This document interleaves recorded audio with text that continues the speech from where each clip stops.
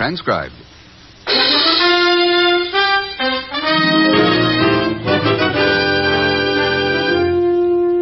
The National Broadcasting Company presents Herbert Marshall as Ken Thurston, the man called X. Wherever there is mystery, intrigue, romance, in all the strange and dangerous places of the world, there you will find the man called X.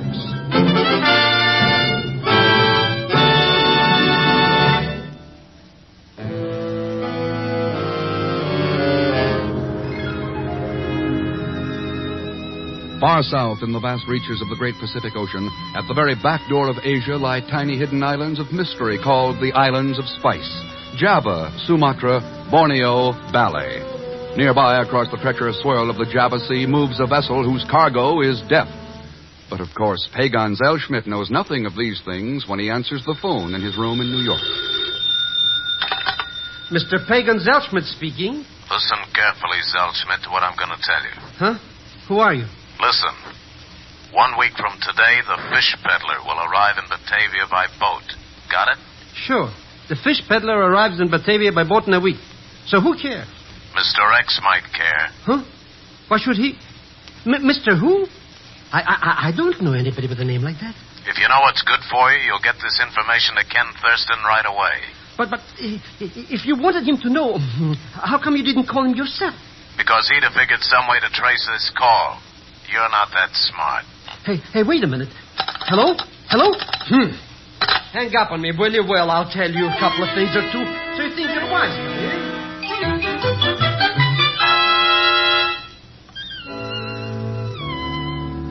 Well, it was very nice of you to give me $100, Mr. Thurston, but of course, I didn't really expect anything, you understand, just for delivering your message. Oh, sure, Pagan. We forced it on you. Well, Ken, this could be the break we've needed for 2.5 years.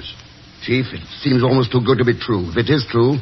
It is the absolute truth. How could I make it up? I don't even know who is this fish peddler. That's the trouble. Neither do we. Huh? Pagan, we know what he is, all right. Or what she is, maybe. Yeah, the worst international crook in the whole dirty racket. The fish peddler's been back at the scenes in the taking over of every country in Eastern Europe for the past 10 years. Buying and selling information, bribery, assassination. You can throw a good chunk of Asia into that pot, too, Chief. And come up with a winning hand. China, Korea, French Indochina. Oh, but how could one person do all those things? He or she has got a string of agents scattered all over the world, known as the Net.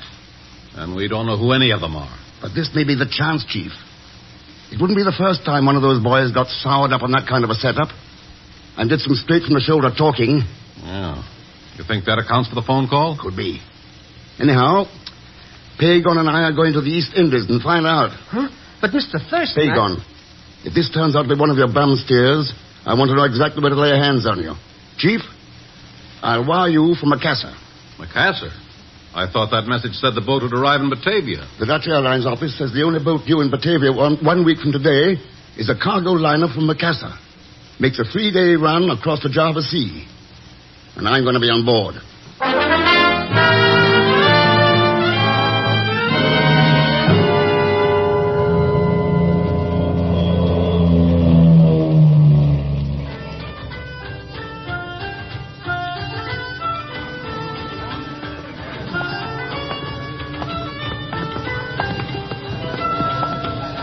What kind of a street is this, Mr. Thurston? Smells like a fruitcake. Spice market, Pagan. If you want a ton of cinnamon, here's the place to buy it. What would I do with a ton of... Ooh, look, Mr. X. Over there in that blue sarong. Pagan. Well, I was only... Here now. Here's the Ristoffel Cafe. Come on. Is this where that Captain Jansult hangs out? That's what the shipping agent said. Let's go in.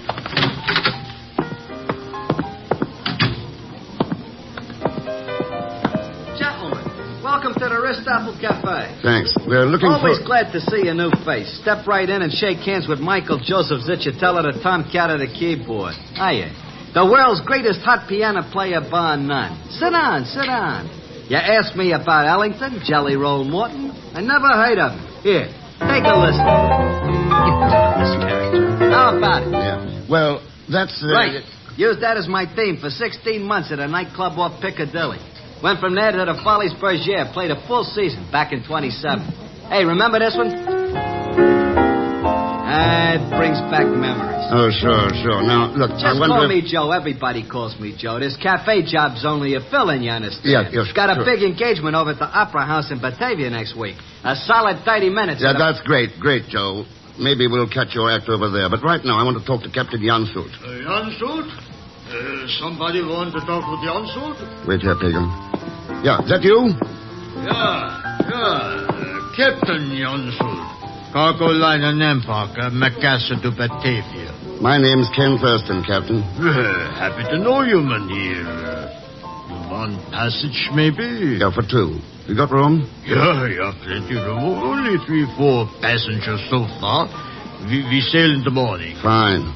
Then if you've no objection... If you will pardon me, Captain Jansult. Huh? Perhaps I should be going now. Forgive me. Mynheer Thurston, permit me to introduce Dr. Mohammed Singh. Dr. Singh is, how you say it again? A zoologist, Mr. Thurston, specializing in the study of reptiles. I have collected some specimens from the jungles here to take back to Batavia. Yeah. I understand there are all kinds of strange reptiles around here these days.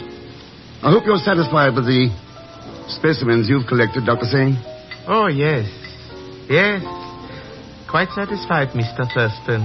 They will make excellent additions to my collection. All of them are quite vicious. Quite deadly. Snakes in boxes. It's a funny business. Yeah. You're sailing with us then, Dr. Singh? That is correct, Mr. Thurston. I trust the voyage will give us time to become better acquainted. And perhaps if circumstances allow, you will be able to make the acquaintance of my reptiles also. I'm certain you will find them most interesting. Yeah. Thanks for the kind invitation. It will be my humble pleasure, Mr. Thurston. I will see you later then. Sure. See you on board, Doctor. It is a funny cargo sometimes I carry. Yeah. Especially funny on this trip. Huh? Captain, one of your passengers happens to be wanted. Wanted, Mynheer? Yes, by almost every one of the Western nations in the UN. You mean he's... Oh, yeah, I see. And you know maybe who it is? Not yet. I may need your help. Mynheer, it is my business to haul cargo, haul passenger. It's not my business to catch criminal like this one. It no bother me. I no bother him. I no want trouble with nobody. I just Bob. mind... Going to take me to dinner? Your Honor, well, I forgot you coming here. Mynheer Thurston is Johanna. How do you do? Is this your daughter, Captain? Yeah. Maybe we go eat now, Johanna. Glad to, Pop. I'm starving. Yeah. Well, come. I'm happy to have met you, Miss Jansult. Are you going with us in the morning by any chance? What? Why, yes, Mr. Thurston. I am, as a matter of fact. Why do you ask? Oh, let's not bother with it now. We'll have a lot of time to talk about it before we get to Batavia.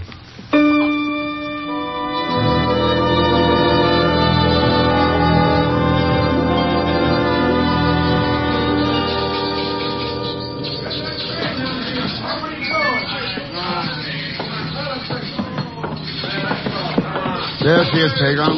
The cargo liner Nambok. Macassar to Batavia. That? Looks like a rusty old bathtub my Uncle Ahmed once gave to my Aunt Zenobia for a birthday present. Yeah. Not as trim as most of the Dutch ships you'll see in these waters. Maybe this Captain Jansult has got worries on his mind that don't pay attention enough to business. Could be, Pagan. Here, let's get aboard. Oh, sure. How that old geezer ever got such a luscious lollipop for a daughter like that Joanna? Going somewhere, mister? Yep. Aboard the Nambok. Any objection? Maybe. What's your name? Ken Thurston. And I'm Pagan Zelschmidt. We're both of us going Yeah, I know. Maybe someday the skipper will learn that passengers are bad luck on freighters. Never seen any yet that didn't bring trouble with them. Sounds like you're expecting some on this trip, mister. Who are you? Anderson, first officer. And you're right. I am expecting trouble. Plenty of it. Any particular kind? With rusted boilers ready to blow, bow plates ready to split wide open if we hit even a lemon crate. What's your guess? Well, sounds like all the makings of a pleasant little journey. Mr. Thurston? Yeah, Mr. Thurston. Welcome aboard.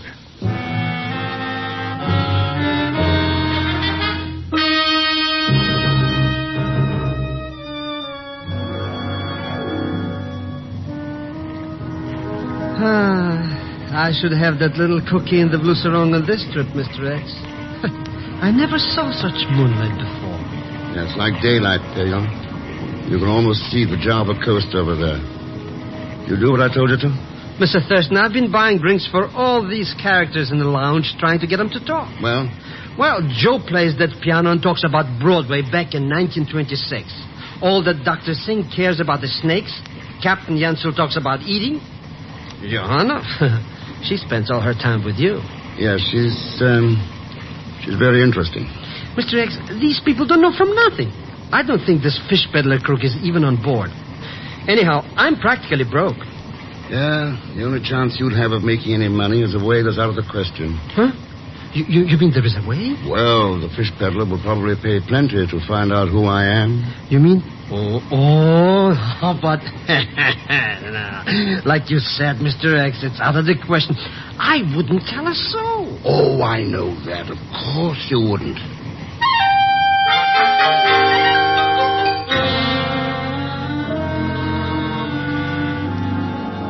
No, Pagan, as a matter of fact, I don't know who he really is.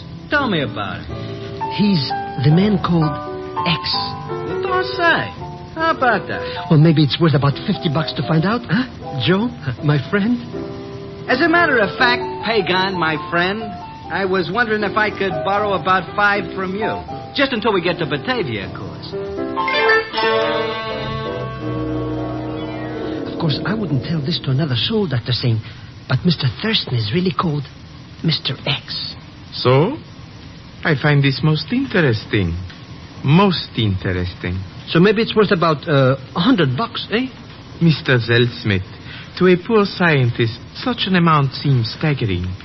Oh, my good friend, please take my advice and never become a zoologist. Financially, it is most unprofitable. You mean Ken Thurston, the man called X? Oh, sure, I know him for years. But then, who else have you told about this? Oh, not a soul. I only thought you might like to... Hey, wait! I'll see you later, Mr. Thurston. But... Oh...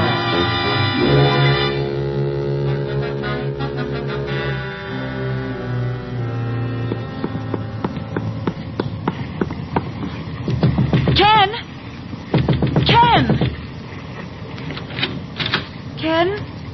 Are you in here? Is that you, Ken? Who are you? Who are you? Wait! No! No!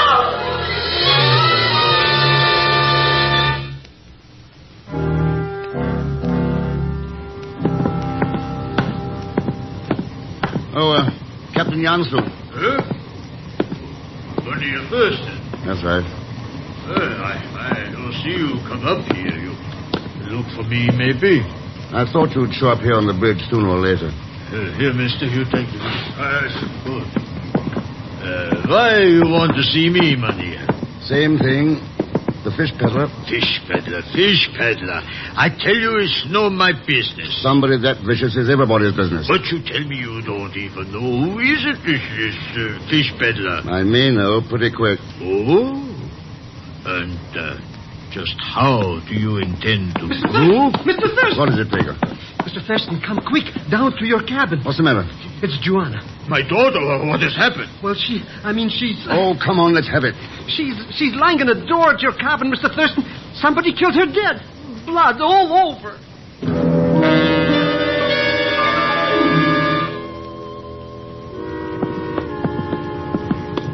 How about carrying her into the wardroom, Captain? Didn't I see a couch in there? Yeah, Monsieur Thurston. Right this way. Oh, my poor Joanna. Easy. There you go, easy. Watch your step. Poor little Petunia. I wonder who could be such a dirty no-account. Yeah.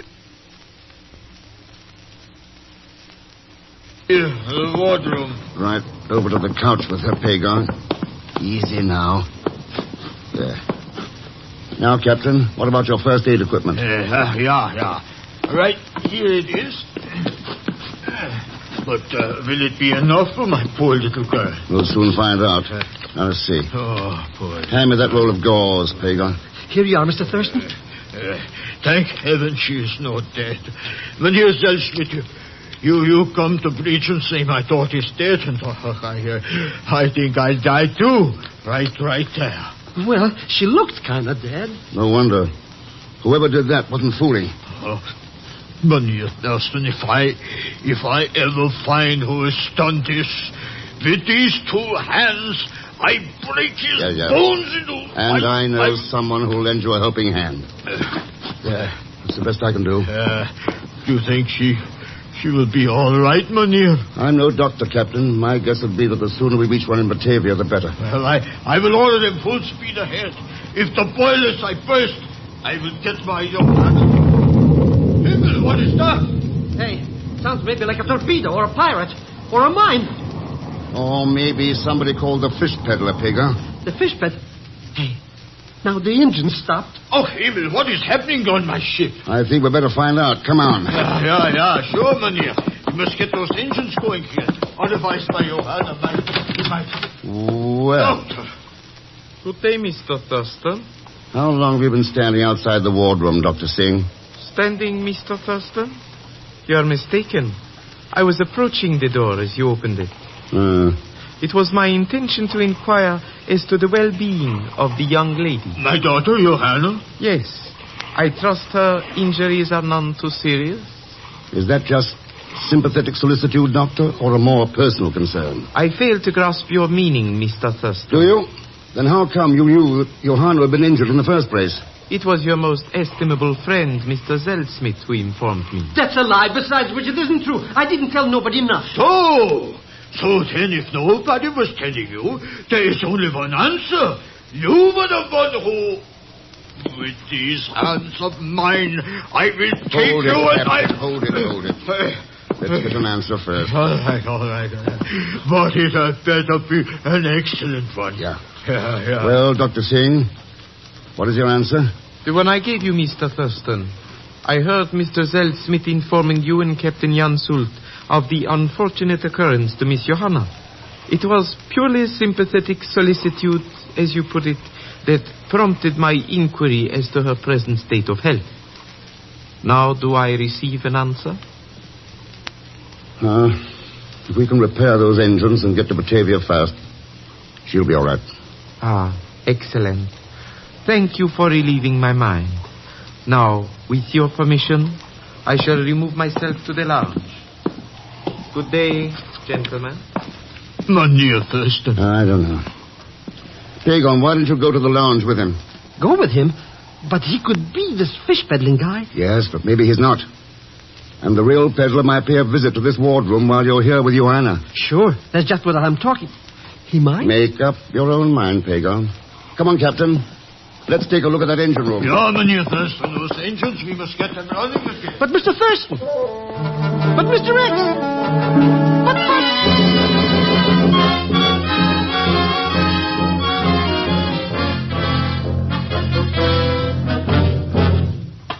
Is that you, Captain Janssen? Yeah. What has happened down here with the engines? That explosion aft damaged the rudder. She wouldn't answer the wheels, so the first officer had to stop the engines. Just where was that explosion? Aft somewhere else. The first officer's checking on it now. All right. Keep steam up. They're going to need it. Aye, aye, sir. Come on, Captain. Let's see what the first officer can tell us about this. Maybe he... Mynheer Thurston. Yeah. Let's get up there. Fast.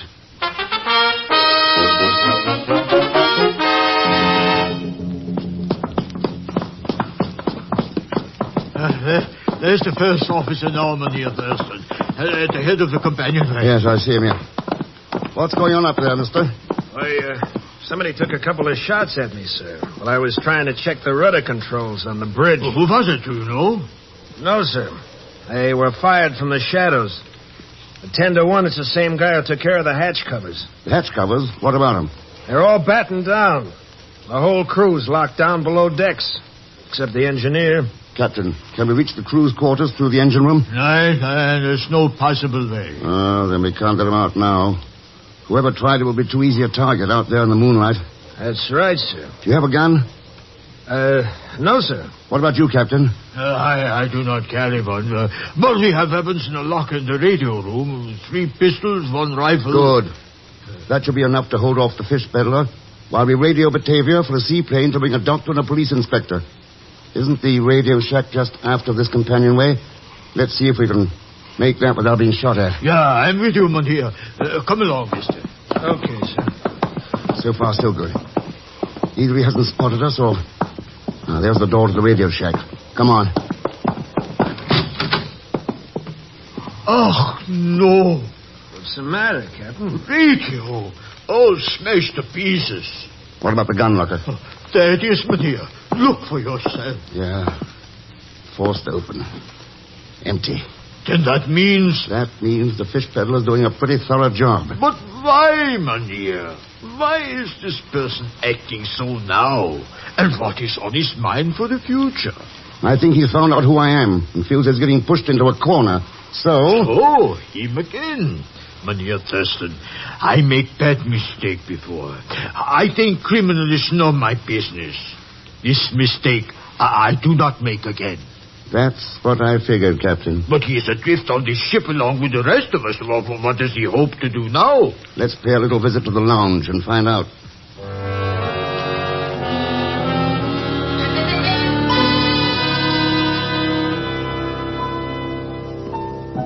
Hello, Mr. Thurston. Everything is under control. Yeah, I can see it is, Pagan. Step right in, gentlemen. Bend an ear. Won't cost you a cent. Thanks, Joe. Glad to find you and Pagan in such a cheerful frame of mind. Why not? We're going to get mitered, we're going to get mitered. That's all. Why don't you have a little drink, too? No, thanks. Pagan, where's Dr. Singh? Who knows? I was keeping a very close watch on him. But all of a sudden, poof, he was gone. Oh, sure. Then except for him and the crew below decks, all of us are right here in the lounge. Johanna! We forget about Johanna, Mynheer. Is she all right, you think? I locked the wardroom door, Captain. It's right. I forget. Well, what we do now? We identify the man I'm after.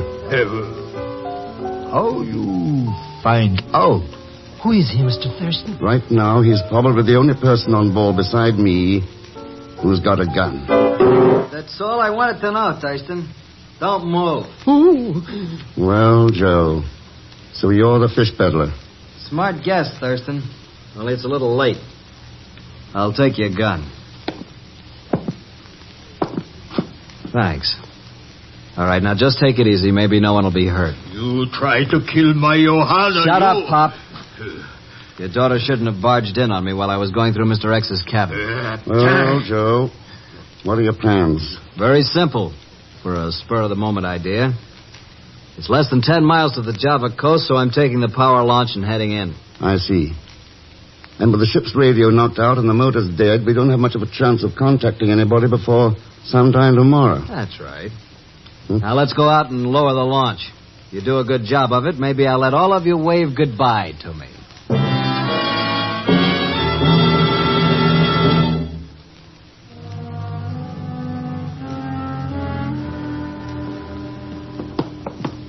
Cheer up, my friends. In 5 minutes, I'll be gone and off your hands.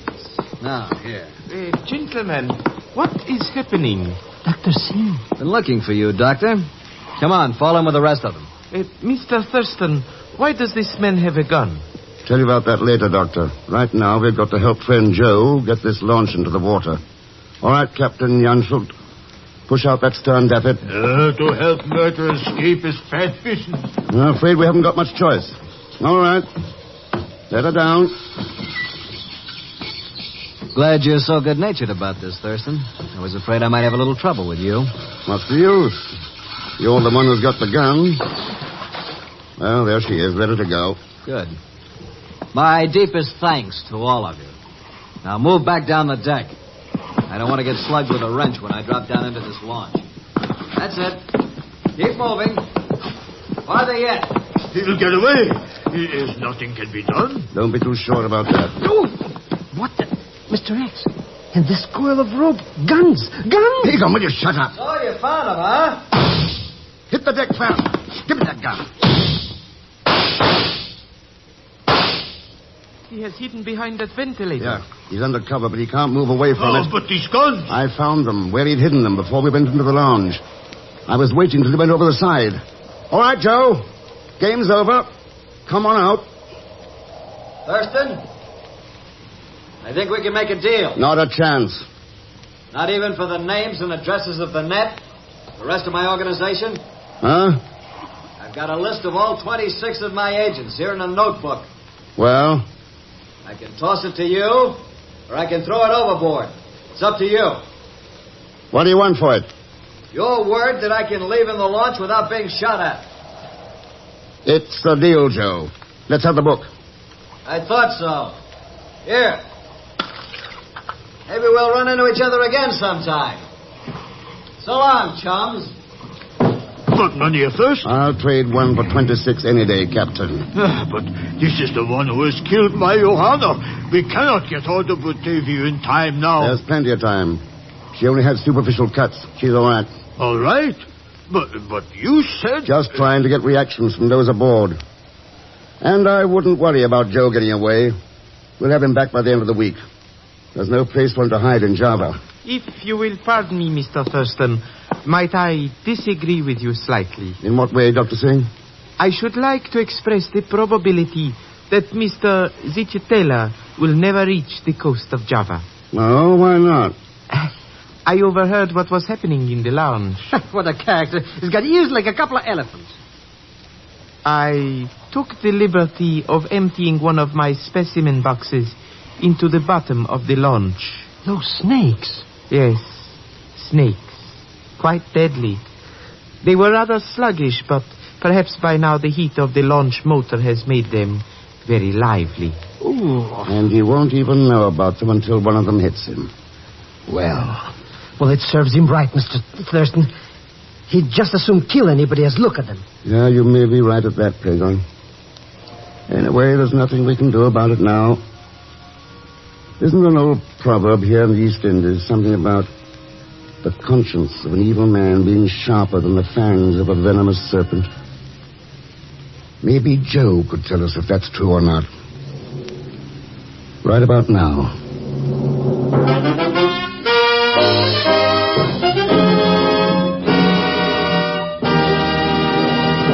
Now, here is our star, Mr. Herbert Marshall. Thanks for being with us.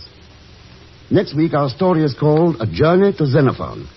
A journey that is started by an innocent old lady and ends with Mr. X encountering one of the most vicious international rackets of his career. And as usual, where rackets are concerned, we find his playmate, Pagon Zellschmidt, portrayed as usual by Leon Belasco.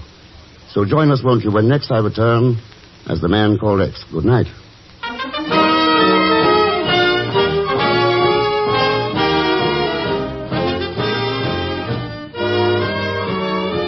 The Man Called X, starring Herbert Marshall, is a J. Richard Kennedy production and is directed by Jack John Stone, with music composed and conducted by Felix Mills. Tonight's story was written by Les Crutchfield, with additional scenes and dialogue by Sidney Marshall. All characters and incidents used on this transcribed program are fictitious. Any resemblance to actual persons or incidents is purely coincidental. So until next week, same time, same station, this is Jack Latham saying good night for The Man Called X. 3 chimes mean good times on NBC. The chimes ring for Dennis Day and Judy Canova tomorrow night on NBC. Dennis gets himself into more merry mix-ups, but still has time to sing in his beautiful tenor voice. And Judy Canova goes operatic tomorrow because her guest on the Judy Canova Show is 8.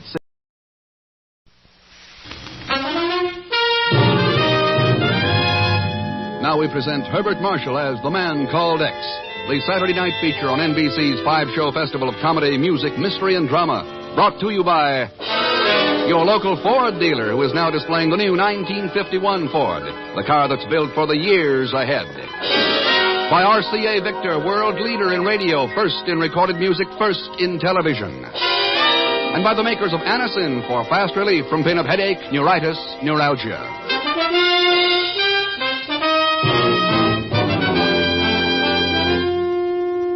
Herbert Marshall as the man called X. Wherever there is mystery, intrigue, romance, in all the strange and dangerous places of the world, there you will find the man called X.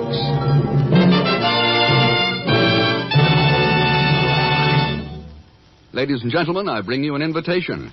An invitation to examine the fine new Ford for 1951. It's on display now at your neighborhood Ford dealers, and we want you to see it. We want you to drive it, because this is the finest Ford ever produced. It's a quality car, a car that's designed and built to give you lasting satisfaction in the years ahead. When you inspect the 1951 Ford, you'll find that it offers 43 look-ahead features. Features that will keep it young in performance, young in style for years to come. Among them, you'll find the new automatic ride control for an easy ride, a level ride. The automatic mileage maker for real fuel economy, and new luxury lounge interiors with rich, color-harmonized Ford Craft fabrics. We invite you to see all 43 look-ahead features of this great new Ford for 1951 at your Ford dealers tomorrow.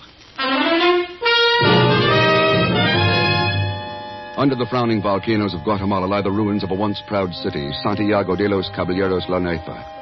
The walls of her more than 100 churches and convents crushed by an earthquake in 1773. Now even her name is almost forgotten. The tourists who pass through call it only Antigua, the old, the ancient. And a thin, half-hidden road that forks off the highway from Guatemala City leads not to the past, but to the present, perhaps even the future. A small blue roadster hesitates and then turns up this crude trail.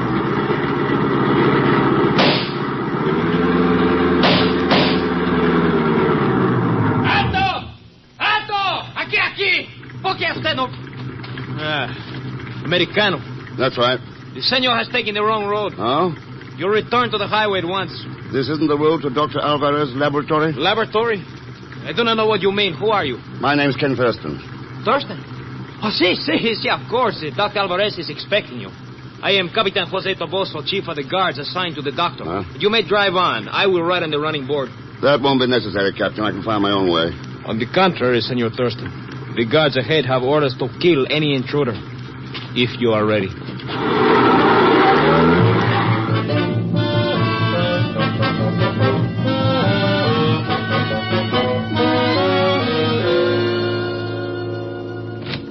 Ken! How good it is to see you. Hello, Dr. Alvarez. Dr. Alvarez. Oh, come now. You know me better than that. It's been quite a while, Fernando. How are you? Much too long it has been. You had no trouble getting to Guatemala? Well, the only difficulty I had was getting into this place. Just what are you doing? What are you doing here, Fernando? Guards all around, a laboratory in a ruined convent? I could not explain in the wire I sent to your bureau, Ken. I could not trust this matter even to the usual diplomatic channels. Oh? Ken, have you ever heard of Professor Zender? Professor? You mean Hilda Zender, the German bacteriologist? Yes. Oh, of course. One of the most promising young scientists in Europe. Why, there was even talk of awarding her the Nobel Prize about 10 years ago. Yes. Professor Zender is here. Oh? During the war, she escaped from Germany and fled to Brazil. Yeah, I know that. After I became head of the Guatemalan Public Health Service, I invited Professor Zender to continue her research under the auspices of my government. I see. She has been working on ways of combating germ warfare.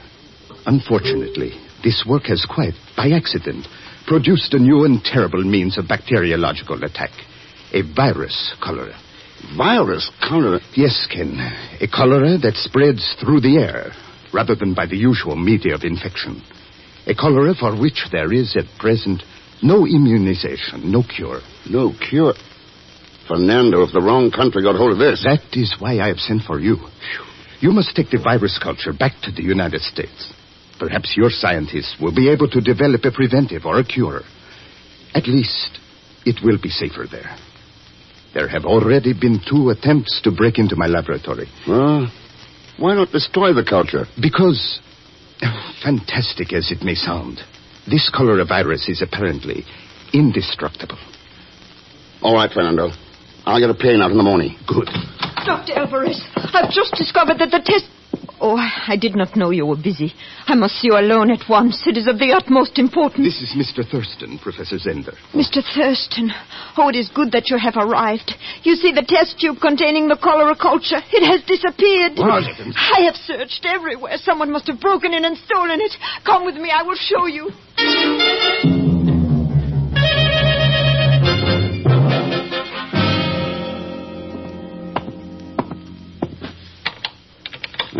Look here, Fernando. This window latch has been forced. See, yes. Wonder how whoever did it managed to sneak past your guards. Professor Zender, where was the test tube of cholera virus kept? In this rack at the end. Anything else missing? No, I do not think so. I have not had time to check thoroughly. I thought it more important to notify you and Dr. Alvarez at once. Yes, of course. The test tube is sealed? Certainly, Mr. Thurston. Labeled? Oh, yes, in my handwriting, like all the others in the racks. In German. Who else knew about this cholera discovery? No one, only the doctor and I. Pedro? Why, yes, I had forgotten him. Pedro? My secretary, Ken, Pedro Martinez. But no, he knows nothing about science, which is why I employed him. I even have to spell out the scientific terms for him. Is he around? He has been away all week on a vacation at Lake Atitlan. Could be a very convenient vacation, couldn't it? Mr. Thurston, this is such a serious matter that I must be completely frank. Roger Sibley was here with me last night. Sibley? He is my fiancé. He drove me out here from my home in Guatemala City so that I could check on an experiment. Could he have seen the tube of virus cholera? Yes, he did see it. I had to warn him against picking it up. I am acquainted with Mr. Sibley, Ken. He is a young Englishman and a very fine person.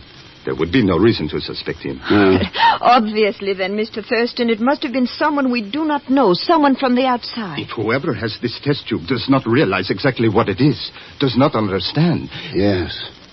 There could be a cholera plague down here inside of 3 days. I'll check with you later at your office in Guatemala City. So long, Fernando. Professor Zender.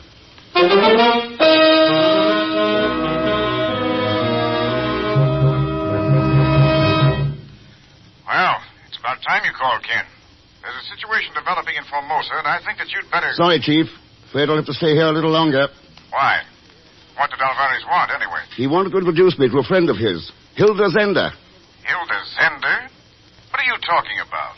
Where are you? My hotel room in Guatemala City. Oh, I see. Well, go on. Hilda's engaged to Roger Sibley. You remember him, Chief? Sure, he's the son of Ford Sibley, the man who... Yes, right. Well, anyway, Hilda is working down here with Alvarez. Something similar to the Westbrook project. Oh? She is doing quite well. Too well. But her best work is missing. So I'm going to help her look for it. All right, Ken. I'll leave it up to you. Let me know what happens. Sure, Chief. Say hello to Miss Brooks for me. So long. Hey, give her a hello for me, too. What? Operator, there's someone else on this line. Sure, Mr. Thurston, it's me. Pagon, where the devil are you? At the hotel switchboard, making some good connections. Of course, it's not exactly the work I was cut up for, but my cousin Angela isn't feeling so hot, so I'm taking over in her place. I'm being what you might call a big operator. Eh, Mr. X? Listening in on private conversations. Mr. X, how can you talk to me like that, especially when you owe me so much money? I owe you... Of course. I hope you don't think it was cheap finding out where you were going and getting all the way down here. Like I was telling... Wait a minute, Mr. Thurston. Something is making a noise. Don't hang up. Hello? Hotel San Carlos Grand, what do you want? Yes, Mr. Sibley? A plane to Lisbon? Sure, I'll find out. You'll be in a bar, okay? I'll let you know when the next one is leaving. Like I was saying, Mr. Thurston, if you... Mr. Thurston? Mr. Thurston?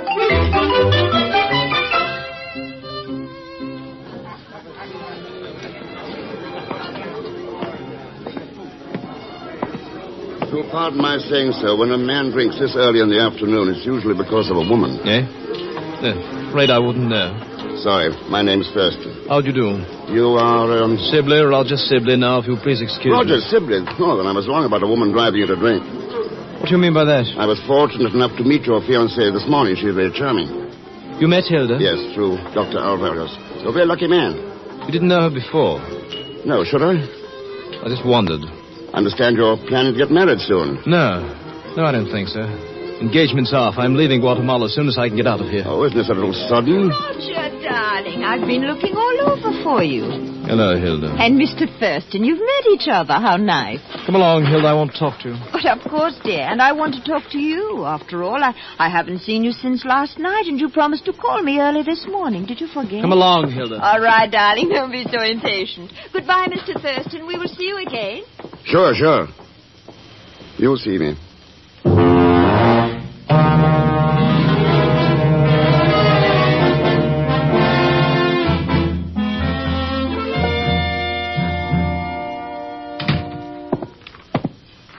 I'd like to talk to Dr. Alvarez. Name's Thurston. Oh, yes, Mr. Thurston. The doctor left word. He has been called to a conference at the presidential palace. He will be back later this afternoon. If there is a message... Oh, nothing important. You're his secretary? Yes, sir. I understood you were on a vacation. I came back quite suddenly this morning. Uh-huh. Yes, the weather at Lake Atilan suddenly changed. It became most unpleasant. Oh. You are enjoying your stay in Guatemala, Mr. Thurston? Afraid I haven't been here long enough yet to draw any conclusions. If I may give a word of advice... Why not? The weather here may change quite suddenly, too, and become most unhealthy. If I were you, I would leave before that happens, Mr. Thurston.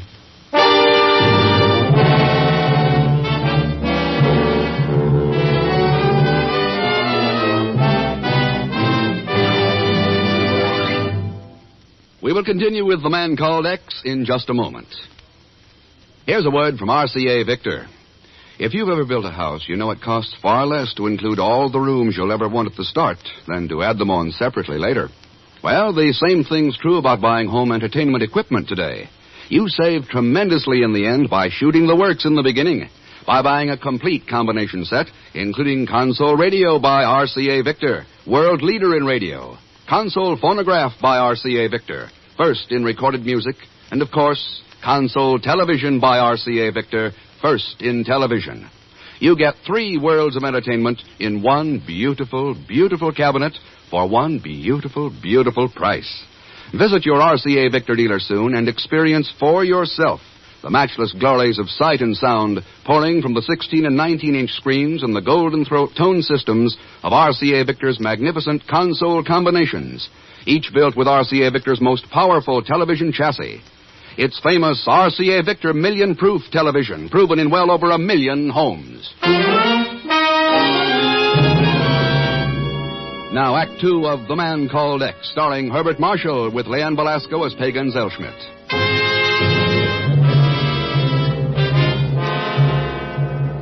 A test tube of virus cholera, dangerous enough to threaten whole peoples with the dread Asiatic plague, has been stolen from a laboratory in Guatemala.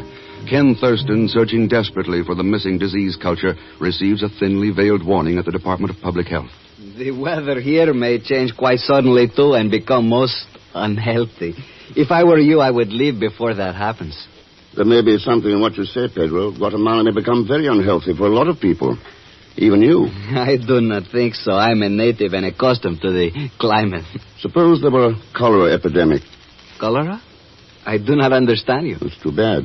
I understood you. Well, please tell Dr. Alvarez I'll call him later. Of course.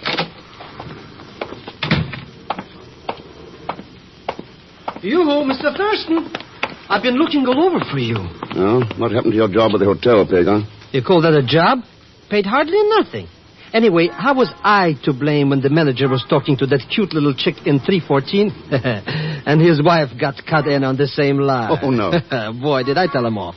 I said my good friend Mr. Thurston was in Guatemala, and he'd be like a lost shepherd without me. I sure was right, too, eh?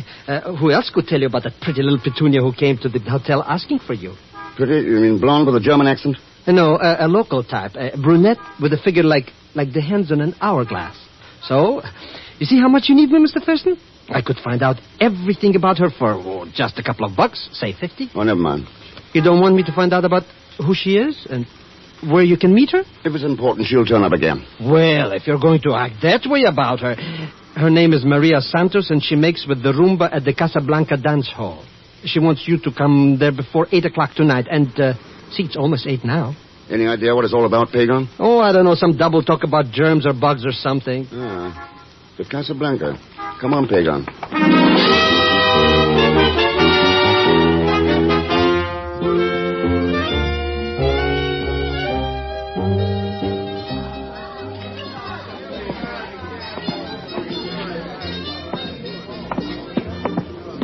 There she is, Mr. X. That fancy little flower sitting at the table in the corner. Wait here, Pagan. Good evening. Do I know you, senor? Do you? There's so many men who come to the Casa Blanca, it's hard to remember them all. But I don't think I would have forgotten you. Thanks. May I? Oh, sit down.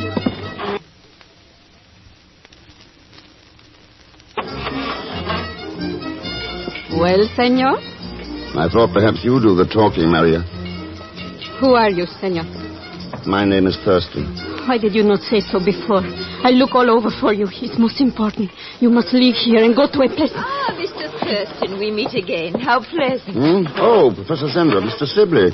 I see you're still with us. Yes, a bit of difficulty with plane reservations. May we join you and your, friend? Sorry, I was just about to leave. So early? Well, perhaps we will run into you later. Auf Wiedersehen. Auf Wiedersehen, Professor. Listen, Senor Thurston. Yes. A small house in Antigua, across from the monastery ruins by the main square. Bring Dr. Alvarez there at midnight. Oh, wait a minute. What's all this about? Jose Toboso will explain. Since you're leaving, Thurston, I thought I might ask the young lady for a dance. If Professor Zender doesn't object. As a matter of fact, it was her idea. I should be most happy to dance with you. Buenas noches, Senor Thurston.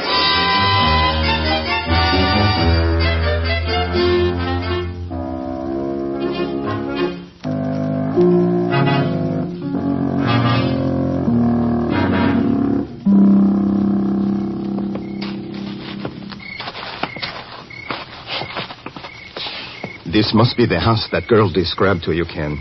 It is the only habitable building near the main square. Nobody around. Let's get out of here, Mr. Thurston. All these ruins around here, it gives me the creeps. Try the door, Pagan. Why bother? It's sure to be locked. Nobody goes off and leaves. How do you like that? Looks like I'll need this flashlight. Why would anybody want to live way out here? Nothing but a bunch of ghosts for company. Hey, speaking of ghosts, Mr. X, on that bed, under the sheet. That's no ghost, Pagan. Oh, dead like a doornail. Yeah. It's Captain Toboso. Why is he all proper like? What happened to him? Cholera, isn't it, Fernando? Yes, Ken. Cholera.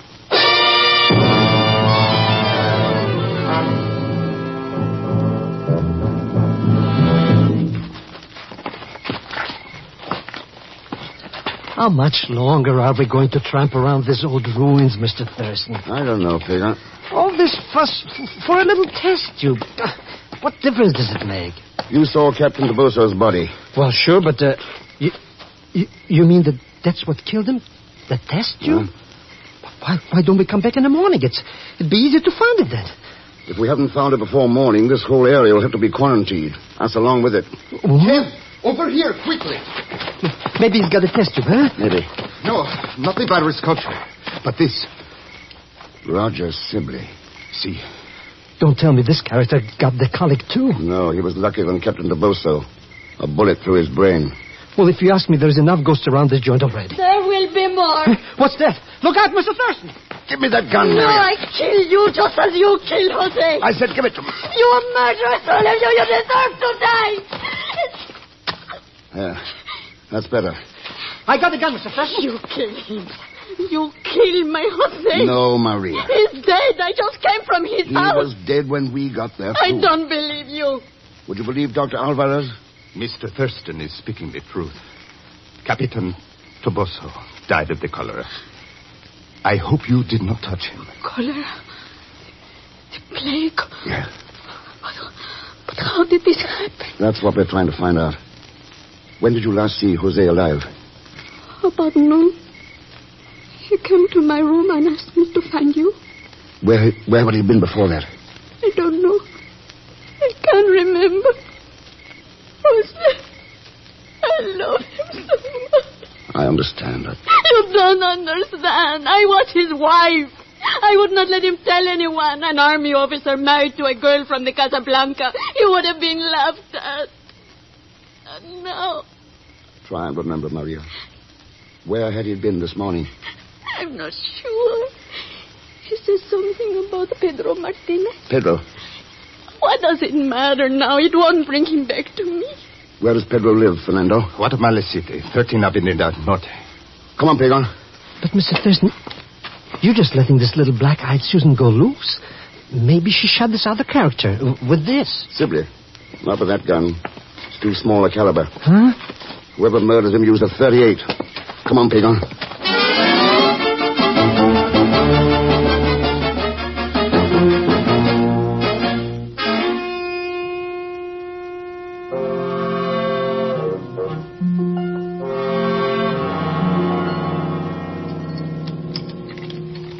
Yeah, that does it. What's going on in here anyway? Breaking into a man's house in the middle of the night. Shut up and start looking for the test tube. Oh, that thing again. I wouldn't look for it if you paid me. Well, maybe if you paid me enough. But even that, I wouldn't look very hard. Quiet. All right. Good evening, Mr. Thurston. Hello, Pedro. Is this what you're looking for by any chance? Hey, he's got the test tube. And a gun. Two very dangerous weapons. Glad you realize that, Pedro. The gun is for you. And the test tube? For a country that would never use such a horrible means of warfare. A peace-loving country, unlike the warmongering United States. Well, ein Mann, der eine Schlange stehle, wird manchmal auch gebissen. Talk English, Mr. Thurston, or Spanish, so that I can understand you. It's an old German proverb. Surely you're familiar with it. I do not speak German. It means that if a man steals a snake, he may get bitten. I was wondering if that might apply to you. But of course, that's wishful thinking. You've had a series of inoculations against CARLO. You're immune. Immune? Oh, you must be, or you wouldn't be so foolish as to stand there holding that test tube. I'm sure it puts me in no danger, Mr. Thurston. Pagon, remember how Captain Toboso looked? Capitan Toboso? He died of cholera tonight. Yeah. Oh, you should have seen him. All purple and his face twisted. Oh, pretty horrible death. Shut up, both of you. But of course, you have nothing to worry about, Pedro, unless... Pagon. Huh? Yes, Mr. Thurston? Speak up so I can hear what you're saying. His face. The color of his face. Do you see? What's wrong with him? Yes, I think so, too. Whatever you do, don't go near him. Mr. Thurston. You mean he's got the colic? Oh. Mr. Thurston. But with that much color, there should be other symptoms, too. Dizziness, pains in the legs. He don't look too steady to me right now. Listen to me. He'd feel a tightening of the throat, too. No. Stop. You're lying. There is nothing wrong with me. Hey, look at his face. There is nothing wrong with me. That mirror on the wall, Pedro. What? Perhaps you better look for yourself. I will. What you say is not true. All right, Pedro. The test tube. He's going to drop it. Grab it. Now then, Martinez. All right, Mr. X. You've knocked him out. But what about me? I'll be catching the colic. Mr. X. As long as that tube is sealed, you haven't a thing to worry about. But you told him. You said I thought... Oh, hey. Oh, I get it. Mr. X, you were just stringing him along? Oh, but wait a minute. That captain fellow, he really had something wrong with him. Toboso saw the test tube here. He must have opened it. Then when he realized it was from the lab, he sealed it up again and tried to get in touch with me. He was too late. Oh, sure, Mr. X. You're absolutely right. That's just the way I figured it happened. Oh, sure.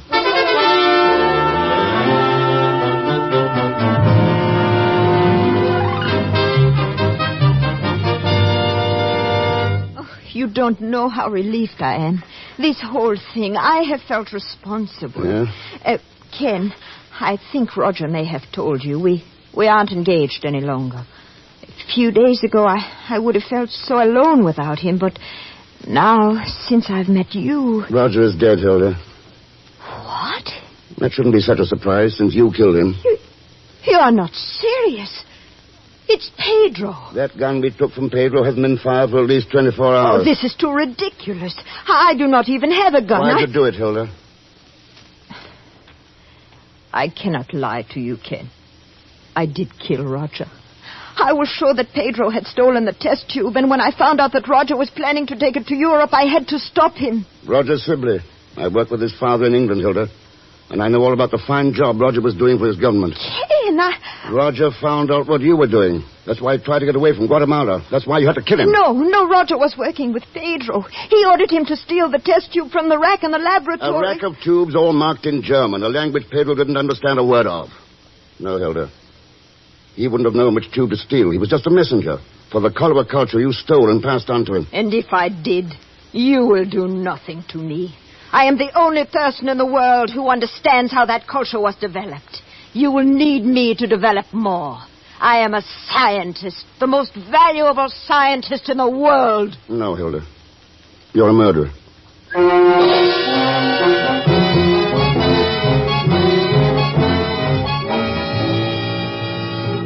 I just can't believe it, Mr. X. Such a pretty petunia and with all her brains to do a thing like that. Boy, did she look sick when Dr. Alvarez and the cops took her off to the clinic. Sicker even than that friend of hers who thought he had the colic. She was sick, Pagan. What? Not with cholera. There are other diseases more terrible and more deadly than those that attack the body. Sicknesses of the soul and spirit. But at long last, we are learning how these diseases can be treated and cured with large doses of truth and justice and freedom.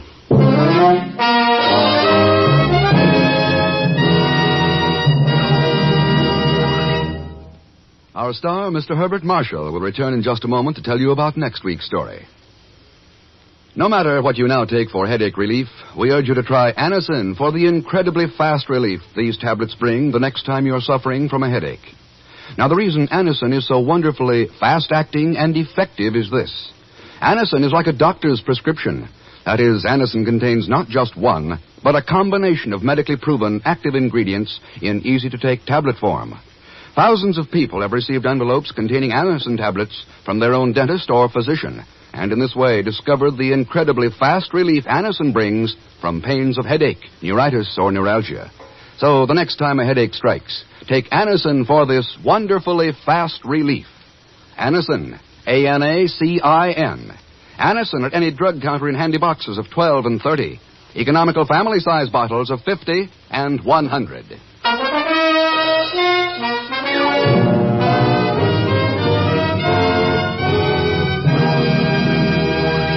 Now, here again is our star, Mr. Herbert Marshall. Thanks for being with us. Next week, Mr. X goes to Syria, where he learns that every inch of the new international oil pipeline holds danger, not only for him, but for the peace of the entire world. And there's no help from Leon Belasco as Pagon Zellschmidt. So join us, won't you, when next I return as The Man Called X. It's a Saturday night feature on NBC's 5-show festival of comedy, music, mystery, and drama, brought to you by our local Ford dealer, who is now displaying the new 1951 Ford, the car that's built for years ahead. And by RCA Victor, world leader in radio, first in recorded music, first in television. And by Whitehall Pharmacal Company, makers of Anacin, Colinos, Bisodol, and other fine drug products. Good night.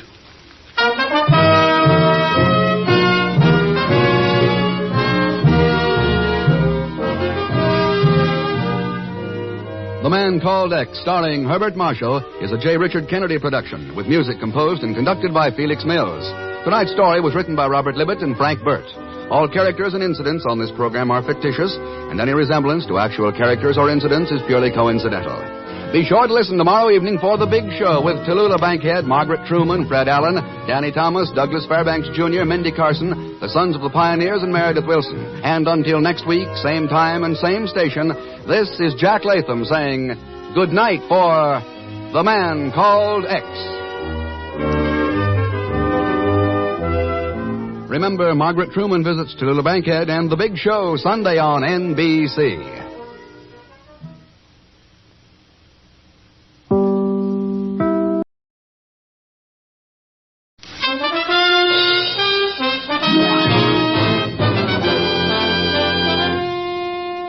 Herbert Marshall as The Man Called X. Wherever there is mystery, intrigue, romance, in all the strange and dangerous places of the world, there you will find The Man Called X.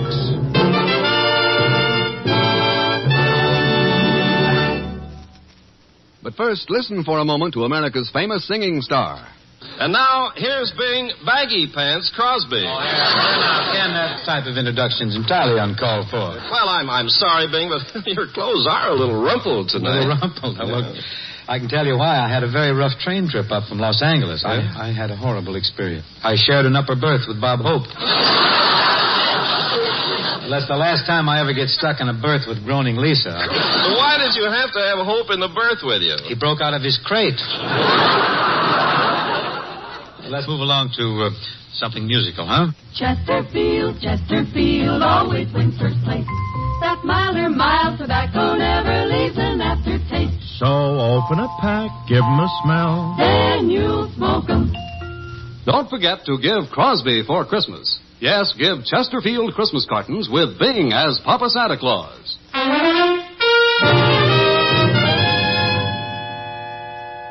It happened on a moonless night near a peaceful oasis on the vast South Arabian desert. One moment, the small, well-piloted plane was coming in for a quiet, uneventful landing. And the next...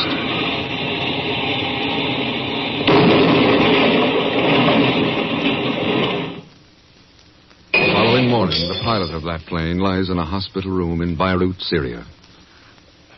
Arabs. Tap line. Ken. You still there, Ken?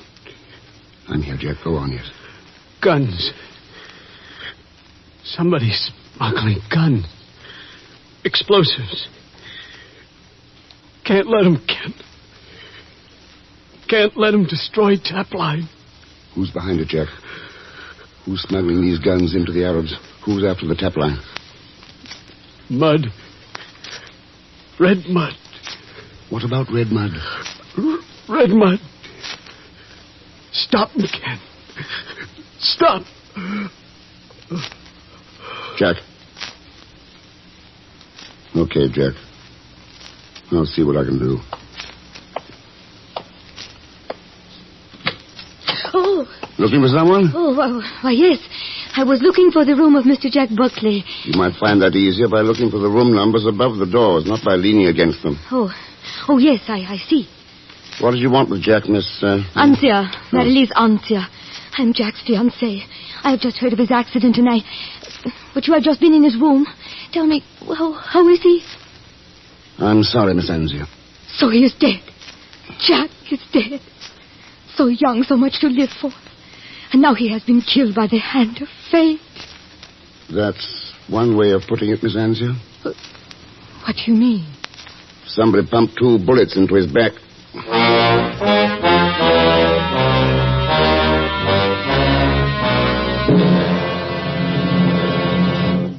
that's why Jack Buckley wired you to go to Beirut, Ken. Somebody's after the Tap line, eh? Looks like it, Chief. They're apparently smuggling in arms and explosive to some maverick Arab tribes, expecting them to do the dirty work for them. But good Lord, Ken, that Trans-Arabian oil pipeline is vital to us. It's vital to the whole Western Hemisphere, Chief. When somebody said that oil is the lifeblood of democracy these days, he wasn't kidding. Right. So what are we going to do about it? That pipeline runs through 1,000 miles of desert. How can we even start to protect it? You can start by tipping off the Saudi Arabian government. They'll put some men to work on it. What about you, Ken? Oh, I'll just relax here in Beirut at the government house bar until Pagon arrives. Pagon? Yes. Miss Brooks told me he was in the waiting room there when my call came through. I'll give 8 to 5. He's listening in on an extension phone right now. If he is, I'll ring his eavesdropping neck for him. Better hold it until he gets back, Chief. I can use him here. What in the world could you possibly use Zellschmidt for? This is a plenty dirty deal we're mixed up in. And some of the worst scum on earth are right here in Beirut. I can't think of anybody more at home in this situation than Pagon. Thank you, Mr. Thurston.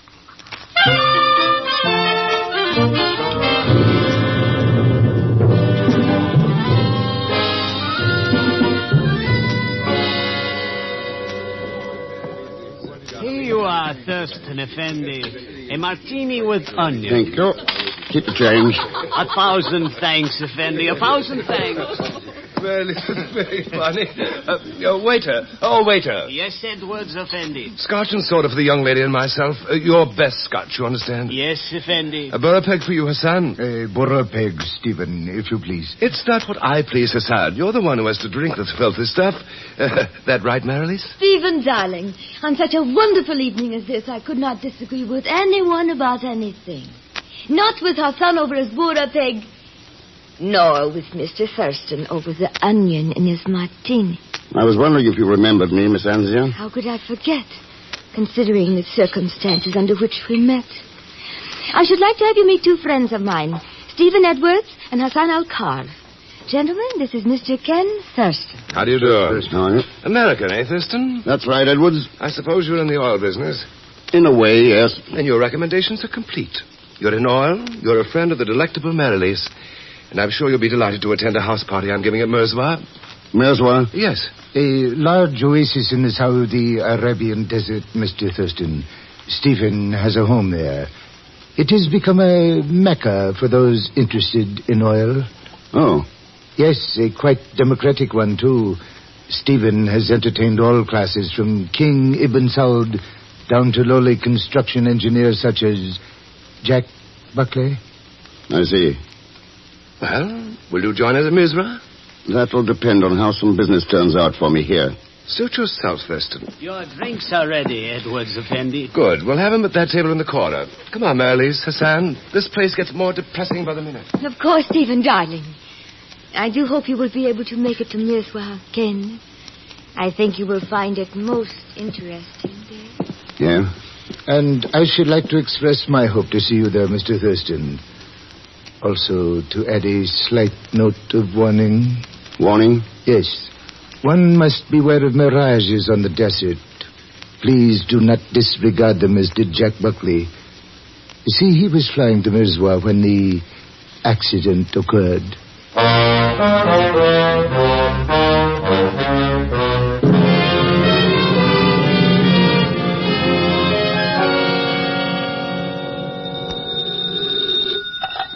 Hello? I should like to speak with Monsieur Ken Thurston, please. This is Ken Thurston. Ah, so I have found you in your hotel room at last, monsieur. Well, allow me to inform you, Monsieur Thurston, that under no circumstances will you be allowed to get away with this outrageous swindle. Swindle? What else would you call this bare-faced attempt to bring 500 empty brass watch cases into Beirut? Brass watch case? Just who are you, anyway? My name is Norbert. Lucien Norbert. French Customs Office. Ah, that explains it. It does not explain anything to me, monsieur. Are you in your office, Norbert? That is correct. Good. Then just hang on to Pagon Zellschmidt until I get there.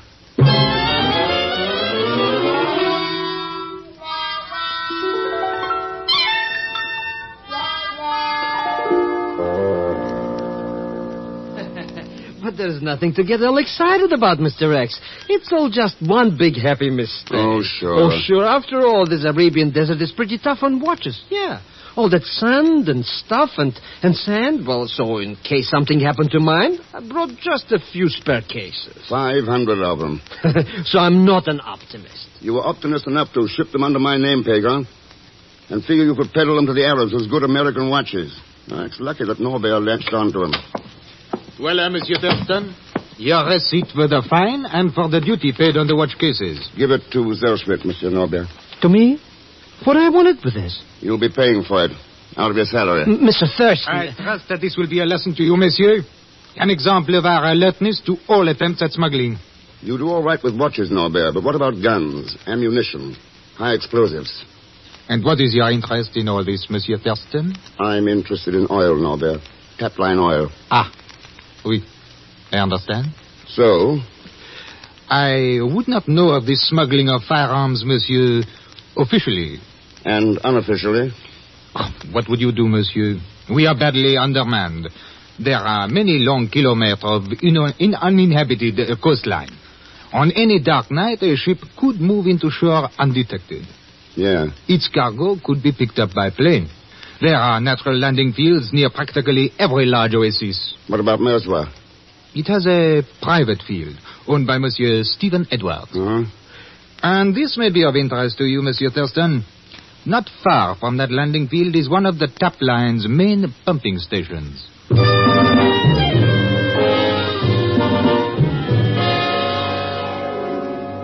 Makes it a bit awkward, Thurston, this late decision of yours to come to my party at Mirzwa. Does it? Yes, the plane I'm flying is already filled up. But I've another one here in Beirut you can fly out yourself, if you want to tackle it. Why not? Good. There's radio to clear the field when you're set to come in, and we'll welcome you with open arms and a raised glass.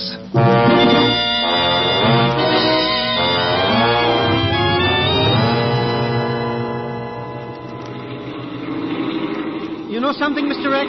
I think I should have stood in New York. I don't like flying around all over this desert sand and at night yet. Don't worry about it, Pagon. They told us at Beirut that Edwards Field is well equipped with lights. Those jokers. What do they know about anything anyways? 500 5 hours it took them to put a couple of nuts and bolts in this flying junk heap. It had a cracked manifold. If they knew their business, they could have pasted it up or something. Cheer up, Pagan. We should almost be there. I'll see if I can raise them.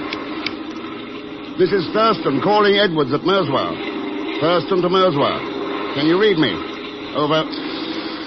We read you loud and clear, Thurston. We can hear your engine, too. You must be close enough to start setting down. You could fool me, Edwards. We can't see a thing from up here. I'll have the landing lights turned on. There's no wind and plenty of runway, so you shouldn't have any trouble. Happy landings. Over and out. We're falling! Oh, relax, you idiot. We're only going in for a landing. Landing on what? Who can see anything down there in all that blackness? There are the lights now. And the runway's right between them. Now, hang on to your hat. We're going in. Take it easy. The wheels will be touching any second. Then we could... Hang on, Pagan. Something's wrong.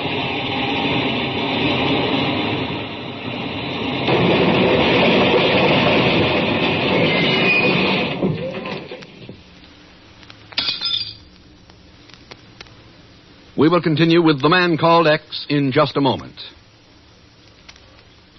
Here's a word from RCA Victor. Only 12 shopping days left till Christmas. But that's not bothering America's snappiest families. They need only one day to select the greatest family gift in history. An RCA Victor complete home entertainment combination. They are pooling their dreams and their money to buy the gift that keeps on giving and giving and giving. Giving not just to one, but to all. Giving not just today, but every hour, every day, every year. Giving not just RCA Victor radio or recorded music or television, but all three combined in one magnificent cabinet. Why don't you join together and agree this minute to meet each other next Monday at your RCA Victor dealers to choose your matchless RCA Victor radio, phonograph, television combination? You'll find it costs far less than you'd pay for each instrument separately. You'll find that your RCA Victor combination is the greatest gift each of you ever made to the year-round happiness of all of you.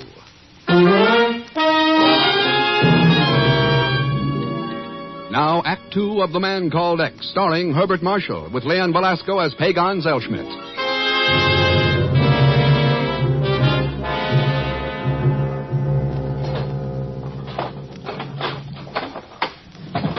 Pagan?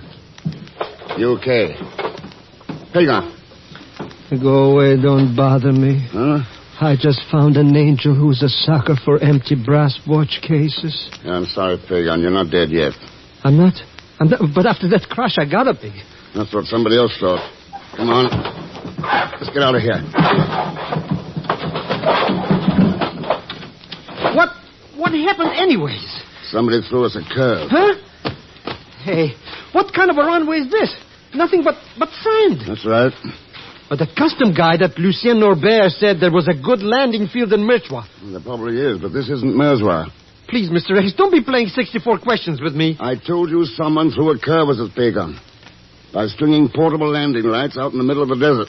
But what kind of a joker would do a thing like that? Don't you know he could kill somebody that way? He knew it, Pagan. Then why did he... Oh, Mr. X. Let's start walking.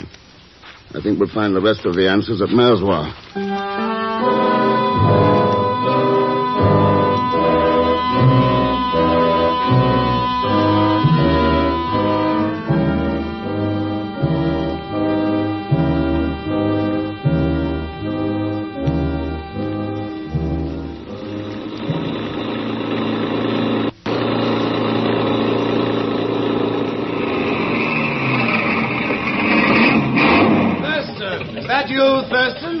That's right, Edwards. What happened? Where's your plane? Why did you come into the field? Go ahead, Mr. Thurston. Go ahead. Tell him a couple of things or two, will you? If you didn't know what happened to us, how come you're out in the desert with that half-track? I was worried about you. Oh. Yes, the lights on my field had shorted and I couldn't get them on. When I tried to call you back, my radio was dead. Pretty convenient coincidence, wasn't it? I'm not sure I know what you're talking about, Thurston, but I am sure I don't like the way you say it. And I don't like to be murdered, Edwards. Murdered? You wouldn't happen to have any portable landing light gear at Merswa, would you? As a matter of fact, I did have.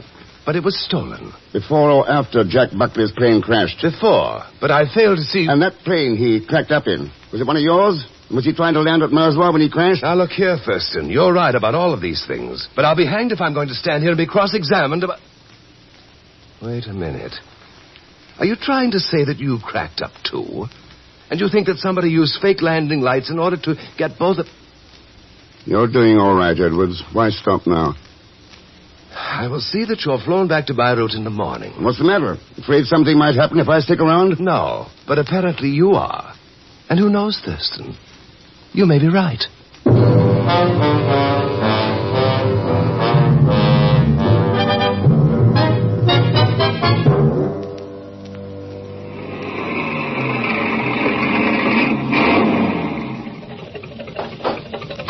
I did promise you a drink when you arrived at Merswa, Thurston.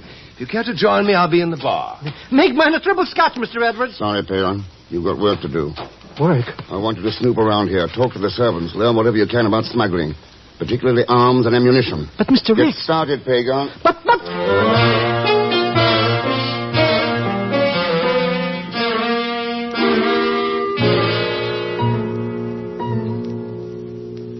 So, your plane crashed in accidental landing, Thurston. How unfortunate. Yes, wasn't it?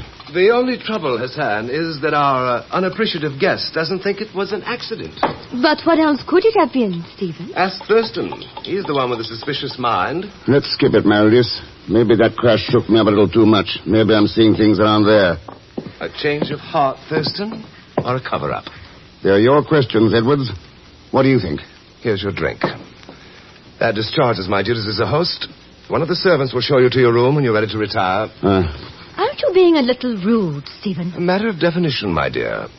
Let's go to the game room, Hassan. Of course, Stephen. Though I do regret Thurston's involvement in this unfortunate matter.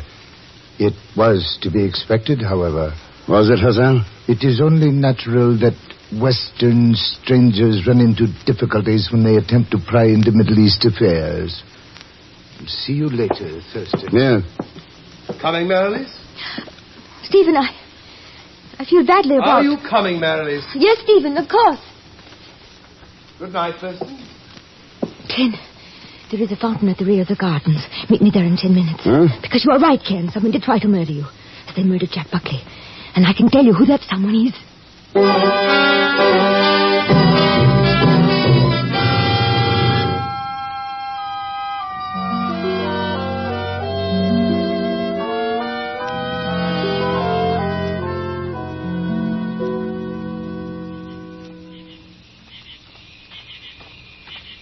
Sorry to be late, Ken. Stephen is in an ugly mood. It took me longer to get away than I had thought. I don't mind waiting. If you can tell me who killed Buckley and why. I can tell you, Ken. Though I am not certain that I'm going to. Oh, why not? It might place my life in danger, too. You knew that when you arranged this little meeting.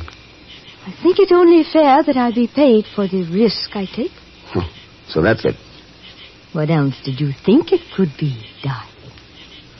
How much, Meredith? $10,000. Whoa. You don't come cheap, do you? Building the tap line wasn't cheap either. Where, Kate? No dice, Meredith. Aren't you being rather foolish, darling? Maybe, but I'd hate to pay out that money and then find that you were the person after me.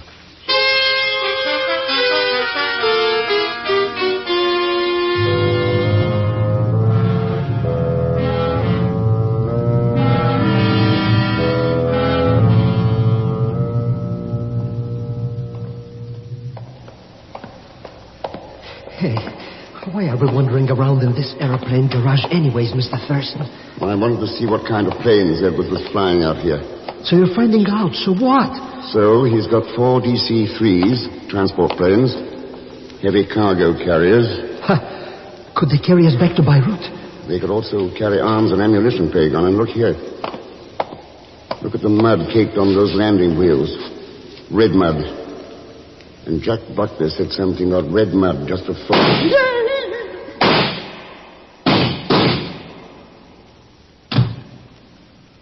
All right, now. Come on, Pagan.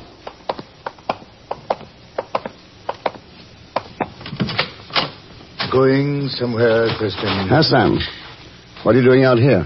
I thought I was going to take a quiet stroll before retiring, but those shots rather upset my plans. I don't suppose you know who fired them? It was not I, Thurston, if that's what you are thinking. But I did see some shadowy figure slip away in the darkness. Ah. You have had your share of difficulties out here, haven't you? Strange that others do not share the same troubles. What are you driving at? I was merely referring to the pilot of that plane. He's coming in for a landing. And this time the landing field lights seem to be working perfectly.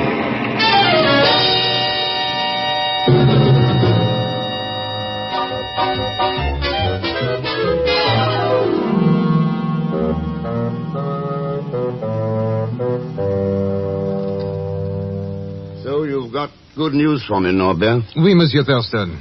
That is so. Those who were smuggling arms into the Arabs have been apprehended. A small group of illegal operators in Beirut. So you need have no further concern. Your troubles are over. Very considerate of you to fly to Mercer with the news, Norbert. You could have radioed me. Ah, but I did not come here merely for that, monsieur. I am on duty for the Customs Department. Huh? Oui, the captured men revealed that they have a cache of arms and ammunition at Le Lac Rouge. The Lac Rouge? A small oasis some 15 miles from here. It supplies water to one of the tap line pumping stations. How come it's called the Red Lake, Norbert? The color of the water, monsieur, caused by some chemical in the soil. The entire shore is of red mud.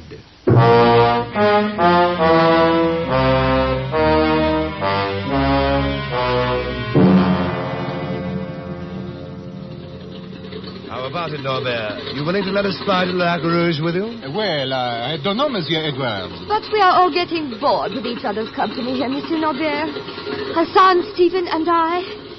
Besides, this way you will have some company on a lonesome task.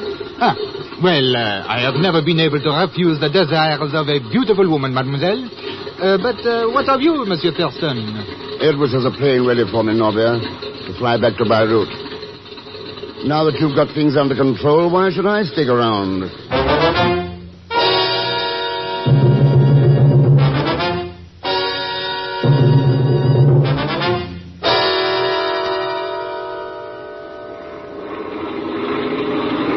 Boy, am I glad to be going back to Beirut.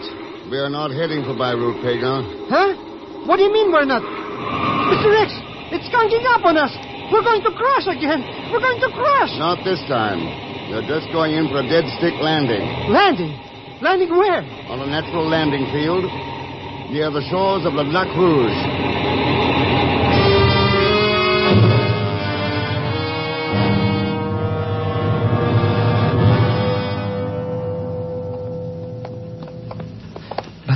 But this isn't any lake, Mr. X. That's right. It's one of the tap line's pumping stations. Pumping stations? What are we going to do at the... Hold it, Pagan. Huh? What is it, Mr. Thurston? Look over there, near the main piston shaft. Near the... Mr. X? Yeah. What's going on over there? A little plan to blow up this pumping station. To blow up? Let's get out of here, Mr. X. No hurry. Let's talk it over first. Talk it over? Yeah. Need any help with that nitroglycerin? Thurston. That's right, Norbert. Sorry if I startled you. I wouldn't want you to drop any of those nitro bottles prematurely. But what are you doing here? Putting an end to your plan to destroy the tap line. Mr. X, you mean this no-good customer is the one we're after? That's right, Pagan. Some country was paying him off to wreck the tap line. But when his gang was caught in Beirut, he came out here himself to make one last desperate play to blow up this station. Hey, wait a minute, Mr. X. This guy wasn't even at Mirzwa when we crashed. And he couldn't have taken those shots at us. No, but his Arab friends could, and they did. They rigged the lights on us and shorted Edwards' radio and landing field. Just as they did to Jack Buckley. What happened, Norbert? Did Buckley learn about your scheme? Oui. You are quite correct in everything you have said, Monsieur Thurston. Unfortunately, you will not be able to take me back with you. Mr. X, he grabbed one of those bottles of TNT. Yes, I am about to leave now. And I would not advise your shooting to stop me. If you try, we will all be blown up. Perhaps my last desperate gamble did not work. But we have plenty of time, Monsieur Thurston. The winning of an entire world is worth waiting for. He's gone, Mr. X. He's gone. We gotta do something. No hurry, Pagan. But he's got that explosion stuff with him. Maybe he'll use it now to blow us up. Maybe he'll...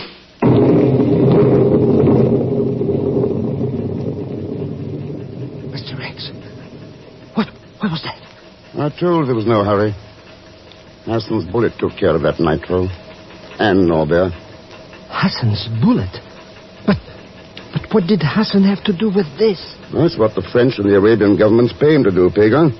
You mean he's a Desert G-man? That's right. He and I arranged this little get-together before leaving Merswa. Well, what do you know? So I guess we show that no-good crook Norbert where he gets off at. It's not Norbert who bothers me so much. It's Edwards. And all those like him.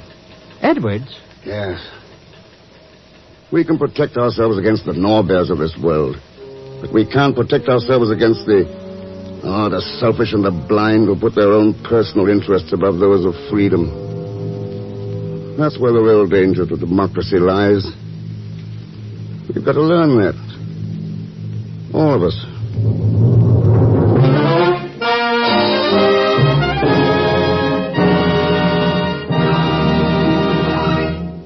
Now, here is our star, Mr. Herbert Marshall. Ladies and gentlemen, in the hustle and bustle of your Christmas shopping, have you stopped to realize that there are children who may not receive any Christmas presents this year? And you can do something about this by sending a new or used toy to the groups in your own town that are distributing gifts to less fortunate children. Help brighten a child's Christmas by sending a toy to your local groups. And thanks for being with us. Next week, Mr. X goes to the Belgian Congo with Leon Belasco along as chief headhunter, Pagan Zellschmidt. So join us, won't you, when next I return as the Man Called X. Good night.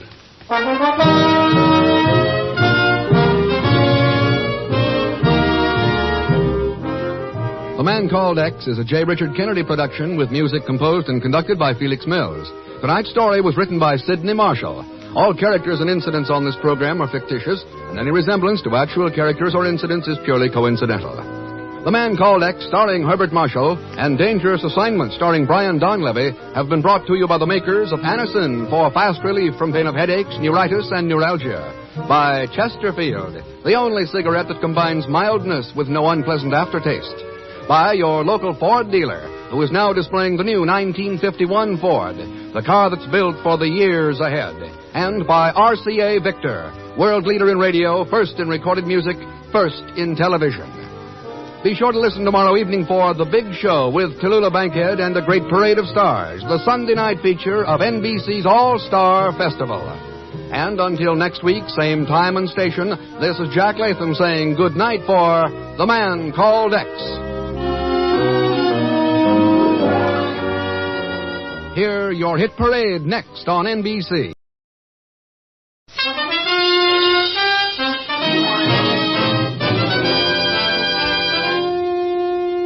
Herbert Marshall as The Man Called X. Wherever there is mystery, intrigue, romance, in all the strange and dangerous places of the world, there you will find The Man Called X.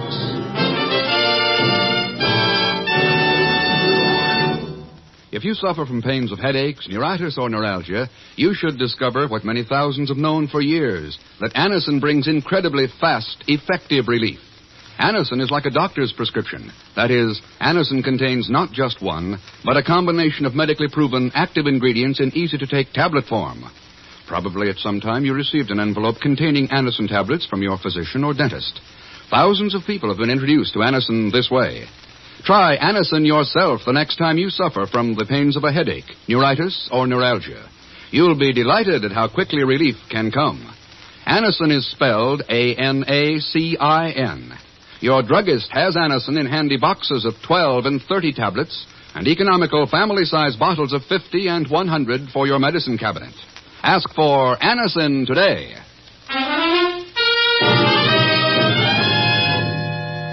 It's nothing at all unusual for Ken Thurston to come hurrying into the office of the Bureau in New York City.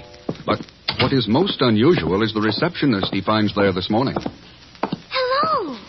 Well, hello. What happened to Miss Brooks? She had to step out to powder her nose. Oh, I see. Shall I announce you? I know all about these thingamajigs. Good. Just tell the man on the other end of that thingamajig. Oh, I know who you are. Really? Sure. You're the man who's always going somewhere. Who told you that? Daddy. He says you're the only man in the world who could answer all my questions about places and people. Daddy never has time to answer any of them. Oh? He's always working in his laboratory. Oh, wait a minute. Now I remember you.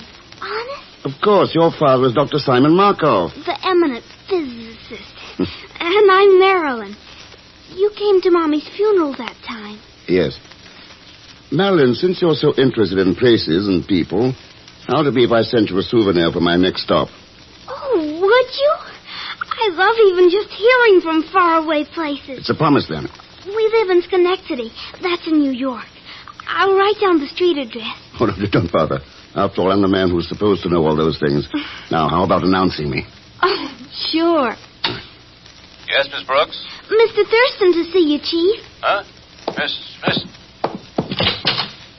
Who's out there, anyway? I can explain everything, Chief. Oh, Ken. Glad you're here.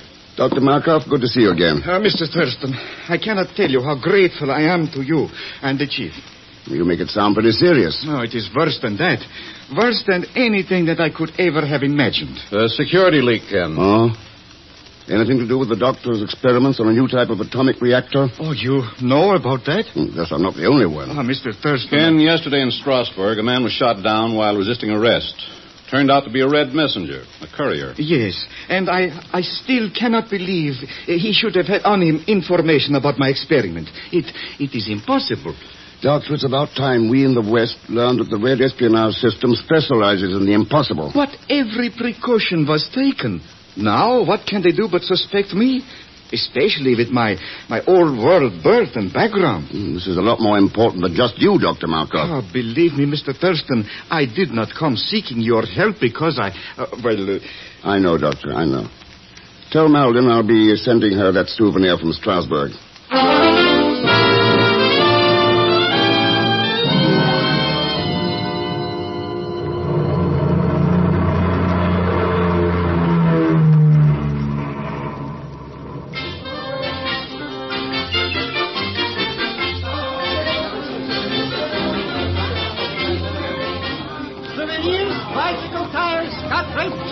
Strasbourg Cathedral. Also latest postcards from Paris. Strictly high class. And Mr. X, well, what you got to say for yourself? Pagan, the world isn't that small. Why do you have to be here in Strasbourg? So we'll go to Switzerland. See, I already got 2 plane tickets for Lucerne. What about Lucerne? The plane leaves in an hour. Why, I was almost beginning to think you wouldn't make it. Pagan, what about Lucerne? Well, I was in Paris working on a big deal. Yeah, of course, the postcards. And you understand how it is with me, always with my nose under the groundstone. So when I hear about this red courier business, right away I say to myself, how much is there in it for me? Well, I'm only fooling about the money. You certainly are. Except for expenses, of course. And don't forget the 500 francs. What, 500 francs? That I had to give to my bosomy friend, the Chesler, for telling me that the red messenger fellow came to Strasbourg from Lucerne. Hey, where are you going? Inside. To see if you got your money's worth.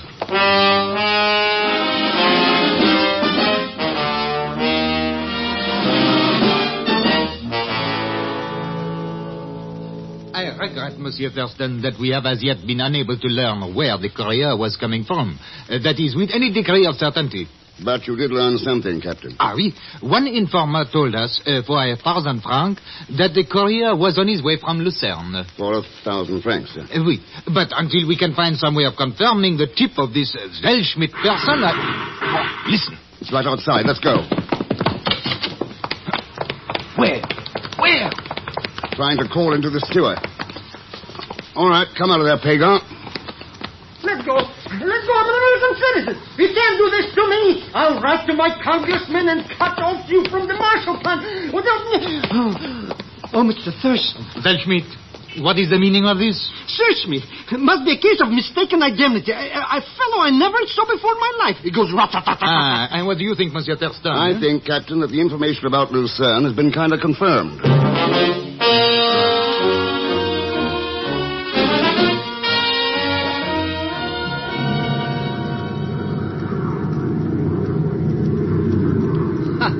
You wouldn't believe me, Mr. Thurston. All right, so I proved it to you. At the risk of my life.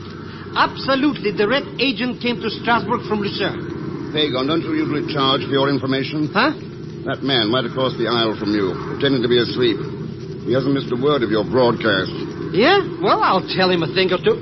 Say, I know that joker. That takes care of his reputation. Sure, I know him. Zellschmidt never forgets a face. How about a name? All right, I'll tell you. Well? Just a minute. Hey, you, wake up. What? Good to see you again. Good to see. Hey, what's your name? I have never seen you in my life. Now, why do you want to know my name, please? I am Pagan. Pagan Zellschmidt. Now you remember. Pagan Zellschmidt. No. Look, enough is too much. I never forget a face. Or a name. Look, you tell me or I'll tell the police. And what will you tell the police? You thought you wouldn't, eh? Thought I wouldn't traveling incognito to fool me.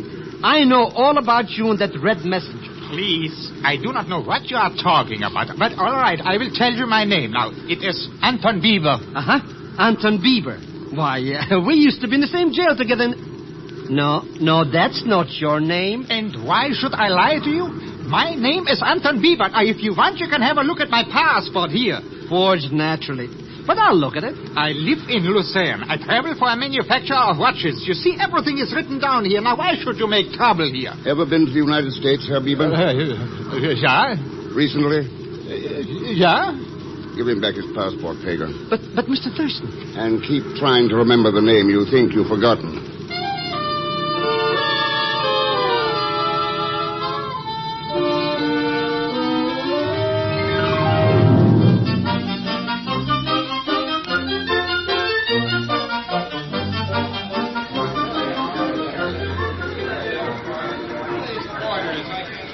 Look at him, Mr. Thurston. Can't wait to get away from the airport. And him trying to tell me his name is Anton Bieber. When I knew it's Mr. Thurston. Well, Pagan? I thought of it. Almost. Oh, come on, or I'll leave it behind, and I don't mean almost. But now it's right on the tip of my tongue. Mr. Thurston, may I have a word with you? Oh, I wish you would. I'm a newspaper woman, Vanya Sabine. Your name was on the flight list from Strasbourg, and I wondered... Pleased to meet you, Vanya. I am Pagan Zellschmidt.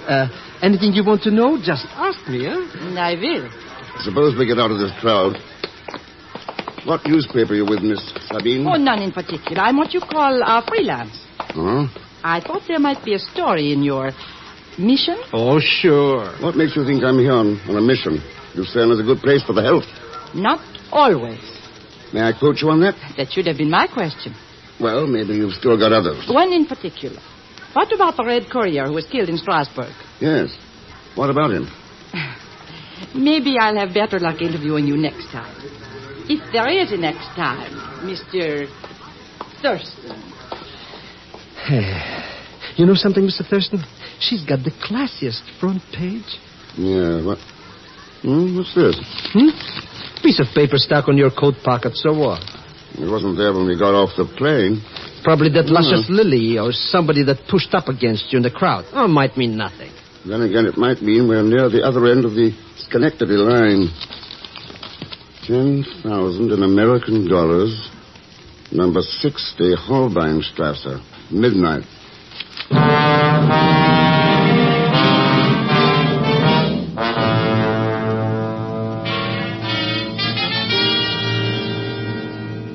Yes, Mr. Thurston. We have now definitely established the fact. The Red Courier was here in Lucerne the night before he went to Strasbourg. We are sparing no effort in pressing our investigation. Inspector, what about the girl? Vanya Sabine? Oh, on her we have complete dossier. Yeah, I thought you would. At various times she has been suspected of espionage activities. Only suspected. What about Anton Bieber? A puzzle, this Bieber.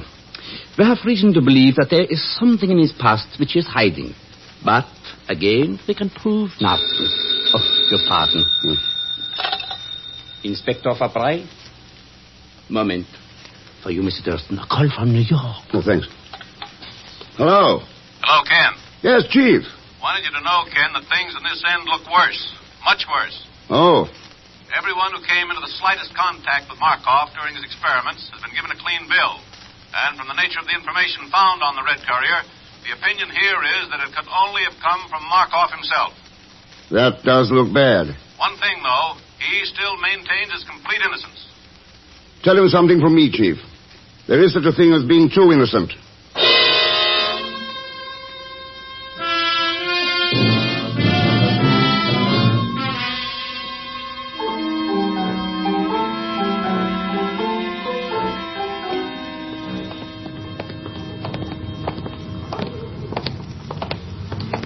This is the place, all right, Pagan. Number 60, Albeinstrasse. But it's an apartment house, Mr. Thurston. How are we going to find out who we're supposed to meet? Only one light burning on the lower floor. But that's where the concierge lives. Coming.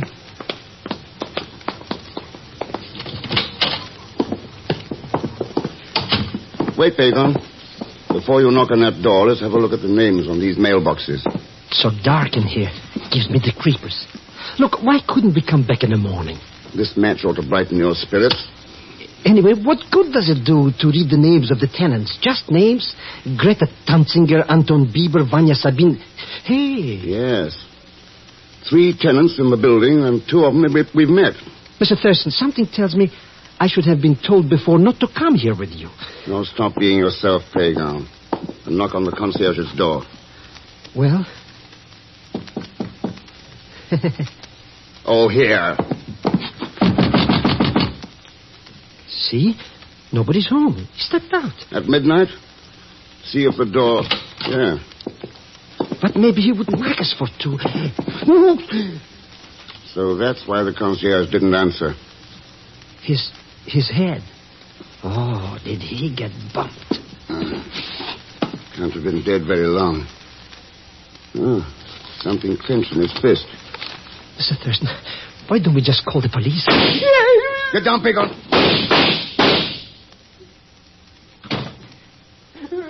My age to die so young. Crawl out from under that rug and look at this. Just a tiny scrap of paper. Yes, a tiny scrap of paper. But it happens to be the postmark from a letter. A postmark that reads, Schenectady, New York.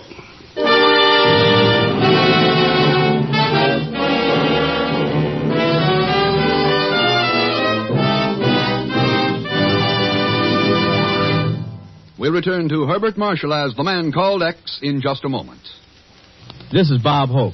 Can we steal a second? Say, Bob, did you notice there's a new Chesterfield poster of you around town? Yeah, I saw one in a drugstore the other day. I'm dressed up as Santa Claus. Yeah, and you're holding a carton of Chesterfields with a picture of Bing you-know-who dressed up as Santa Claus. And you're saying, for Christmas gifts, here's the answer. Yep, Crosby for Christmas. Bob, seriously, why did they make Crosby Papa Santa Claus on the Christmas carton instead of you? Well, by tradition, Santa Claus is an old man. Yes. Always carrying a sack full. Well, in all fairness to Bing, Bob, I must say it's a very attractive gift. And it's packed with 200 of those always milder Chesterfields, which make as fine a gift as anyone could give or anyone could get. And, folks, if you want to prove that just for yourself, make that Chesterfield mildness test. Open them, smell them, compare them, and smoke them. Chesterfield, always wins first place. That milder, mild tobacco never leaves an aftertaste. So open a pack, give 'em a smell. Then you'll smoke 'em. See you Tuesday night, folks, for Chesterfield.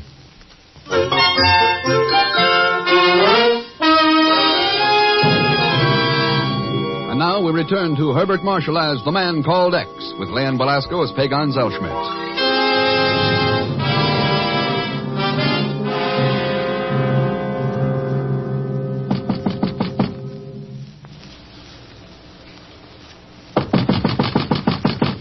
See, Mr. Thurston, no answer. Yeah.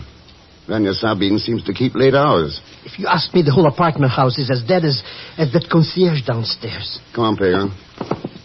We'll check the other tenants. Say, Mr. Thurston, you don't think a Goldilocks like Vanya could do a thing like that? Like what? Try to kill me. No, you got this whole thing tipsy-turvy. She couldn't be mixed up with that red courier in Strasbourg and this Markov guy in Schenectady. Bieber doesn't seem to be in either. Hey, how did I forget Anton Bieber? Why, the minute I saw him on the plane, I knew beyond the shadow of a shadow. And you had to let him get away. Oh. Why did you wake me up, please? You sleep pretty soundly, Herr Bieber. What? Oh, it is you. Yeah, and him. Yeah, and me. And don't think you can pull the wool over my clothing. Just because you come to the door in a nightgown don't mean you didn't shoot at us. Shooting? With guns? You didn't know the concierge had been murdered? Oh, so. Who murdered him? Well, if we knew that, we wouldn't have any more questions. Oh, such a quiet man, the concierge. A fly he wouldn't kill. Now, why should anyone want to hit him over the head? Yeah. How did you know he was hit over the head? Better go back to bed and sleep on that one. Good night. Good night. Hey, Mr. Thurston, you ain't gonna go walk off and leave him to walk off? I'm turning him over to you, Pagon. Keep both eyes on him. Well, I'll go up to talk to the last tenant. You know me, Mr. Thurston. Oh, yeah.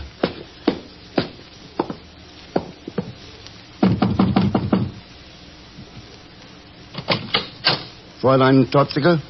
You are with the police? You heard the shooting, then? I have been afraid even to look out of my door. But forgive me, My name's Ken Thurston. Oh, and you are an American? Yeah. Yes. You see, for most of my life, I have been a teacher in the Lucerne schools. Languages? You lived in this apartment house long? Almost, yes, 10 years. The same concierge all that time? Oh, yes. Herr Weiser has been concierge here from the very beginning. The gunfire. It was Herr Weiser. Yeah. He's dead. No. Can you think of any motive? Why, no. Yes. Lately he has acted different. Furtive almost. But that it should have come to this. The other tenants, Fräulein, what can you tell me about them? Oh, we say hello in passing, but that is all. Herr Bieber moved in about 1 year ago. That girl has only been here 3 months. You don't approve of Vanya Sabin? In my time, a girl had different standards. But I would not dream of accusing her. Uh-huh. Well, thanks, Fräulein. Please, Mr. Thurston, may I ask a favor? Sure. Could you come to speak to my class? My pupils are so interested in America.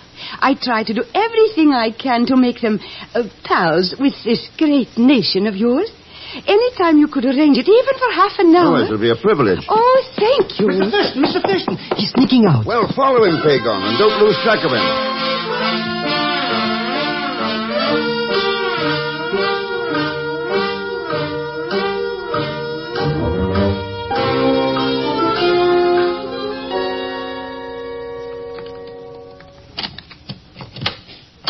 Morning.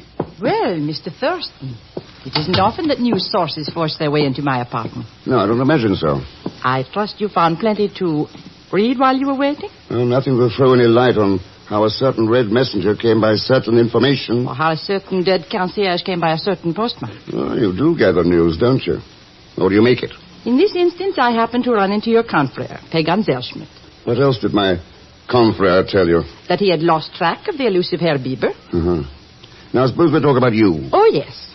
You would like me to account for my whereabouts. Especially around midnight. Well, just before midnight, my phone rang. Someone who called himself Mr. X. You've heard of him, of course.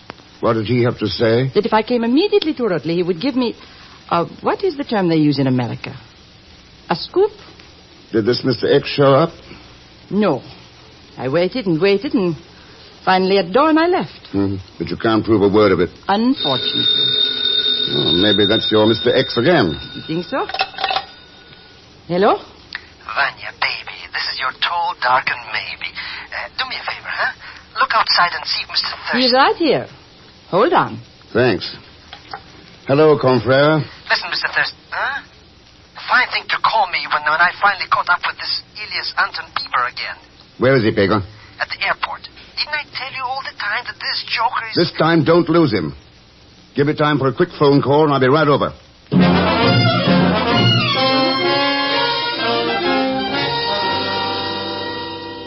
But why did you persecute me? Is it a crime to buy a ticket to Berlin? I suppose, Herr Bieber, you were rushing to Berlin to sell watches. And what else? Listen to that subversive. Well, this time we got the goods on you, and I don't mean watches. Mr. Thurston. Inspector. 1,000 pardons, Mr. Thurston, but I could not help the delay. Well, if you'll take over now, I'll be going. Where will you be if I should have to get in touch? The post office. Huh? What's with the post office? Letters, Pagon. At least one in particular. About the post office, Mr. Thurston. A curious thing. Yeah? The reason for my delay. There has been a mysterious attack upon a postman. The postman assigned to number 60 Holbeinstrasse. How did you know? Tell me, Inspector, is he... Yeah, at the point of death. When they took him to the Vierfachstadter Hospital, he was unconscious. Hey, Mr. Thurston, wait for me!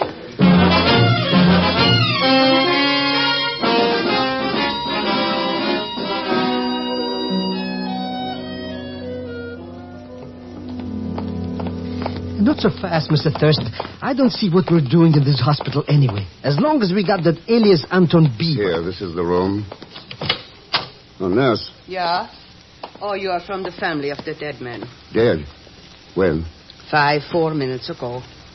Did he say anything before he died? Over and over. The same word he says. Oh? What word? I think, palpen. Is there such a word? Palpen? What kind of a language is this? You're sure that's what he said, Nat? Yeah. To me, it sounds like palpen. Well, thanks anyway. Come on, Pagan. Palpen. Of course! Why didn't I think of it before? Pagan, I've got it. Or have I?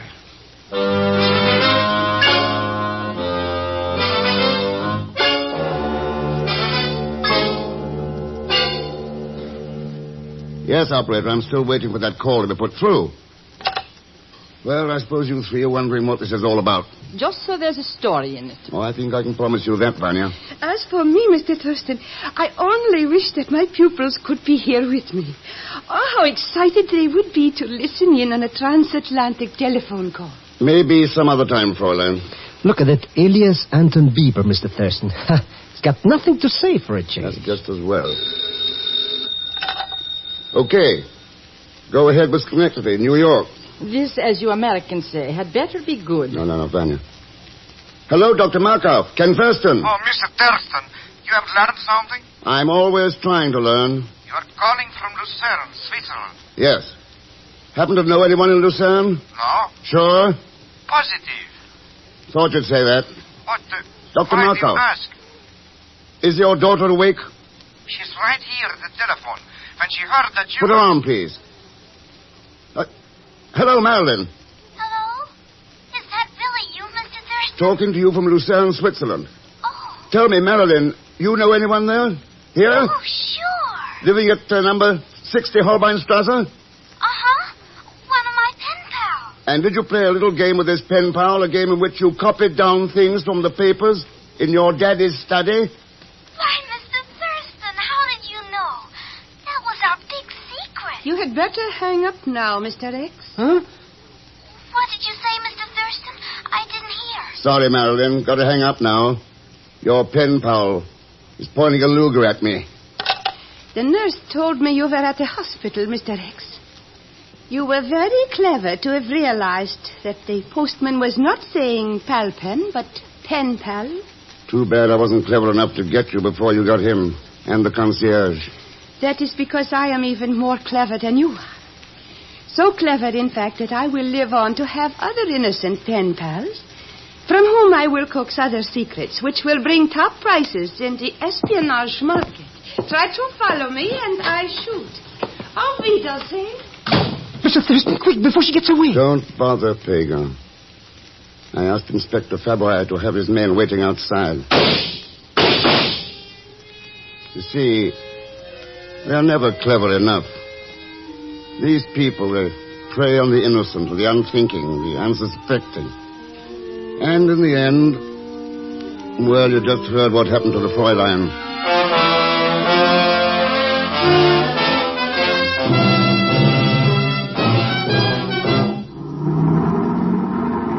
Hold your head, Pagan. I think we'll just about make that plane. If you ask me, we're almost flying now. But, Mr. X, I still don't like letting that alias Anton Bieber off the hook. Not much choice. Can't prove anything on him. But he's a crook. The way he lied about who he is and the way he tried to run away. Oh, what I wouldn't give if I could remember why I remember him. Oh, maybe it'll come to you. Hey, wait, I got it. I know why that lowlife wouldn't admit who he was. Yes, I know now. Well, come on, who is he? He's one of my cousins. Oh no.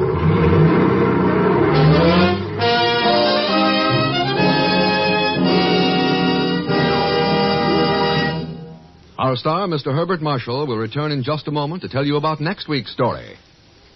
All over the country, people who have seen the new Ford for 1951 are saying that it's the finest Ford ever produced. It's a car that's designed with the future in mind. For Ford engineers have actually anticipated future trends to give you a car that will stay in style, that will deliver years of satisfaction. When you see it, you'll discover this 1951 Ford offers 43 look-ahead features. Luxury lounge interiors, for example, with upholstery fabrics that blend beautifully with body colors and interior trim. Automatic ride control that adjusts the ride to the road to give you a smooth, level ride. The automatic mileage maker that enables you to enjoy maximum fuel economy. Your Ford dealer invites you to see this new quality car as soon as you can. You'll agree you can pay more, but you can't buy better than a 1951 Ford.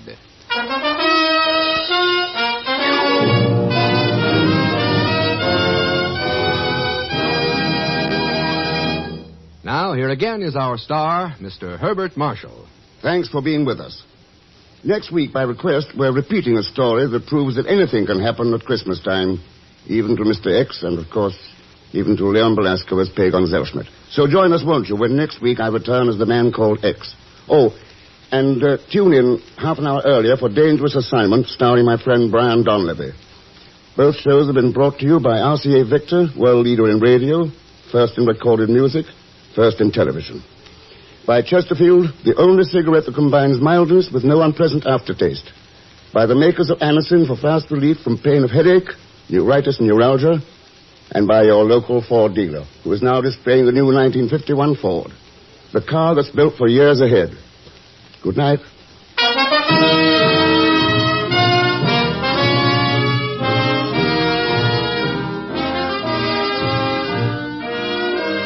The Man Called X is a J. Richard Kennedy production with music composed and conducted by Felix Mills. Tonight's story was written by Maurice Zim. All characters and incidents on this program are fictitious, and any resemblance to actual characters or incidents is purely coincidental. Be sure to listen tomorrow evening for The Big Show with Tallulah Bankhead and a great parade of stars, the Sunday night feature of NBC's All-Star Festival. And until next week, same time and station, this is Jack Latham saying goodnight for The Man Called X. Hear your hit parade and join Tallulah on The Big Show, Sunday on NBC.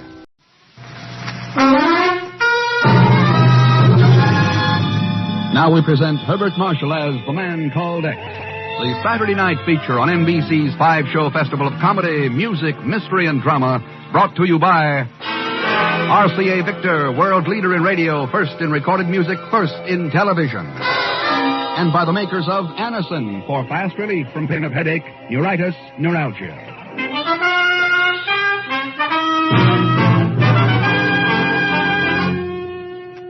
Herbert Marshall as The Man Called X. Wherever there is mystery, intrigue, romance, in all the strange and dangerous places of the world, there you will find The Man Called X.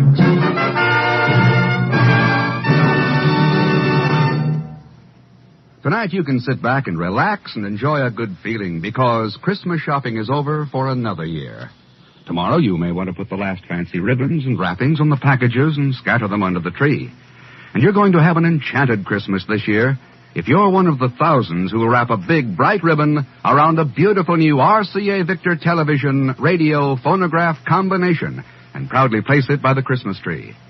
3 worlds of wonderful entertainment will be brought to your fireside and into your home, all wrapped up in one matchless RCA Victor instrument with a bright Christmas ribbon around it. 3 worlds of entertainment for the whole family to enjoy day after day and year after year.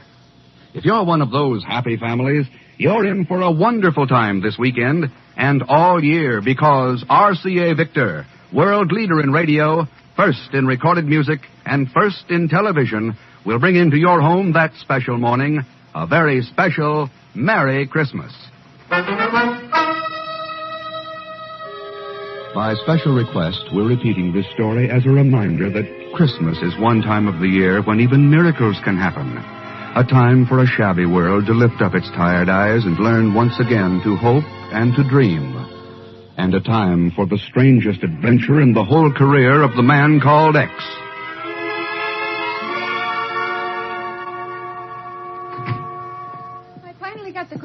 Cairo, Chief. They still don't have any report on Mr. Thurston. Oh. Then try checking again with Tehran, Miss Brooks. All the Tehran lines are out of order. Cairo says there's a terrific storm over the Transjordan Hills. Transjordan? That's right in the route Ken must have taken. You don't think he's run into trouble?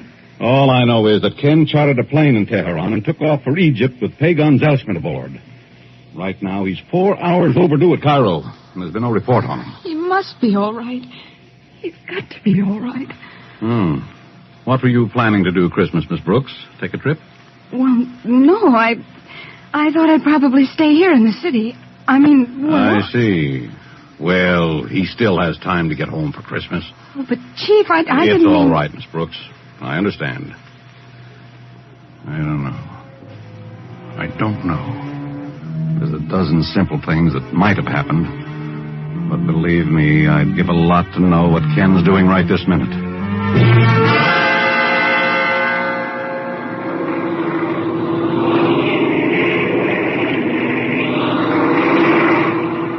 It's blacker than the inside of a head out there, Mr. Thurston. How can you even see what to fly this plane? Pagan, I can't.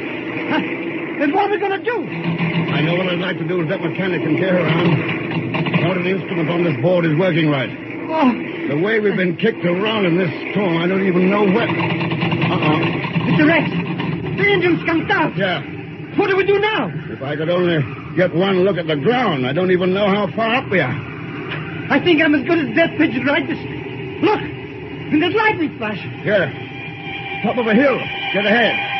Rex, we're going to hit. If I can get it leveled off. Hang on, Pagan.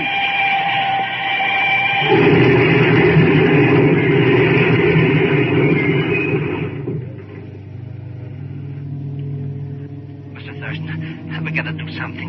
We can't just lie there. Say something, Mr. Rader. Can't you hear me? I can hear you, Pagan. I'm getting very dizzy, Mr. X. I don't know. I think I can't.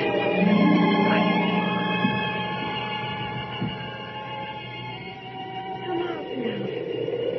Come outside to the top of the hill.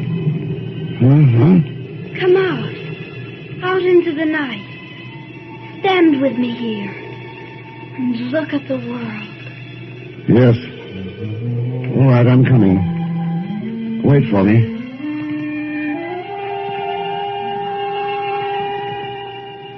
I heard you calling out here in the darkness, child. It was you whom I called, sir. The storm was raging, but now it's grown very still. And there are a million glittering stars. There can be no storm where I am. Yes, I know. The friend who was with me, what about him? He lies there in the great bird that fell from the sky, even as you do. So will it be for a time. I understand. But you, child, why are you here alone in the night? I came to look for one last time at a foolish world before leaving it. Before? I have decided I shall not grow up. Not grow up? But you're very young. Younger than I've ever believed. Why have you decided this? Because to grow I must live. Men must want me to live. And no place on earth today can be called my home. Listen. Can you not hear it? The voice of the world rising up out of the dark valleys below this hill. Yes, I can hear it. That voice. It's so terrible with its jealousy, greed, selfishness, hate. It's not pretty. Can I live and grow up in a world like that? Oh, but child, you can't judge mankind from the top of a hill. You have to go down among them. I've been down among them. Seen their wars and heard rumors of wars. There are other things to hear.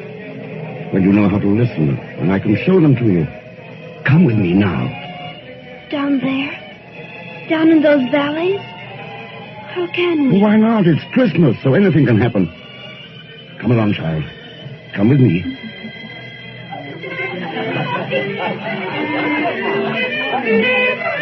The little boy who's playing. Tiny Tim? He's crippled, isn't he? Yes. Wait.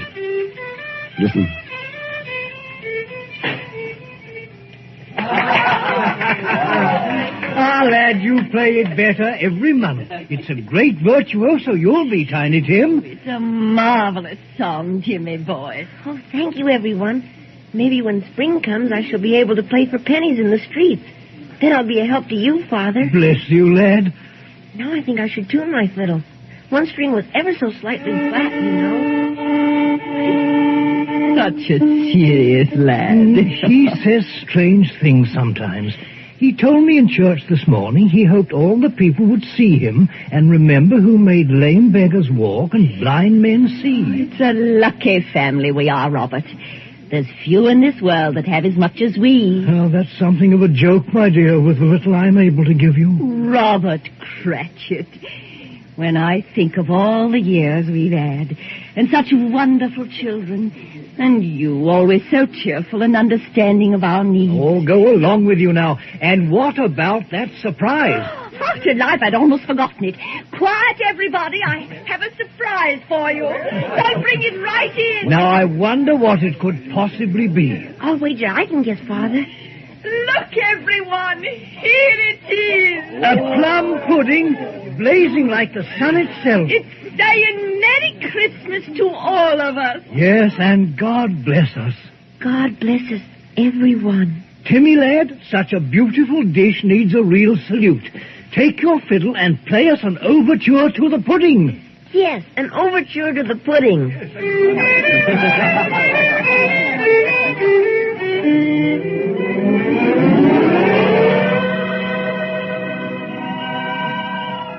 Any reason why you couldn't find a home there, child? Oh, it would be so easy if all people were like them. There are a great many like them, if you know where to look. What are their names? The family we saw. That was the family of a certain Bob Cratchit, a clerk in the London firm of Scrooge and Marley in the year 1840. Oh, the Christmas Carol.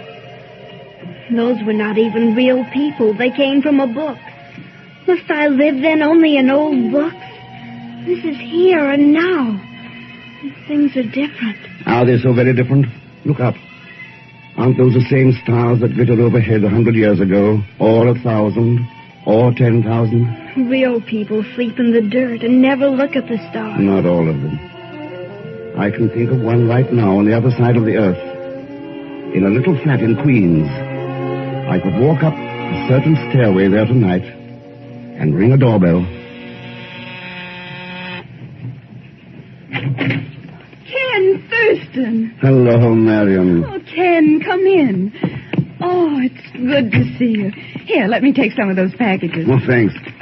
Guess I was pretty well loaded down. Who is it, Mommy? Who's there? It's Mr. Thurston, Donnie. You remember, Daddy's friend. Hey, sure, I remember. Hello, Mr. Thurston. Hiya, Donnie. Look, packages. I'll bet you they're presents. Take them into the other room, dear, and put them around your tree. All right. Boy, I wonder what's inside of these old packages anyway. Oh, he's growing so fast, Ken.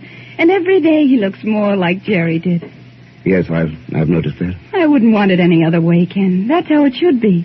Why, it's the only reason for my still being alive. You're a pretty brave girl, Marion. No, it was Jerry who was brave at Anzio. What he did was for Donnie, too, you know. Are you getting along all right, Marion? Is there anything you need? We're getting along perfectly. Oh, I resent my job keeping me away from my son in the daytime. But we the evenings, and the park on Sundays, and snow in winter, and merry-go-rounds, and ice cream sodas, and...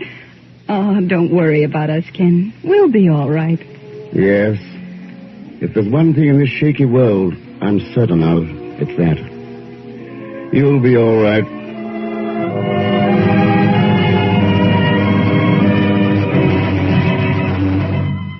Well, child, I could open other doors like that one, many others. But she was a heroine, and they are too few and far between. Try to walk 100 steps without finding one. It is of no use. I know you as one whom sometimes men call X. You too fight for my cause. But the world is filled with hate, and I shall live in it no longer. All right. Then I'll show you why you've got to live. Grow up. Even if it takes proof so fantastic as to seem incredible. How can you? How can you know what I need when you don't even know my name? Would you like me to say it for you? Could you? You know who I am? Yes, child. I know who you are. I know very well who you are.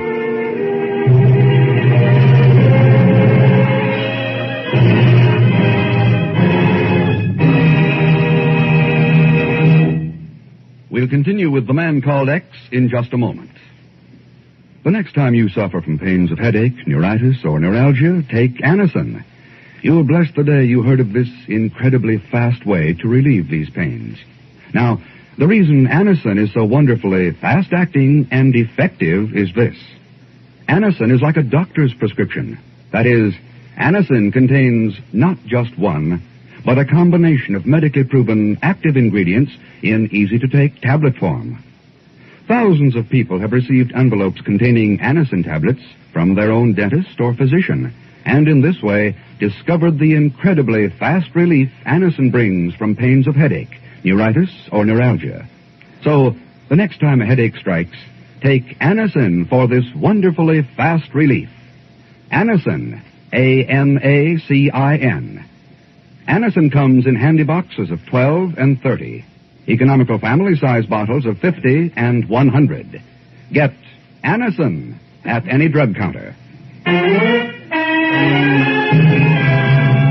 And now to continue with The Man Called X, starring Herbert Marshall with Leon Belasco as Pagan Zellschmidt.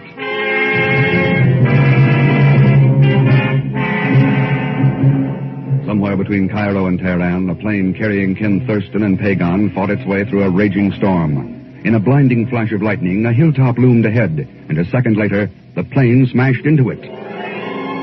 Then suddenly the storm was gone. A million cold, bright stars glittered overhead, and Ken stood outside on the hilltop, talking to a strange little girl who seemingly came from nowhere, everywhere. Proof indeed that at Christmas time, anything can happen.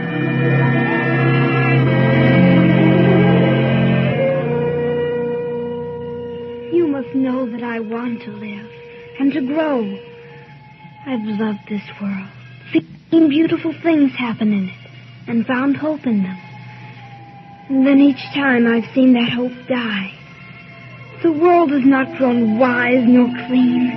The years have only made it old and unclean, not fit to live in. There's hope in it yet, child. Hope for both of us. After all, I think we're both searching for the same thing. I'm done with searching, and with hoping, and with living. And what of those who follow you, believe in you? What about those people who all their lives put the needs of humanity above their own needs? Are there such on the earth anymore? Are the stars still overhead? Do you know even one? I know a lot of them, down in those valleys below us. But let's take just one. A man I've known for a long time. I've got a pretty good idea where he might find him tonight. Look a long way off, child. Look half around the world.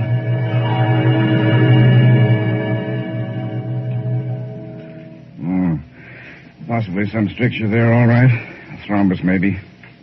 How's the pulse? Still fast? 97, Doctor. Well, that's all we can do now.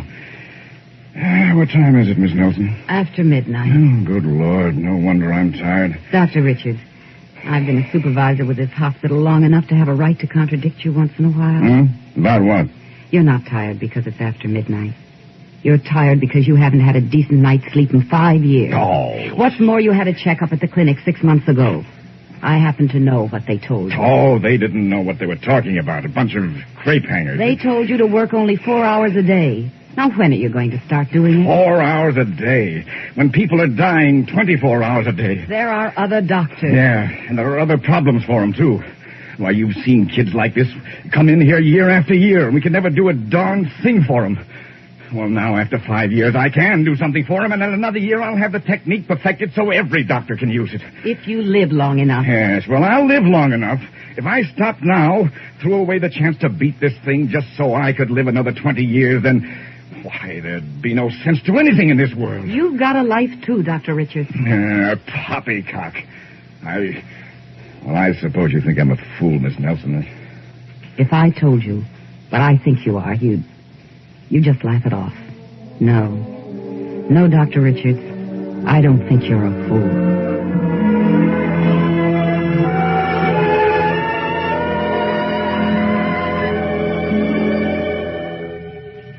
Can't you believe there are others, child?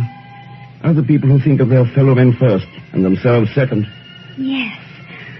Oh, yes, there must be others. And can't they be called believers in you, these selfless people? Yes. But they too are heroes. Ordinary people must believe if I'm to live and grow up. Well, what could be more ordinary than a boy and girl in love? Paris or London, Vienna, Shanghai, New York, there's nothing in the world so beautifully ordinary as a boy and girl in love.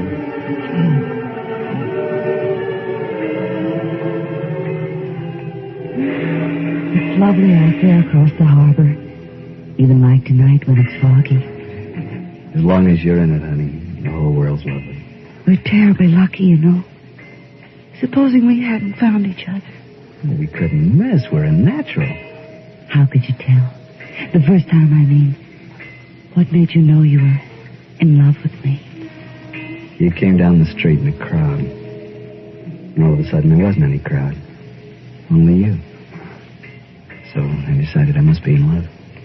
Do you think there may be other people as happy somewhere in the world? Not a chance. Oh, there must be. People who are in love, too.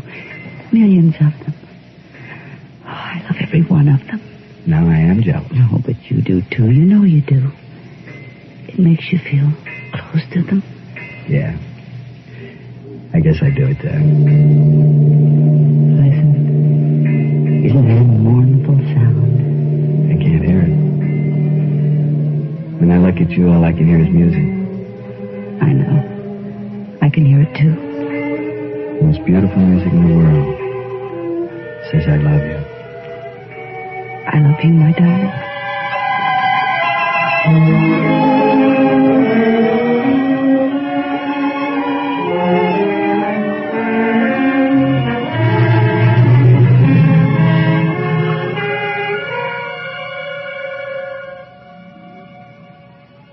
Oh, it's true. There are millions who love someone else. And with them, I can have hope. For they can see beyond themselves. Sometimes far beyond. Far enough to see you and believe in you. They do want me to live and grow up. All those who love. There are even greater reasons, child. But they're in a place a long way off from the starlit hill and the dark valleys and the wrecked plane lying over there. Then we can go to them. We can go anywhere tonight. Because it's Christmas time when anything can happen. We can try. Do you know what time means? It's a stream that flows forever in one direction. We'll have to move against it. For this place lies far up the stream, toward the headwaters of time, outside the universe, a long way off. But we can try.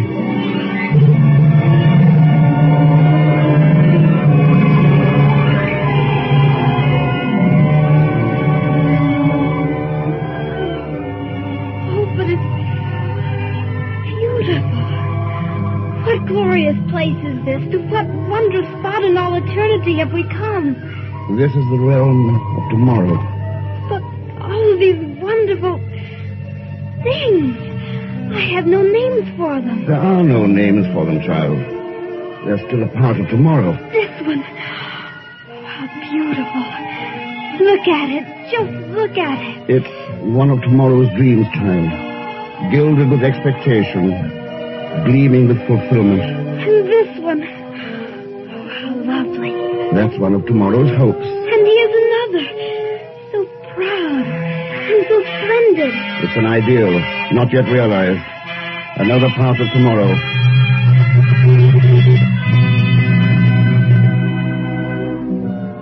Oh, there are so many wondrous things. Things never seen on the face of the earth. Nor will they ever be. If you decide not to live. Wait. This door. Where does it lead? Why not open it?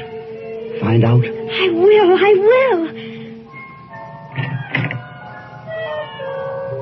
Babies. Millions of babies. Look at them. Those are the unborn. And there'll never be anything else unless you decide to live. Oh, they're so beautiful. Everything here is so beautiful. It can't be lost. We can't let it be lost. The choice is yours, child. It's your choice. I've made my choice. Let's go back. Back to the hill and the stars and the valleys of the world.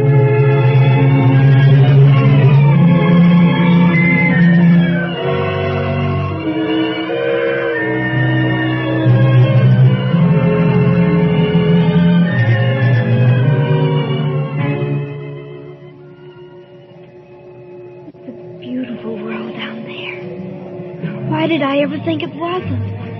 But the voice of hate still sounds from it. Have you forgotten? No.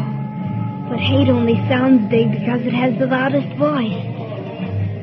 I can hear another sound, far off in the black night. It's a voice from the hearts of heroes, a song of hope and love and understanding. You call them heroes. Why not men of goodwill? Men of goodwill. I can live in a world that has such men. And you must live for such men. They are the ones who believe in you. Yes. And they must believe as I believe in them. Know this, you who are called X. I shall live and I shall grow. And someday I shall rule this world. Wait, don't go. I must. It is nearly dawn. You are waking up. You understand? You are waking up. You are waking up. Yes. Yes. I understand. Oh, well. Oh. Pagan. Pagan. Look out. We're going to hit. No, Pagan. What? Oh. Mr. X, what happened? Came in for a pretty rough landing in the dark. Must have been out cold for hours. The dawn's starting to break over there. Oh, I'm so stiff. I must have broken a leg or something. Let's get out of this wreck and walk around a little. Mr. First, you shouldn't have woke me up. I was having a beautiful dream. All about money. Yes, I had a dream, too. Hand me that map. Huh? Oh, here. Was it about money, Mr. X? It was about a little girl. A little girl? Anybody we know? Somebody a lot of people know. And a lot of others ought to know. Yeah? What's her name? Oh, the French call her Paix. The Romans used to call her Pax. Playground? Her name is Peace. Peace? That's a strange name. Oh, she's a strange little girl. Come on, Pagan. Let's get out of this wreck. Hey, look, Mr. X. Down there in the flat. It's a little town. Yeah. That's what I was checking on the map. Come on.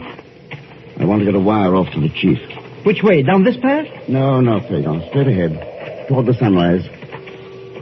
Mr. Thurston, look. The sun's coming up. It's shining on all those houses, turning them purple and red and gold. All kinds of colors. Hey, what's the name of that little town anyway? Pagan, if the map is right, if that dream was true, that little town is called Bethlehem.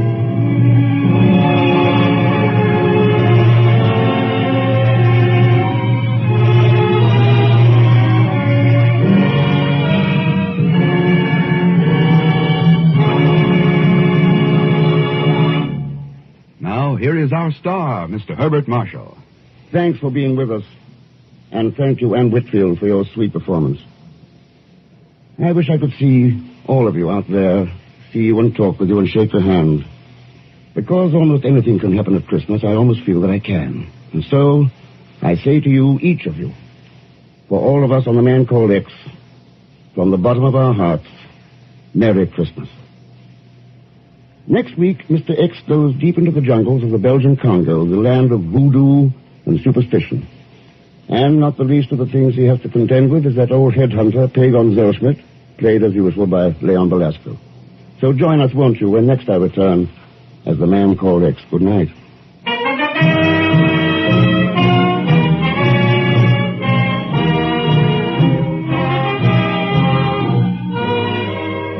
The Man Called X, starring Herbert Marshall, is a Saturday night feature on NBC's 5-show festival of comedy, music, mystery, and drama. Brought to you by RCA Victor, world leader in radio, first in recorded music, first in television. And by the makers of Anacin for fast relief from pain of headache, neuritis, neuralgia. The Man Called X is a J. Richard Kennedy production with music composed and conducted by Felix Mills. Tonight's story was written by Les Crutchfield. All characters and incidents on this program are fictitious, and any resemblance to actual characters or incidents is purely coincidental. Also heard in tonight's cast were Will Wright, Barbara Fuller, Eric Snowden, Irene Tedrow, Henry Blair, Theodore Von Oates, Lucille Meredith, Maggie Morley, and Harry Bartell. Be sure to listen tomorrow evening for The Big Show with Tallulah Bankhead and a great parade of stars, the Sunday night feature of NBC's All-Star Festival. And until next week, same time and same station, this is Jack Latham saying good night for The Man Called X.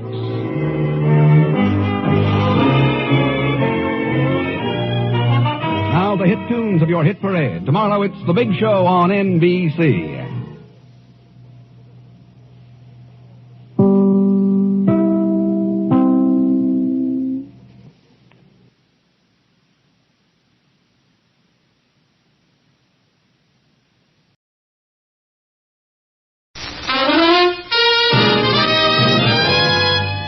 Now we present Herbert Marshall as The Man Called X, the Saturday night feature on NBC's 5-show festival of comedy, music, mystery, and drama. Brought to you by the makers of Anacin for fast relief from pain of headache, neuritis, neuralgia. And by RCA Victor, world leader in radio, first in recorded music, first in television.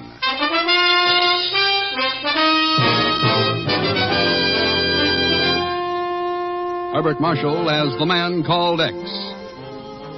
Wherever there is mystery, intrigue, romance, in all the strange and dangerous places of the world, there you will find The Man Called X.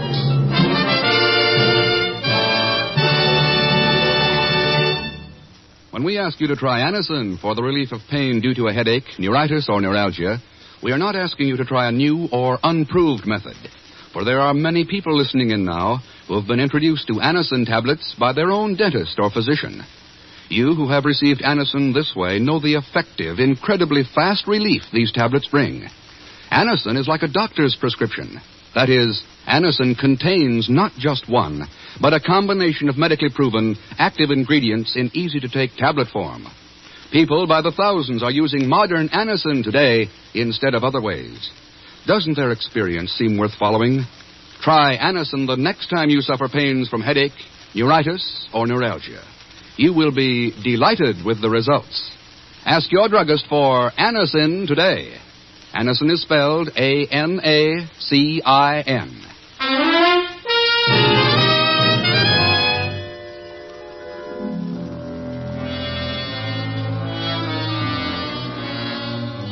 Inside a tiny engineer's shack at a uranium mine near the village of Kutu in the Belgian Congo, two white men sit in pitch darkness watching the natives outside dressed in the skins and claws of leopards and panthers as they writhe and turn in the firelight to the age-old rhythm of the Congo drums, the rhythm of death. I tell you, Dubeck, I don't like it. Those devils are working themselves up to no good out there. Oui, I know what you mean, mon ami. And after what happened at Bosoko. Yeah, and Ajolu and Ikela. But what can we do about it? After Wait, all... look. Oh, yes, I see. They wave now the spears like a dance of war. What do you mean spears? Those are guns. Guns? C'est impossible. Do you see the glint of them in the firelight? But how could they have guns? I don't know, and I'm not going to stick around to find out. Guns like a dojour. Come on, we've got to get out of here while we're still in one piece. But where? Behind us is the jungle, and in front... Listen to them. I'll chance it through the jungle. Here, help me with this window. Now, if we can make it to the river and the old power boat, we can... Dubeck. Fred, mon ami, you are hurt. Go on. Keep going. Run for it. No, I cannot leave. Thurston, Ken Thurston. What? New York. Thurston. The macro. Fred!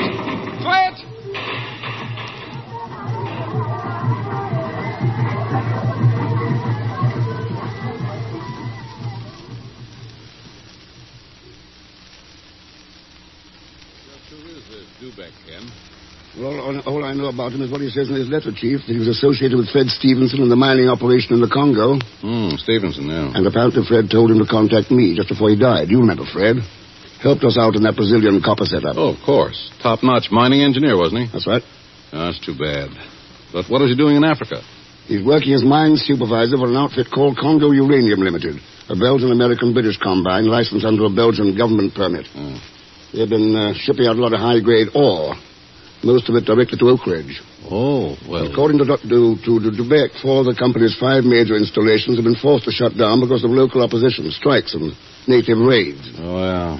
I guess that's what's apt to happen when civilization starts to cramp the style of the petty native chiefs and witch doctors. I wish I could be sure that's all that's causing this trouble. I don't get you, Ken. Suppose some foreign power were interested in cutting down our supply of atomic weapons. Why wouldn't they stop it at the source by slowing up our supply of uranium ore? Yeah. A clever agent who really knows those natives could make a real play on their superstitions, their taboos, and their magic. Ken, I'll have Miss Brooks contact Sabina Airlines right away and get you on the first plane for Leopoldville. Already done. Well, then I'll cable this Dubeck fellow that you're on your way. Oh, I did that the minute I read his letter. So long, Chief. Send you a postcard.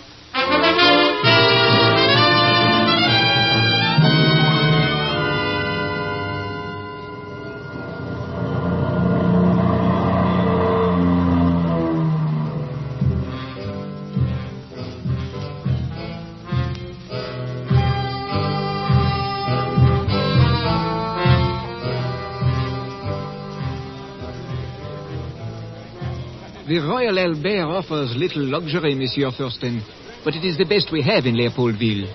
Now, if you will come with me to the bar, perhaps a vermouth cassis?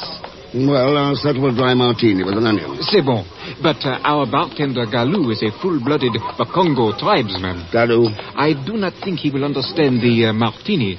However, let us sit down and try. Yes, let's. Galou, vermouth cassis, martini avec l'oignon pour Monsieur Thurston. What? Galou, you have a good memory, how are you? But Galou have good memory for good ami, Monsieur. Martini avec. You have been here before, Monsieur Thurston? Oh, a couple of times. Then perhaps you know what our trouble is all about. No, but I'd like to find out. Why not start at scratch, Dubeck? Then we start with the natives. The natives on whom we must depend to work the mines. But it may be you know them as well as I, Monsieur. Go on, Dubeck. We have all thought of them as just a sulky child. Monsieur Jerry Pickens has often said... Jerry Pickens? Yes, the what you call Cockney trader at Lucala. He says they are nothing but children. Treat them that way and they are all right. And that is what I used to think myself.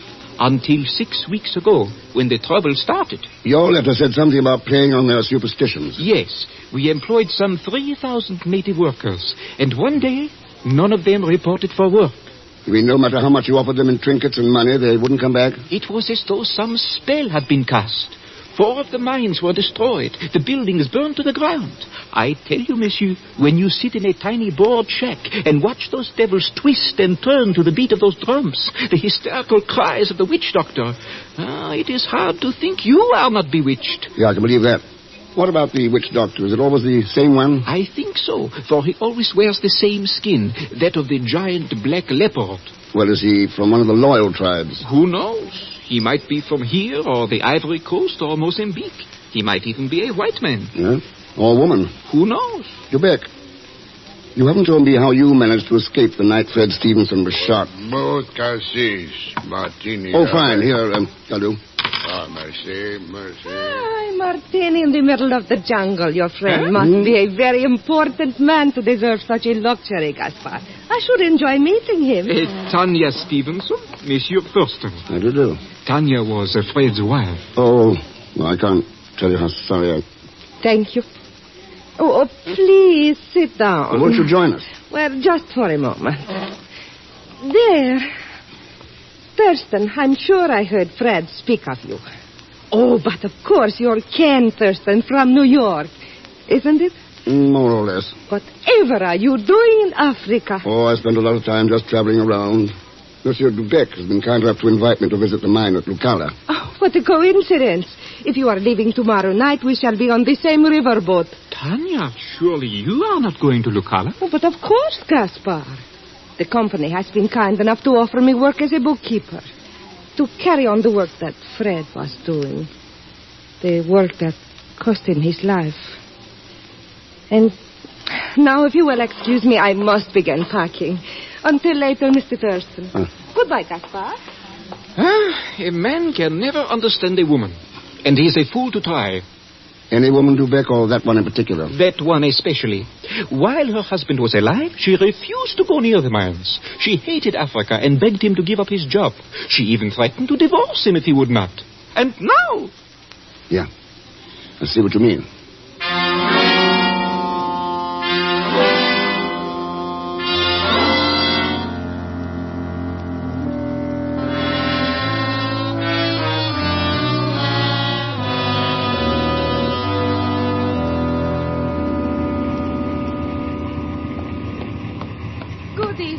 Ken. Oh, hello, Mrs. Stevenson. Won't you call me Tanya? Tanya? Russian, isn't it? Why, yes. Quite Russian. Of course it is. Oh, this trip up the river is really quite fascinating, isn't it? The jungle in the moonlight, the birds, the sound of the animals. Oh, fascinating. You really think so? Well, of course. No, I see. Gaspar has been telling you about me. Well... It is true. I despise the Congo. Everything about it. It is a land of heat, and disease, and darkness, and death. And yet you're staying here. Why? What choice is there? Fred left me no money. I have no friends, no family, nowhere to go, not even a passport. Well, as the wife of an American citizen... I have made application, but everything takes time, Ken. So I have taken a job with a mining company. There was nothing else. Right now it might be a good idea. Take your mind off Fred. Occupy your time. I shall hate it. The mines killed my husband. I warned him, begged him to leave, but he would not listen. The mines kill everything they touch. Remember that, Kim. Don't stay at Lucala. Go back to America as quickly as you can. The devil's there. Sounds like a... Yes, that's the Geiger counter. Oh, yes, one of the passengers. A silly little man who says he is looking for uranium. Oh, no. Excuse me, Tanya. You won't forget what I told you. No, I won't forget. All right, Pagan. Oh, hello, Mr. X. What are you doing on this boat? Well, I've been riding up and down this river for the past 10 days waiting for you. I know every nick and cranny. I was visiting my cousin in Brazzaville when I heard about the trouble in the uranium mines. So I said to myself, Mr. X will be turning up and needing my expert assistance. No, thanks. But it won't cost you a thing. Well, maybe just a fare back to United States. No dice, Pagan. All right.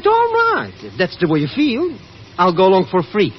It isn't that as though I have broke or something. When 10,000 smackers ride in my lap... 10,000 what?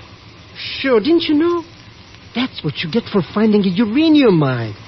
What do you think I rented this gadget for? Any uranium found here belongs to the Belgian government. But they can't do that to me, Mr. X. It's an American.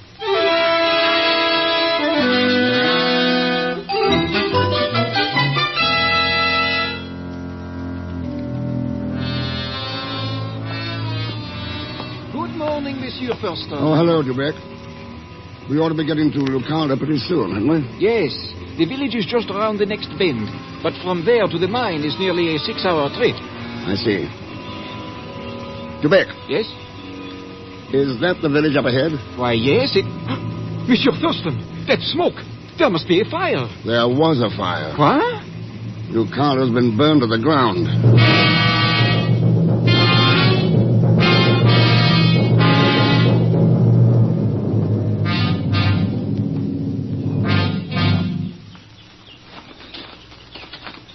This must have been the trading post right about here. Sure. There's what's left of the sign. Jerry Pickens, proprietor. Now, you see what I was talking about in the boat, Ken. The mines bring nothing but destruction and death to everyone. Now, here comes Dubeck. Maybe he's found out what happened. Who's that character with him? And what's he wearing all that paint on his face for? Those markings show his tribal rank. Huh? It is as I expected. The witch doctor, he roused the tribe to another frenzy. They attacked the village and burned it. The natives who lived here have fled to the hills. What about the trader, Pickens? Oh, how stupid of me. I had almost forgotten. Embo, where was Mr. Pickens last night? Him go up river last morning. Not be here. He owns another trading post at the next village. He must have been staying there. I picked a good night to be somewhere else. Embo, did you see the raid? Hear drum, see fire. Come down from mine. Good for you. And the witch doctor, did you see him too? Not see face. See black leopard skin. Ah, yeah. Well, let's go look at the mine. If we are to arrive before dark, we must leave at once. Embo, bring Mrs. Stevenson's luggage. Dear Juana, Embo follow. Dubeck, how long has Embo worked for you? Perhaps 6 months. Why? Oh, it's strange that he stays loyal while all the other natives are running off. Especially when he's of such high rank. High rank? What do you mean? Oh, that red line across his forehead and the way his hair's cut. Yes? They indicate that our friend Embo is a tribal chieftain. With the powers of a king among his people. What? Are you sure? Yeah. I'd say we have a very important man carrying luggage for us.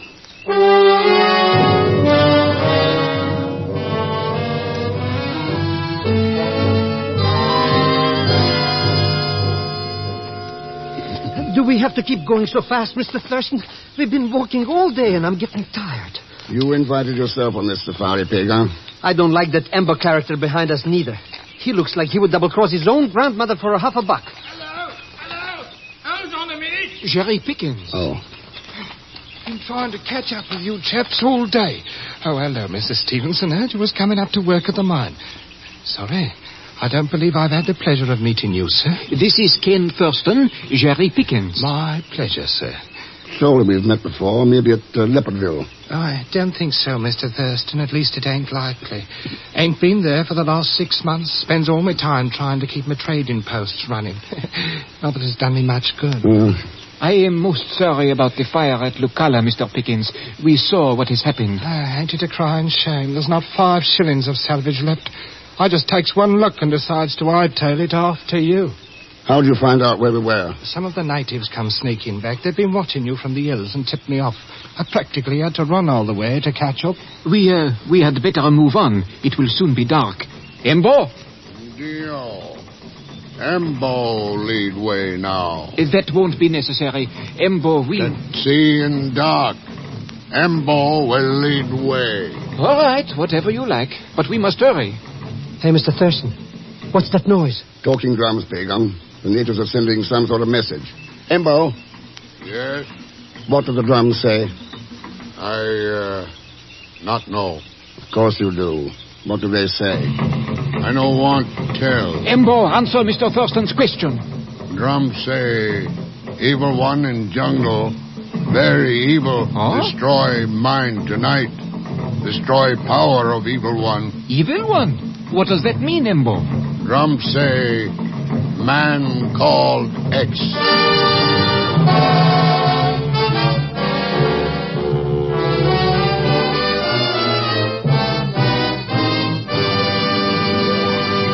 We will continue with the man called X in just a moment. Here's a word from RCA Victor. What do most people wish for during the new year? Health and a happy home. Making your home happier is the specialty of your RCA Victor million-proof television dealer. He knows, as well as over 1 million families know, that RCA Victor million-proof television brings excitement, adventure, and beauty right into your living room. And the moment you see the new RCA Victor million-proof television, you will easily see why it's America's favorite television.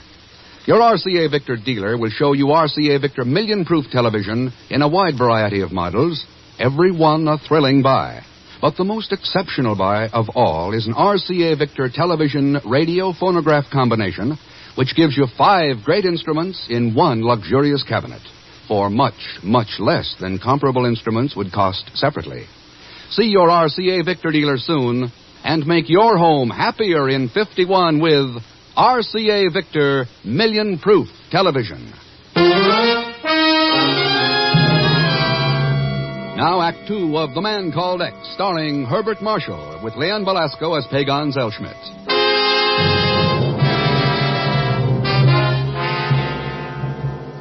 Ken Thurston has reached the uranium mine near the village of Lucala, deep in the Belgian Congo. In the distance, native drums reiterate their baleful message, and Ken knows that a leopard-skinned witch doctor who has roused the natives against the mines and focused their hate by witchcraft is waiting to kill him. This is the main administration building. It is of better construction than the others, but it is still only wood and straw. Oh, you hear? The drums have stopped. They will now prepare to attack us. How long would you say we have, Dubé? Oh, an hour, perhaps 2 hours, until the moon goes down. Are we just going to sit here and wait for them to kill us? She's got a point there. How about weapons, Dubeck? At least we could give these blighters a taste of their own medicine. Yes. The guns are hidden in the mine shaft beyond the compound. I took that precaution when I left for Leopoldville to meet Mr. Thurston. Good idea. Embo, bring us the rifles. Never mind, Embo. I'll get them. I saw the shaft as we came in. They're on the first level. But you do not Come on, Pagan. Well, I... Come on.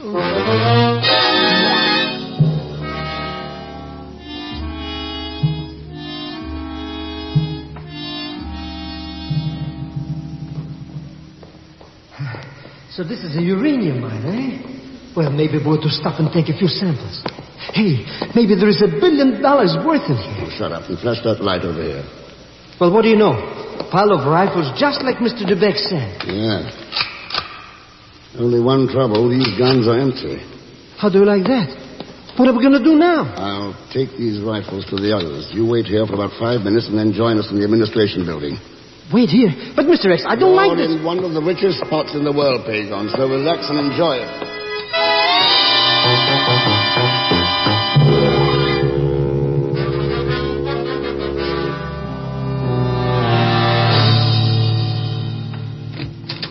You found the rifles. C'est bon. Here you are, Dubeck. Here, Pickens. Righto. Wait a minute here, Thurston. Afraid this gun won't do much good. There ain't no bullets in it. Huh? No, in this one. We had a little trouble finding the cartridges, but Pagan will be along with them in a minute or two. No, it's not true. Shells are not... Go on, Embo. The shells aren't what? Oh, you mustn't pay no attention to him, Thurston. These natives don't know what they're talking about. Embo knows what he's talking about. He got rid of the ammunition on somebody's orders. I do not understand. Whose orders? The witch doctor who wears a leopard skin. Thurston, I think you've got something there. If we only could get our hands on him. If we knew who he was. We do know who he is, Pickens. What do you mean, monsieur? Remember when we left the CARLO and started for the mine? Embo followed us. But as soon as Pickens joined the group, Embo insisted on marching in the lead. Yes, I thought it strange at the time. It wasn't strange. The natives of the Congo tribe believe that it's wrong to walk in the footsteps of a witch doctor. They believe the witch doctor stamps down evil as he walks along, and anyone who touches his tracks will pick up that evil. That's why Embo wouldn't walk in back of Pickens. Pickens? I'd heard about you, Mr. X. You was plenty smart. But I didn't expect you to figure out things this fast. Not that it makes much difference, you see. This here pistol has got bullets in it. I'm sure it has. Embo, tell your tribe we've made prisoners of the evil spirits that's cursed your land. And we're going to bring him to quick justice.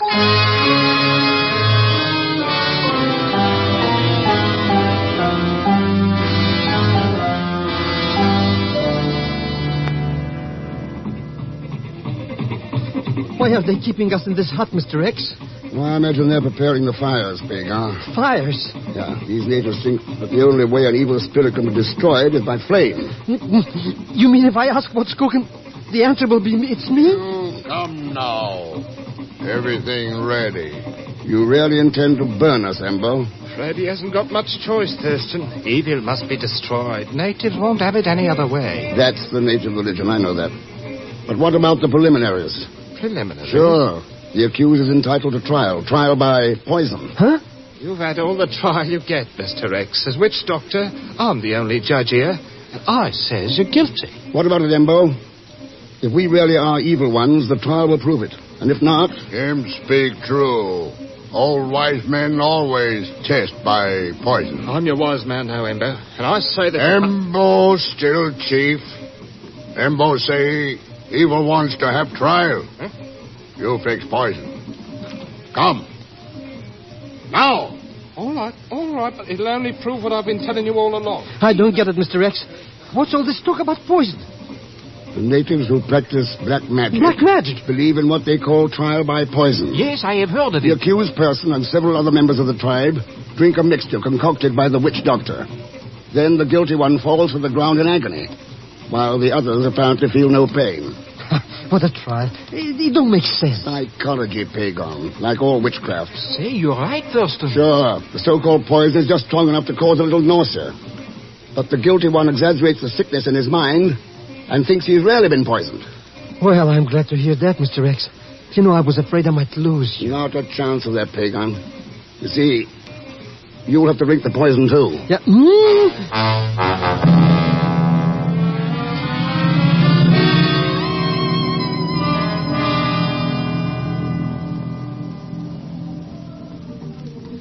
The Jerry Pickens character sure looks like a fugitive from a nightmare, Mr. X. He even forgot to take the head off that leopard skin coat he's wearing. Yeah. But hey, why he's keeping dancing around that pot and scraping pieces of bark into that boiling water? It's not sanitary, and we got to drink it. That's the bark of the blood tree. These natives think it makes the poison I told you about. Mr. X, if you don't mind, I don't feel very thirsty. Mr. Thurston, blood water is ready. We are ready, Embo, and unafraid. For our hearts are free of evil doing, aren't they, pagan? Yeah. Yes, sure. You, Chief Blood Devil, you drink first. I, Chief, drink with you. And 3 elders from village. Wait, Embo. As the person on trial, it's my privilege to pick who must share the test with me. It's true.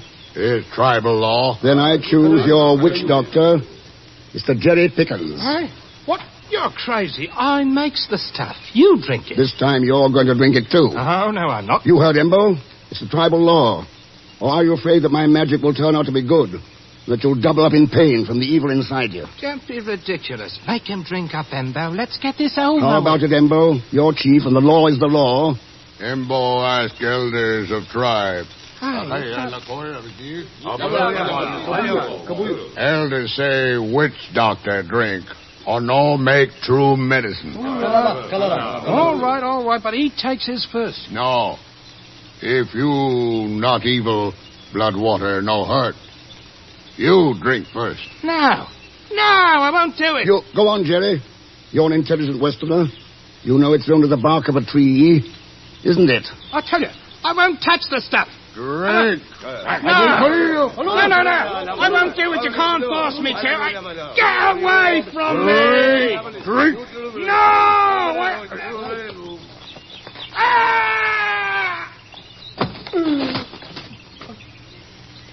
He's dead. Yes, Embo. Your people can take off their leopard skins now and go back to the mines. The taboo is over. The evil spirit that cursed the jungle is gone. It's good, Wanamakubra. It's good.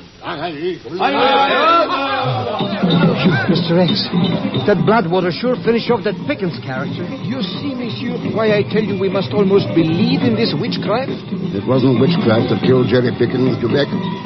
The stuff in that cup smelled to me like potassium cyanide. What? Pickens realized that bark mixture wouldn't affect me because I knew what it was all about. And the test would prove me innocent. But Mr. X... He couldn't risk that. So he put some real poison in it. I knew all the time there wasn't any such a thing as black magic. Oh, but there is, pagan. And not just in the jungles. It swept whole countries of the world. Wherever lies are repeated and repeated until ignorant men believe them, wherever peoples are deceived into hate and greed, there you have witchcraft. The most evil witchcraft of all. And only truth and faith and courage can destroy this false belief.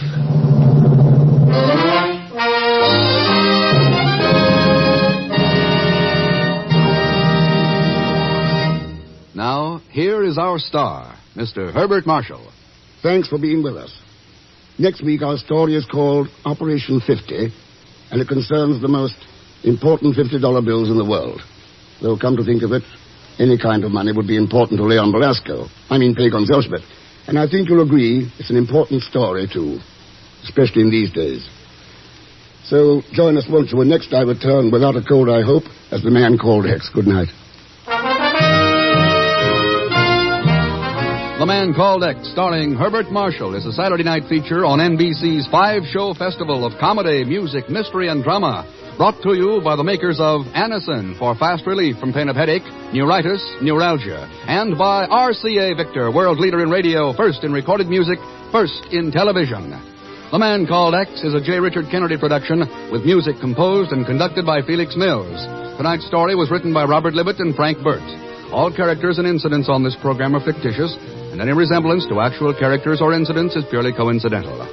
Be sure to listen tomorrow evening for The Big Show with Tallulah Bankhead and a great parade of stars, the Sunday night feature of NBC's All-Star Festival. And until next week, same time and station, this is Jack Latham saying good night for The Man Called X.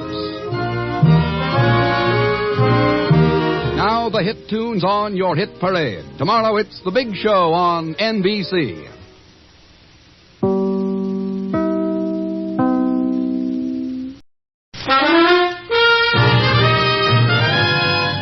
Now we present Herbert Marshall as The Man Called X, the Saturday night feature on NBC's 5-show festival of comedy, music, mystery, and drama. Brought to you by RCA Victor, world leader in radio, first in recorded music, first in television. And by the makers of Anacin for fast relief from pain of headache, neuritis, neuralgia.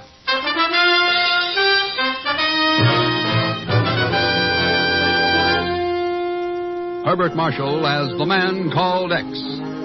Wherever there is mystery, intrigue, romance, in all the strange and dangerous places of the world, there you will find The Man Called X.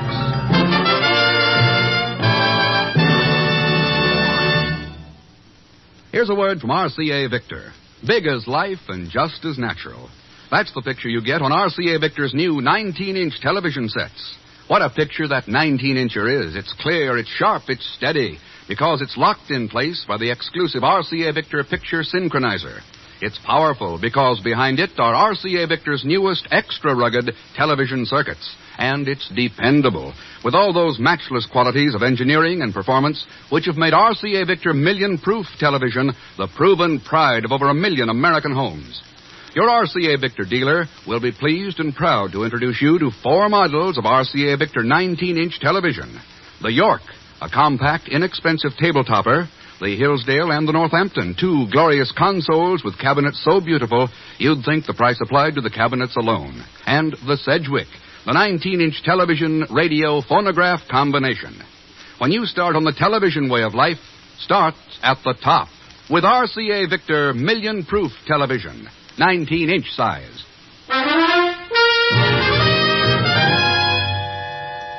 It was in 1945 in the concentration camp at Mauthausen, Germany, that the Man Called X first learned of the existence of the Himmler plates. But it was not until 5 years later that he heard of them again, when a phone call came into the bureau from Uruguay Intelligence in Montevideo. I tell you, Senor Thurston, there can be no mistake. What about the scroll work, Inspector Rizos? Well, there are slight irregularities in the lower left-hand corner. And the serial numbers? The figure 4 is closed, rather than being open. Thanks for informing us, Inspector. I'll join you in Montevideo in 24 hours. Buenas, Senor Thurston. Hasta la vista. Adios, Inspector.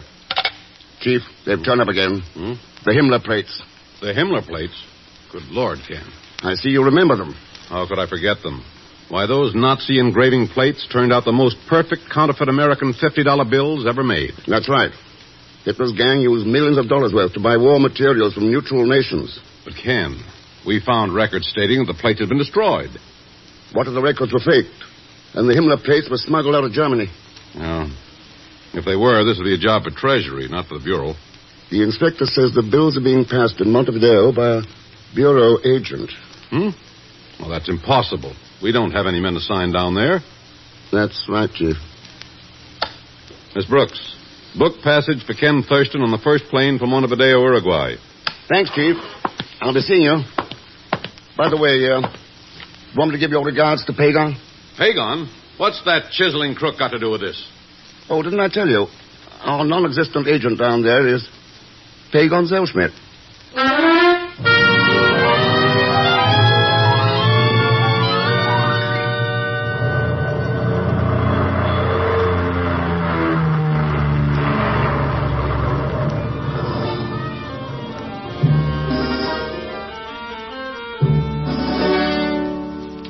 But I swear by the father of my father, Mr. Thurston, I don't know nothing about those phony Mazumas. I'm innocent as a lamb. Oh, sure. Sure. There I was in El Rio del Oro minding my own business when this Inspector Brisas put the pinch on me. El Rio Doro. It is a licensed gambling casino, Senor Thurston. Oh. It was there that these counterfeit bills began to make their appearance. And when Senor Zellschmidt attempted to buy chips with some of them, we arrested him. Believe me, Mr. Thurston, this is all subversive, anti-American propaganda. They're showing me because I got an unfilable system. I won that on a roulette. Pagon, you never gambled on anything in your life. Who gambles? I sell the system to my suckers. The clients, that is. Did you have to call yourself a bureau agent? Oh, that? Well, it's just a case of mistaken identity. Well, Senor Thurston? Inspector, I'm going to test Pagon's infallible system at El Rio Doro.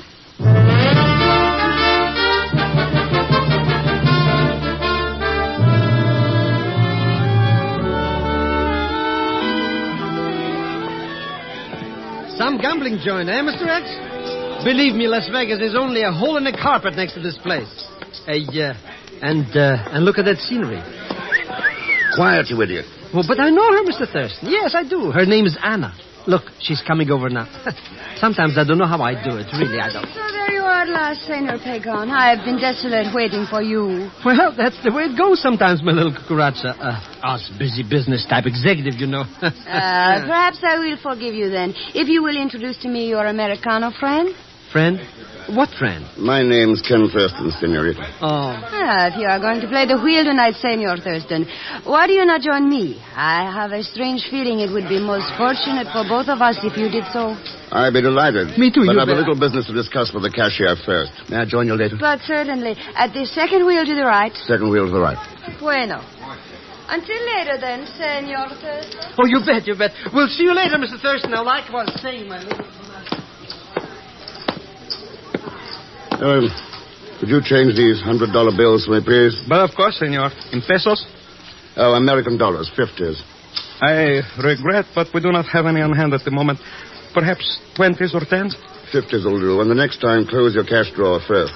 Then maybe I won't see them. It is impossible for me to give you those $50 bills, senor.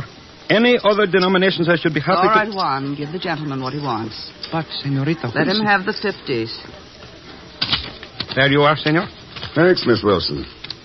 Some Americans seem to have more pull around here than I have. I own this place. Well, that's a partial explanation. You can have the rest of it in my office if you'll wait till you get in there before you examine those bills, Mr. X.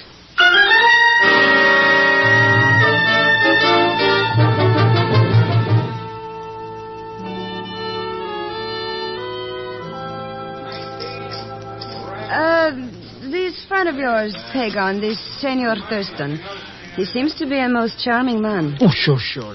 Now, like I was saying, my little Tory tortilla... What business did you say he was in, Pagon? Huh? Business? Whose business? Senor Thurston. Oh, him. Who cares? I just let him follow me around for laughs, you understand? Now, like I was saying, and there's a cozy little nook down the coast. And perhaps later, muchacho. But now I feel very lucky for roulette. So be a darling, Pagon. Buy me some chips with these, huh? Hey, this is an American 50. See? Stand right where you are. I'll be back in a couple of jippies. Bueno. La cucaracha, ya no puede caminar. One moment, please, my friend. Huh? I should like a word with you about the money you have in your hand. I got no time to talk about money. Hey, that's a gun. You are quite correct, Zellschmidt. It is a gun. So let us take a little walk, my friend.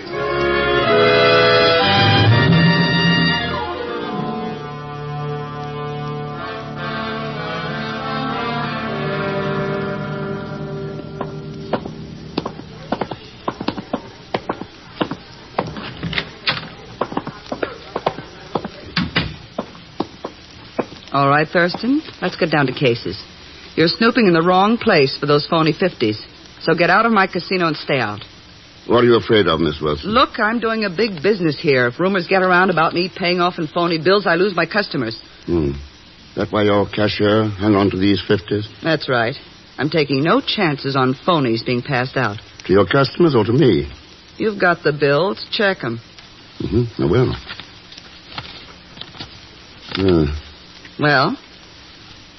They're okay. Oh, please excuse Miss Wilson. I did not know that you were... What? No, it cannot be.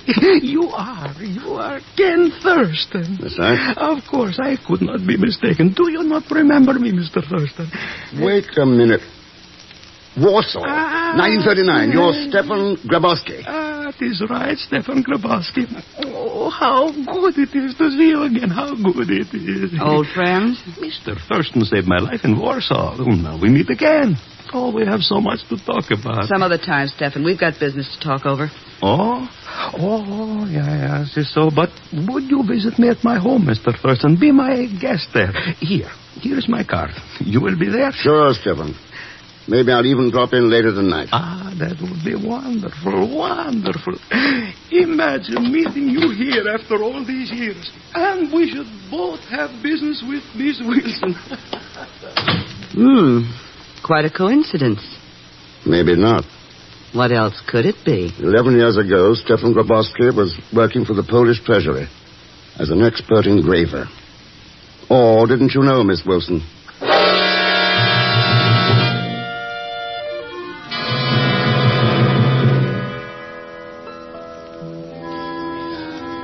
Pardon, sir. You are Mr. Thurston. That's right. And Mr. Zellschmidt left a message for you. Oh? He says it is very important that you join him at once. It has something to do with money. If you will follow me, please, I will take you to him.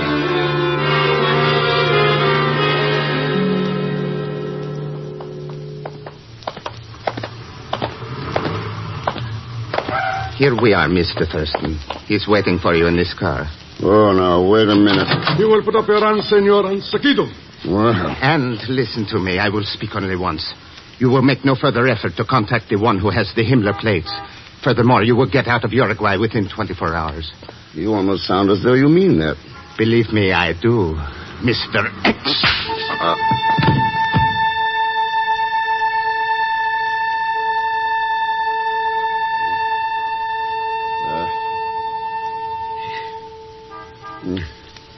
You are feeling better now, Mr. Thurston. Inspector Brisa. See. I was entering the parking lot when my lights picked you up. Just what I need right now. To pick you up. Pega. Sure, those no goods knocked me subconscious, too. Looks like someone's starting to get a little nervous. You said it. Me. Inspector, I'd like to see if you've got intelligence reports on some people. Bueno. Who are they? Well, it was Stefan Grabowski. And a beautiful blonde named Anna with a weakness for roulette wheels. Anna. A tall, dark, scowling sort of man with a saber scar on one cheek. Saber. And Joan Wilson, owner of El Rio Doro. Saber. No investigation will be necessary in the case of Senorita Wilson. I can vouch for her personally. Huh? Si, senor. She happens to be my fiancée.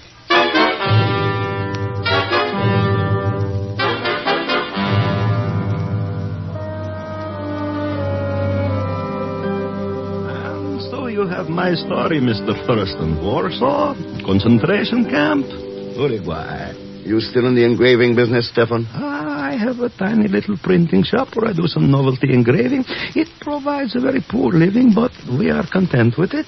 We? My wife, Mr. Thurston. I met her here. A wonderful person. Even though we are quite poor, there is never one word...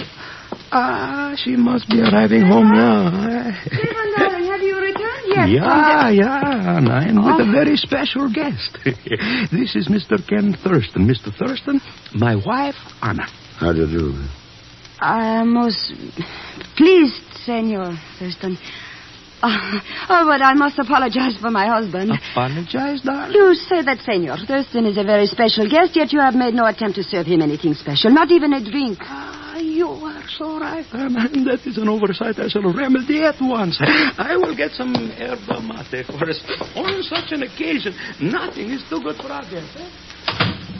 So you're Stefan's wife? Have you told him anything? Anything about seeing me at the casino? How could I? Who'd ever think the wife of a poor engraver could play the wheel at El Rio Doro? Then please do not, I beg of you. I could not stand this poverty, having to count every centavo over and over again before spending it. I had a few pesos, gambled them, and won.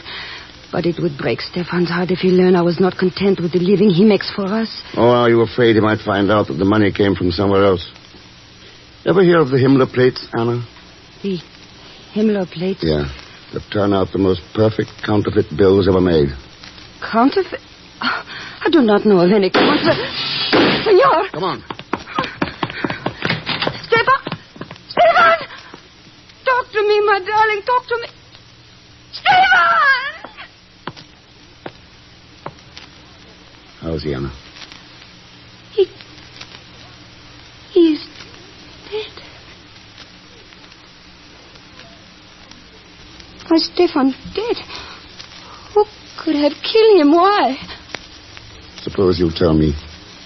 Me? But I do not know anything. This $50 bill says otherwise. $50 bill? Yeah. It was lying over there on the floor near the window. Counterfeit. Printed on the Himmler plates. It's time for the truth, Anna. So talk. Now.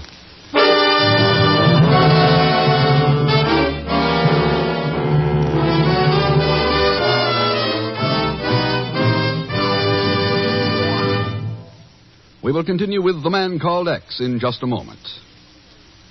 Every day you hear more and more about an incredibly fast way to relieve the pains of headache, neuritis, and neuralgia.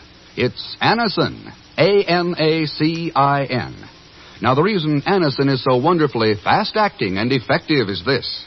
Anacin is like a doctor's prescription. That is, Anacin contains not just one, but a combination of medically proven active ingredients in easy-to-take tablet form. Thousands of people have received envelopes containing Anacin tablets from their own dentist or physician, and in this way discovered the incredibly fast relief Anacin brings from pains of headache, neuritis, or neuralgia. So, the next time a headache strikes, take Anacin. A-N-A-C-I-N. Anacin in handy boxes of 12 and 30. Economical family-size bottles of 50 and 100. Ask for Anacin at any drug counter. Now, Act Two of The Man Called X, starring Herbert Marshall, with Leon Belasco as Pagan Zellschmidt.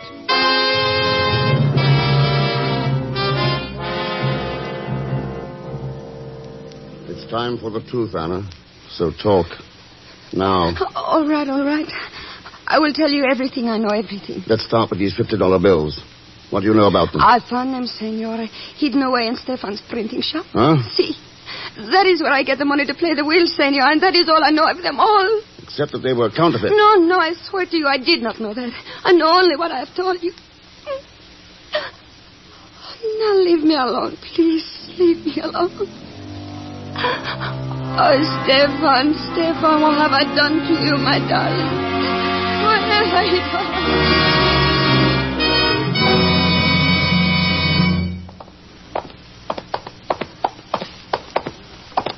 Here is Grabowski's printing shop, Senor Torrestan. Easy now. Whoever shot Grabowski might be inside.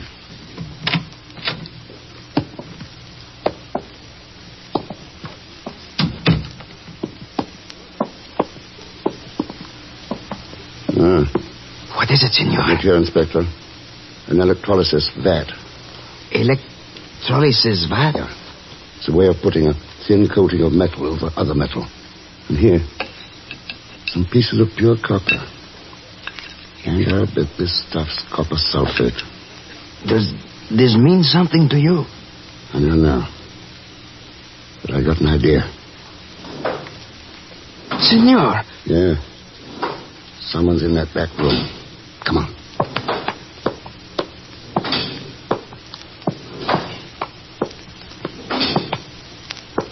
Thurston, you see? Yeah. He's printing money. Bills of some kind on that hand press. Yeah. Mind if we take a look at those bills? Stand where you are, senor, or I fire! What is this? Who are you? You've a pretty short memory. I'm Thurston, the man you slugged out in the parking lot, remember? But of course. The saber scar on the cheek. Yes. Keep him covered while I take a look at this printing job.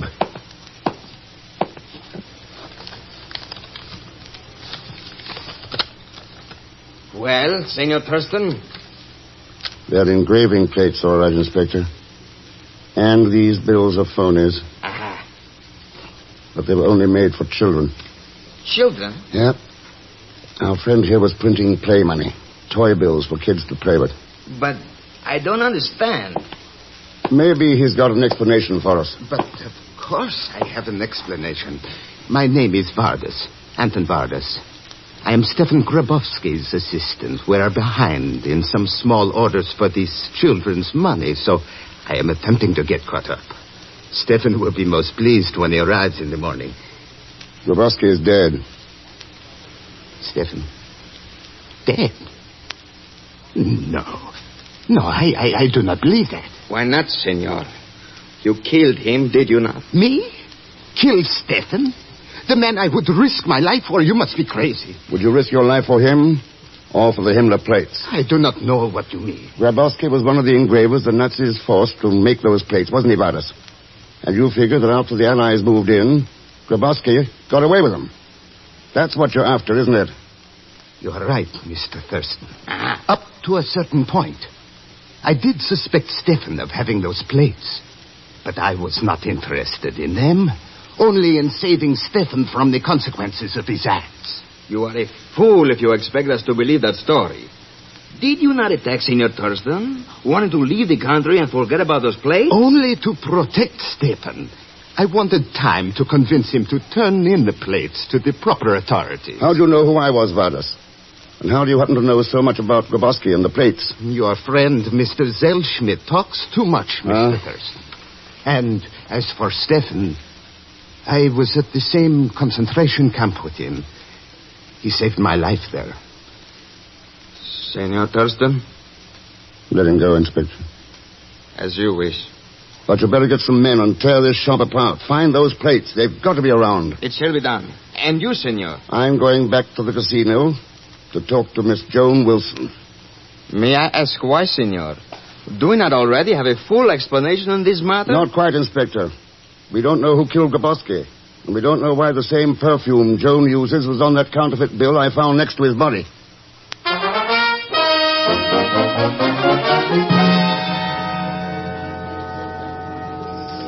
I haven't got time to talk to you now, Ken. Why not, Joan?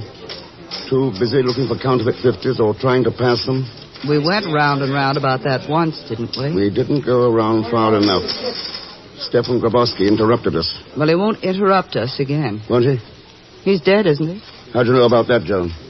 Look, Thurston, there's no sense in our putting on the gloves every time we meet. I think you and I could get along okay together under the proper conditions. Suppose you name him. I will. Come to my party tonight. Party? Yes. I give one every year about this time for some of the people without countries who are living here in Montevideo. I'm one myself, and it makes me feel better to throw a shindig for them. Okay, Joan. I'll be there. Good. It's number 17, El Calle Grande. 17 El Calle Grande. Right. See you later, Ken. Yes. Oh, you? Mr. Thurston. Mr. Thurston. What's all the excitement about, Pagan? Boy, did I ever dig up some dirt for you. It's plenty hot stuff, believe me. What did you find out? Well, there's a big foreign agent in town. Yeah, that's right. And this agent's after something pretty special. I don't know what it is, you understand, but the word's around. I even learned where this big giz is going to be tonight. Yeah, well. Number 17, El Cayo Grande.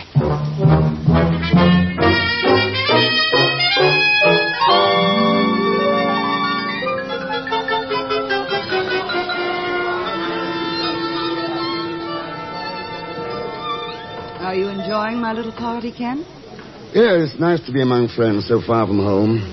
But I didn't know you were acquainted with Anton Vardas, or with the recently bereaved but now quite gay widow, Anna Grabowski. I know most of the regular customers at my casino. That still doesn't explain how you knew who I was, or how come you knew of Grabowski's murder. What good is a fiancé, darling, if you can't learn things from him? Yeah? Did Rizal tell you about the perfumed counterfeit bill I found next to the Grabowski's body? There's no mystery about that. Stefan had done a little printing job for me. I paid him in cash. That bill must have been with the ones I gave him. You've got all the answers, haven't you, Joan? That's right, Ken. All the answers.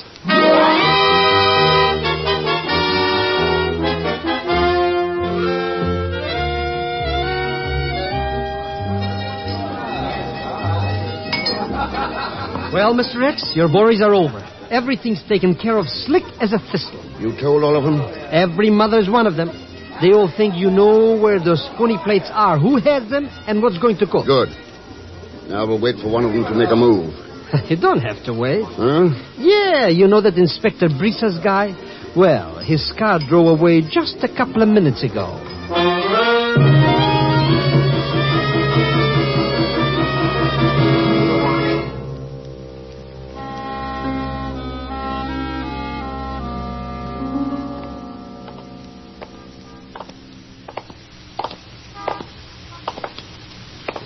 Okay, pig on. Here's where we go in. Huh? But you said Inspector Brisa's already gave this print shop a once-over. What are we here for? To find a killer. Ooh.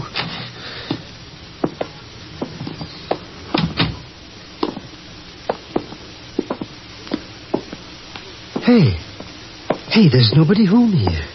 There's some light coming from the back room. Sure, but there's no noise. If anybody was home, he'd have to make some noise, wouldn't he? He would... Ooh.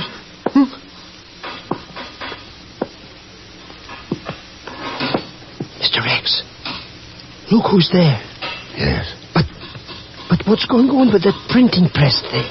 The engraving plates are being removed. Or have you finally gotten the big order? From behind the Iron Curtain. What are you talking about? The Himmler plates, Vardas. The ones Grabowski smuggled out of Germany and hung on to, figuring that someday he'd get a pile of dough for them. Well, with the present mess in the world, the time got ripe, didn't it? Are you crazy, Thurston? I do not understand what you're talking about. The Nazis planned to use that counterfeit money to buy war materials from neutral nations. What one bunch of gangsters could do, so could another. Only Stefan's mistake was in thinking your country would pay him real money for them. Instead, you paid him off in lead.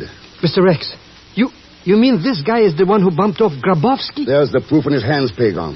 The Himmler plate. Now I know you're crazy. You saw with your own eyes that these engraving plates only printed play money for children. That's what it looked like, yes. But the electrolysis equipment tells the real story. That plus these bottles of etching acid. You were printing that play money with plates made of a thin sheathing of copper over a wax base. But beneath the wax, well protected and intact... That's enough. Stand where you are, both Mr. of you. Rex. Oh, I see it, Pagan. Yes, you are quite right, Thurston. The real Himmler plates are underneath these. Unfortunately, you will never live to see them with your own eyes. I wonder if you will either. Drop that acid, you fool! Okay, Vardas, here. No! You dead! What? Oh, what a smackaroo. Hey, tossing that acid stuff at him sure did the trick, Mr. Rex. Yeah. Yeah, I guess it did. So now we got the counterfeit plates, and those no-goods didn't get away with nothing. But that sure was some clever gag of hiding them, eh, Mr. X? There's a lesson to be learned from that, Pagan. Yeah? Yep. Whether it's engraving plates, counterfeit bills, or ideas, they can look legitimate enough, even pass for the real thing. But underneath, they're as phony as they can be. And that's why we've got to be on the watch for them. Always. Or we'll find ourselves winding up with a counterfeit world.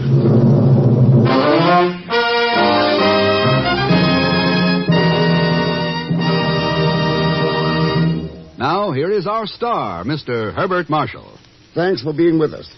Next week, Mr. X goes to Cuba on the trail of 5 ounces of treason. Just a tiny package that threatens the welfare of the entire world. And balling things up as usual will be Leon Belasco as Pagon Zelschmidt. So join us, won't you, when next I return as the man called X. It's a Saturday night feature on NBC's 5-show festival of comedy, music, mystery, and drama, brought to you by RCA Victor, world leader in radio, first in recorded music, first in television. And by the makers of Anacin for fast relief from pain of headache, neuritis, neuralgia. Good night.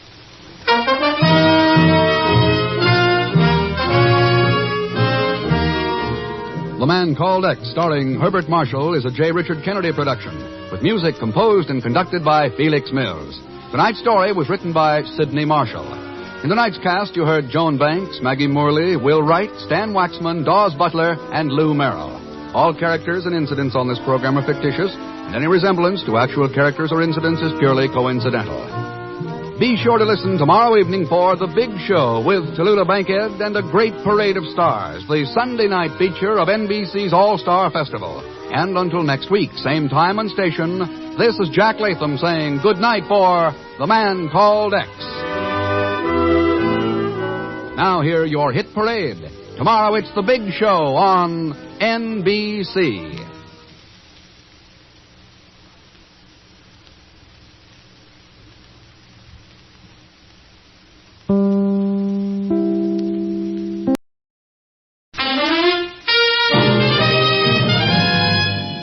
Now we present Herbert Marshall as The Man Called X, the Saturday night feature on NBC's 5-show festival of comedy, music, mystery, and drama, brought to you by the makers of Anacin for fast relief from pain of headache, neuritis, neuralgia, and by RCA Victor, world leader in radio, first in recorded music, first in television.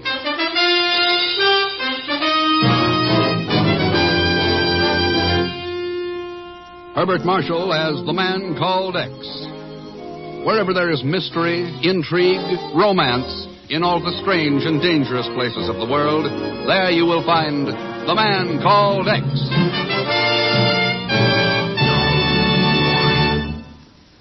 Here is something you should know if you ever suffer from the sudden pain of headaches, neuritis, or neuralgia. It is a way to ease the pain, often within a few minutes. A way that is incredibly fast and effective. It's Anacin. Anacin is like a doctor's prescription. That is, Anacin contains not just one, but a combination of medically proven active ingredients in easy-to-take tablet form. Thousands of people were first introduced to Anacin through their own physicians or dentists. But today, these tablets are in such widespread use that all drug counters have them, and anyone may enjoy their benefits. Next time you suffer from the pains of a headache, neuritis, or neuralgia, by all means try Anacin. You like the convenience of Anacin tablets, and you will be delighted with Anacin's incredibly fast action. A-N-A-C-I-N. Anacin.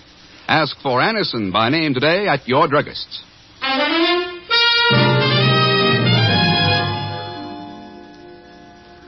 Flight 6 for Lisbon. Now it's a gray day and a cold wind whips the airstrips, but the flight tower at LaGuardia Field is doing business as usual. At 12:04, it brings in the liner from Dublin and lands it safely. The wheels chocked and the doors opened. Ken Thurston comes down the steps and hurries across the ramp. Yes, it's a gray day, all right, dark and cold. But the voice that greets Ken is bright with the warmth and innocence of springtime. Hello, Mr. Thurston. There you go. What a happy coincidence, eh? Imagine meeting you here. Yeah, just imagine. How did you get hold of my schedule? Well, I just accidentally happened to see the cablegram on Miss Brooks' desk. And I mean, Coincidence, yeah. Well, I thought Welcome to New York, Mr. Thurston. Here, let me carry your bag. No, thanks. And no, I won't loan you $100. So long. Wait a minute, Mr. Thurston, wait. Now, how could you even think that I only came out here to borrow money? Besides, I need $300. Really broke, eh? Oh, flat as a flounder.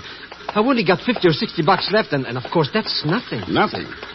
Is inflation that bad? And I've only been away a week. How about it, Mr. Thurston, eh?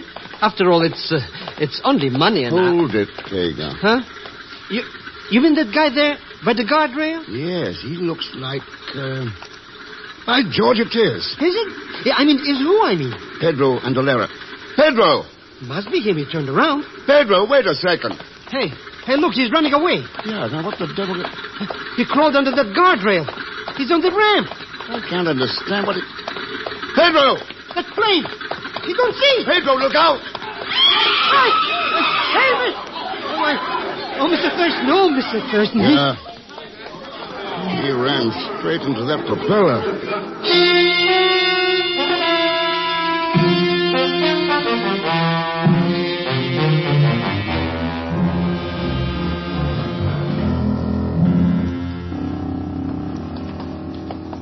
Calling Dr. Ives. Will Dr. Ives please report to surgery? Well, what I did was make arrangements at the receiving desk, Ken. An intern is bringing the contents of his pockets up from the morgue. Okay, Chief. We can wait in here. I called police headquarters. They've got nothing on him. I still can't understand why he ran away from you. Nor can I, Chief. I hadn't seen or heard of Pedro since that sabotage case in Panama in 1944, yeah. He was mixed up in that, wasn't he? Probably. He was dismissed for lack of evidence, though. So that certainly couldn't be the reason he was terrified enough to run into a plane propeller. Well, here's the stuff. What stuff, Pagan? Well, the stuff from that dead guy's pockets. What else? Well, how did you get hold of it? Oh, I just told the intern I'm a special agent of the Bureau. What do I do with it? Zell Schmidt, for the last time, So help me, So what's the beat, Mr. Chief? I'm only trying to be useful. All right, Pagan. Dump it here on the table. Okay, Mr. X. It really don't amount to much. You, look through it, huh? Well, I peeked a little. There. 38 revolver. Loaded, too. Return airline ticket to Cuba, made out to Pedro Andalera, Hotel Metropole, Havana. Yeah. The Pan American plane landed right ahead of us. That means he'd just arrived. Chief, you know it's funny there's not 1 cent of cash in his... Pagan. Mr. Thurston, I hope you're not thinking that I might have... Hand it over. But I swear by the father of my father... How much was there? $184. All right, there it is. After all, money isn't evidence, and he won't need it anymore. Ken, look at these pamphlets. Yes, printed in Spanish. Instrucciones para la sab... Good Lord. Yes. Detailed instructions for various methods of sabotage. Yes, with drawings and diagrams. How to disable power stations. Methods of destroying public water supplies. Construction of booby traps. If this stuff's being put out in quantity... Why, it's dynamite. Dynamite is treason. It's chaos and murder. But who printed them, Mr. Thurston? They're not even signed. They don't have to be signed. Chief, I think the best bet is Havana. We've got no lead on Pedro's contacts here in New York. All right, Ken. Follow it up. In whatever way is necessary. Well, as far as I know, there's only one way to deal with a spreading infection. You find the center of it, and you eliminate it.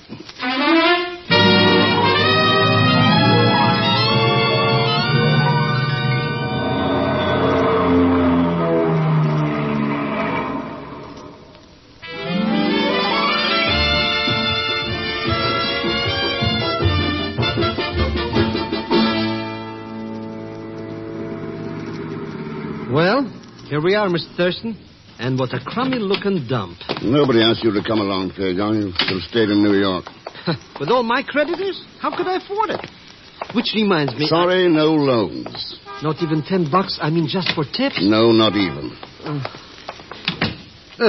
This mucilarium is worse inside even than outside. I'll bet they never even heard of plumbing.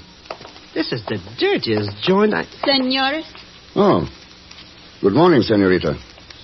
Senores, if the Hotel Metropole is too ordinary for your fastidious tastes, why don't you go somewhere else? But It's just Pagan's idea of humor, senorita. You the manager? I am not. Ring that bell there on the desk if you want the manager. Well, thanks.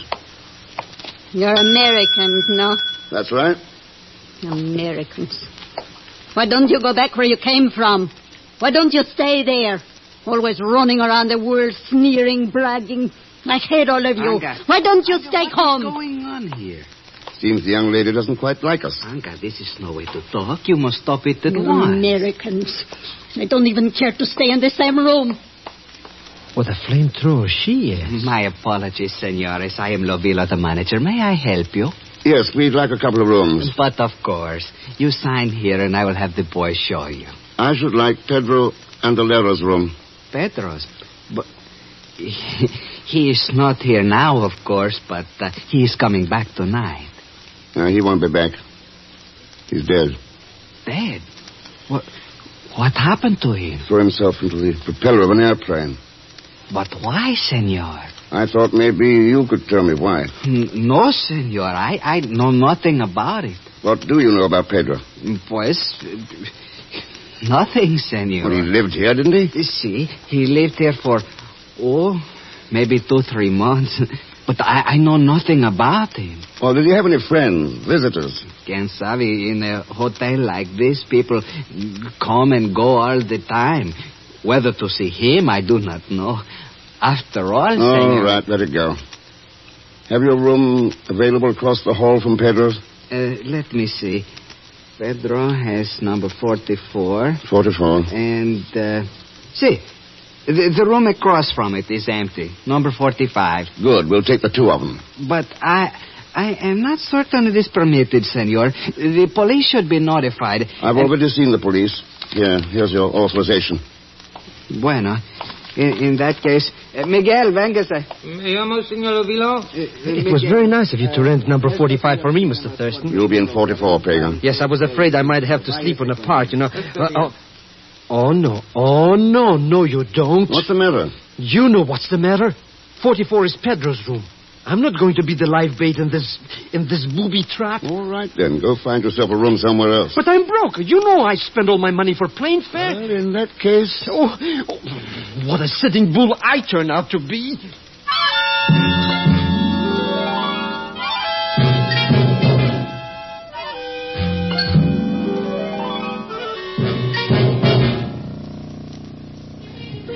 The clay pigeon, that's all I am. Alone in the room all afternoon. Any minute now, it's getting dark. And then what? Oh, why don't Mr. Thurston come back? Why don't he... Maybe if I keep still, they'll go away. Pagan! They know my name. Who is it? Come on, Pagan, open up. Mr. Thurston, boy, am I glad to see your face. Just wait till I move this sofa. And this lamp. And this table. And the chair. And the bed. Now. Hello, Mr. Thurston. What the... You expecting an invasion? With sabotages all around, who knows what to expect? Oh, you weren't in any danger. Pedro wasn't due back from New York until half an hour ago. So why should anyone try to contact him? Now I find out. Now, pull down those blinds and turn on the lights. Might as well make it look as though someone's home. Sure. Did you find out anything around town about that Pedro character? Not a thing. I'm hoping somebody will try to get in touch with him here. Lovilo is keeping quiet about his death. Well, there's sure not much low down in his room. Nothing but few clothes and some empty sardine cans and some food cans in the closet. He must have lived on sardines. Maybe. But there could be another reason for... Answer it, Pagan. I'll cover you from the closet. But, Mr. Thurston, maybe... Go ahead, Pagan. I'm coming. Don't shoot, I surrender. Basta. What are you saying? I said Well, I'll come right in, you luscious little frijoles. Who are you? What are you doing here in this room? Never mind, baby. Why don't we sit right down here on the sofa? You sit there. I think I like this chair by the window better. Where's Pedro? Suppose you tell us about Pedro, senorita. Oh, Mr. Thurston, I didn't even need to be covered. Who are you? What has happened to Pedro? What are you doing here? What's your name? Paquita. All right, Paquita. What do you know about those little booklets Pedro was distributing? You are the police. Are you in on the scheme, too? No, I know nothing. Who are his friends? Who's he been working with? I do not know. Where does he print the stuff? Senor, maybe we can get to be friends. How long have you been tied up with Pedro? I know nothing about his business. I'm only his, how you say, girlfriend. And Pagan, snap off those lights and hit the floor. The shot must have come from that open window straight across the court.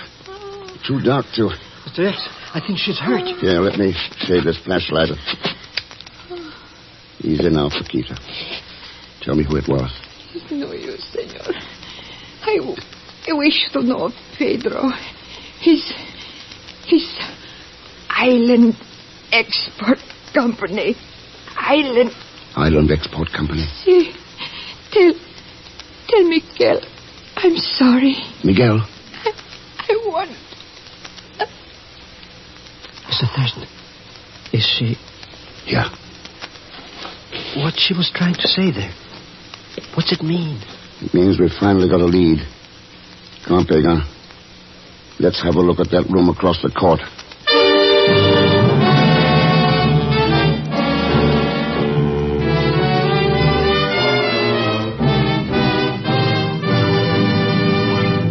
We will continue with The Man Called X in just a moment. Here's a word from RCA Victor.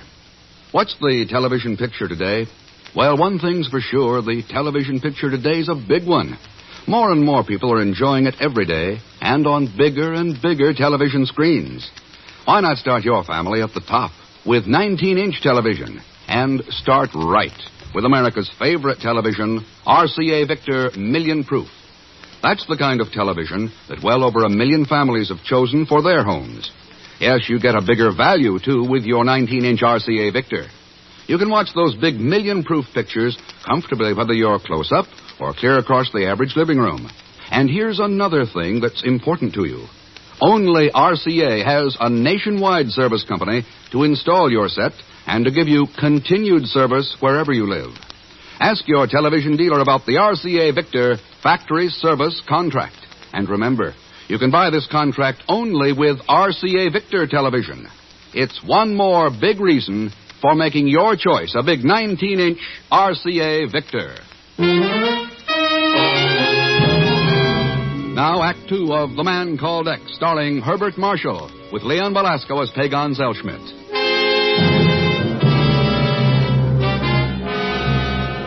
A few small pamphlets found in the pocket of a man killed accidentally in New York threaten the security of the whole Western Hemisphere, bring the Bureau instantly alert, and send Ken Thurston by fast plane to Havana, Cuba. Now another person has died, this time by a bullet, and Ken and Pagan approach the room from which the shot was fired. It's the next door ahead. Easy now, Pagan. Easy. Not even breathing. Maybe I should wait here. I don't care where you wait, but stay out of the way. I'll throw the door open and step in. Now, you stay to one side. It's empty. All right. Turn on the lights. Pagan, take your fingers out of your ears. Sorry, Mr. Thurston. I just can't stand the sound of shooting, especially if it's at me. Isn't going to be any shooting. Somebody fired that one shot from here and then beat it. Hey, this room hasn't even been lived in. No, it was only used for the shooting because it's straight across from ours. It was an accident. They were really shooting at us. I doubt it. That table lamp would have thrown Paquito's shadow on the blind. No, they knew who they were after. Come on. Let's get back to the other room. Got any idea who done it, Mr. Thurston? Not exactly. Too bad. I just was getting acquainted with her. Oh, sure. Sacre Santos del Cielo, senores. Senores, what has happened? The girl's been shot. Over in Pedro's room, Rubio. Shot? Who did it? I don't know. It was fired from a room down the hall. There's no one there now. See anybody on your way up? Nobody, senor, except Miguel, of course, who was on the elevator. Well, you better call the police. Come on, Pagan. Right away, senor. I will inform them immediately. How could anybody get away so quick, Mr. Fire escape stairway. It wouldn't be difficult to... Pagan, I closed the door of Pedro's room when we left it. Well, it's open now. Hey, maybe she wasn't really killed. Of course she was. Come on. Nobody here. Looks just like it did before. Except for one thing. Somebody's taken those canned sardines that were lying around. Good riddance. Who cares? Seems odd, though, doesn't it? Sneaking into a murder room just to steal sardines. Oh, well, some people like them. Personally, I'm a gourmet myself. Yeah. One of those empty tins from the wastebasket. Smell it. I don't smell anything. That's just it. It's perfectly clean. So maybe it was washed. Ever try to wash the odor from a sardine can? Oh, I don't get what's going on around here, Mr. X. I do. But the problem is how to stop it.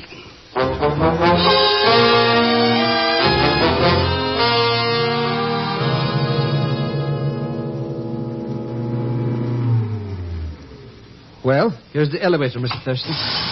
Going down, senores. Thanks, Miguel. I have heard a most unfortunate thing happened last night. Yes, a girl named Paquita was shot to death. Senor, you have stopped the elevator between the floors. Oh, that's a good place to talk. Miguel, what do you know about Pedro and Alera? Pues nothing. Except it is possible it takes many kind of person to make the world. And you didn't like his kind, is that it? Perhaps his mother thought him a fine fellow. You see, I am something of a philosopher, senor. I see. Do you know anything about the business Pedro was in? It is enough to manage one's own affairs in these times. Maybe this is partly your affair. Senor? Paquita's last words were, "Tell Miguel I'm sorry." What did she mean? Pues, it is not easy to talk about. I am very sad she is dead. The thing is that Paquita was at one time my, girlfriend. When she went to Pedro, at first I was crazy mad. Then I say, what's the difference? You see, I was getting tired of her anyway. And you know how it is with philosophers. Oh, sure. Well, let's go on down. I am very sad that she is dead, though. But you understand. Yeah, I understand. Main floor. Thanks. Buenos dias, senores. So long, Miguel. Yeah. Quite an unusual bellhop. Oh, I don't know. Lots of philosophers work at jobs like that. No, Pedro. I mean the fact that he's wearing a shoulder holster and carrying a gun.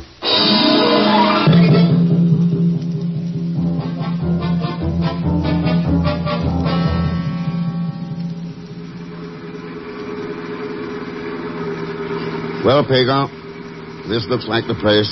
Sure it is, Mr. Thurston. See right there on the sign? Island Expert Company office. Well, it isn't the office I'm interested in. I think our best bet is that warehouse sticking out over the water. Come on, let's go. The joint sure looks deserted. They must not do much business. With the kind of business this is, any is too much. I guess the door opens off the dock here. Boy, what a rickety dump. You know, if one of these pilings broke, the whole building would fall in the bay. Yeah, it's a master padlock. Unlocked. They're really sure of themselves. Let's go in and have a look.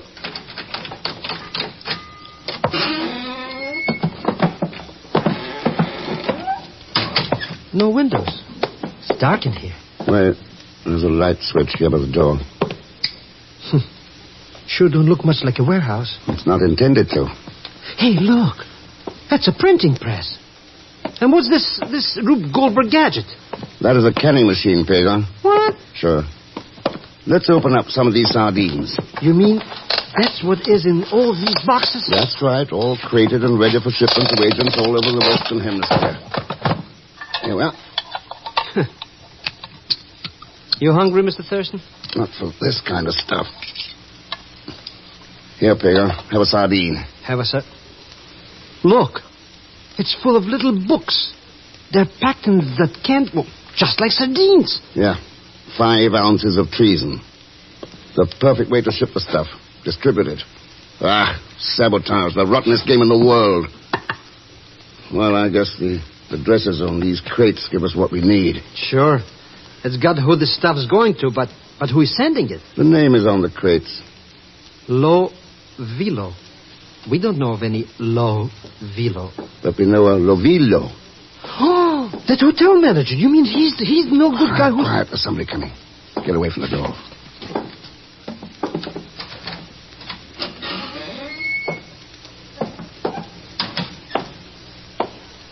Good morning, Mr. Lovillo.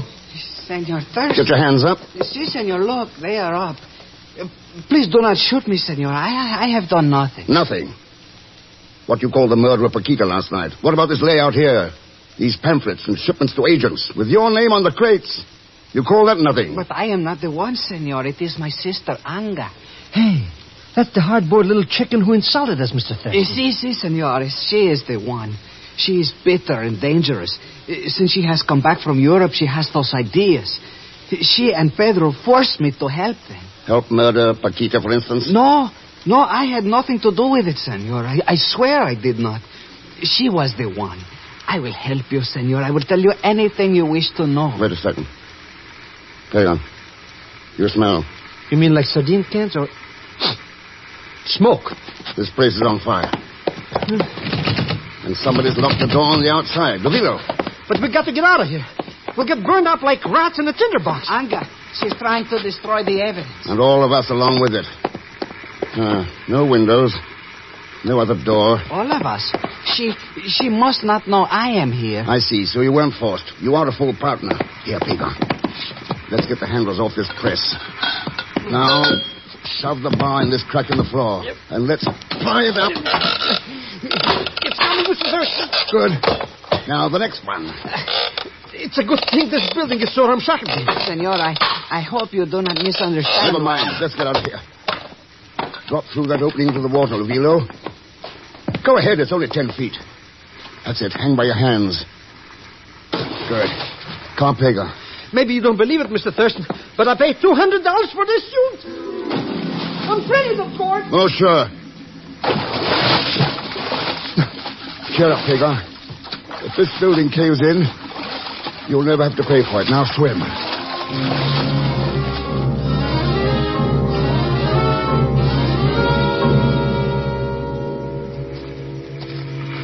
What are you planning to do, Senor Thurston? Use the phone here in the office and have the police pick up Anga. She evidently left after she started the fire. Look at that bird. Oh, we sure would be a couple of dead gooses inside there. Anga! Come in, Senor Thurston. And don't reach for a gun. Well, glad you waited, Anga. Saved us the trouble of looking for you. I knew you would be here, Anga. I knew you would think of something. Be quiet. You're almost as weak and silly as that doll-faced Paquita. But not as pretty. That's really why you killed her, wasn't it, Anga? Jealousy. I killed her because she was a fool. She would have told you everything, like my brother. Anga, you're mistaken. I have said nothing to them. Oh, come now, Ravilo. What about the signed confession that you said was here in the office? Confession? There is no confession. You told us there was. Hidden here under the end of the rug. It's a lie. Look, Anga, I will show you. Stay there where is you nothing. are. Senor Thurston, suppose you turn back the rug and hand me this little evidence of my brother's cowardice. Sure, glad to. It should be about right here. Get a gun, Pagon. Got it, Mr. Rex, I got it. Stay where you are, Ravilo. Boy, what a dummy. Standing on a rug and letting somebody grab the other end of it. Ooh, she's out like 3 strikes. I perceived you are also a philosopher, Senor Thurston. Well, come and join the party. It takes a philosopher to realize there are certain times when a woman should be rendered unconscious. I guess so. Miguel, I'll take that gun of yours. This? But why, senor? It is not loaded. I only have it because of the tourists. Huh? See, I tell them I was once a bandit, and it gives them the big thrills. Look, someone has even filed off the pin. It won't work. Here. Yeah. That's useless. As useless as a plane or a gun or a power plant that's been wrecked by saboteurs. But what if you really needed that gun to protect your life or your freedom and didn't know the pin had been filed off by a saboteur?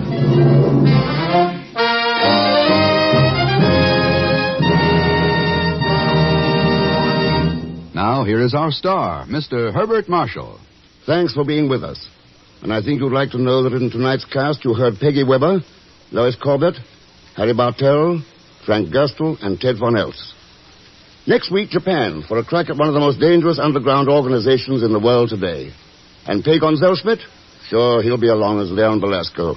Or vice versa or something. Anyhow, join us, won't you, when next I return as the Man Called X. Good night.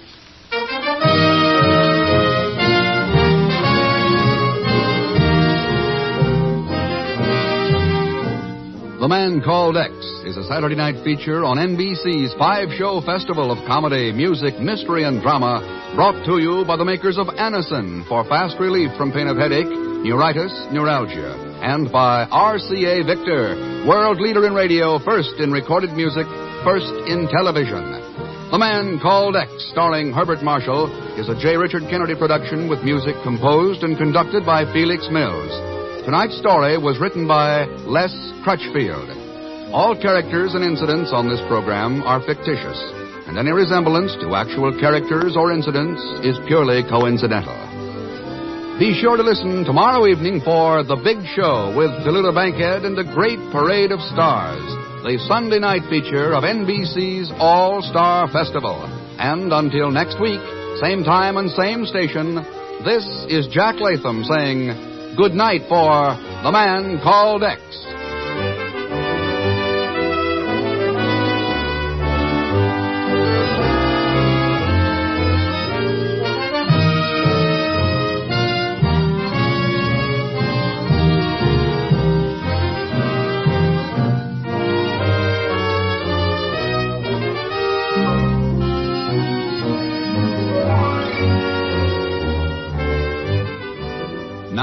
enjoy your hit parade. Tomorrow, hear The Big Show on NBC.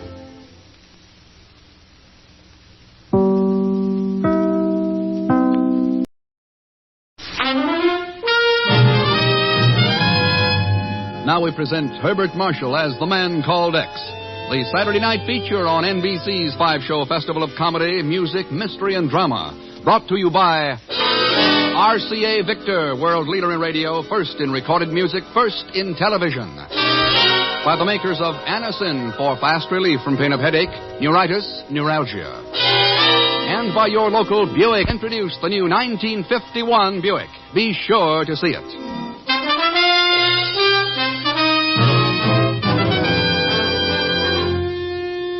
Herbert Marshall as The Man Called X. Wherever there is mystery, intrigue, romance, in all the strange and dangerous places of the world, there you will find The Man Called X. Here's a word from RCA Victor. Inch for inch, your best buy in television is RCA Victor 19-inch. Yes, a great many American families have taken this advice and bought the thrilling RCA Victor 19-inch console. Truly, the most exciting buy in television.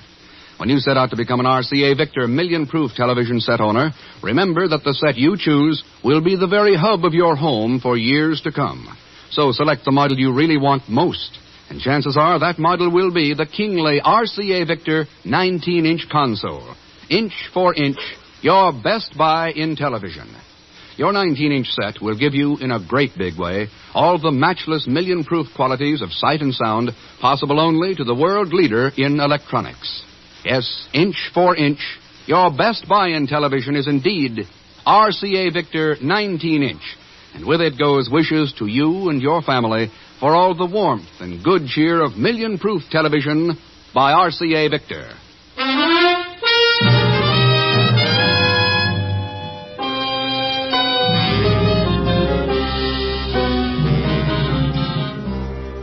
The big black limousine moves at moderate speed through the crowded streets from Tokyo Airport toward occupation headquarters in the Daiichi building.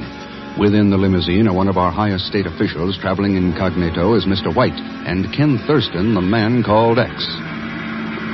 The car moves up to the heavily guarded entrance of the Daiichi building and slows to a stop. Bonsai! Bonsai! Bonsai! Get down!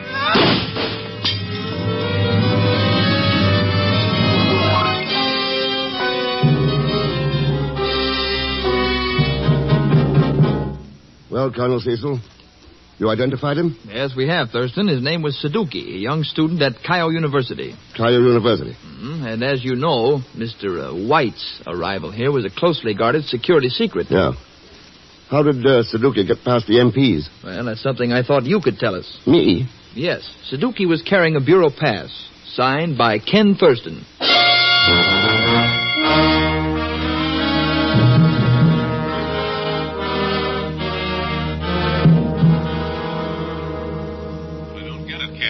That visit of Mr. White was top secret. What's going on there in Tokyo? Chief, you remember what happened at Nagoya about 3 months ago? Nagoya? Yeah, just before the Incheon invasion. Oh, sure. One of our troop ships bound for Korea was nearly blown up by an unidentified one-man submarine. Yes, and a month ago a private jet plane crashed accidentally near the Army Air Base at Ashiya. It carried enough high explosives to have leveled it, if it had hit the target. Wait a minute, Ken. Do you think those things are tied up with this attempted assassination of Mr. White? I'm getting right to work on it. What have you got to go on?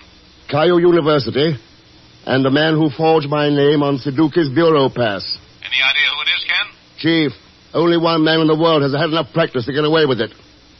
Pay Gonzalschmidt.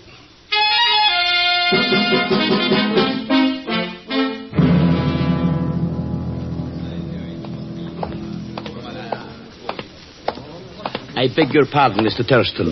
My name is Nikolai Krachenko. I'm correspondent with TASS, the Soviet News Service. So? I am quite familiar with Keio University, and the attempted assassination of Mr. White is public knowledge. If you are seeking information concerning Suzuki here, I could be a valuable aid to you. What makes you think I'm interested, Krachenko? I told you I was a news correspondent, Mr. Thurston. It is my business to know about men like you. That doesn't explain your knowing about Suzuki. And why not? The name of the man who attacked White has been kept top secret at headquarters. Try again sometime, Krachenko. Maybe you'll have better luck. Thank you, Mr. Thurston. I shall.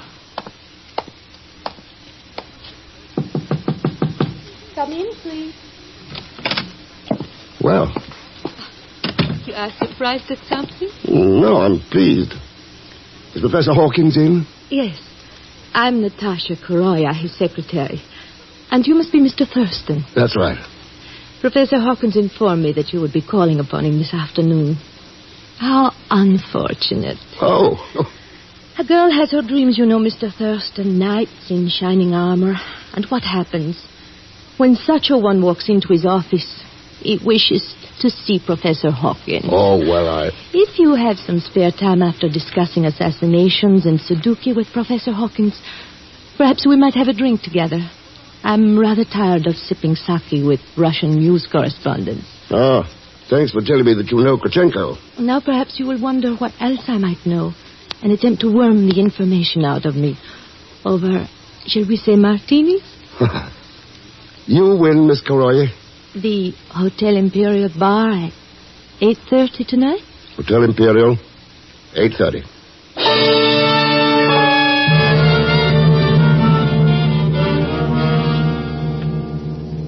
Oh, dear, if I'd had any idea that I would become involved in government investigations, I would never have accepted this exchange professorship at Cairo University. Oh, no. No, it's not as bad as that, Professor Hawkins. You're not being investigated. Suzuki is. Eh? What's that? Suzuki? What do you know about him? Why, he is a student of mine. That's all, specializing in subsoil microorganisms. Oh, he's very good at it, too. Very good. Excellent paper on his last field trip. Oh, excellent. Your classes take many field trips, Professor? They take field trips? Oh, of course. Yes, of course. How else could they study actual soil conditions? Ever taken in near the Army Air Base at Ashia or at Nagoya? Well, all I know about Suzuki is that he is an excellent student. You should read his last paper entitled Bacillus botulinus and the Subsoil of Osumi. Oh, yeah, all right, Professor, yeah.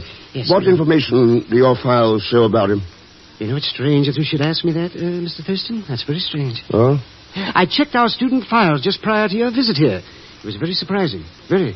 We just don't seem to have any information regarding him. Well, how is that possible? Well, it isn't. That is, it shouldn't be. But I made a very extensive search, added by the registrar and by Mr. Krachenko. We simply couldn't find anything. What's a Russian news correspondent got to do with this? What's that, Russian news? Oh, you mean Nikolai Krachenko? Oh, he is taking some courses at the university. The art of basket weaving, university administration. Oh, no, I'm afraid I can't tell you any more about it. Oh, but of course, what's the matter with me? I do have some information about Suzuki.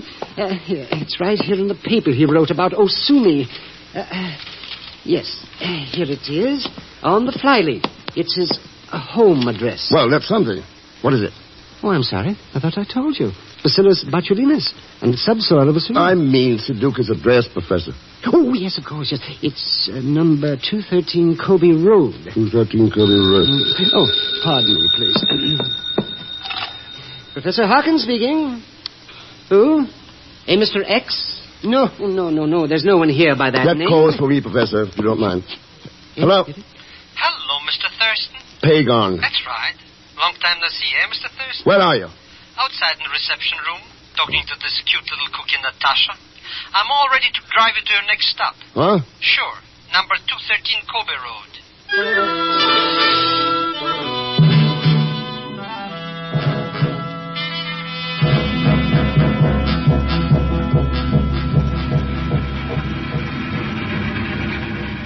But it's just like I said, Mr. X. I was here in Tokyo, temporarily embarrassed for funds, you understand? And when this Suzuki joker gave me a job learning him how to talk English, well, naturally, he knew I was an American, my accent, you understand? Oh, sure. He gave me room and board. I gave him English lessons. You also gave him a bureau pass with my name forged to it. Sure. Suzuki found out you were in Tokyo, and he said he had some absolutely top-drawer secret stuff to tell you. But we couldn't get past those military cops at Daiichi, and then I found his bureau pass. Yeah, where? In my wallet. And naturally, you had to have this top-secret information of Suzuki, so I wrote up a pass for him to do a favor. Oh, just for old lang's sake. Pagan, I ought to wring your neck. Always joking, eh, Mr. Thurston? Anyways, when I saw you leave headquarters, I followed you to university, and here we are. Number 213, Kobe Road. Okay, let's go in. I want to look over Suzuki's things. Go right in, Mr. X. The door is open. Anything worthwhile stealing already... I mean, go right in, Yeah. Looks like somebody's been packing. That's Suzuki's stuff. Yeah, it's all his. He was going to leave on a field trip or something. He couldn't use these to do any research. Huh? You mean those Japanese dime novels? They're pamphlets, instruction manuals, issued during the war to kamikaze battalions. Well, imagine that. So that's what Suzuki was studying at the university? He was studying them all right, but not at the university. This ties it all up. Ties what up? The attempt on Mr. White's life, the sub at Nagoya, the plane at the Shia. Come on, Pagan. We're taking these back to the colonel at occupation headquarters. Cut your throttle, chum. Mr. X. You're not taking off with nothing. Yeah, I see him, Pagan. That rates you 20-20, chum. Figuring you did miss a persuade in my hand. No, I didn't. Hey, what's the use with this character, Mr. X? Even I can't understand what he's saying. He wants these pamphlets, Pagan. Give a gentleman a cigar, Herman. He just rang a bell. And, one more little handy hint. Don't try making like Gorgeous George. You're in the land that invented judo, remember? The pamphlets. You activate nicely, chum. Just keep on piling up your points like that. You never wind up with a Section 8. Any other free advice? Brother, I'm so full of it, I should be toting 4 stars. Oh, I understand your honorable ancestors are nuts for guys who remember anything about Mitsubishi 101. Mitsubishi 101? That's right, brother. You start beating your gums anywhere about that little number, you'll join those honorable ancestors. Chop, chop. Any questions? No? Okay, chums. I'll bowl.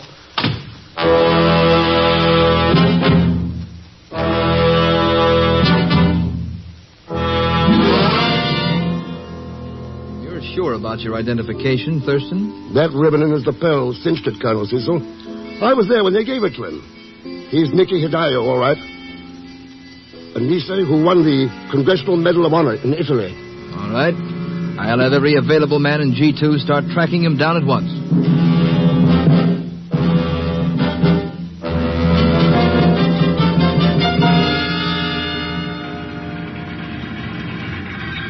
Well, here we are, Mr. X, arriving safe and sane. The Hotel Imperial. Yeah, thanks for the lift. See you later. Oh, don't mention it, Mr... Hey, what do you mean later? We got a date inside there with that luscious lotus bloom Natasha Koroye. I've got a date, Pagan. So long. But, Mr. Thurston, How do you like that? Such ingratitude. I should ought to stop giving my man valuable services right now. And I would, if it wasn't for the money in it. Your pardon, Mr. Zellschmidt. I am Nikolai Krachenko, news correspondent for TASS. And I'm greatly honored by this opportunity to interview the great Pagan Zellschmidt. Interview? Great, but concerning your mission here in Japan with your assistant, Mr. Thurston, I know it must be weird. How strange. What? This money lying on the seat of your car. Hey, this is a C-note. That. I seem to have an uncanny faculty for finding $100 bills. It is? You do? We'll hop right into my jalopy, Nikolai, my oldest, my dearest friend, yeah. Now, what was it you wanted to ask me about my important mission to Japan?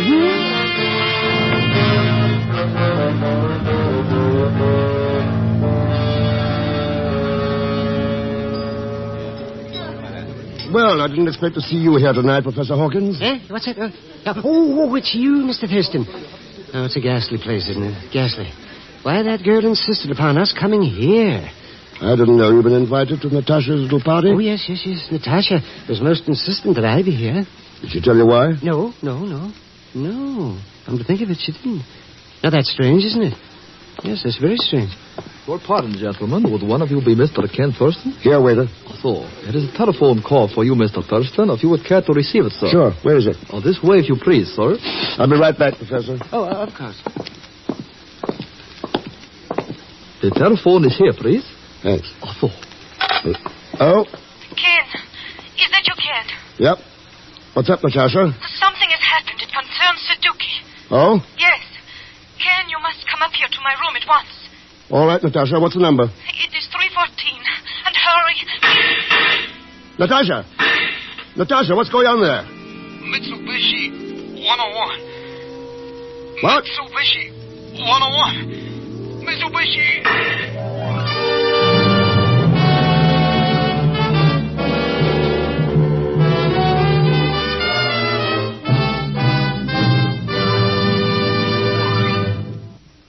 We will continue with The Man Called X in just a moment. The next time you suffer from pains of headache, neuritis, or neuralgia, take Anacin.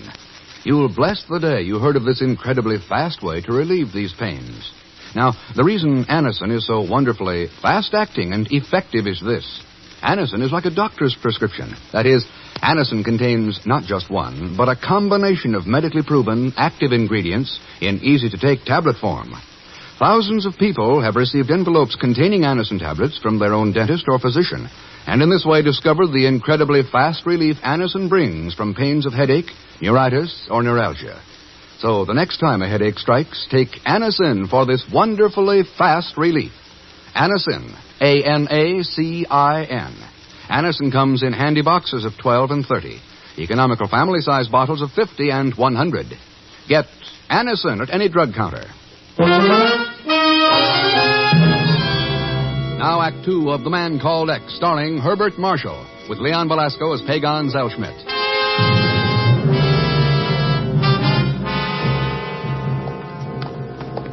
But I do not understand, Mr. Thurston. Why did Natasha ask us to meet her in her room? Oh, we'll soon find out. Here's 314. Really, Natasha, I must apologize for this rude entrance, but... Mr. Thurston, that's not Natasha. No. It's a Nisi Medal of Honor winner. By the name of Nikki Hidayo.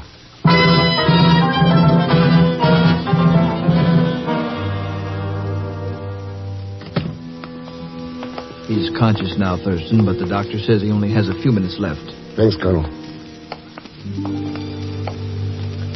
How you feeling, Nikki? Not too good, chum. Not too good. What happened in that hotel room? I was booby-trapped, soldier. Who did it? Dunno. What were you mixed up in, Nikki? A new kamikaze movement? That's right, chum. They're going all out. And their target? Anything American or UN in Asia. How did you ever get roped into anything like that? I figured I'd be a hero again. Play secret agent all by myself. Turn them into G2. I tried to tip you at the Suzuki's. Couldn't make it. The local general was on my tail. Who is he? It's funny. I beat my choppers about your ancestors. Never figured I'd be meeting mine so soon. Nicky. Thurston. Yeah.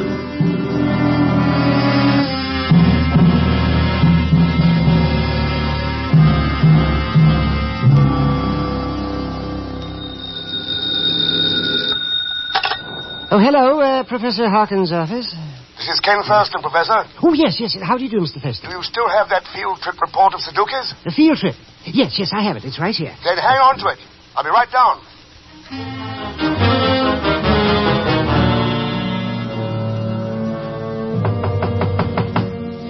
Just a moment, please. I'll be right there.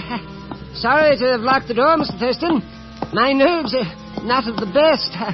I'll have it opened right away, though. There we are. Now come right... What?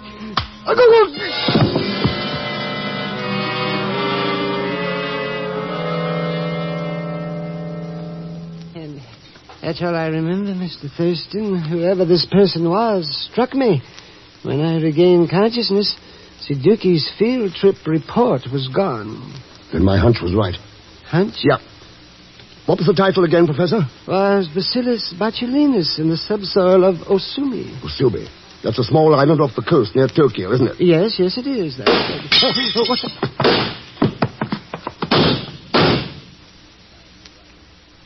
It's all right, Professor. Whoever it was is gone. Our friend left a memento of his visit outside the door, Professor. Memento, Mr. Thurston? A newspaper. A copy of Pravda. Pravda? That's right. Published in Moscow. And it gets its Tokyo news from Nikolai Kravchenko of the TASS News Agency.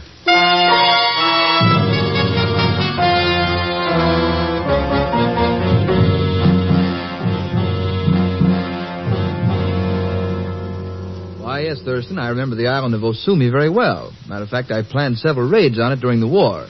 However, it was so badly demolished, no attempt's been made yet to rebuild it. Do you remember why we were so anxious to knock it out, Colonel? Very clearly. It was an airplane factory, turning out kamikaze attack planes by the thousands. It wouldn't happen to have been a Mitsubishi factory, would it? Mitsubishi factory number 101? Why, come to think of it, I believe it... Thurston. Yeah. Better have a speedboat ready for me at the Tokyo docks.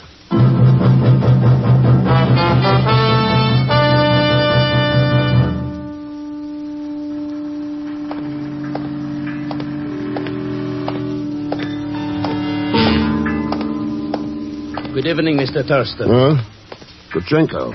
Yes. I'm most pleased that you remember me. What are you doing down here? A question that I was about to address to you. It would seem to be a strange hour of the night to go boating. If I'm correct in assuming that speedboat is waiting for you. Still trying, aren't you, Kravchenko? It was at your suggestion, Thurston. You asked me to try again. Remember? Yeah. But I still can't take any chances. Oh, you, Mr. Thurston? Are you? Pagon, how the devil did you get down here? Oh, that colonel guy at G2 told me where you were. When I told him where I've been and what I learned for you. You see, I was all tied up with a very important man, a big newspaper fellow. And I wanted you to... Hey, you met this newspaper guy, too? Small world, eh, Mr. X?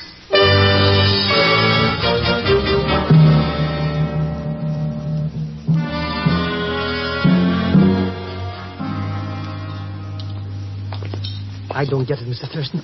What are we doing walking around in this old, busted aeroplane factory anyway? Checking the subsoil of Osumi. Huh? You know, sometimes you don't make any sense, Mr. X. Didn't I tell you I had a long talk with that Kravchenko guy about kamikazes? He knows all about them. Did he tell you that? Or did you tell him? Now you're just splitting hairs. Anyway, there's nothing on this pile of junk to... Hey, what did you pick up there? It's a firebomb cylinder. The kind we fill with napalm. What's napalm? Jetted gasoline. Used for incendiary bombing. So it was dropped here during the war, so what? Not this kind. We've only been using them since Korea. Hey, then maybe your hunch was right. Maybe this island of Osumi is the headquarters for some kind of a new kamikaze outfit. Would you like to answer that, Natasha? Did you come over here right after the hotel shooting, Natasha? That's right, Ken. After a few little detours. Like picking up a field trip report at Professor Hawkins and seeing the little lead was sprayed around later. Mr. X, this luscious lollipop, you mean the cheese? That's right, chum. I'm the four-star general Nicky talked about, and my little army's right behind me. Aren't you, boys? Yes, I wouldn't advise any foolish moves while we take you into headquarters. My lads are very allergic to knights in armor from the west.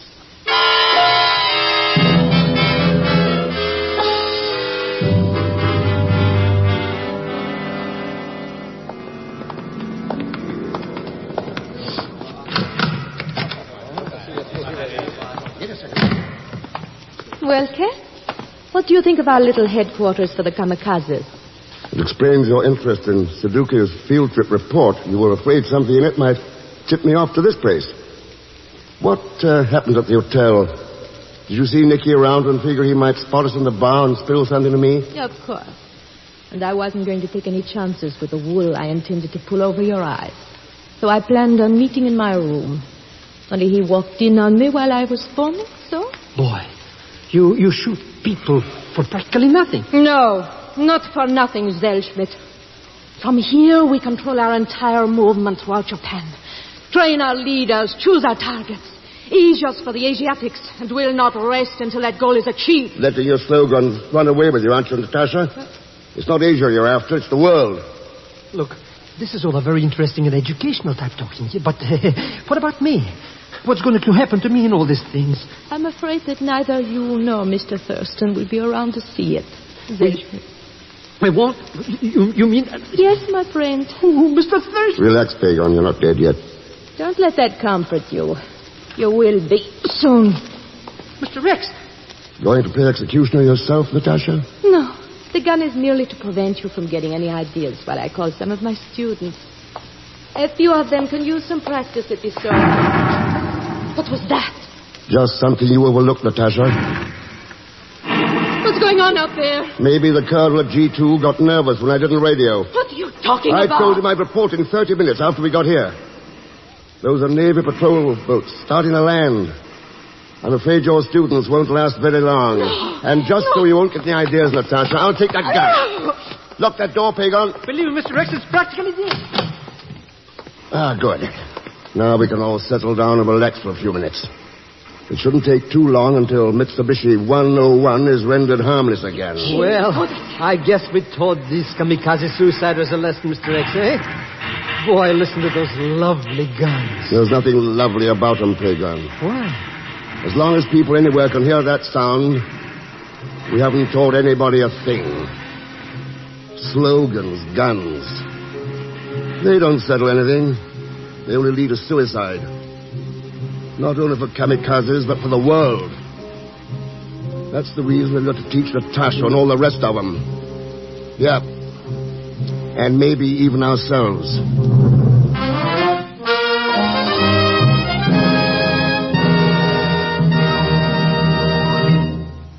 Our star, Herbert Marshall, will return in just a moment.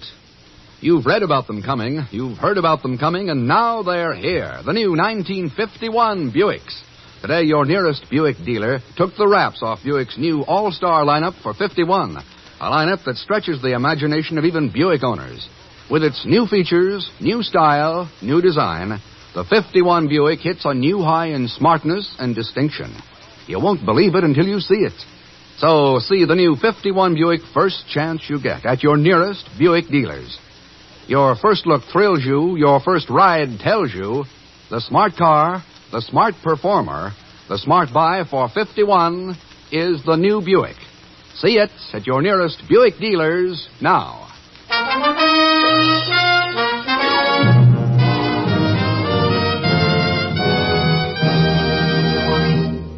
Now, here is our star, Mr. Herbert Marshall.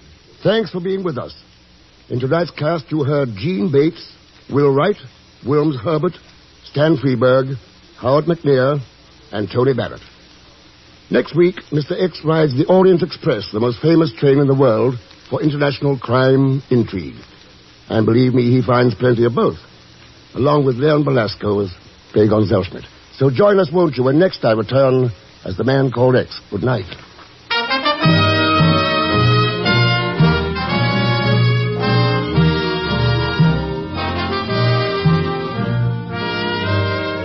The Man Called X is a Saturday night feature on NBC's 5-show festival of comedy, music, mystery, and drama. Brought to you by RCA Victor, world leader in radio, first in recorded music, first in television.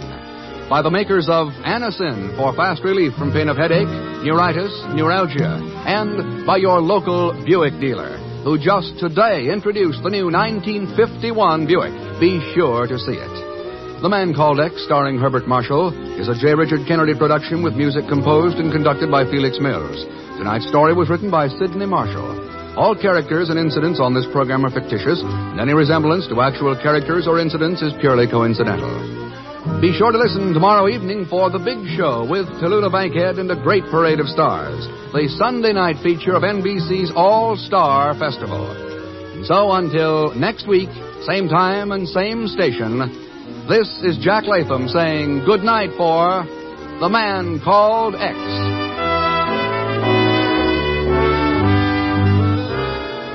Now it's your hit parade. Tomorrow, hear the new Blanding Show on NBC.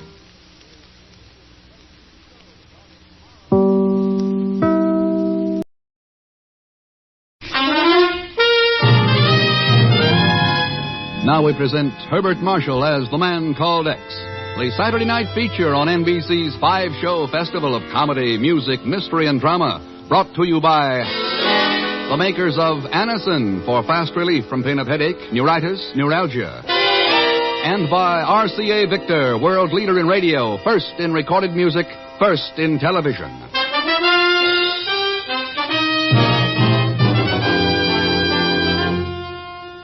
Herbert Marshall as the man called X. Wherever there is mystery, intrigue, romance, in all the strange and dangerous places of the world, there you will find the man called X.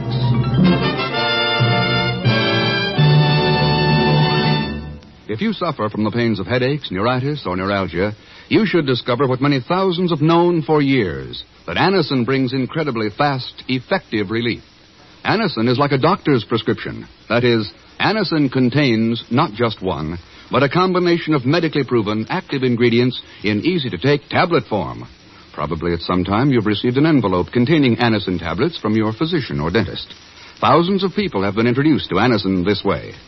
Try Anacin yourself the next time you suffer from the pains of a headache, neuritis, or neuralgia. You'll be delighted at how quickly relief can come. Anacin is spelled A-N-A-C-I-N. Your druggist has Anacin in handy boxes of 12 and 30 tablets and economical family-size bottles of 50 and 100 for your medicine cabinet. Ask for Anacin today.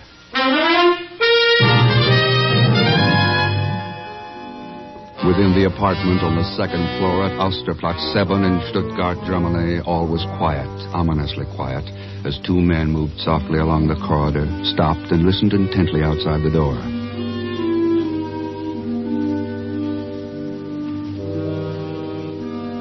Well, Monsieur Thurston? I'll try the door, Inspector. Locked. Our bird is gone then, huh? Maybe. Okay, Giro. Let's hit the door. But remember, we want him alive. Oui, je comprends. Okay, now. There he is, Thurston. At the window. Hold it. Don't. Oh, why the devil did you do that? He was trying to get away, Thurston. You saw for yourself. Oh, well. Let's take a look at him. Zardoff. What's that? Zardoff. Friday. Orient Express. Orient. Well, Thurston? Yes, he's dead. Ah, bien. Très bien. There goes the last of the saboteurs, the spies, the traitors we have been after. It is a time for congratulations, Thurston. You're as fast with conclusions as you are with your gun, Inspector. Huh? You heard what he said, didn't you? Oui, I heard. Zardoff, Friday, Orient Express. Delirious mutterings of a dying man. They mean nothing. Oh, no. Our job is over. You're wrong, Inspector. Pardon? Our job has just begun.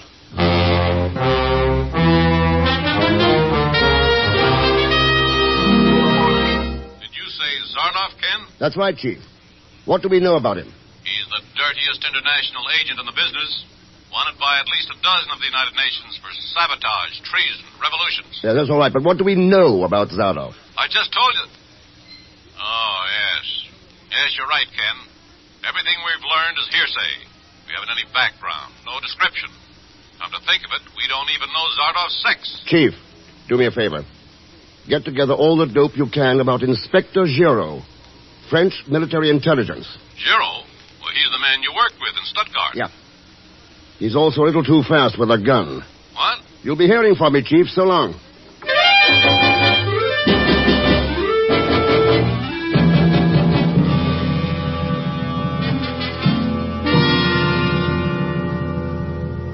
You are wasting your time, Monsieur Thurston.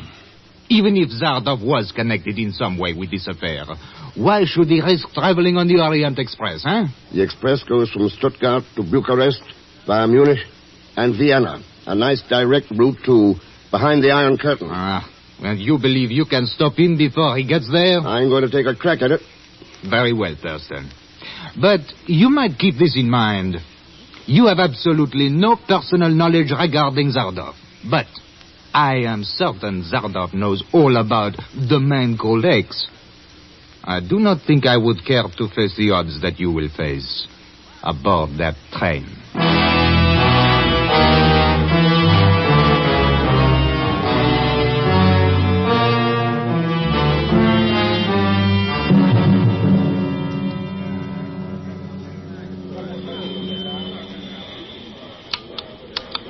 There you are, Monsieur Thurston. Car 2, compartment B. Thanks. We are due to depart in 3 minutes, monsieur, and the Orient Express always leaves... Oui, mademoiselle, what is... That stupid porter. He refuses to take my trunk into my compartment. You wish your trunk in your compartment, mademoiselle? Oui. But I'm afraid all the baggage has already been checked through. We do not have time to... Oh, we've got 3 or 4 minutes, conductor. I think it might be managed for mademoiselle. Don't you? well, monsieur. Merci, monsieur. I am certain that we can manage it somehow. If you will just follow me, please, mademoiselle. You have been most kind, monsieur. Well, I'm glad I could help, Miss... I am Hetty Stephen. I am so grateful. Miss Stephen. Well, my name's Ken Thurston. If you really want to thank me, perhaps you'll join me later for a drink in the dining hall. I shall be delighted, Mr. Thurston. Now, if you will excuse me, I shall see about that trunk. Some luscious lollipop. What? Hello, Mr. Test. Zagon. Here I am, Mr. X, ready to offer you my invaluable services. What are you doing here? Where's Pago? Oh, that no-good cousin of mine had an accident. He got drafted or something. Too bad. So long. Oh, Mr. Thurston. So long, Zagon. Oh, Mr. Thurston. Hello, Inspector. Quick. Oh, Monsieur Thurston. Yeah. Nice of you to come to see me off. As a matter of fact, monsieur, I too will be traveling aboard the Orient Express. That's a quick switch. Pardon, monsieur? Oh, you refer to Zardov. You are quite wrong. I am going to Munich on other business.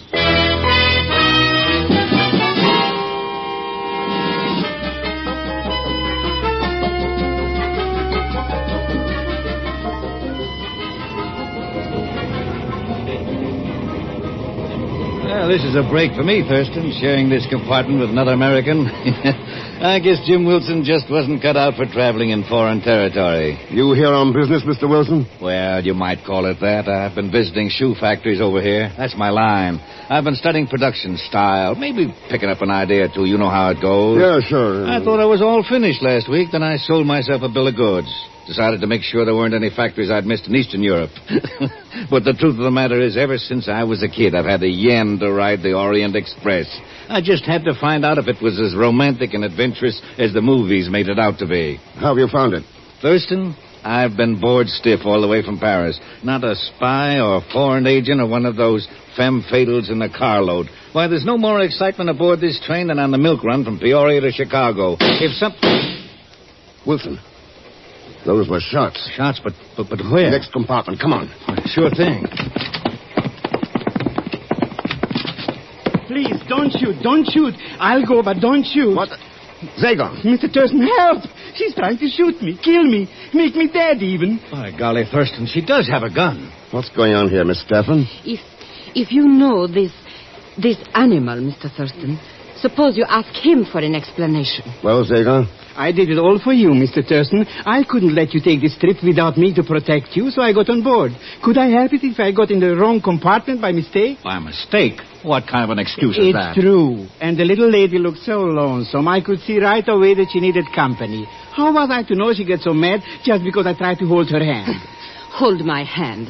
Well, maybe I did get a little impetuous, but I was only... Oh, Mr. Thurston, why are you looking at me like that? Mr. Thurston? Oh, you know something, Miss Stephen? Maybe you should have shot me after all.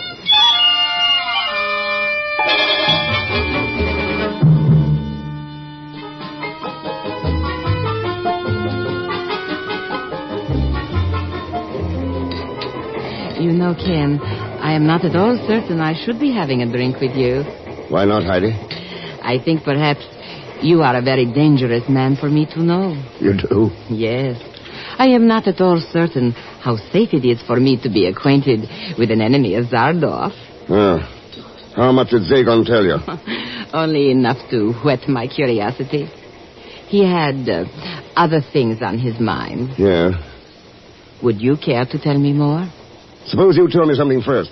Well, what is it that you wish to know? Why are you so touchy about your trunk, Heidi? My trunk? You wanted it in your compartment. You wouldn't even come here to have a drink with me until I persuaded Zagon to stay there and watch it. Why? There is nothing so mysterious about that, Ken. All my personal belongings. Everything I possess is in that trunk.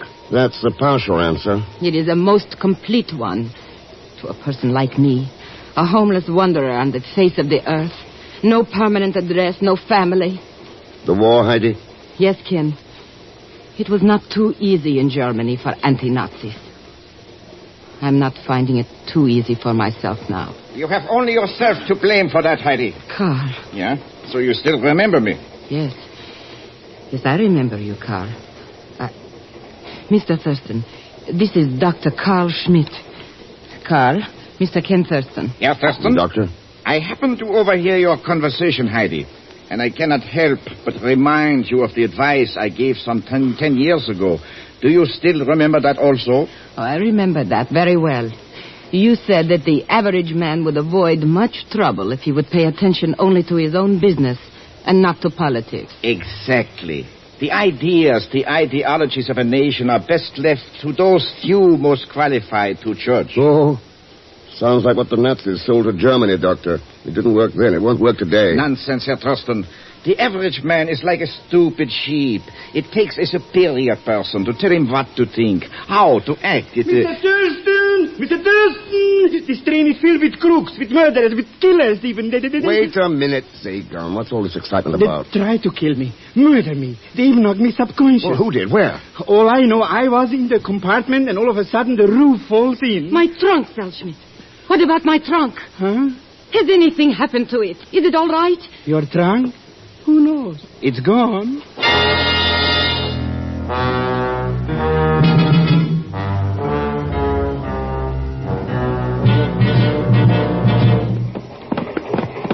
I tell you, the compartment door was locked, Mr. Thurston. Nobody was in there with me. Then whammo! The trunk was gone. Oh, pipe down, Zagon. Now, here we are. Ken. Yes. Well, Zagon? No, I absolutely refuse to believe it. It's nothing but an optical confusion.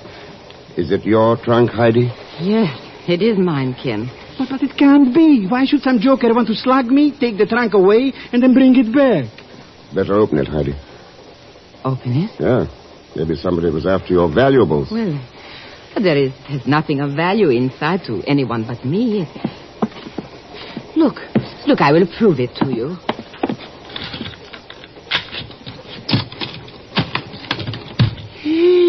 Okay. Yes. Looks like someone gave you a present. It's Zardov. That's who it is. That no-good Zardov. No, Zagon. That's the body of an inspector in the French military intelligence. Emile Giraud.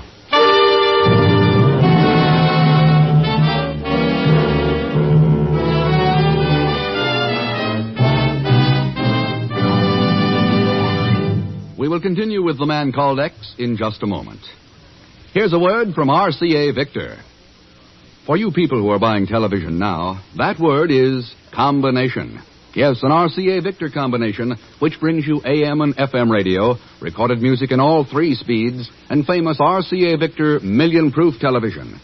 Now you can have all these in one beautiful cabinet for one beautiful price. Ask your RCA Victor dealer to introduce you to the kingly RCA Victor combination, the Rutland. With its doors closed, the Rutland looks like a furniture masterpiece straight out of the 18th century. With its doors open, it is like an electronic masterpiece straight out of the 21st century. So superb are its RCA Victor features. AM and FM radio, 2 automatic record changers to play all record speeds, and exciting RCA Victor million-proof television, proved in well over 1 million American homes. Yet all these great instruments combined actually cost you much less than comparable console instruments would cost separately. Yes, with an RCA Victor Rutland, wonders never cease. But go on pouring out show after show, record after record, not just for one person, but for the whole family. Now, Act 2 of The Man Called X, starring Herbert Marshall.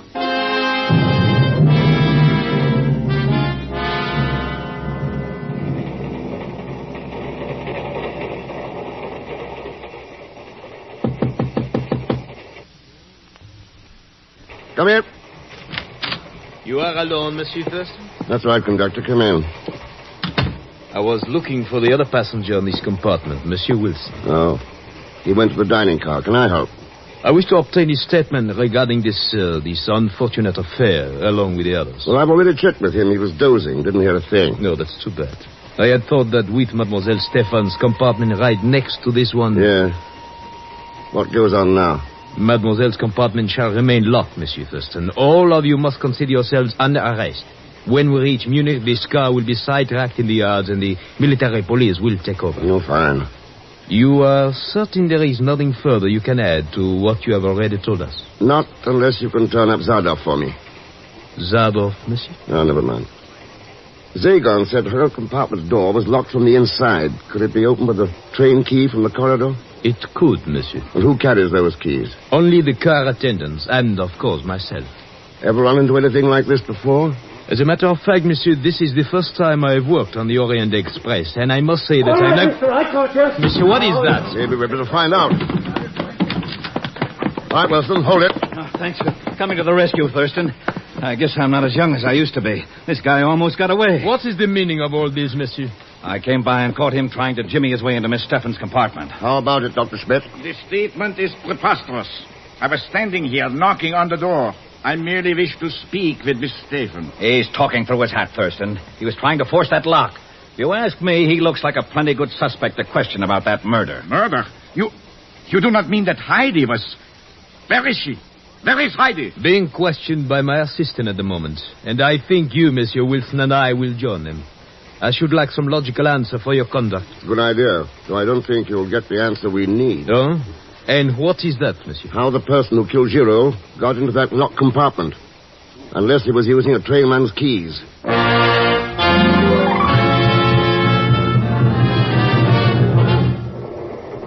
But I keep on telling you, Mr. X, I don't know how nobody got in that compartment. You must have been plenty busy not to have noticed when somebody came in. Busy? What could I be busy about in a tiny little joint like that? Trying to open Heidi's trunk. Why, that's ridiculous. Why should I do anything like... How did you know? Well, did you get it open? Sure, it was a cinch. And you know what I found when I opened that thing, Mr. X? Nothing. It was empty. That's right. It was empty. Mr. Thurston? Just one of those days, Zagon. Hunches are clicking. Boy, I should have hunches like that. I'd be at Hialeah. Not some place where spies like this Zardo go around murdering people in trunks. Believe me, Oh. Oh, it's only that little Viennese Wiener Schnitzel. Come in, Heidi. They all through giving you the third degree? Are there only 3 of them? I could have sworn there were at least a dozen. That's why I'm here, Ken. Would you mind buying a poor, browbeaten little girl a drink? Ha! What a question. We'd be happy to, eh, Mr. Thurston? I'd be happy to, Zagon. Huh? Oh, sure.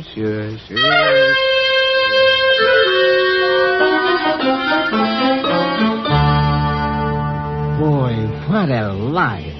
Somebody shoots at me, somebody conks me, and I haven't even made 1 lead cent. All I got to spend is time. Cooped up in compartment here. And not even with nobody to talk to. That is where you are wrong, Schmidt. Oh, it's only you, Dr. Schmidt. For a minute I thought it was... Hey, what are you doing with that gun? It is just to make certain that you do not lose your desire to talk. Talk? What should we talk about? Many things, Schmidt. Inspector Giraud, Zadov, the man called X.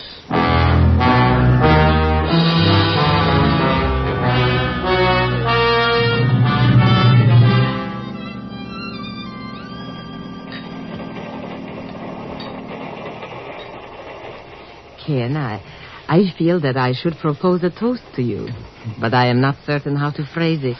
Oh, don't let that stop you. Your being aboard this train has already affected my life. But I do not know if it is for good or for evil. What's your guess? I know what I should like to think, but being a Nazi has taught me the truth in the old saying about appearances being deceiving. Yeah? Like carefully guarded trunks that hold nothing inside. Or like a man who would win a girl's heart, only to trade it in for an agent named Zardor. You have a habit of getting around to him, haven't you, Heidi? Ken, if you will see that I am not delayed in Munich because of the trunk and Inspector Giraud, I will help you get the person that you seek. No promises, Heidi. All right. Then join me in my toast. To empty trunks and Zardov.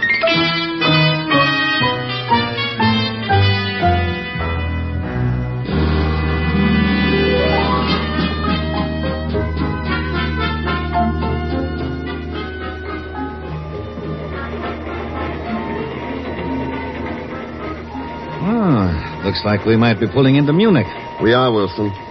Well, they sidetrack us here, huh? That's right. The military police will take over. Well, by golly, I was hoping for some excitement aboard this train, but murder's a little more than I bargained for. Giraud was a friend of yours, wasn't he? I knew him. Too bad. I wish there's some way that I could express my sympathy to you. Oh, am I glad to see you, Mr. Thurston. I've been looking all over the train for you. What's up, Zagar? I got a message for you from that pretty Heidi Patootie. She wants to meet you in the vestibule going to the next car. She tell you why? Oh, something screwy about drinking toast, empty trunks, and some kind of a promise.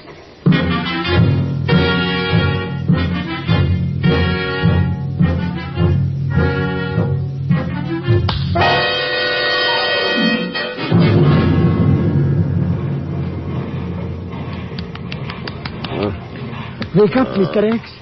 Please, wake up. What's going on?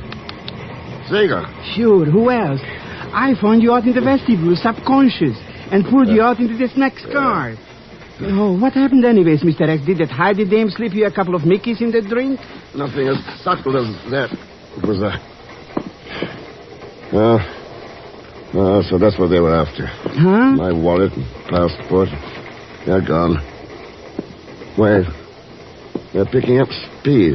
Sure, we are pulling out of Munich. They already sidetracked the old car. Well, lucky for you I put you in this car, or you'd be stuck back there, too. Good work, huh, Mr. X? There's only one thing wrong with it. Zardov's still aboard that car in Munich.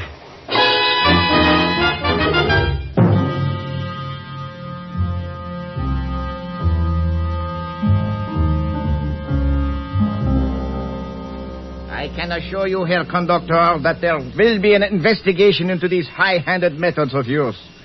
There's absolutely no excuse for holding me here in this car at Munich, at a railroad yard. Need I remind you that there has been a murder, Dr. Schmidt? Maybe two of them, Conductor. Unless Miss Steffen can explain what happened to Ken Thurston. I have already explained, Mr. Wilson, that Ken Thurston was not there when I arrived at the vestibule. When the military police get here, they will investigate that also. Meanwhile, we shall remain here until... they must be boarding the car now. Believe me, Herr Conductor, you will live to regret this action of yours. What makes you think so, Doctor? Ken! And don't forget me, folks. Jimmy on the spot, Zellschmidt. Oh, Ken. Ken, what happened to you? Why were you not there when I come to meet you? Somebody got there first, Heidi. When I woke up, I was on my way to Vienna. To Vienna? But, monsieur, then how do you account for your presence here? An old train man like yourself should have that figured out, Conductor. There are emergency cords on these trains. You said it. We got action, but fast. I don't get it, Thurston. You said somebody knocked you out? That's right. But why? I think we'll find the explanation in Dr. Schmidt's pocket. In my... What are you talking about, Herr Thurston? My wallet and papers, Doctor. You took them when you slugged me. Back there in the vestibule. Are you mad? I do not know what you are talking about. No, let's take a look. You will not look at anything, Thurston. Look out, monsieur. Not so fast with that gun, Doctor. Oh, thanks, Wilson. I didn't know I still had it in me. I'm afraid I do not understand, Monsieur Thurston. What is this all about? It adds up pretty easily, Conductor. If Schmidt wanted to get back into Vienna and didn't have any papers... But of course, Ken. He was an ex-Nazi on the wanted list of the War Crimes Commission. So he stole your papers. Yeah, but only the second choice. His first plan involved your cooperation, Heidi, and an empty trunk. What are you saying? With the trunk in your compartment, you get a quick okay by customs at the border. Then, if you could smuggle the doctor into it before they ask for his papers... only Inspector Giraud showed up in the trunk. So that's it. Well, that makes sense all right, Thurston. Sure, he didn't fool me with the doctor routine. That's why I gave him a lot of phony dope about you, Mr. X. I knew all the time he was that no-good spy, Zardov. Sorry, Zagar. Huh? But it couldn't be that little lettuce leaf Heidi. No. The person who knew him knew how to get into Heidi's compartment. And Knocked you out when the door was locked. I believe we discussed the question of keys a bit earlier, Monsieur Thurston. Yeah, but we didn't discuss the fact that there was another door, the connecting door leading to the adjoining compartment. Our compartment, Wilson. Ours? But no one could have gotten in that way. I was in there all the time. Yeah, that's right. I think you've been reading too many dime novels about the Orient Express, Thurston. If you're suggesting that this Zardoff character could possibly be me... I'm not suggesting anything, Wilson. I'm sure of it. You got panicky when Giro came aboard. You shot him and stuffed him in to hide his trunk. Ridiculous. Besides, how could you prove that anyone is Zardoff? He's a man of mystery. There's no description, no means of identifying him. You're right. But we don't have to get you as Zardoff. We can get you for murder. And the gun you used on Giro will give us the proof. I see. I don't suppose you could have reference to this one, Thurston. Mr. X! You will please drop that gun. At once. I'm afraid not, Conductor. It's my ticket to freedom. I'm sorry I underestimated you, Thurston. I won't do it again. The next time we meet, I'll know better. I promise you. He's getting away, Mr. X. Stay here, all of you. Don't try following me, Thurston. I warn you. You can't get away, Sergeant. The military police are coming down the line now. There's more than one direction to go. So long, Thurston. Look out, Wilson. That switch engine. You're running right into it.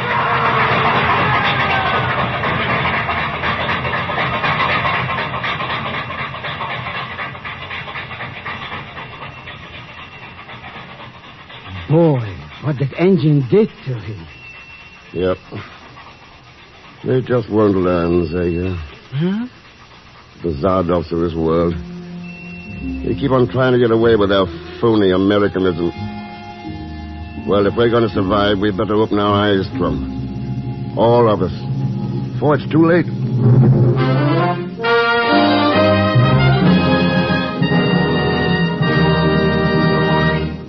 Now, here is our star, Mr. Herbert Marshall. Thanks for being with us. And by us, I also mean Lucille Meredith, Stephen Garay, Will Wright, Ed Begley, Ted Von Elst, Ben Wright, and Tony Barrett. Next week, Mr. X runs into a gang of pirates off the coast of India. That's right, pirates, who are not after gold, but the world. So join us, won't you, when next I return as the man called X. Good night.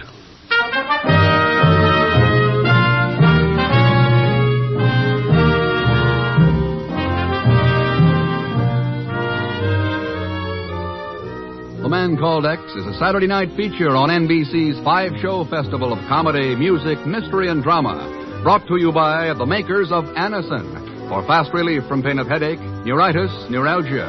And by RCA Victor, world leader in radio, first in recorded music, first in television. The Man Called X, starring Herbert Marshall, is a J. Richard Kennedy production with music composed and conducted by Felix Mills. Tonight's story was written by Sidney Marshall.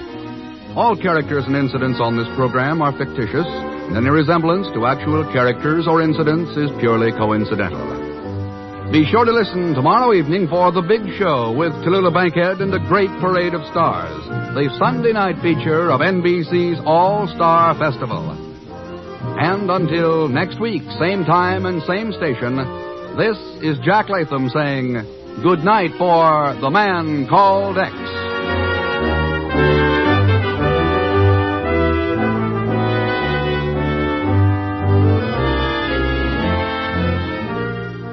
Join your hit parade. And remember, Danny Kaye's on The Big Show on NBC.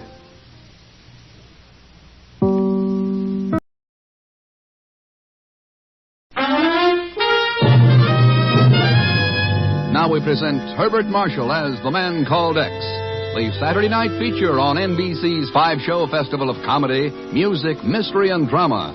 Brought to you by RCA Victor, world leader in radio, first in recorded music, first in television. And by the makers of Anacin for fast relief from pain of headache, neuritis, neuralgia.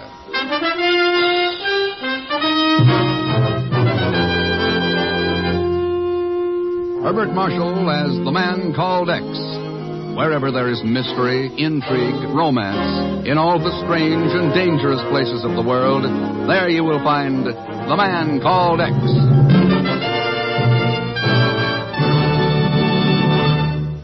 Here's a word from RCA Victor. The amazing thing about the exciting new world of television is the way that television sets have become handsome, important pieces of furniture as well as functional instruments. Here, as in every phase of television, RCA Victor is the master.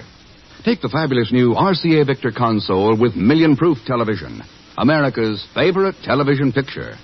Even if these cabinets were absolutely empty, they would be worthy of a prominent place in the finest of living rooms. When you shop for television, consider the distinction an RCA Victor console will provide. For lovely period styling, see the RCA Victor Fairfield.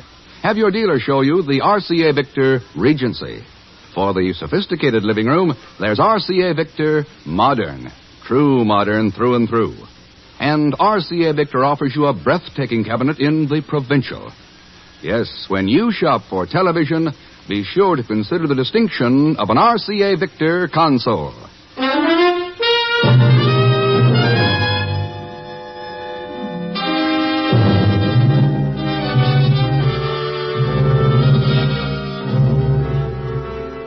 Off the east coast of India lies Bengal Bay, a vast and rolling tropic sea stretching 1,000 miles from the mouths of the Ganges southward to Ceylon, Sumatra, and the Indian Ocean.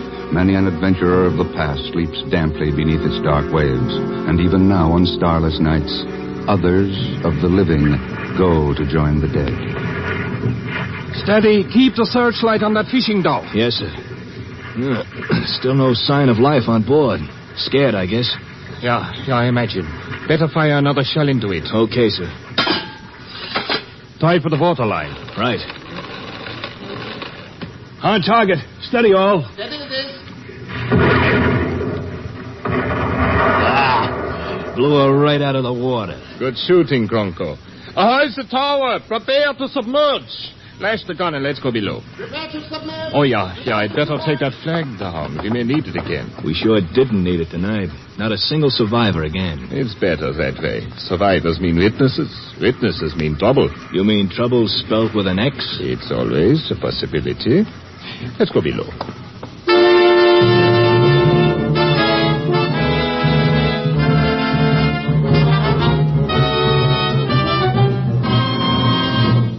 Ken. I know it sounds fantastic, but it's happened. There's the cable from Calcutta. The third ship in 6 months to leave Calcutta and disappear somewhere in the Bay of Bengal. Guess I'd better read the cable, Chief. Later, Ken. Here's the story in brief. This Muhammad Lal had been fishing in the Andamans and was beating north for Calcutta in a sailing dhow. Around midnight, he noticed the lights of a freighter coming from the northwest. It was still 4 or 5 miles away when it suddenly blew up. A tremendous blast. And sank immediately, is that it? Yes. By the time he reached the spot, there was only a few pieces of wreckage and this submarine. Cruising around on the surface and machine-gunning survivors. Chief, if that's true. Yeah. Anyway, Lal was smart enough to grab a life jacket and slip over the side of his boat and swim away from it. A few minutes later, the sub picked it up in a searchlight and sank it with a couple of shells. Oh, it's quite a story. Listen. Lal claims he saw something in the searchlight. That sub was flying an American flag. What? Chief, you don't suppose they're trying to use that angle now to... I don't know, Ken, but we've got to find out. Right. I checked with the Navy just to cover. They've got one light carrier on maneuvers in the Andaman Islands. Indian government observers aboard. No subs. Hiding under an American flag. Machine-gunning survivors. Hello, Mr. Thurston. I just happened to be... How do you do, Mr. Chief? Zagon Zellschmidt. By heavens, when it isn't Pagon, it's Cousin Zagon. Oh, sure. I guess we're just a friendly type. Not with me, Zagon. Now get out. I just got here. Hey, what is this big map on the table? Get out. The Bay of Bengal. Boy, is that an ocean for you. I used to be a steward on the Georgia line from Cairo to Calcutta. I don't care what you used to be. If you Chief, I'll have Miss Brooks check the airlines right away. All right, Ken. I want to get Calcutta fast. I wonder whatever happened to that girl. Zagon, are you aware of the fact that you and I are alone? We are? Oh, well, I suppose that's the way... We are? Now, look, Mr. Chief, let's keep our tempers. Let's not be hasty. Let's not... Mr. Thurston! Mr. Thurston!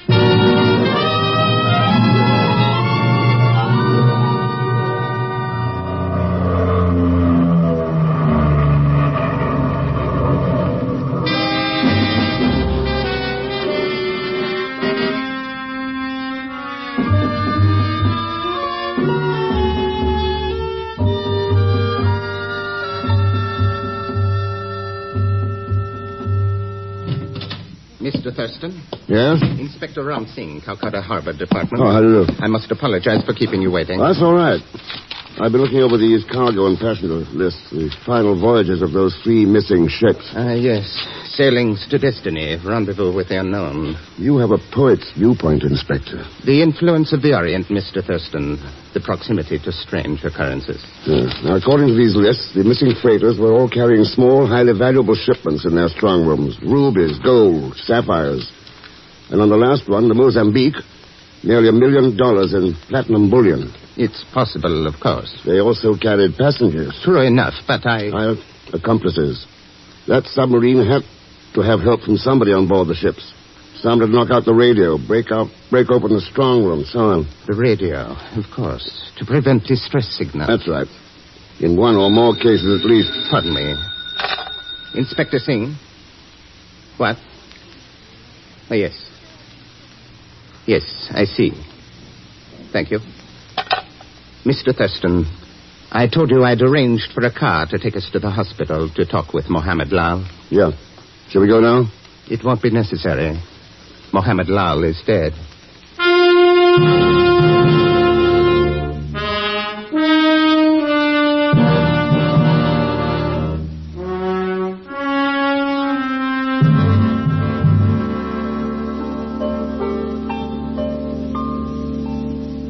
For you, Mr. Thurston, I would be only too happy to lay down my life, within limits, of course, but this is different. This is work. Zagon, the only reason I brought you with me to Calcutta was because you said you'd worked as a steward once. But it was only temporary. That's all this is.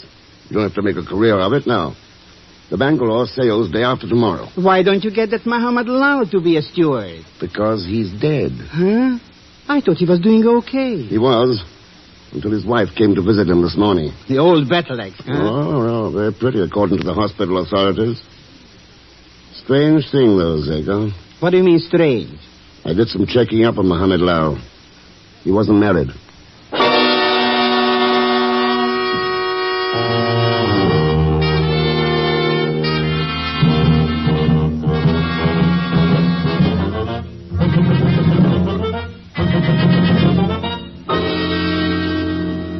You can count on my cooperation to the fullest extent, Mr. Thurston, and the entire facilities of my ship. But I must confess the whole thing seems a bit fantastic. A pirate submarine. 3 freighters have disappeared without a trace, Captain Macon. I know, but still...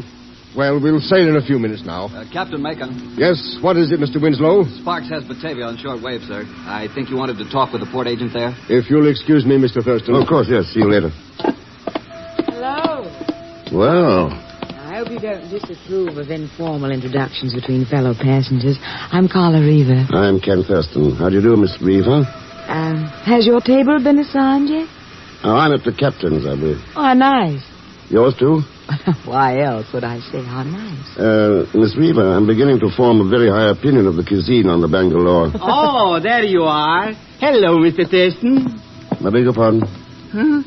What is this I beg your pardon stuff? You seem to have the advantage of me, steward. Advantage? Steward, what? Oh,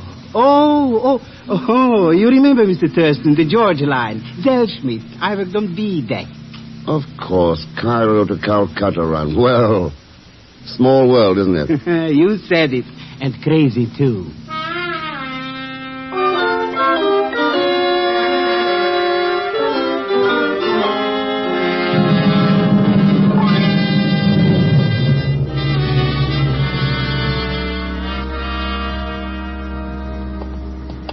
It's stored here in the midship hold, Mr. Thurston. Just a second. Go ahead. Thanks. Now over this way. Captain Macon told me why you're aboard, but I don't see what this 5-ton shipment of candles has to do with it. That's what I want to find out, Mr. Winslow. Every one of those missing ships also carried 5 ton of candles. Here we are. It's these cases stacked at the sides. Right against the hull. Let's open one of these cases. On my responsibility, of course. All right. I guess I can pry the top off with this bar. I can't see any connection between the submarine attack and candles. There you are. Let's see now. That look like a candle, Mr. Winslow? No, it doesn't. Why, it's... Yeah, that's right. 5 tons of it. Well, let's close it up again. Who is it? Come on out of there.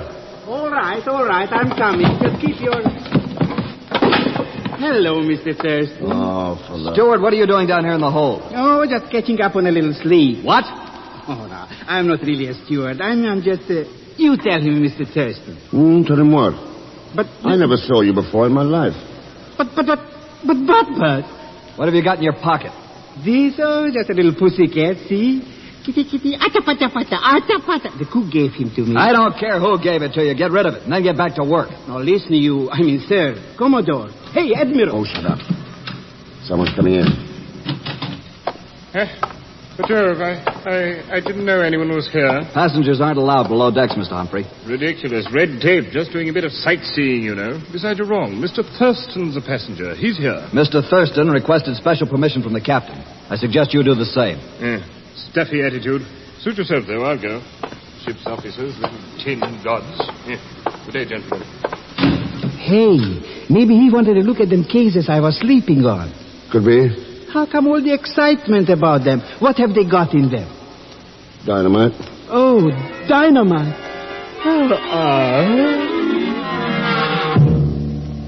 Got a bucket of water handy, Mr. Winslow.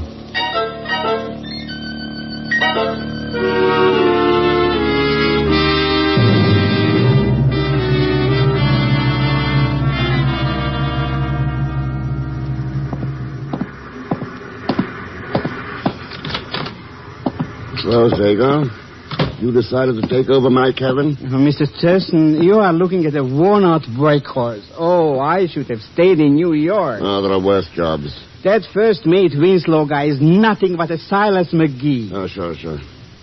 What do you do with your cat? Oh, he's playing around in here someplace. He got thirsty, so I gave him a drink of water out of... Hey, I found out something, Mr. Thurston. Huh? We got a stowaway on board. Stowaway? Well, not exactly, because the captain knows about it. He gave the chief steward strict orders not to disturb whoever is in cabin 41. Cabin 41, eh?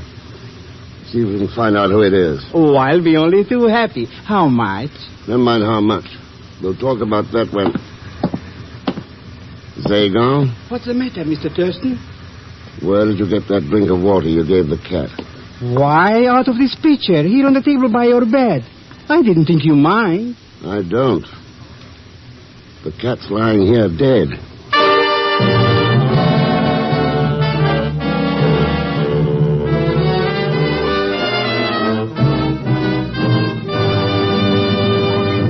We will continue with The Man Called X in just a moment.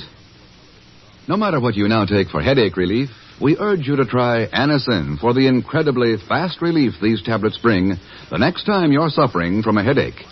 Now, the reason Anacin is so wonderfully fast-acting and effective is this. Anacin is like a doctor's prescription. That is, Anacin contains not just one, but a combination of medically proven active ingredients in easy-to-take tablet form. Thousands of people have received envelopes containing Anacin tablets from their own dentist or physician, and in this way discovered the incredibly fast relief Anacin brings from pains of headache, neuritis, or neuralgia. So, the next time a headache strikes, take Anacin for this wonderfully fast relief. Anacin. A-N-A-C-I-N. Anacin at any drug counter in handy boxes of 12 and 30. Economical family-size bottles of 50 and 100. And now to continue with The Man Called X, starring Herbert Marshall.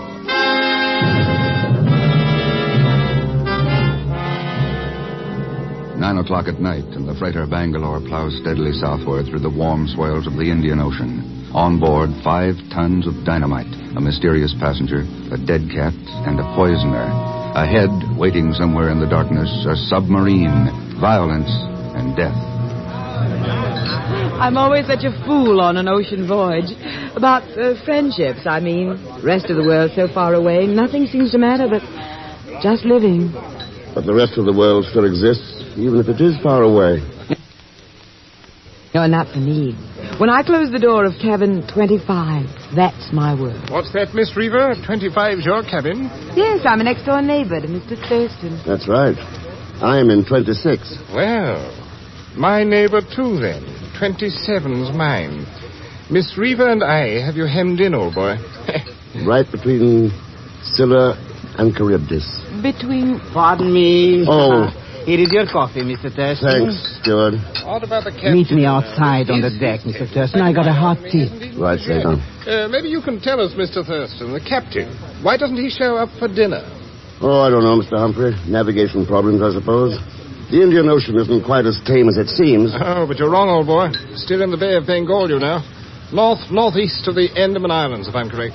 I imagine you are, Mr. Humphrey. You'll excuse me. I think I'll go on deck, get some air. Eh? I say now, touch his own champ. No intention. Over here, Mr. Thurston. All right, Sagan, what's up? Well, it's the stowaway I was telling you about. I got a look at him. Guess who, Mr. Thurston? Who? Is that harbor guy in Calcutta, Inspector Ram Singh.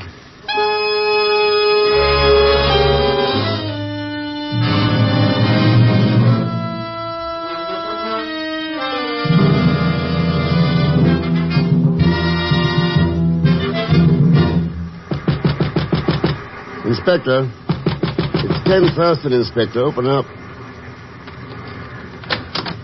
Come in, Mr. Thurston. I suppose the captain told you. No, just a hunch. One of those mysterious hunches of the Orient. You get a sudden desire for an ocean trip, Inspector?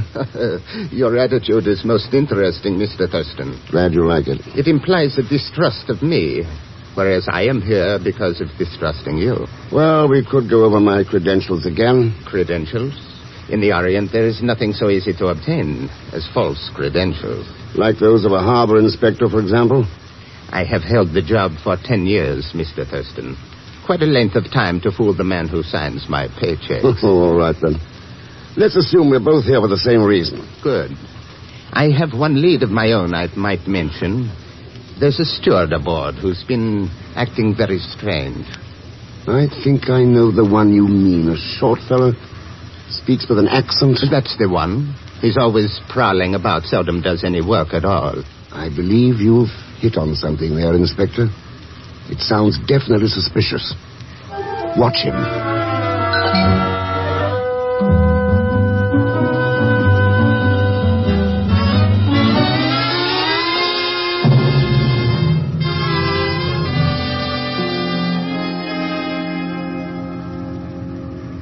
Perhaps I should have told you that Inspector Singh was aboard, Mr. Thurston. But frankly, not knowing you, I felt it just as well to have two independent investigators. Mistrust seems to be fairly common in this part of the world, Captain Macon. No, it's not that. But I'm responsible for this ship. The passengers, cargo, and crew. And when I think about what could happen, well... What about the passengers? Know anything about any of them? No, they're all strangers. Except Mr. Humphrey, of course. He's sailed with me before. I see. Inspector Singh may know some of them. Under the circumstances, I suppose you'll work together. We're doing it already. We're watching Zagar. But I don't see what... Time for your relief, Captain. All right, Mr. Winslow, take over the bridge. The log's up, and everything is in order, so far. You'll excuse me, Mr. Thurston? Of course. Good night, gentlemen. The captain's a good man, but he's certainly jittery on this trip. Well, he may have reason to be. That's the trouble. Not knowing when they'll make their play or even if they'll make it. They'll make it. I'll lay odds on that. When they're left a witness to the sinking of the Mozambique, that... What is it, Mr. Thurston? Turn out the bridge lights. I want to open this window. All right. There. What do you see? Somebody's flashing a light down there on the boat deck. Why, that's international code. Yeah. Check it with me. ONIG. Tonight at... TWOAM. Tonight at 2 a.m. And there's an answering flash from across the water. The submarine. Well, we know when. All we have to find out is how. And then stop it.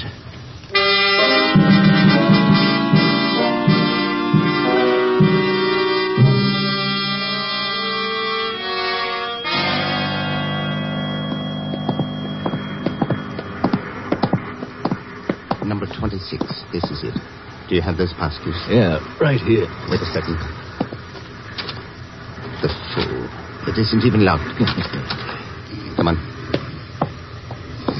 Sound asleep. All right, Crocker. Take care of him. A pleasure. Now, his head ought to be about right here, so I'll swing from the side here like this. Well, that's all for Mr. X. You want me to finish him off? Why bother? In a half hour, they'll all be finished off. Let's go to work.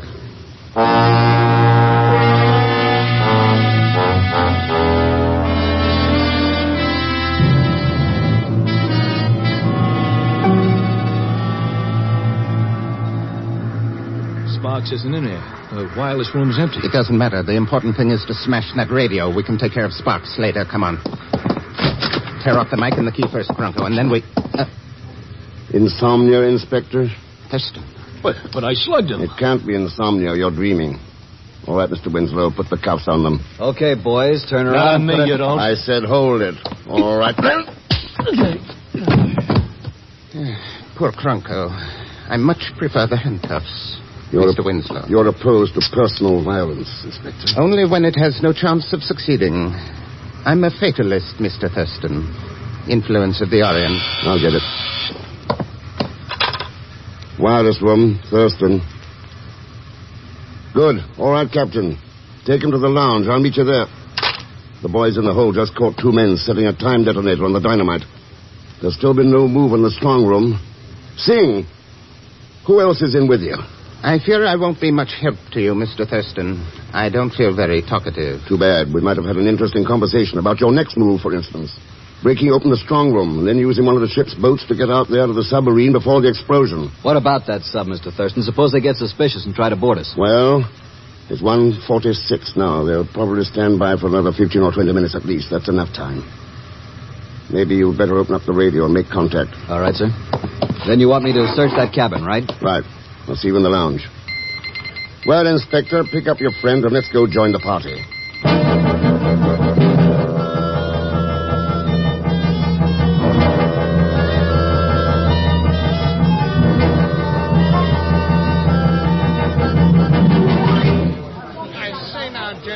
Can't just sit here and do nothing, you know. No. Hostile submarine out there, that sort of thing. You can rest assured, Mr. Humphrey, steps are being taken. What steps, Captain? We surely have a right to know what's being done for our protection. I really couldn't say, Miss Reaver. That is, What Captain Macon means is that I'm taking the steps. Well, now, that's very interesting, Mr. Thurston. Official position of some sort, I suppose? Yes, of some sort. But I still don't understand what it's all about. Those 4 men, the ones you're holding prisoner. Yes, yes, by Jove. Passengers, all of them, rubbing elbows with us. Let's say criminals posing as passengers, Mr. Humphrey. Part of the same gang that's manning that submarine. But who is manning it? After all, we're not at war. Maybe Inspector Singh can answer that. Words still seem to fail me, Mr. Thurston. Right, then I'll make a guess. A German U-boat that was operating in the Arabian Sea or the Persian Gulf at the time of the surrender and remained unreported. Some of the crew must have stayed with it and kept it in commission. Possibly hiding out along the East African coast. Right, Inspector? I think I hear plane motors, Mr. Thurston. Good, right on time.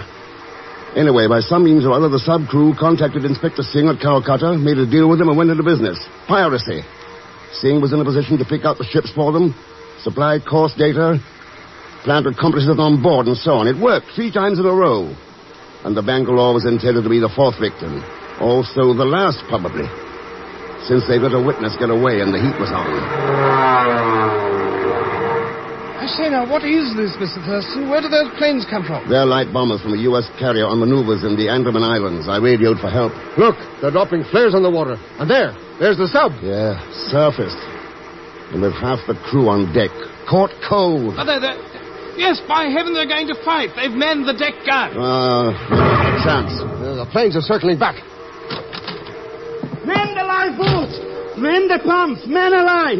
Zagon, there's gravel over your head. What's the matter? You should ask, Mr. Thurston. Just because I sneaked into your cabin for a wink or 2 of sleep, you didn't have to do that. What happened? Who knows? When I woke up, I was unconscious. Ah, so you're the one singing his partner slugged. I seem to have made a number of mistakes.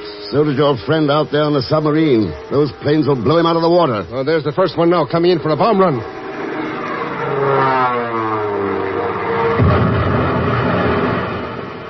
Close. Come on in, Mr. Winslow. Things are getting a little exciting. Well, I found it, Mr. Thurston, right where you said. Good.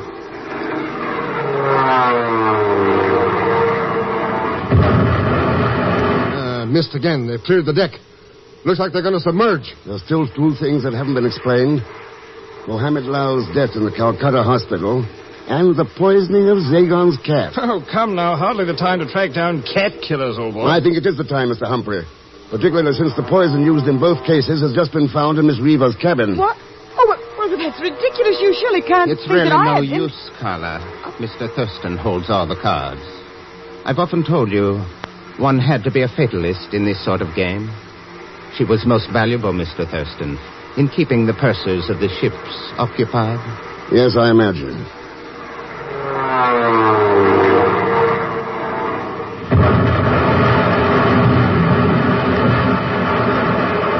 Justin, look, dead center. No more sub. No more sub. And no more American flag being used to cover up somebody's crooked game. That was your big mistake, Singh. Trying to confuse witnesses by using that flag. Been tried before, and it may be again. But it never works.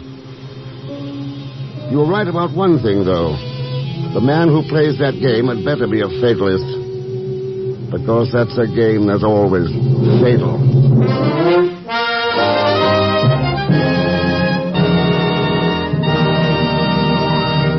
Now, here is our star, Mr. Herbert Marshall. Thanks for being with us. And I'm sure you'd like to know that tonight you also listen to Betty Lou Gerson, Stephen Garay, Will Wright, Herbert Rawlinson, Stan Waxman, Harry Bartell, Dan O'Herlihy, and Peter Leeds. Next week, our story is called As Black as Diamonds. And believe me, the black diamonds involved are worth the peace of the world. Oh, and Leon Velasco will be back with us as Pagon Zellschmidt. So join us, won't you, when next I return as the Man Called X. Good night.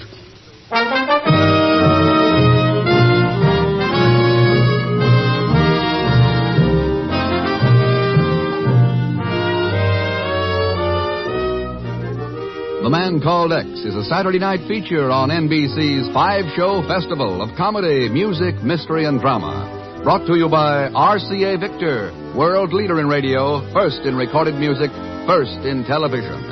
And by the makers of Anacin for fast relief from pain of headache, neuritis, neuralgia. The Man Called X, starring Herbert Marshall, is a J. Richard Kennedy production with music composed and conducted by Felix Mills.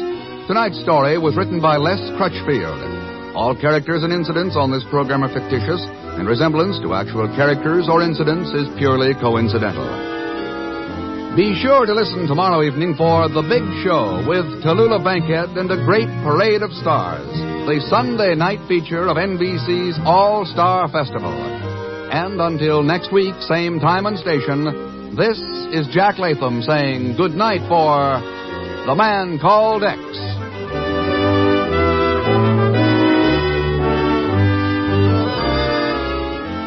Join your hit parade and hear The Big Show with Jimmy Durante on NBC.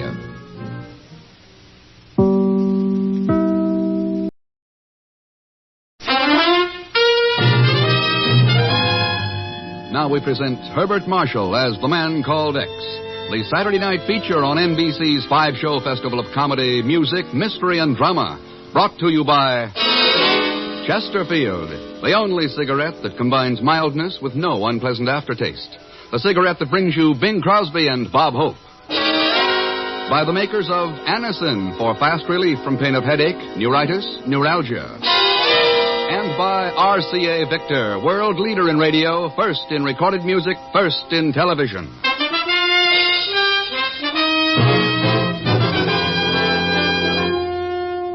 Herbert Marshall as The Man Called X. Wherever there is mystery, intrigue, romance, in all the strange and dangerous places of the world, there you will find The Man Called X.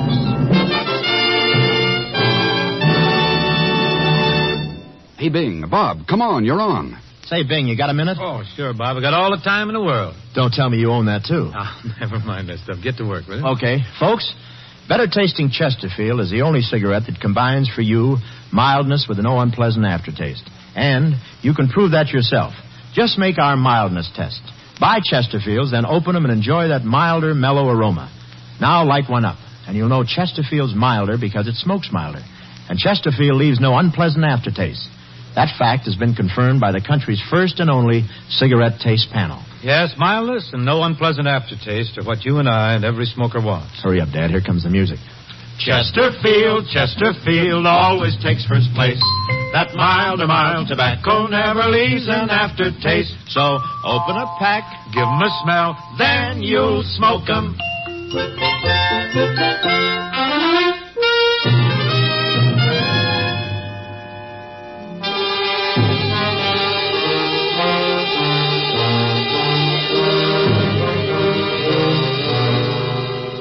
The Saar Basin is the backbone of industrial Europe, supplying the potential strength of the defensive skeleton that is the Atlantic Pact.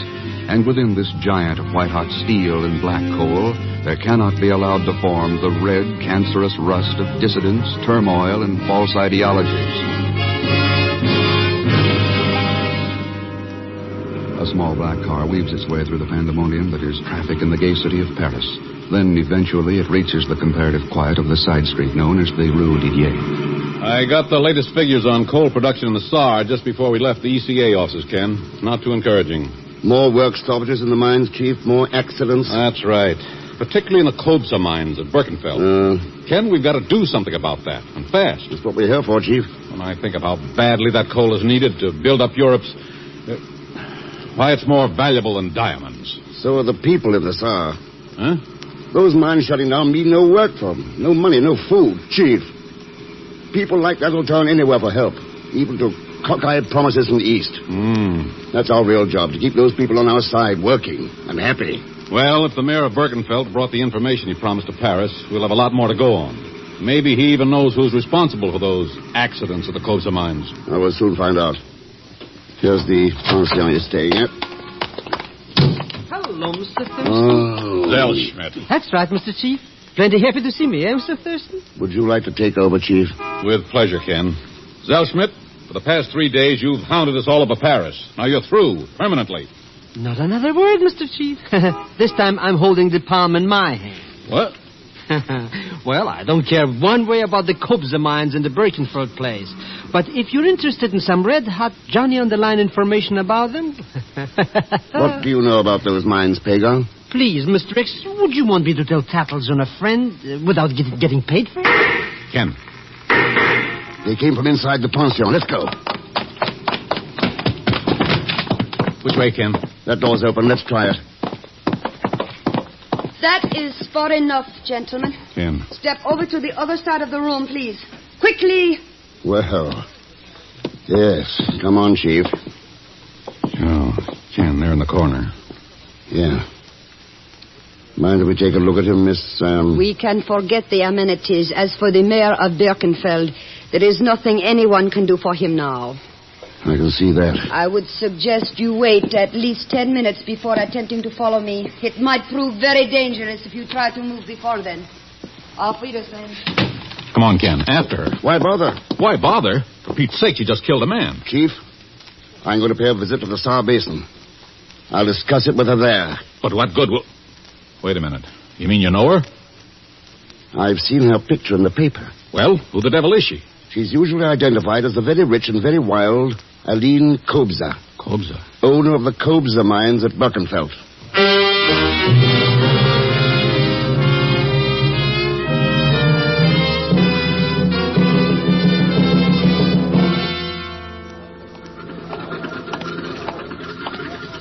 Your pardon, please. Yeah, Herr Thurston? That's right. Who are you? My name is Hoffman, Captain of the Birkenfeld Civil Police. What can I do for you, Captain? Return to Paris on the next plane, Herr Thurston. Oh? Why? We have no need for outside assistance here. My men and I are quite capable of handling any difficulties that might occur in the mines. You haven't been too successful so far, Hauptmann. The disturbances will cease when Karl Brewer is imprisoned. Who is Karl Brewer? Foreman of the Kobza mines. Oh, do you make it a habit to imprison foremen because of accidents? Accidents, no. Sabotage? Yeah. You're sure that's what it is? Aren't you, Herr Thurston? I'll let you know after I've been here a while. But I have already informed you that there is no need for your presence here. I'm more interested in what you haven't informed me, Hauptmann. And what is that? How you happened to meet me here at the airport. How you know why I'm here. I'll see you around, Hauptmann. You, Mr. Thurston, this way, right here. What? Hop into my limousine, and I'll give you all the dope on the Kobza mines. For a slight consideration, of course.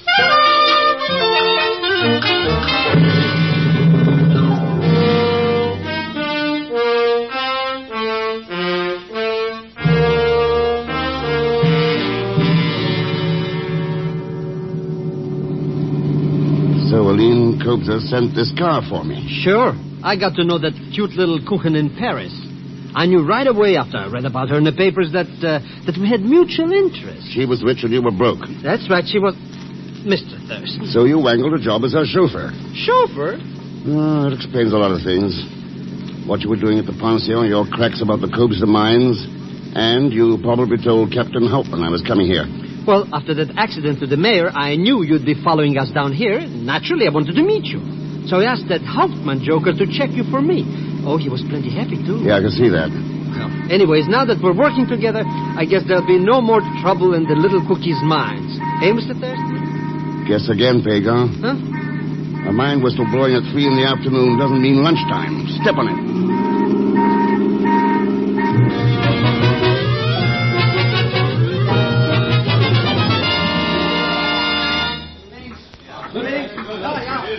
All right, Carl. What excuses do you have to offer this time? Rotten timbers used for shoring do not need any excuses, Miss Kobza. I warned you it was only a question of time before they would collapse. As foreman of my mines, it is your responsibility to see no accidents occur. And as owner, it is your responsibility to see that my men work under safe conditions. 3 more of them lie dead in the east shaft. 5 more are badly injured. That is most unfortunate. How soon can we start mining the east shaft again? Perhaps in 36 hours. See to it we are operating within 12. 12? It cannot be done. 12 hours, Carl. And I would not advise any deliberate delay on your part. For it seems we are about to be honored by the presence of an expert in seeing through such tactics. Is that not right, Mr. Thurston? Is it, Miss Kobza? Who is this man? He is Ken Thurston, the expert I just mentioned. Mr. Thurston, this is my foreman, Carl Brewer. How are you, Brewer? So you are an authority on mines, Mr. Thurston. That may prove quite unfortunate for you here. What's that supposed to mean? Mining experts are not needed here, Mr. Thurston. Only safety devices. And we do not think so. Remember that accidents are not particular as to their victims. They can happen to experts, too.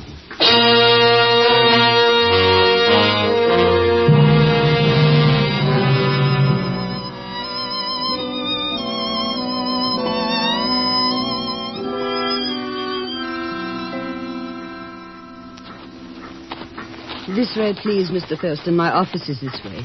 We can discuss your visit with more privacy there. What is there to discuss, Miss Kobza? Perhaps we may clarify certain misunderstandings you have regarding me. If you still believe I murdered Birkenfeld's mayor in Paris. You know, Mr. Thurston, I found your friend Zellschmidt a most amusing person. The conversation was getting interesting. Why change the subject? The mayor called me in Paris. I came to his pension to learn what he knew about the accident. Before we had a chance to talk, someone outside the rear window shot him. That is all there was to it. You wouldn't think so if you'd been on the other end of that gun. I had no intention of becoming involved. I had enough unfavorable publicity in the Parisian papers. That could be a reasonable explanation. Why not give it to the Sûreté in Paris? Perhaps I will, Mr. Thurston. Now, is there any other cooperation I can extend to you? You can tell me what you know about Hauptmann. Emile, our police captain? Yeah. He is above suspicion. Can you say the same for your foreman, Carl Brewer? Just a minute. Charles, will you bring in the report on Carl Brewer, please? Certainly, Miss Kobza. Is the gentleman here who wishes to see it? Yes, Charles. This is Mr. Thurston.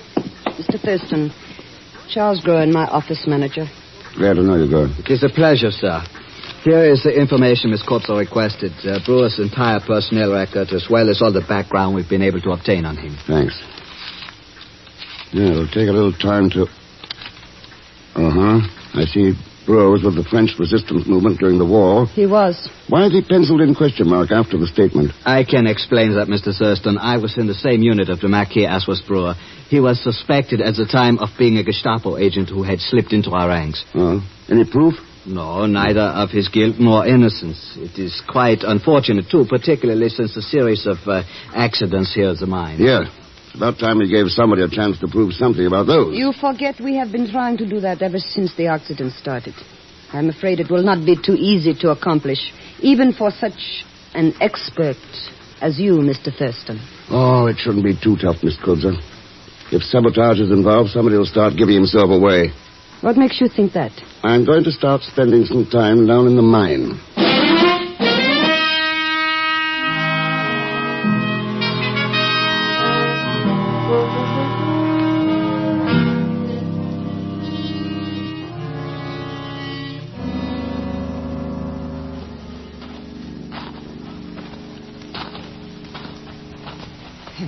I don't get it, Mr. Thurston. Why do you want to go wandering down here in the bottom of the earth for anyway? I'm setting myself up as a sitting duck, Pagon. Huh? What kind of talk is that? Ducks would have better sense than to go sitting around in the coal mine tunnels. Hey, what are those things running along here that look like railroad tracks? Railroad tracks? Oh, you're joking, Mr. Thurston. There's hardly room in this narrow place for me to get through. The loading cars can just about make it.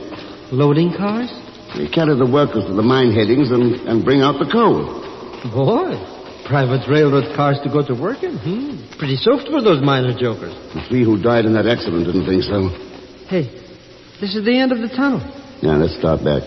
But there's nothing down here. No accidents, no nothing. This tunnel's in the west shaft, Pagon. The accident happened in the east shaft. They haven't mined this tunnel for over 4 months. But by comparing the two, I can... Pagon. Hear that? Sure, it sounds like a railroad train. Must be some of those loading cars running in this tunnel. Yeah. Don't the driver know there's no room in this narrow place for both of us and the train? Don't he? Mr. Rex! Start running, Pagon, fast. But there's no place to run to. Up ahead there. Run!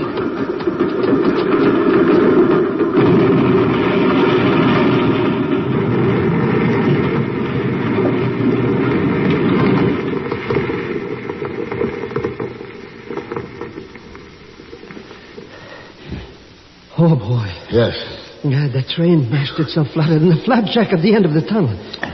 Hey, what happened to the poor driver? There wasn't any driver. Huh? Then how come it was running loose in a tunnel where nobody works? If I didn't know better, I think somebody was trying to run us down. Mr. X.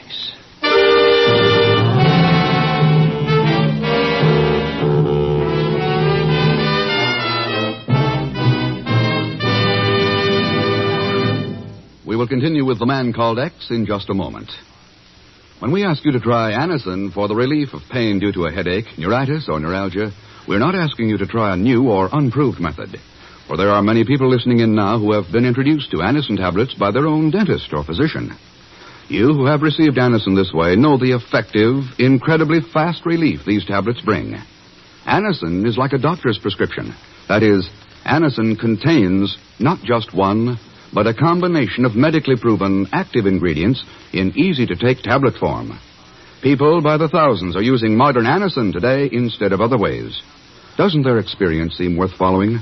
Try Anacin the next time you suffer pains from headache, neuritis, or neuralgia. You will be delighted with the results.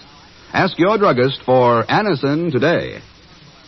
Anacin is spelled A-N-A-C-I-N.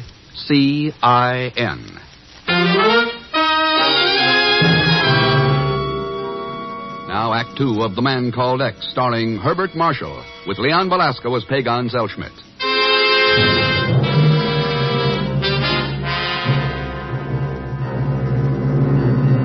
It sounds to me, Ken, like those runaway cars were a deliberate attempted murder. I'll worry about that, Chief. What did you find out? Helene Copes is broke. She's had a petition for ECA funds to keep her mind going. So the newspapers weren't kidding about her being a wild spender. Any word from the ECA? Oh, they'll give her the funds, all right. Those mines have to be kept going. But with a proviso. A government administrator appointed to handle all the... Ken, you still there? That was someone else hanging up, Chief, not me. An extension phone? Could be. I'm going to check on it. When you get the dope I asked for, hang on to it. I'll have Pagon get in touch with you from town. Okay, Ken. Will do.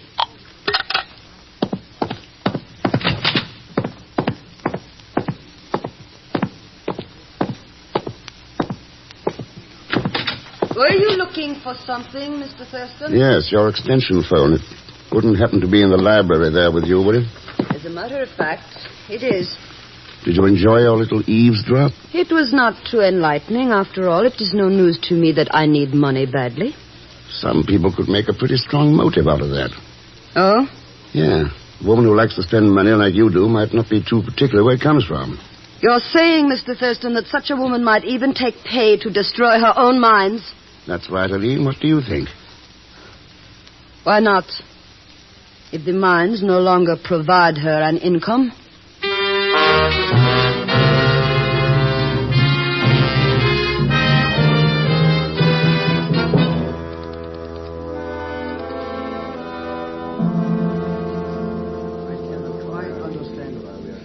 I trust, Fräulein Kupsa, that this meeting will not take too long.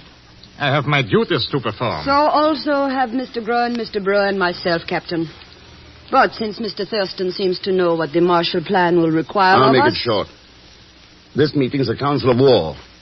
The idea is to keep the Cobza mines operating at full production levels. You realize, of course, Thurston, that is just what we've been attempting to do in the past. Let's see if we can be successful this time, Brewer. What are your suggestions, Mr. Thurston? Groen, I want you to step out of your job as office manager and take over supplies. Check every piece of material that goes into the mines for possible tampering or sabotage.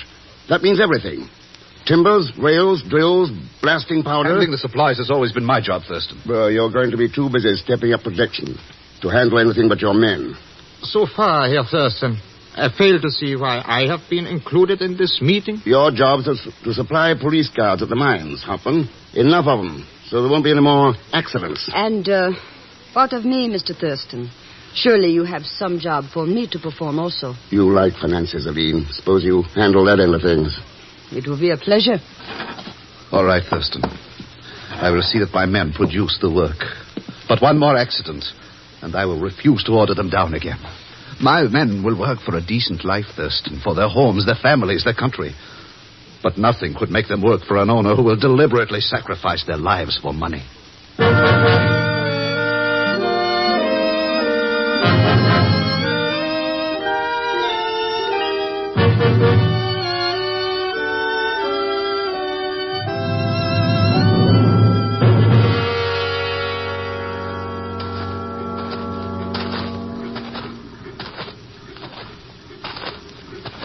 Mr. Thurston.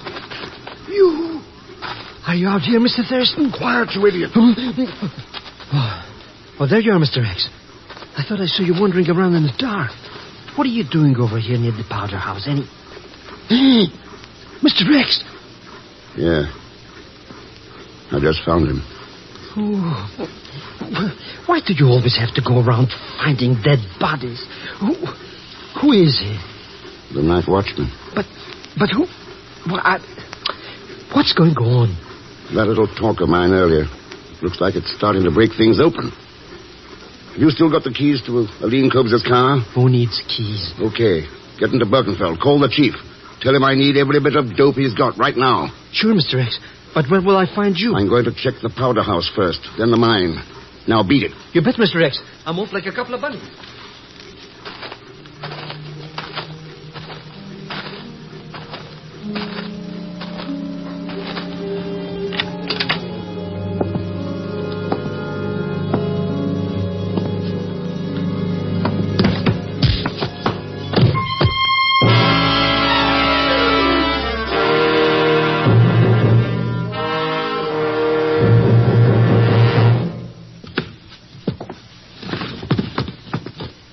There is no doubt about it, Mr. Thurston. A number of the powder boxes are gone. And the detonator caps and fuses as well. That's what I figured. And I was out cold for about 15 minutes before you found me. That's enough time to... Does Brewer have any men down in the mine? A full shift went to work. But surely you don't think... I'm going down there, Eileen. You get hold of Hauptmann and his men. Tell them they better locate that powder, and fast. Hauptmann, but I saw him in the mine elevator, starting to go down the shaft.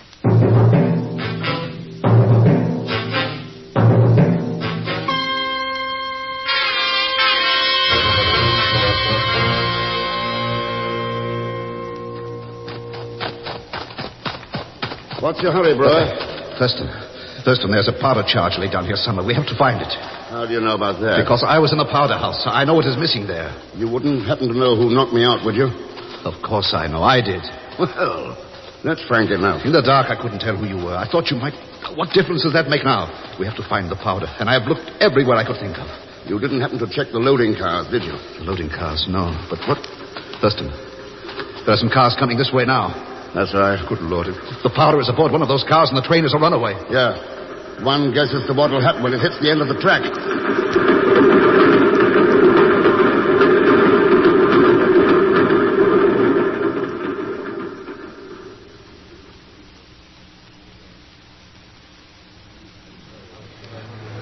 Come on, please. Get up here before it is too late, please. Hello, Miss Koza. What's cooking with everybody? Herr Zellschmidt, what are you doing here? Looking for Mr. Thurston. He wasn't in the powder house, so I figured I'd take this elevator thing down into the mine. Look, Zellschmidt. Have you seen Captain Hartman's men around? Sure, Hauptmann gave them the night off in Birkenfeld. Birkenfeld? Yeah, they're drinking beer and playing pinochle. Oh, I should have known. Well, I'll tell you the next time. With your money and my cards, we'll practically own the whole town. Zellschmidt, you had better pray that Ken Thurston is coming up on this elevator. Huh? You mean something going on down there? Hey, you see who's on board? That's the joker you were looking Captain for. Hauptmann, did you stop it? Stop it, Fräulein. To what do you refer? The sabotage of the mine, you fool. Did you stop it? My dear Fräulein, I can assure you that there will be no sabotage of your mines tonight or at any other time. You have my word for it.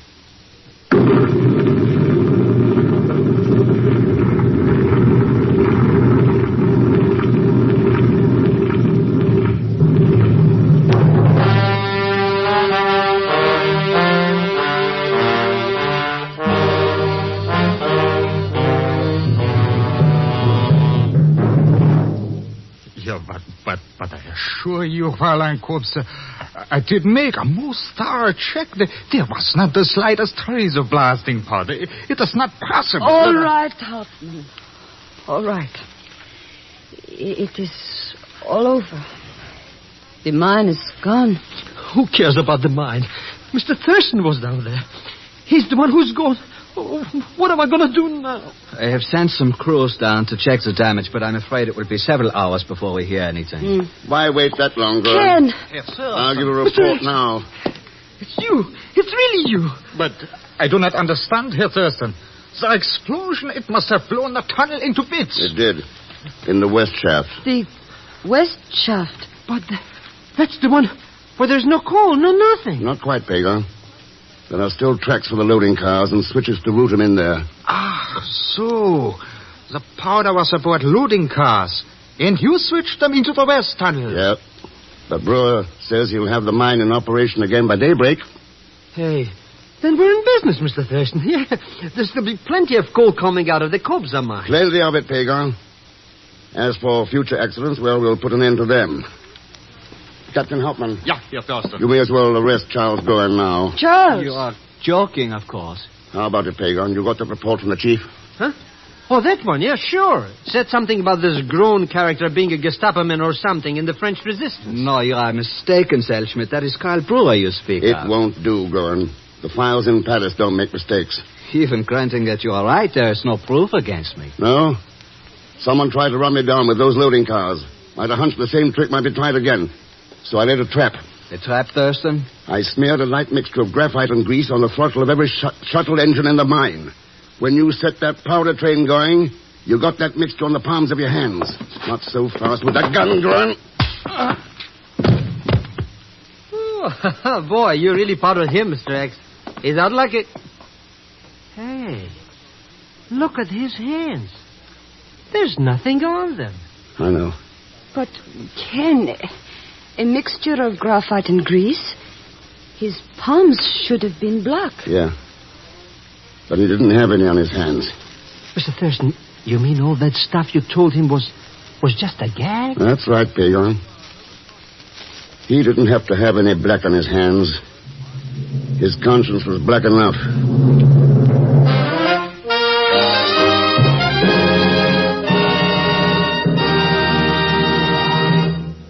Here's a word from RCA Victor. It's a great life this week for television enthusiasts. Yes, the current issue of Life magazine, dated February 12th, contains a really thrilling double-page advertisement showing RCA Victor's complete new 1951 series of million-proof television, America's favorite television, owned most, proved most, and now more wonderful than ever. 14 brand-new RCA Victor models, each more glamorous than the last. Table toppers, consoles, and console combinations. Cabinets ranging from an exquisite 18th century lowboy to a stunning modern swiveler. 14, 17, and 19-inch screen with such beautiful pictures. Well, you'll simply have to see them to believe them. So run, don't walk, to the nearest RCA Victor dealers and meet all the glamorous new million-proof models in real life. Here's hoping you can take home your favorite set soon and start having the time of your life, enjoying the life of your time with matchless RCA Victor television.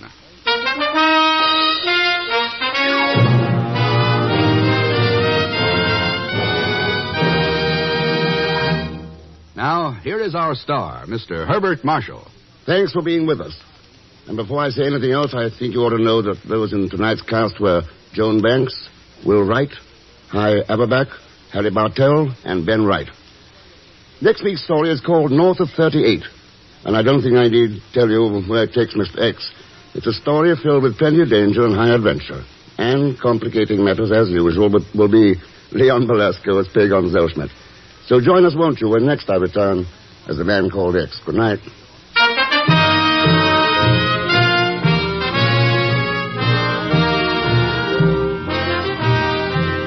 The Man Called X is a Saturday night feature on NBC's 5-show festival of comedy, music, mystery, and drama. Brought to you by the makers of Anacin for fast relief from pain of headache, neuritis, neuralgia. And by RCA Victor, world leader in radio, first in recorded music, first in television. The Man Called X, starring Herbert Marshall, is a J. Richard Kennedy production with music composed and conducted by Felix Mills. Tonight's story was written by Sidney Marshall. All characters and incidents on this program are fictitious, and any resemblance to actual characters or incidents is purely coincidental. Be sure to listen tomorrow evening for The Big Show with Tallulah Bankhead and a great parade of stars, the Sunday night feature of NBC's All-Star Festival. And until next week, same time and same station, this is Jack Latham saying good night for The Man Called X. Join your hit parade, and later it's Dennis Day on NBC.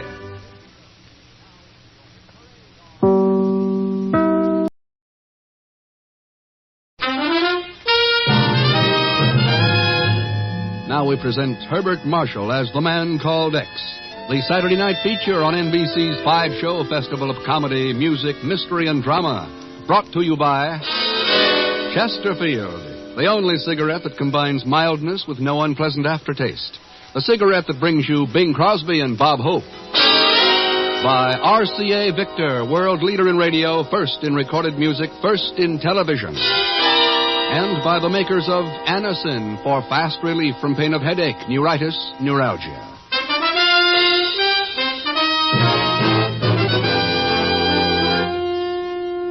Herbert Marshall as The Man Called X. Wherever there is mystery, intrigue, romance, in all the strange and dangerous places of the world, there you will find The Man Called X. Whoa, hold everything. Here's a couple of old friends.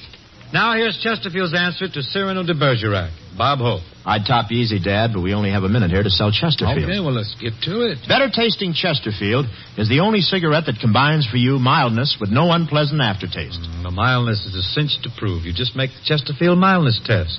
You know, open a pack and enjoy that milder aroma. Then smoke them, and you'll know that Chesterfields are mild. And Chesterfield leaves no unpleasant aftertaste. That fact has been confirmed by the country's first and only cigarette taste panel. So make our cigarette your cigarette. The reasons go together like this.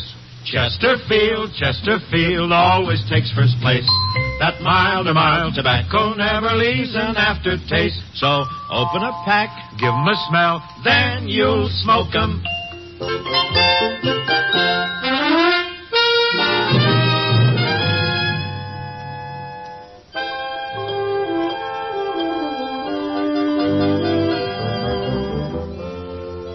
Over most of the earth at this time of year, men begin looking forward to the end of winter, begin sniffing the air for the first faint signs of spring.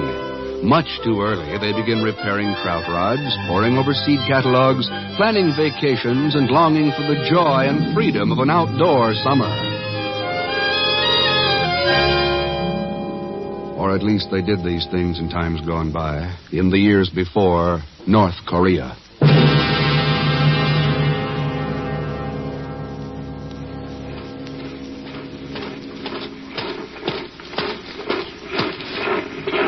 Sie, Julie! Jean! Utai! Oh!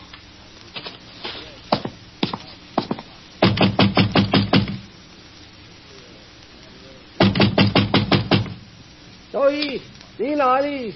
Wagwan, kay Demon.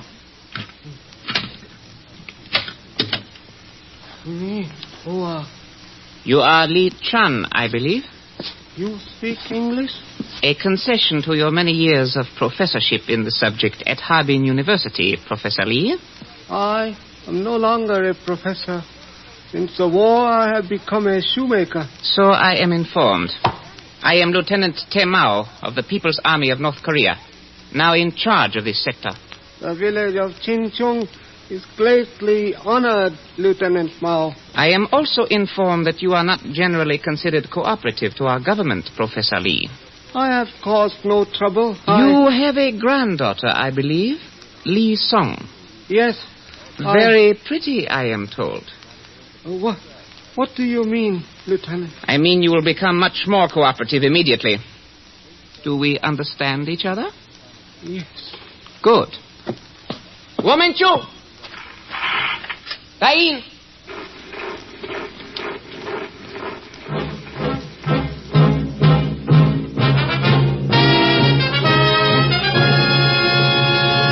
A refugee from the north brought the information into Kusan yesterday, Ken. A man from the village of Chinchung. Chinchung. Near the Manchurian border, isn't it, Chief? That's right. About 70 miles inland from the Yellow Sea coast. And, Ken, hold on to your hat. Roland Patterson is hiding out there. Patterson? Patterson's alive? I know what you mean. You heard he crashed at sea on that solo flight from Formosa last month. Only he didn't. Or at any rate, he was rescued. Oh, thank God for that. He's the greatest expert in the world on Oriental affairs. Ken, he predicted Pearl Harbor a year ahead of time. The invasion of South Korea 6 months before it happened. And probable Chinese intervention the day the UN forces crossed the 38th parallel. Only then nobody would believe him. I think they're ready to now. Except for one thing. He's not available.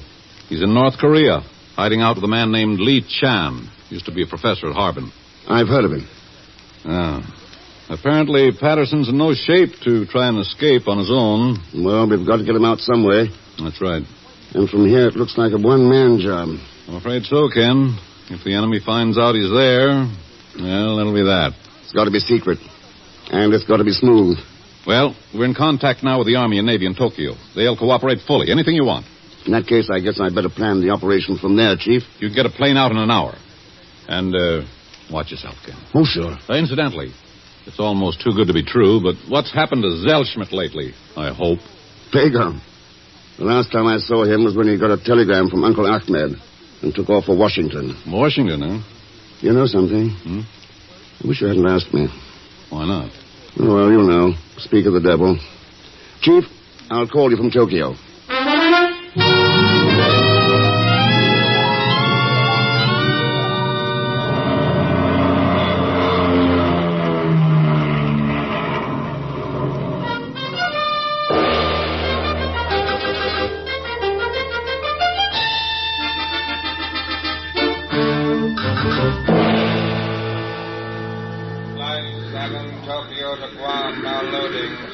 Passengers, please use gate C. Flight 7 now loading Tokyo to Guam. Pardon me, sir. You're Mr. Thurston, I believe? That's right. Lieutenant Commander Barnes, Naval Intelligence. Oh. I'm assigned as liaison officer to your project. Fine, it's good. If you'll give me your check, I'll have your baggage cleared through customs and we'll go straight to headquarters. Thanks, Commander. Here you are. I'll be right back. Oh, pardon me. Oh, it's nothing, my good man, nothing. Hello, Mr. Thurston. Oh, no. I knew the chief shouldn't have asked. Asked what, Mr. Thurston? Pagan, what are you doing in Tokyo? Oh, just making an honest buck or two. Smuggling or black market? Mr. Thurston, I'm the Far Eastern representative for Uncle Ahmed, Incorporated. That still leaves the question open. But he's strictly legitimate now. Very big at the Pentagon building. He's a 6%er, you understand? 6, eh? Nothing cheap about Uncle Ahmed. And you're the Far East representative. Oh, sure. You see, I know the Orient, well, like the back of my head. You don't say. Ever hear of the village of Chinchung in North Korea? Ching-chung? Like 42nd Street. Pagan, would you be interested in a little job? Well, I'm pretty busy, Mr. For, say, $500. I'm not that busy. What's the job? Smuggling. You know, for a second I thought you said smuggling. Stick around, Pagan. Stick around.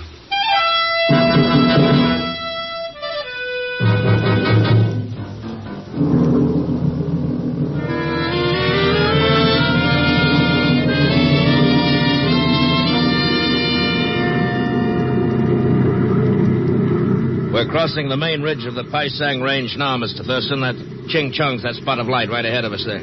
You want a last-minute briefing? No, I think it's straight enough, Commander. Those escort bombers will attract their attention by attacking the supply depot to the east, while we parachute into the foothills north of the village. Right. And your next contact with us will be at Anshu Inlet on the seacoast, 70 miles west. Yep. I've got the charts. We'll have a PT boat standing by offshore every night from dusk till dawn, starting tomorrow night. They'll watch for your signal and take you off the beach. Right. Well, guess we'd better start getting into these chutes. Yeah, the escort bombers ought to be starting the runs about now. Here you are. Does your partner know yet? No. Pagan, you better come get into this thing. Oh, I'm plenty warm now, Mr. Thurston, with all these clothes you had put on. Hey, that's a parachute. Yeah. Yep. Commander Barnes will show you how to get into the harness. Oh, no, he won't. Oh, no, you're not going to catch me stepping 1 foot outside of this plane tonight. There go look at the flashes from the first bomb run. We're about over the village now. No, Commander, what were your orders exactly? To drop 2 men by chute, sir. I guess we'll have to throw Mr. Zellschmidt out somewhere over the Yellow Sea on the way back if he doesn't want Never mind. How do we fasten this buckles? Boy, what a sacrifice I was. I thought we were just going to fly over the dump. Come on, Pagan. Well, you're on your own from here on, Mr. Thurston. I guess you know what that means in enemy territory. Yep. I'll see you at Anshu. Did he say enemy? That's enemy territory down there? Sure. Go on, Pagan. Jump. Stop pushing, Mr. Thurston.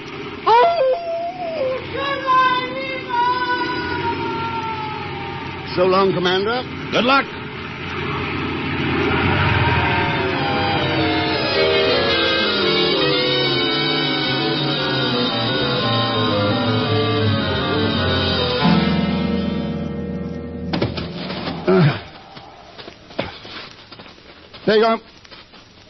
Pagan, where are you? Over here, Mr. Thurston. I think I'm dead already. Get out of that parachute and roll it up. Hurry. Here. Take my chute, too, and bury both of them. I want to check this map. When's this plane coming back to pick us up, Mr. Thurston? It isn't coming back. Huh? Our only way out of here is at Anshu Inlet, 70 miles west. Oh, now I find out. Why don't I keep my big mouth shut? I often wonder. Why, I never even heard of this town, this Ching-Chung. You what? Well, I mean, I thought I did at first. Pagan, so help me, I would wring your neck. Now get to work.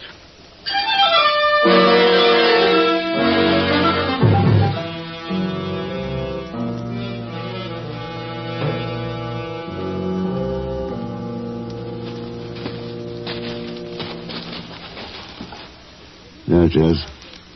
Shop on the left. Lee Chan Shoemaker. It's a good thing all these characters go to bed early. Or we'd shoot. Quiet. That sounds like an army patrol. Yeah, back between these buildings. If I get out of this alive, I swear by the father of my father... Shut up, will you? Come on. Let's head for Lee Chan's. That was our lucky break for tonight. Lucky? When I lost 10 years of my life. Here we are.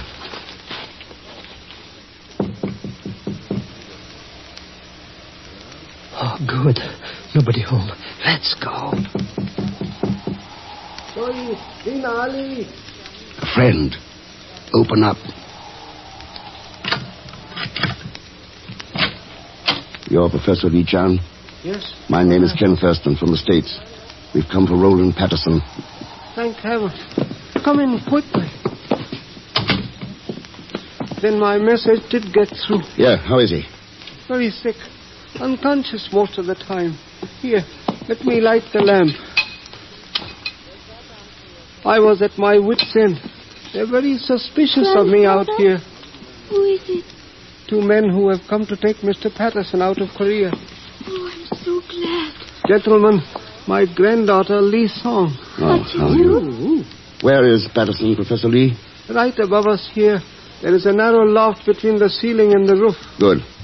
Well, I think Patterson had better be moved as quickly as possible. Who's there? Up into the loft. Both of you, quickly. Lee Song will... Over here. One climbs up the shelves. Like this.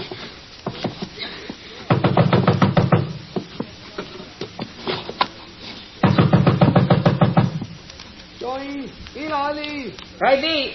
Do not move around. Mr. Patterson is lying here behind us. Good evening, Professor Lee. You are up late. Yes, we both are. It is the devil, Mao. Perhaps the noise of the bombing awakened you. Or perhaps you knew there was going to be a bombing. No, I knew nothing about it, Lieutenant. Where is your granddaughter? She went out somewhere. Where? I do not know where. In other words, Professor Lee, you are of no use whatever to me. He's drawn a gun. Shh, Lisa. And for those of no use to me, I have only one answer.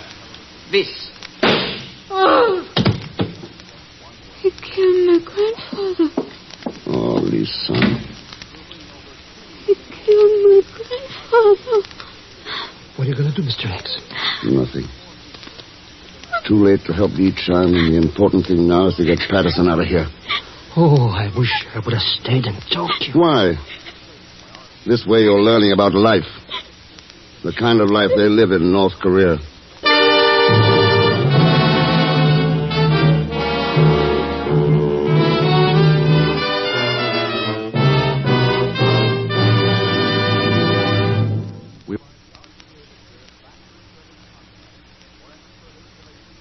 We'll continue with the man called X in just a moment. Here's a word from RCA Victor. Well, here it is, right in the middle of winter. There's nothing more fun these winter nights than curling up in front of a good warm television set and let the laughs, chuckles, and downright merriment of television entertainment warm the cockles of your heart. And if there's one thing that's more fun than just plain television, it's television on a new RCA Victor set. You probably know that RCA Victor television is America's favorite, that it's called Million Proof because almost 2 million families today are happily using RCA Victor television in their homes. And you'll know why when you watch the lifelike picture of RCA Victor's new model, the Kent, now on display at your RCA Victor dealers. The Kent brings you clear, big 17-inch pictures locked in place by RCA Victor's exclusive Eyewitness Picture Synchronizer. And then, too, look at the value of the Kent. It's like having console television at table model price. You'll say that RCA Victor television is the best way to warm up your heart with television fun and keep the frost off your pocketbook.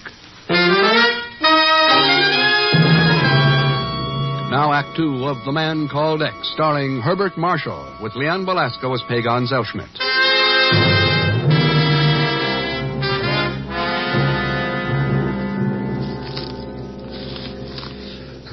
How much longer are we going to have to stay here in this barn and freeze ourselves, Mr. Thurston? At least until Lee Song gets back from that farmhouse up there. Well, another half an hour and it'll be daylight. Boy, what a night. I wish I was as unconscious as this Patterson guy. Don't tempt me, Pagan. Now, keep those blankets around him. Hey, he's breathing better. You know, that penicillin must be working. No, he needs a doctor, though, badly. Wonder what's keeping her, anyway. I sent her up there about 20 minutes ago. Mr. Thurston, maybe she's pulling a double cross. No. With her guardian dead, her only chance now is to get out with us. Hey, somebody's coming. Mr. Thurston, brought Guam back with me. Good. Welcome, Mr. Thurston. Has been a long time since conference in Seoul. Many changes. How are you, Kwang? It's good to see you. The song has said Mr. Patterson is with you. It is bad when friends dare not confide in one another. We did not know who to trust. Forgive us. This old one understands, child. In our country now, each man fears his brother. Is there any way you can help the four of us get out of here toward Anshu Inlet? Can take you in ox cart to Luzhou, 12 miles west. Ox cart, yeah? Is possible for you to lie and back, covered with load of straw. It might work. In Luzhou, it's possible you can make further arrangements. Yeah, I know a man there who may have a truck, if he's still alive. All right, Krang. Let's hitch up the cart.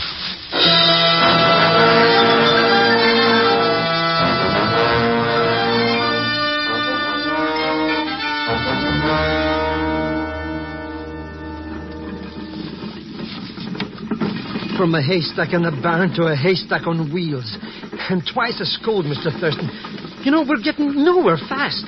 We're within a half mile of Luzhou. It's better than walking. But I'm allergic to hay. I'm allergic to bullets. Lee Song, how's Mr. Patterson coming along? He's all right, I think. He's sleeping again. Mr. Thurston, there's a road guard station just ahead. It's necessary that we're very quiet. Yeah, I understand. Now listen, I can't go myself. So are you sure you know where to find the man I told you about in Luzhou? Yes, I know. I've heard of him. Well, Huang is going to drive us on through town in the cart. We'll wait for the truck on the Anshu Road. Got it? Yes, I understand. LEIDON, move! Gee, good eye. Hi, hi. LEIDON, Farmer Kwang. Where you go, Kwang? To Luzhou with load of hay. I know this one. It's Load from of hay? Chinchu. Maybe something for black market. No, nothing. Maybe Only somebody- hay. A fat pig. No, nothing. If he shoves that bayonet in here, I'll have to kill him and risk getting away. Wait, let me talk to him. What do you mean? I'm a woman. All right. Have a try at it. I'll keep you covered. Hey, have a care. What is it you try to do? Lee Song, why are you there, hiding? Sometime one wishes to run away from grandfather and see what things are in next village. And Kwang is help you? Ha! Sly fox, old Farmer Kwang. But like you say, old. Oh, in 3 hours, one would be off duty here. In 3 hours, it's possible one would be in marketplace. Drive on, Kwang. Hoi! Hey! 3 hours. 3 hours. Mr. Thurston, I haven't breathed for 5 minutes. Well, you can thank Lee Song that you're breathing at all. She's got a lot of courage. Oh, I don't know. I doubt if we were in real danger. Hey, look. I tore my coat sleeve on a nail or something. It wasn't a nail. That's where the guard poked that bayonet through the hay when he... Oh! Idiot!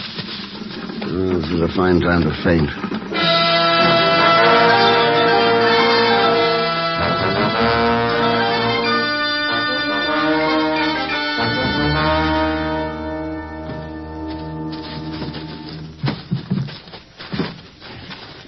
Easy now, Pagar. Let's slide him into the back of the truck. I've got his shoulders, Mr. Thurston. Now! All right. Now, get those blankets around him. He's in no shape to stand a chill. The owner did not dare to wait, Mr. Thurston. He left the truck and walked back to town. He'll report it as stolen tomorrow. Good idea. There's certainly no point at... Oh, what's it? Oh, half a dozen hand grenades. Well, let's hang on to them. How about letting me drive, Mr. Thurston? I know these Japanese army trucks will just like the... Like the back of your hat, huh? Just give me one of those things with a tank full of octanes, and I'm off like a bat out of my belfry. Well, hurry up. We're pushing our luck. Okay, everybody, hang on. Motor must be cold. It always takes a while for these, you know. It must be flooded. Or something. All right, Pig, I'll move over. But, Mr. Thurston, just give me a little time to... What did you do? Turned on the switch.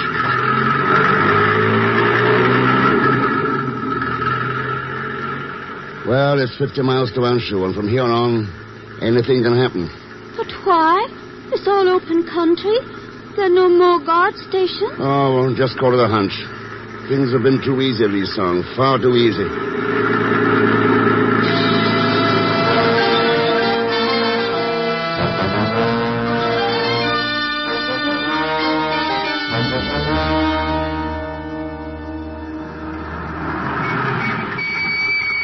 Well, Anshu Inlet, end of the line.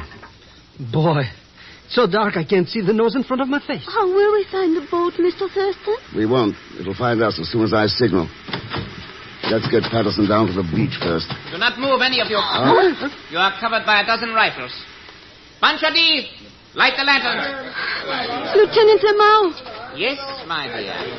I don't believe I've met your friends, though we did find their parachutes. Hagon? Well, the ground was froze, Mr. Thurston. I couldn't bury them. Ah, Thurston, the famous Mr. X. We are fortunate tonight. The Patterson you mentioned will have to be identified later. How did you know where to look for us? First, the parachutes. Second, Lee Song reported heading west by a road guard. Third, my own intelligence. Yes, congratulations. Nothing, really. And now, Lee Song, if you would move a few steps to one side. The accuracy of a machine gun is never quite dependable. No. Oh, please, my dear. You have nothing to worry about. I have entirely different plans for you. As a matter of fact, I think you better change all your plans, Lieutenant. You notice what I've been holding in my hand? A hand grenade? That's right. The pin has been pulled, so don't move. If I release this, you're too close to me to get away. Order your men to drop their arms. Pingdo! Yumabulo! Xiangwutai! Hagon, take his machine gun. Okay, Mr. Thurston. Thanks, chum. Now, Lieutenant, order your men to hit the road east, fast. In 10 seconds, I'm going to heave this grenade after them. Bingdao! Daiju Banga! Well, I guess we can signal that Navy boat now and get out of here. Hey, Mr. Thurston, what about that hand grenade? Yeah, I guess the time's about up. Pick up your feet, boys. Up. Lieutenant Mao, you're a prisoner of war.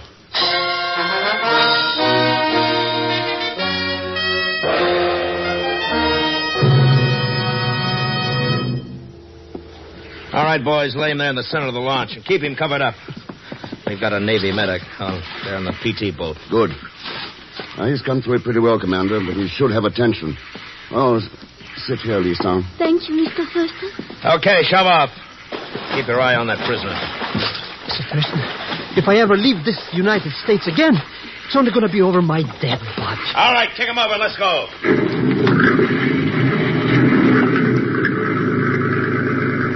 Goodbye, Grandfather. What the... Mao, did you have some more men there? I think it is the same ones who have come back. They were undoubtedly puzzled by my orders and have decided I was a traitor. Well, we'll be out of range in a few seconds. Oh, Lee Song. Here, the flashlight. Mr. Thurston, she's, Yeah. Hagon, give me that machine gun. Thanks. All right. Whichever one of you fired that shot... and all the other shots at all the other helpless people in the world...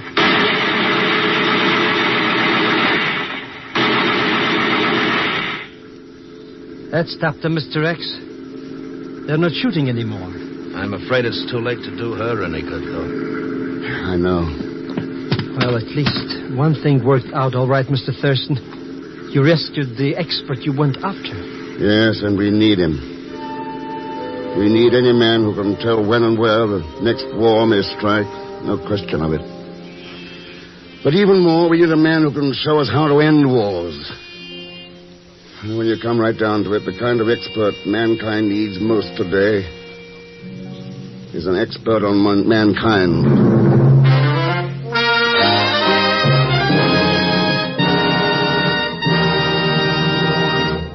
star, Herbert Marshall, will return in just a moment.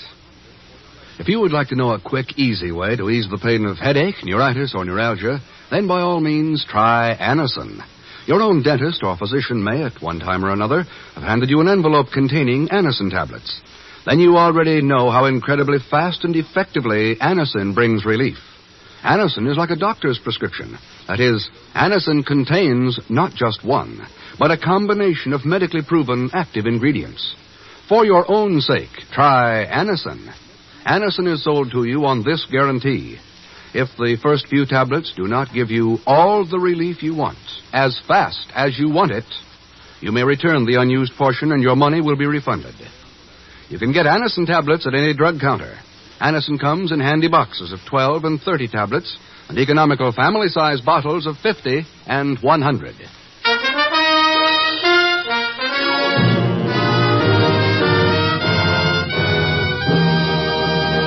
Now, here is our star, Mr. Herbert Marshall. Thanks for being with us. And you ought to know that the others you heard were Peggy Weber, Will Wright, Lalchand Mehra, Byron Kane, Ted Osborne, and Bill Conrad. Next week, Ken goes to Iran in search of a tiny bit of microfilm that may hold the key to peace in this world. And Pagan, oh yes, you'll be along in the person of Leon Belasco. So join us, won't you, when next I return as The Man Called X. Good night. The Man Called X is a Saturday night feature on NBC's 5-show festival of comedy, music, mystery, and drama. Brought to you by RCA Victor, world leader in radio, first in recorded music, first in television. And by the makers of Anacin for fast relief from pain of headache, neuritis, neuralgia. The Man Called X, starring Herbert Marshall, is a J. Richard Kennedy production with music composed and conducted by Felix Mills. Tonight's story was written by Les Crutchfield. All characters and incidents on this program are fictitious, and any resemblance to actual characters or incidents is purely coincidental. Be sure to listen tomorrow evening for The Big Show with Tallulah Bankhead and a great parade of stars, the Sunday night feature of NBC's All-Star Festival. And until next week, same time and station, this is Jack Latham saying good night for The Man Called X. Join your hit parade and have fun with Dennis Day, both on NBC.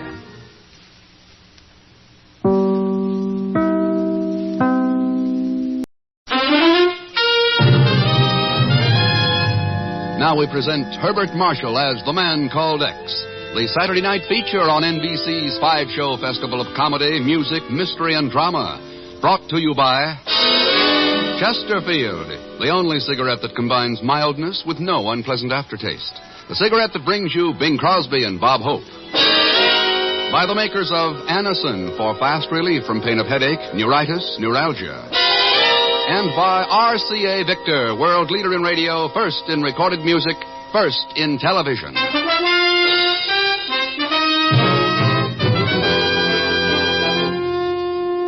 Herbert Marshall as The Man Called X.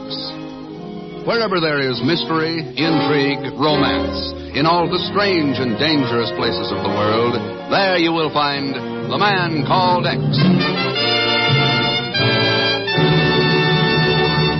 Hey, wait. Here are those two guys again. Bob, do you realize we only have one thing in common? Hardly enough for a happy marriage, is it? What's that, Bing? Chesterfields, of course. We both like them, we both sell them. And we'd better get to selling them now. You know, folks, better tasting Chesterfield is the only cigarette that combines for you mildness with no unpleasant aftertaste. How do you know they're mild? Well, you just make our mildness test. You buy them, open them up, and enjoy that milder aroma. Then smoke a Chesterfield. You'll know it's milder because it smokes milder. And Chesterfield leaves no unpleasant aftertaste. That fact has been confirmed by the country's first and only cigarette taste panel. So, always buy Chesterfield. Join me, Junior. Let's sum it up musically. Chesterfield, Chesterfield always takes first place. That mild tobacco never leaves an aftertaste. So, open a pack, give 'em a smell, then you'll smoke 'em.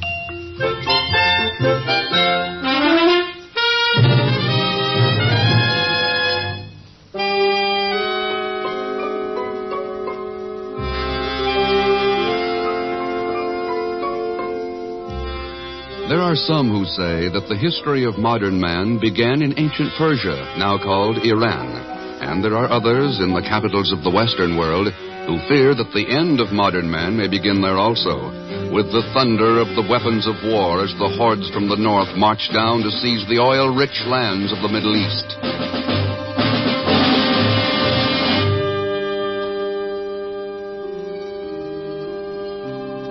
On a lonely, windswept plateau in the Socialist Soviet Republic of Azerbaijan, just north of Iran, a sheepherder huddles in his tiny hut. Huddles over a shiny, portable, shortwave radio transmitter. This is Outpost calling X in Tehran. Outpost calling X in Tehran. Listen closely. May not be able to repeat. Listen closely. The information will be aboard the Tehran-Baghdad plane on the 25th. Take seat 10B. Your contact will be... Oh, contact will be...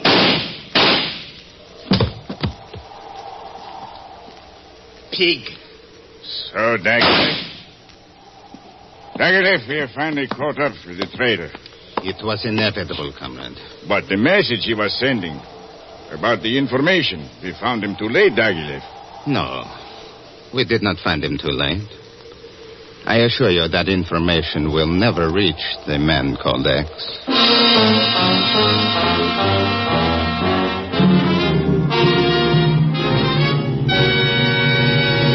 Then you think we've lost a contact in Azerbaijan? Looks like it, Chief. I haven't been able to raise him again. Well, any idea what the information he mentioned was about, Ken? Yep. Russia's military plans regarding Iran. What? That's right. Everything she's been doing about massing of troops, moving military supplies and materiel. The works. Good Lord, Ken. That information's vital to us. Vital to the entire Western world. Yep. And it'll be somewhere aboard the Tehran-Baghdad plane on the 25th. But we don't know who has it, who the contact is. How the devil are you going to get that information? That's an interesting question, Chief. I'll give you the answer later. After I land in Baghdad.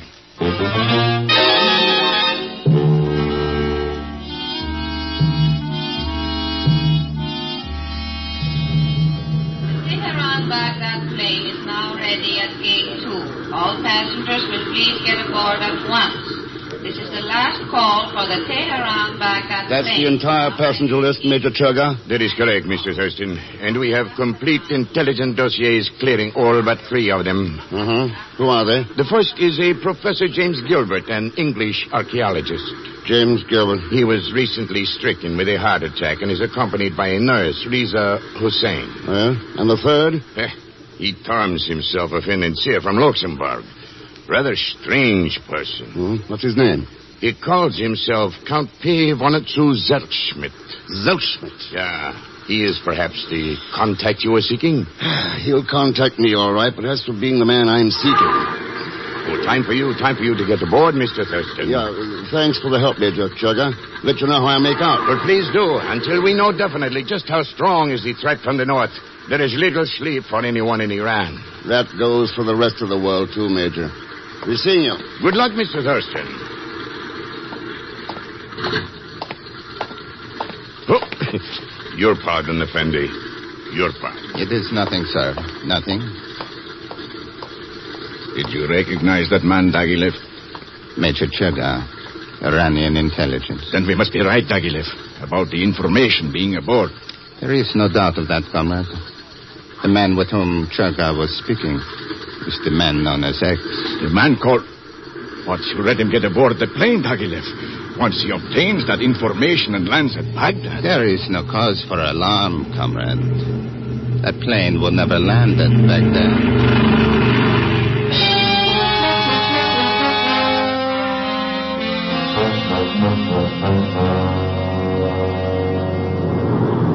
I beg your pardon, my dear sir, but would this seat next to you happen to be unoccupied with nobody in it?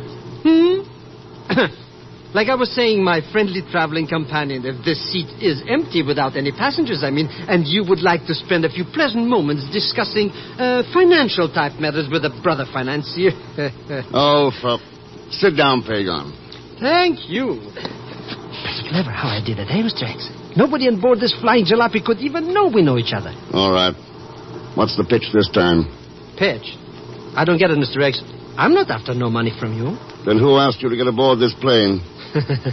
Always joking, eh, Mr. X? You asked me naturally. What? I didn't even know you were in Tehran. Well, that's not what my Uncle Ahmed told me. Your Uncle Ahmed? Sure, I'm working for him in Tehran. A big importing and deporting business. He's got big connections, you understand? Now, wait a minute. Just what did your Uncle Ahmed tell you? Just what you told him. That you wanted me to take this trip with you. It was all very hush-hush, important, top-secret stuff. So here I am. Well, so what's cooking, Mr. Ray? Pagan, if I could believe for 1 minute that... Pardon, sir, but would you happen to be a Mr. Ken Thurston? Yeah, that's right, yeah. I am Riza Hussein, Mr. Thurston. Oh, how do you do, Miss Hussein? And I'm Mr. Pagan Zelschmidt. Welcome on board. I am a nurse, Mr. Thurston, and my patient, Professor James Gilbert, is becoming quite bored and restless on the trip, and this is bad for him. He suffers from a heart ailment, you see. Oh. Well, yours was the only other name on the passenger list that might indicate an English-speaking person. And I thought perhaps you might not mind talking with the professor. Oh, I'll be glad to. Oh, sure. Go right ahead, Mr. Thurston. Yeah. Me and this pretty little pill peddler will talk over things while you're gone, huh, Miss Hussein? He is in seat 14B, Mr. Thurston. And thank you so much. It's my pleasure, Miss Hussein. So you're a nurse, huh, baby? Well, sit down. Professor Gilbert? What's that? What? Oh, yes. I'm Professor Gilbert, and you must be Mr. Thurston, eh? That's right. Sit down, please. Sit down. Thanks. I understand you're an archaeologist, Professor. I was until this heart of mine began acting up. The winds and colds of Azerbaijan proved too much for it. Azerbaijan. Yes. You'd be very surprised at what interesting things one can uncover up there. For example, there's a lonely little plateau at the Russian border. So lonely, I've named it the Outpost. Descriptive, eh? Yes, very. Find anything up there? Yes, some remarkable data, Thurston. Remarkable. It might affect our entire concept of history. Perhaps you'd like to look over some of my notes regarding it.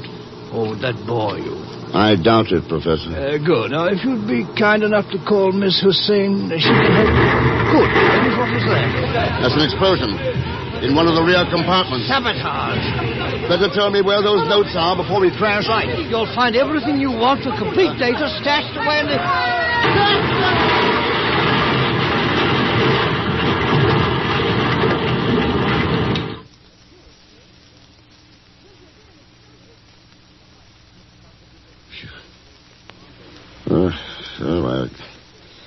I gotta get information before crash. Everything is all right, Mr. Thurston. There's no need for concern. Everything is all right. Gotta get... What, Oh, it's you, Miss... Yes, Mr. Thurston. You are in a hospital in the village of Hamadan. You suffered a slight concussion. We have kept you under sedatives for the past 24 hours. Your arm, please, Mr. Thurston. Never mind the hypodermic. What happened in that crash? What about Professor Gilbert? Well, he suffered a slight heart attack, but he should be in perfectly safe hands by now. Your friends flew him back to the Tehran hospital. My friend? Pagan? No, Mr. Thurston. Your friend who flew down here this morning. I believe his name was Mr. Dagilev.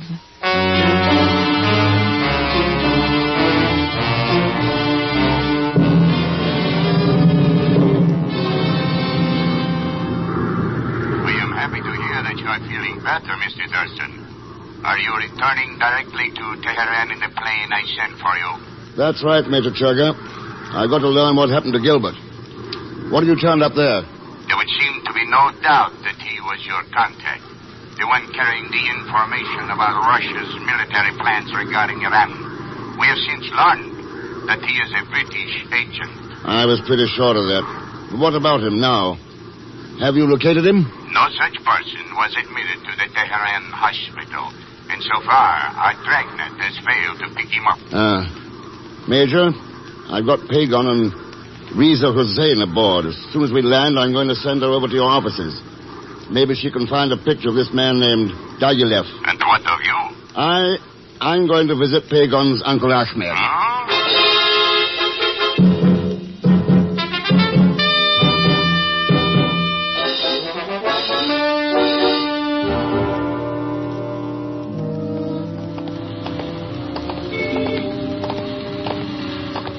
Believe me, Mr. Thurston, you're just wasting time. My Uncle Ahmed may be a character, but he don't know nothing about any kind of a secret information. You could trust him just as far as you could throw me. Where is this shop of his? Right over here, Mr. X. Right here.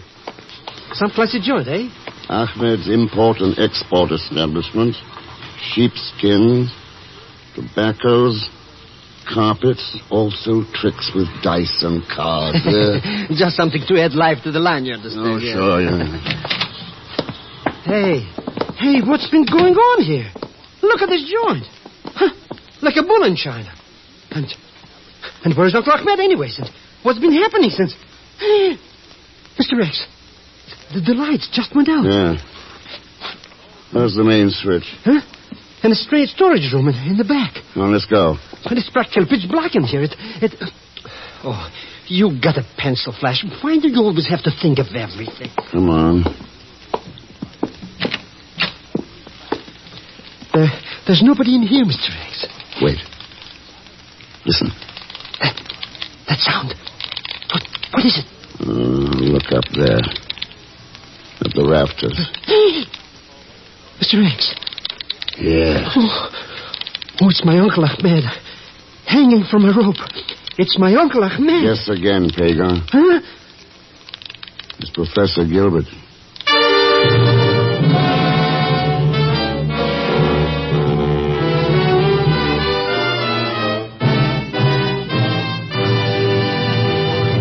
We will continue with The Man Called X in just a moment. The next time you suffer from pains of headache, neuritis, or neuralgia, take Anacin. You'll bless the day you heard of this incredibly fast way to relieve these pains. Now, the reason Anacin is so wonderfully fast-acting and effective is this. Anacin is like a doctor's prescription. That is, Anacin contains not just one, but a combination of medically proven active ingredients in easy-to-take tablet form. Thousands of people have received envelopes containing Anacin tablets from their own dentist or physician, and in this way discovered the incredibly fast relief Anacin brings from pains of headache, neuritis, or neuralgia. So, the next time a headache strikes, take Anacin for this wonderfully fast relief. Anacin, A-N-A-C-I-N. Anacin comes in handy boxes of 12 and 30, economical family-size bottles of 50 and 100. Get Anacin at any drug counter. And now we return to the second act of The Man Called X, starring Herbert Marshall, with Leon Velasco as Pagan Zellschmidt.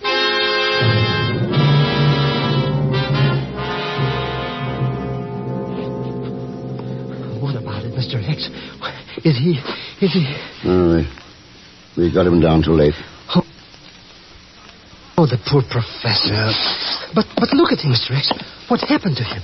He was questioned, Pagan. Oh, they must have wanted to know where that military information is pretty bad, eh? Yeah. Do you think he told them anything? One thing's certain. He didn't have those notes on him, or they wouldn't have done this. Look out, Pagan!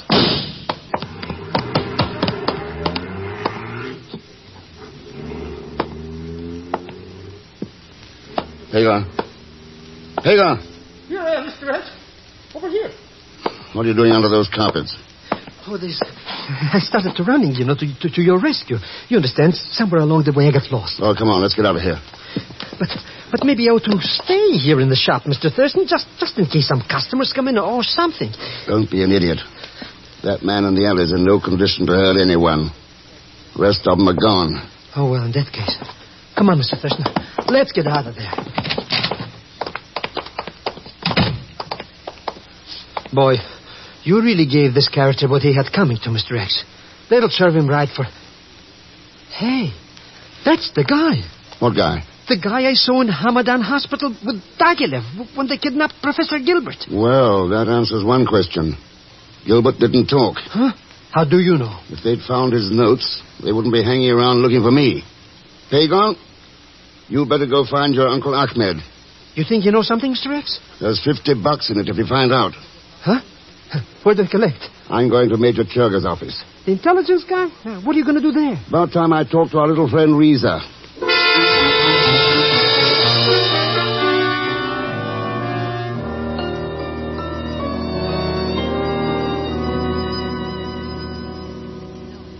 Thurston. Professor Gilbert told me nothing about them. Just before the plane crash, he asked me to get to you, so you could give me those notes. I do not care what he told you. I know nothing about them. Then what about this man, Diaghilev? Could you identify him? No. I know nothing about him either. Only that he took Professor Gilbert away from Hamadan after the crash. Well, didn't the professor put up any kind of a fuss? I told you he had suffered another heart attack. He was under sedation at the time. All right, Risa. I'll get your stuff from Major Churga and then see you safely home. You are very kind, Mr. Thurston. Very kind. You heard, Major? Every word, Mr. Thurston. What about her things? Did you check them? I did. Her purse, medicine kit, overnight bag, there was nothing. Does that mean you still suspect she might be guilty of some complicity? I was wondering why I was in the Hamadan hospital for 24 hours before coming to. But you explained that. You had suffered a concussion, were being kept under sedatives. Maybe she's a little too eager with that hypodermic. Huh? What if somebody wanted me out of the way for 24 hours, long enough for Diaghilev to get down there and pick up Gilbert for questioning? It is a possibility, of course, Thurston, but you're speculating. There's something else that isn't speculation. Risa said Professor Gilbert was under sedatives for a heart attack when Diaghilev picked him up. Remember your report from British intelligence? Yes, Mr. Thurston. They reported that James Gilbert had no heart ailment, that he was in perfect health.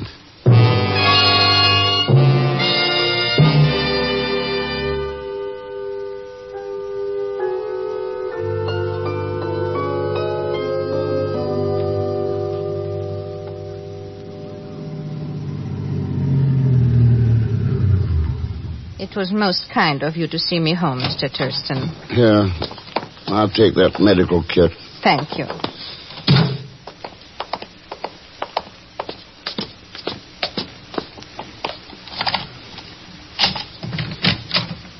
I will have the lights on in a moment. Do not bother, Miss Hussein. Mr. Thurston! And do not move, either of you. My men are well armed. Who are you? My name happens to be Diaghilev. And as for why I'm here, surely I do not have to tell you that, Mr. X.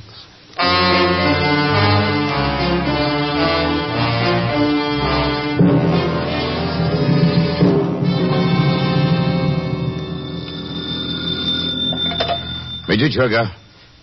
Very well. Send him in at once.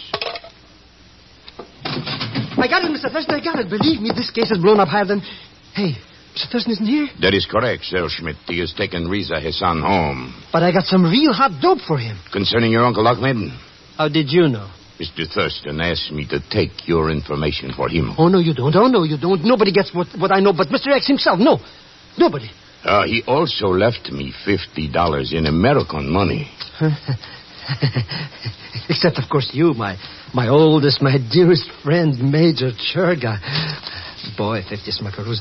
10, 15, 20... The information, Sir Schmidt. 25, 30... Huh? Oh, that. Well, believe me, it's hot like a griddle, yeah. You know what that Uncle Ahmed of mine was doing? 35, 40... He was going... go between, yeah. Between some sheep herder and Azerbaijan and the Professor Gilbert. Only he didn't know it. You were certain of this? 45, 50... Sure, some microfilm was being shipped into my uncle's inside sheepskins he was importing. And the stuff was being bought by Gilbert. Microfilm? That's right. By accident, he found out what he was doing, yeah. When that Diaghilev and his character marched into the shop with guns. So he sent you aboard that plane to warn Mr. Thurston? Are you kidding? He sent me aboard to get rid of me. He owes me $75 in commission. Major Churga. What? You're certain? Very well, carry on as planned. Come with me, Zellschmidt. We have work to do. Work? That was one of my men calling from Riza Hussein's apartment. The place is empty. And there are blood stains on the floor.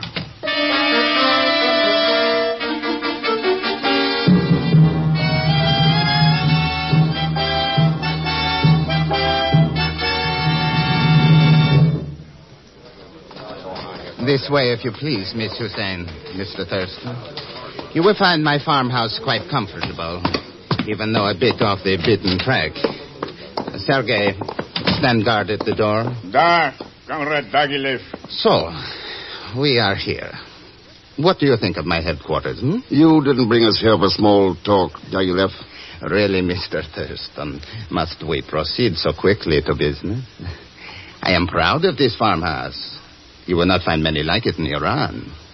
So well equipped with shortwave radio, recording apparatus, airplanes, concealed hangars. Please, what is it you want? What is going to happen to us? It's simple enough, Risa. He didn't get what he wanted from Professor Gilbert. So he's going to try his luck with us. That is quite correct. Gilbert had no microfilm on him, nor would he tell us where he had hidden it, despite our persuasion. Perhaps you and the young lady will not prove so stubborn, Mr. X? I shall leave you in the good graces of Sergei while I get the plane warmed up. The plane? Plane? Yes, Miss Hussein. This time the questioning shall be conducted at our leisure. There will be no chance of interruption within the borders of my own country. Ken, does it really mean that? Tell me, Risa, who hired you to act as Gilbert's nurse? Why, he did. Was that just before the flight to Baghdad? Yes, but... And who said he had a heart attack at Hamadan when he was given sedatives? Why, the man with Dagilev. He said he was a doctor. Thanks, Risa. I think that explains a lot of things. Ken! What is going on out there? Better take a look, Sergei. But first, I'll take that gun. Oh! Ken, what is happening? Come on and see. Look, those are military cars. That's right, Risa. Under the command of Major Churga. Major Churga? I figured that Dagilev would be after us when he didn't get anything from Gilbert. Churga had some of his men tailing us. Hello, Mr. Thirst. Small world, isn't it? Hagon, this is one time when I can truthfully say I'm glad to see you. Well, you got nothing to worry about. I got everything under control. The whole cat and caboodle. All these characters are rounded up. And everything is... Hey, I didn't know Major Churga had an aeroplane here. He hasn't. That's Dagilev. Dagilev? He's getting away. All right, Pagon, let me have that wheel. The wheel? But where are we going, Mr. X? Hang on to your hat. Mr. X, you're driving this thing right into the runway. That's right. But that airplane, it's coming this way. We're going to smash into it. Get ready to jump. Jump? But... Get ready. Ha! Now. Jump.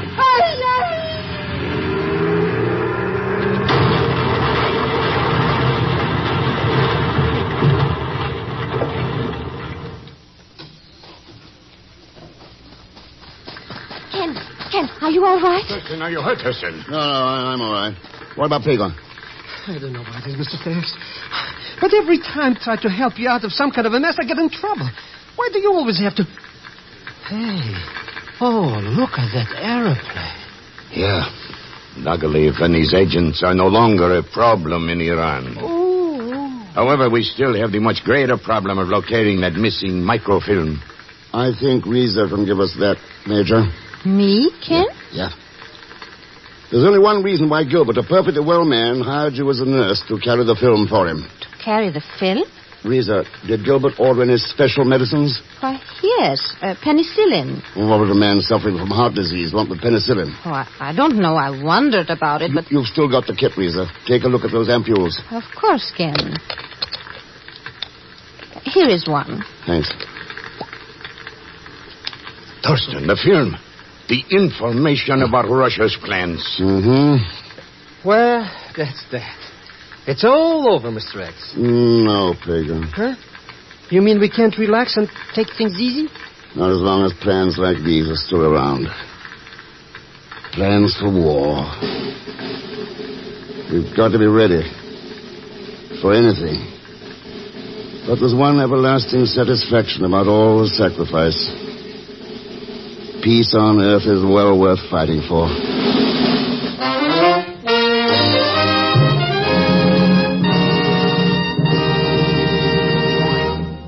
Our star Herbert Marshall will return in just a moment.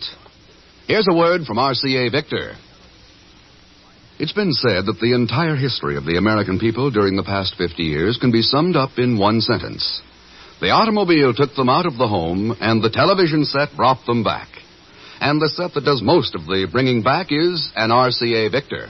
And that's because RCA Victor television is owned most, proved most. In fact, it's million-proof. Almost 2 million families are happily enjoying RCA Victor television in their homes today.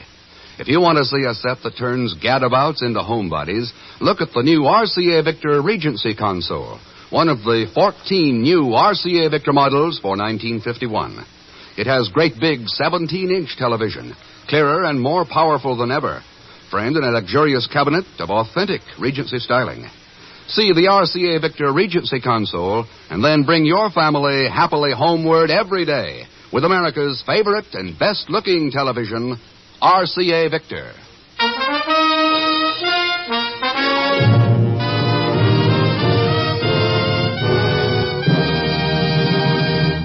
Now, here is our star, Mr. Herbert Marshall. Thanks for being with us. And before I say anything else, I think you ought to know that in tonight's cast were Gladys Holland, Will Wright, Eric Snowden, Ken Christie, Stan Waxman, and Ted Von Eltz. Next week, Mr. X digs into one of the most vicious, most insidious rackets the world has ever known, dope smuggling. And speaking of, I beg your pardon, but Leon Velasco will be along as Pagon Zellschmidt. So join us, won't you, when next I return as the man called X. Good night.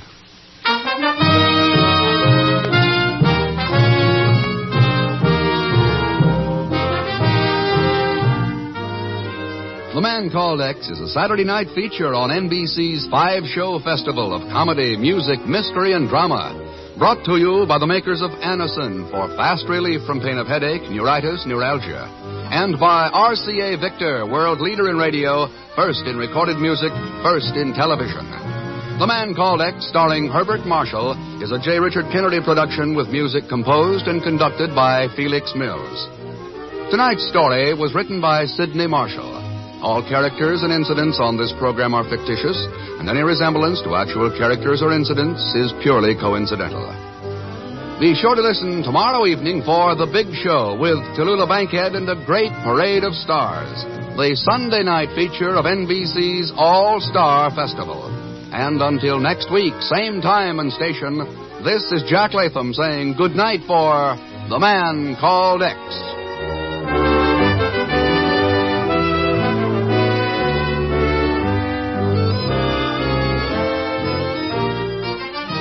Join your hit parade and have fun with Dennis Day, both on NBC. Now we present Herbert Marshall as The Man Called X, the Saturday night feature on NBC's 5-show festival of comedy, music, mystery, and drama. Brought to you by Chesterfield, the only cigarette that combines mildness with no unpleasant aftertaste. The cigarette that brings you Bing Crosby and Bob Hope.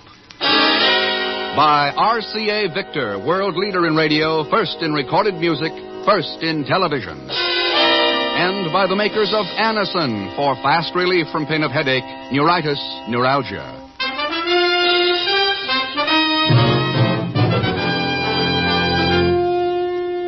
Herbert Marshall as The Man Called X. Wherever there is mystery, intrigue, romance, in all the strange and dangerous places of the world, there you will find The Man Called X.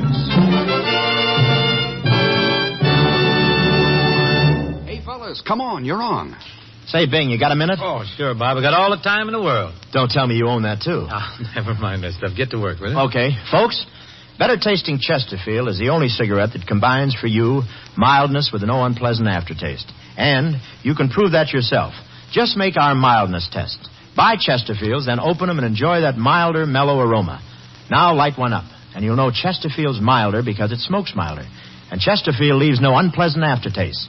That fact has been confirmed by the country's first and only cigarette taste panel. Yes, mildness and no unpleasant aftertaste are what you and I and every smoker wants. Hurry up, Dad. Here comes the music. Chesterfield, Chesterfield always takes first place. That milder, mild tobacco never leaves an aftertaste. Oh, ho, open a pack and give 'em a smell. Then you smoke 'em.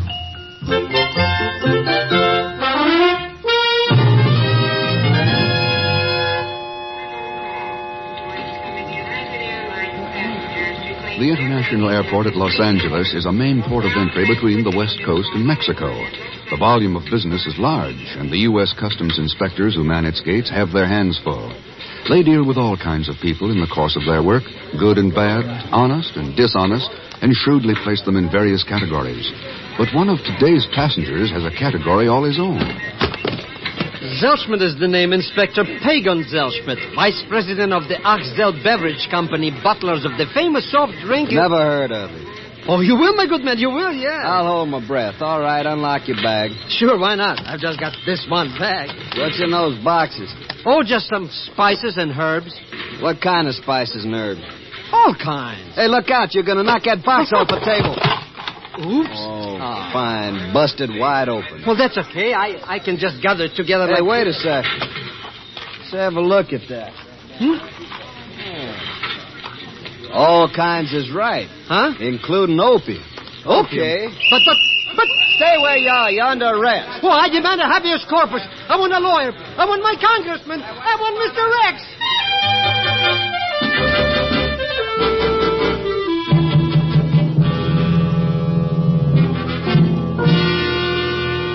Actually, Ken, it doesn't surprise me a bit.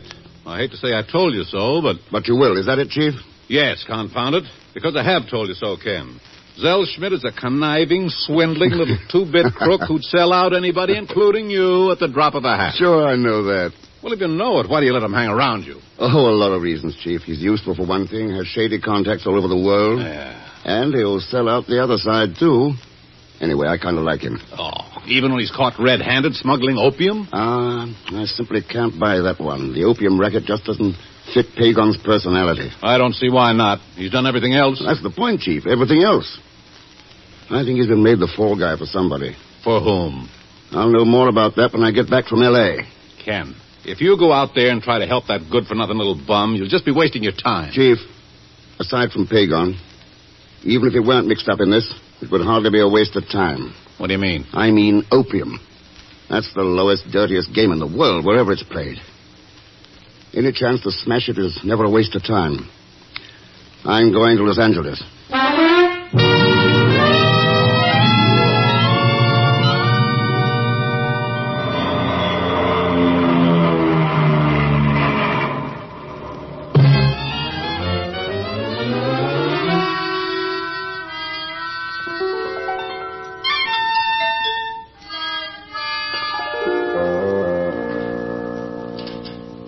Look, Mr. Thurston. You see, they mean business. They even slapped a big master padlock on the cell, so I'll never get out. Well, that's the price of crime, Pagon. What's crime? Now, what? They just got it in for me, that's all. I didn't do nothing. Nothing? When did opium smuggling get to be nothing? But I didn't. I swear by the father of my father... Never mind. But I really didn't. This time. Okay. Then what is the story? Well... It all started when I decided to go into this beverage bottling business with Uncle Ahmed. Huh? No, this time it was strictly legitimate, really. Of course, the first thing we needed was some herbs and spices to make the soft drinks out of. So I had some phony letterhead printed and... Strictly legitimate. Well, anyway, I got a letter back to come down and get some free samples from this Mendoza Ranchos company in Guadalajara. Mendoza Ranchos company, huh? Mm-hmm. Yeah, so I did. And here I am in jail. Yes, because of opium. Not herbs and spices. But it was packed inside the sample boxes. How should I know? Are you sure you didn't? Oh, Mr. X, I swear by the father of Let's not go into that again. Well, it sounds like a typical Pagon Ahmed crooked scheme. Crooked? Sure. 10 to 1, you represented yourself as a potential buyer of CARLO lots and got a couple of $100 worth of samples for nothing. 300. Okay, then 300. It was enough to run us for a whole year. Yeah, except for one thing. Somebody saw a chance to use you. But who, Mr. X? That's what we're going to find out when we get to Guadalajara. What do you mean, we? You've been released in my custody, Pagon. Come on. Pack your toothbrush, if any, and let's go.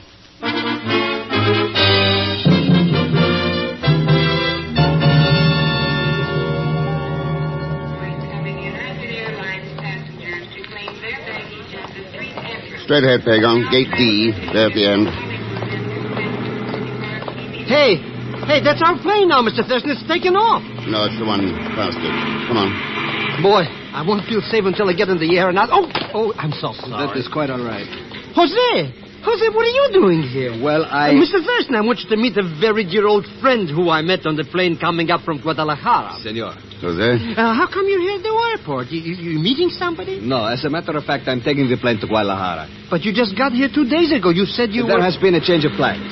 Now, if you will excuse me. Now, wait a second. Good Jose. day, gentlemen. It has been a pleasure. I can't understand it, Mr. Thurston. He was so friendly on the trip up. Why not? With you packing his opium across the border for him, why shouldn't he be friendly? You mean I was... I mean, he... You mean he... It's an idea, anyway. Oh, I beg your pardon, senores. Could you tell me which is the gate for the plane to Guadalajara? It's Gate D. We're going there ourselves. Here, let me help you with that hat box. Oh, thank you so much. And, you are also traveling to Guadalajara, senor? Yeah. Have you been there before? Oh, no, for a long time. Lovely city, though, as I recall it. Oh, it is. I hope you enjoy your visit with us, senor. Oh, thanks. Now, here we are, Gate D. Gracias, senor. And since we are fellow passengers, it does seem awkward to call you senor. Huh? Oh, I'm sorry. My name's Ken Thurston. This, by the way, is Pagon Zellschmidt. Hello. I am Evelina Mendoza. Mendoza? Yes. Perhaps you have heard of my father, Don Federico. He is owner of the Mendoza Ranchos Company.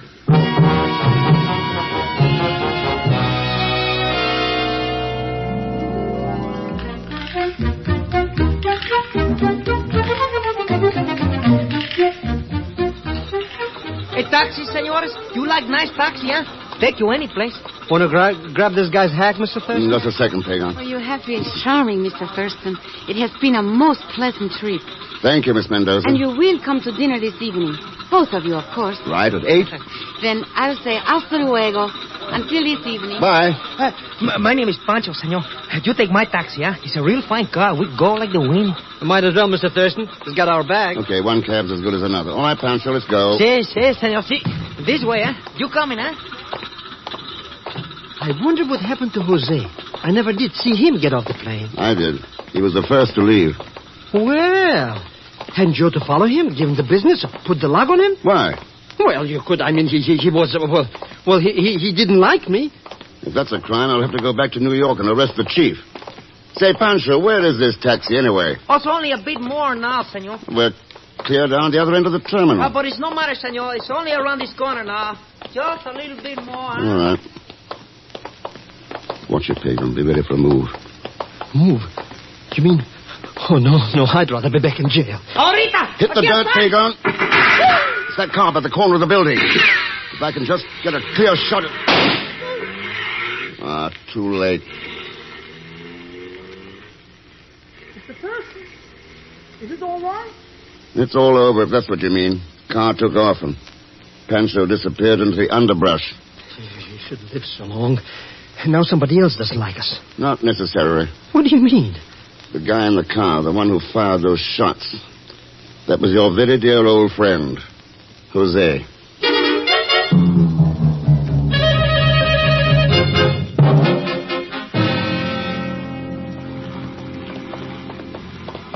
That's the place, Mr. X. That little dump right over our head there. It's not much of a place for a layout the size of the Mendoza Company. Oh, I think this is only a retail office for herbs and stuff. The way I get it, they run some big ranches out west of town. What's the name of the man you dealt with, the one who gave you the samples? Manuel Gomez. He's a little short fellow, bold as an egg. Boy, am I going to tell him a couple of things or two? You're going to tell him nothing. In fact, you're going to wait for me outside. Huh? This Gomez is the only lead I've got so far. And he has to be handled right.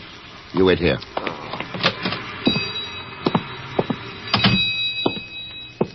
Buenos dias, senor. There is something I can do for you. Yes, you can tell Manuel Gomez I'd like to see him. Well, sí. I could tell him that, but I do not think I will tell him. Oh, why not? Because it's a waste of time, I think. He would not care to see you. I suppose we find out. Senor, I am Captain Rodriguez, the Policía Federalista. What are the federal police doing here?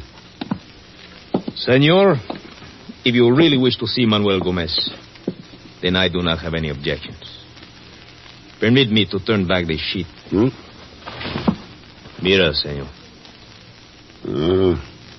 Apparently not all the marksmanship in Guadalajara is bad. Right through the heart.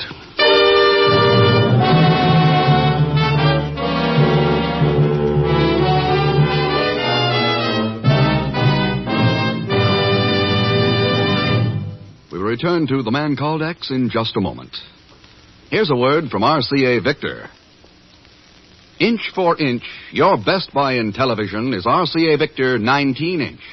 Yes, a great many families have taken this advice to heart and bought the thrilling RCA Victor 19-inch. Truly, the most exciting buy in television. When you buy television, remember that the set you choose will be the very hub of your home for years to come.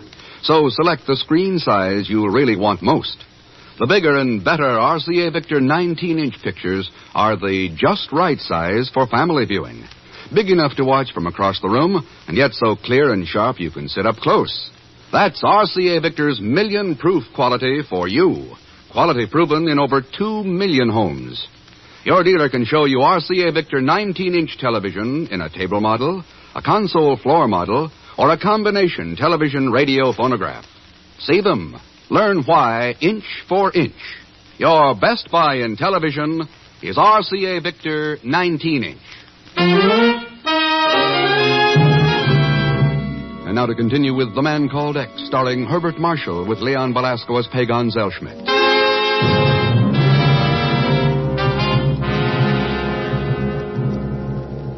A few tins of opium hidden in an herb sample landed Pagon in jail and brought Ken Thurston into the case. But now Ken's one lead. The man who gave Pagon the sample is dead.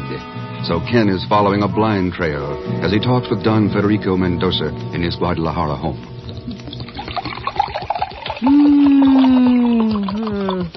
Gwen. And can I offer you more sherry, Senor Thurston? No, thanks, Don Federico. This is fine. Boy, this stuff is real McCoy. It was brought here from Spain a long time ago, Senor Zellschmidt. A real pre-prohibition, eh?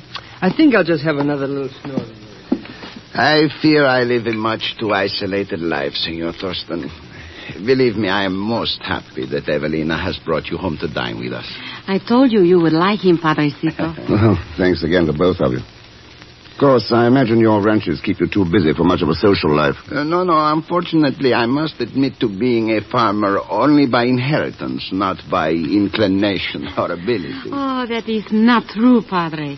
In good years, the crops do very well. With scarce thanks to me, however. You see, Senor Thurston, I leave the operation of the ranchos entirely in the hands of my manager, an immigrant named Hans Borkny. I see. He's very, very efficient. Knows much more about it than I do. Padre, I am sure Senor Thurston is not interested Oh, but yes, I am. I'm very interested in farming, especially in unusual products. Well, Hans does have a number of experimental crops, but only he could explain them. I know very little about that phase of the estate. Maybe you would like to look over the property in the morning, Senor Thurston. It's only a few miles from the city. Yeah, I should like to. I would enjoy such an outing myself. It has been nearly a month since Buenas noches. I must apologize for being late. Hans, come in and join us. Yes, we have guests for dinner. Oh. Senor Thurston, Senor Zellschmidt, Hans Borkny, my manager. Oh, how do you do? You are from the States, Mr. Thurston? Yeah, just here on a visit. There's something familiar about you. Have we possibly met somewhere? I don't know. Where might have been, Mr. Borkny? I'm not sure. Europe, maybe? No, I've been away from there for a long time. Oh, not so very long, Hans.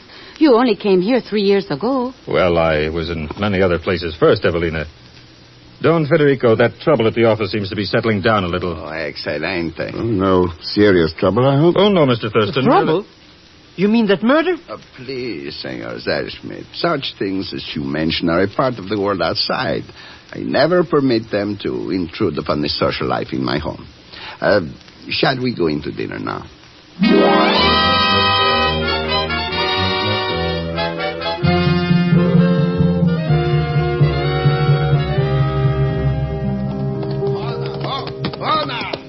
Easy, boy. Easy now. I am afraid I am not quite certain about the crops in these particular fields, Senor Thurston. I'd say they're lying fallow from the looks of them. Yes, I believe that is it. Hans knows, of course. Yes, I noticed that earlier. He seems to be familiar with every blade of grass on the rancho. He is indeed. I am sure you would have found him a much more interesting guide than I am, Senor Thurston. Oh, we'll catch up with the rest of the party later. I want to... Here. What's the matter, boy? I believe he's trying to shy at something. There's something there in the bushes. Here now. Hold it, boy. There. Can you see what it is? Says someone's been hurt. What? Why, it is one of the peons. He must have been drinking. Yeah, looks like... No, he isn't hurt. And he hasn't been drinking. Eh? He's smoking opium. Opium? Yeah. Can't you smell it? Ah, yes. Too bad. A number of the peons do this upon occasion. Where do they get this stuff? Who knows? And who can say they are wrong? The ranchos are not profitable, and the workers' lot is a hard one. This kind of thing doesn't make it any easier. They can forget for a while. Oh, they pay for it, all right. There wouldn't happen to be any opium poppies growing in the ranchos, would there? I am not even sure that the plant will grow in this climate, Senor. It will if somebody sets it out and cultivates it.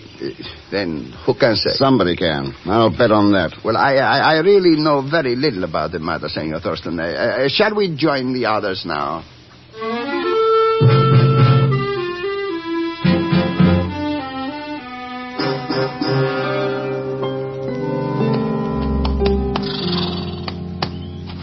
You are an excellent horseman, Senor Thurston. Nothing to it. The horse does all the work.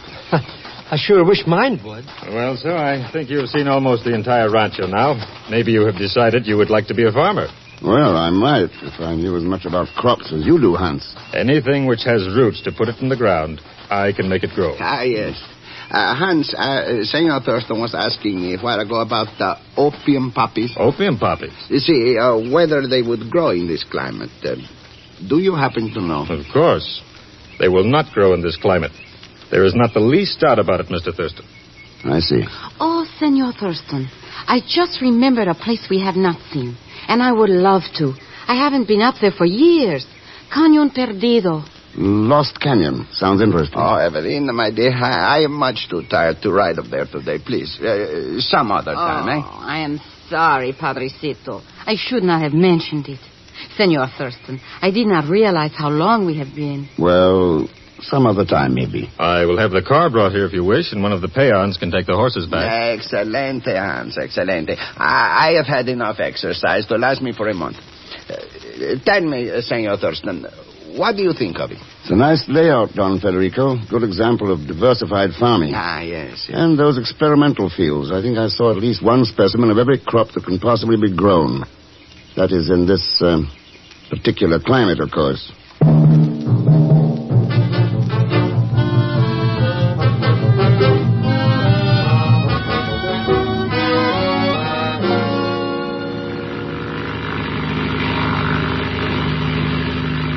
I can't tell from nothing of this map, Mr. Thurston.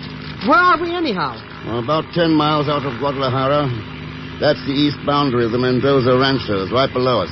I sure hope something don't happen to this plane mover. You should have waited at the hotel, Pagan. With that Jose character running loose? I'm not that crazy. Let's see now. This lost canyon must lie along the foothill side of the ranchos, so... I just want to say one thing. Mr. X, I'm opposed to this whole idea. All right, your attitude is on record now, so relax and enjoy yourself. But what we're carrying there in the back of the plane, who can relax? Well, you better hope the plan works. It's your neck that's out, you know. But at least I've got a neck now. This must be it. Just over the ridge.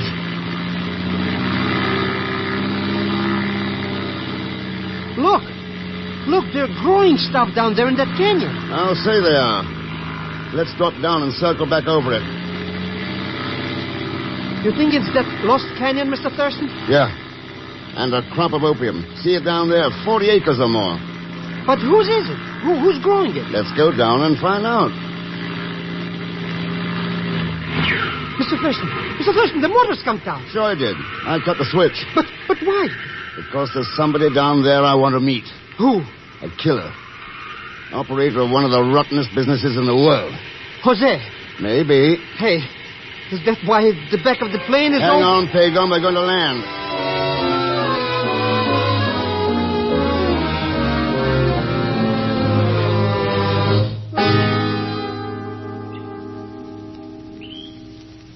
Well, we're here, Mr. X. What do we do now? Just sit tight until somebody shows up. Like who, for instance? Like whoever's back of this whole opium racket. I mean, all these pretty little flowers around here are opium poppies? Yeah. Oops. Now, I'm sure we must have been seen coming in. But if somebody doesn't show pretty soon, maybe we'd better... Pagan, what's the matter with you? Pagan. You idiot. What are you holding your breath for? I should get conked out by this opium stuff? Huh? Well, look, shouldn't we get out of here before we get dopey? With the head start you've got. Wait. Here comes a station wagon. But these Oh, they can't hurt you. Well, looks like we may have some action now.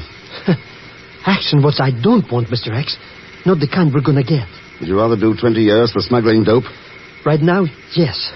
If I get out of here alive, no. Mr. X, are you sure the back door of the plane is unlocked? I'm sure. And don't tip the play ahead of time, understand? All I'm gonna do, try just to look non-conspicuous. They're suspicious, all right, or they'd have driven right up to us. Who's suspicious? Who? You mean it's him? Yeah, the manager of the ranchers. Who did you expect? Good afternoon, Mr. Borkney. Get your hands up, Thurston. You too. Yes, sir. They're up. See? That was a fast draw, Borkney. Did you learn it in Germany, Austria, or am I too far south? So, you're Mr. X. I've heard about you for a long time, but I never thought I'd see you across the sights of a gun. Well, all of us run into unexpected situations now and then. Sure we do. Like having a plane motor conk out while we're busy snooping? Oh, I landed on purpose. And you all the time I'd be waiting for you, I suppose. I thought you'd be around somewhere. I wanted a closer look at your poppy field. You in the flower business, Borkney? I'm in the opium business, Thurston, and I'm going to stay in business. But I don't think you are. Jose. Oh, no. Si, senor, yo vengo. So Jose gets another chance, is that it? That's it. Jose, I don't think you need any instructions. Not at all, senor. Borkney, shouldn't the rest of the corporation be present for the ceremony? There isn't any rest, Thurston. This is it. If you mean old Federico, he is too busy being an aristocrat to know what's going on around him. His daughter, too? Evelina? No. I have other plans for her. So it's just you and Jose. And Manuel Gomez, until you killed him, of course. He would have talked under pressure. I see. Well, I think that's all the information we need. Borkney, I imagine you're aware of the damage a submachine gun can do at close range. What are you trying? There are two of them pointed at you right now from the rear door of the plane. Come on out, Captain. Yo vengo, senor Thurston. Do not move, senor. Penalistas! That's right. Better drop those guns. No, you're not going to take me to prison. No! Entonces, pues!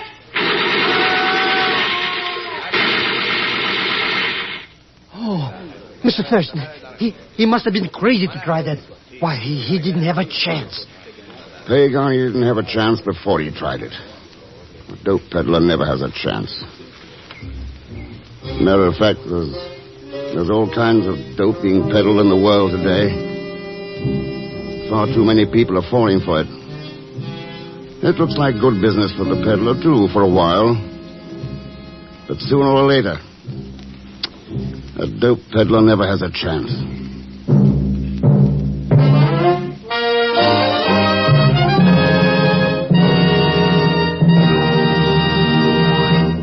Our star, Herbert Marshall, will return in just a moment. Here is something you should know if you ever suffer from the sudden pain of headaches, neuritis, or neuralgia. It is a way to ease the pain, often within a few minutes. A way that is incredibly fast and effective. It's Anacin. Anacin is like a doctor's prescription. That is, Anacin contains not just one, but a combination of medically proven active ingredients in easy-to-take tablet form. Thousands of people were first introduced to Anacin through their own physicians or dentists. But today, these tablets are in such widespread use that all drug counters have them, and anyone may enjoy their benefits. Next time you suffer from the pains of a headache, neuritis, or neuralgia, by all means, try Anacin. You like the convenience of Anacin tablets, and you will be delighted with Anacin's incredibly fast action. Anacin. Anacin. Ask for Anacin by name today at your druggist's.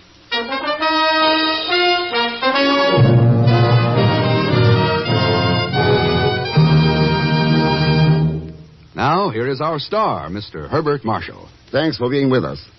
The other folks you listened to tonight were Lucille Meredith, Will Wright, Frank Gerstle, Ted DeCorsia, Harry Bartell, and Tony Barrett.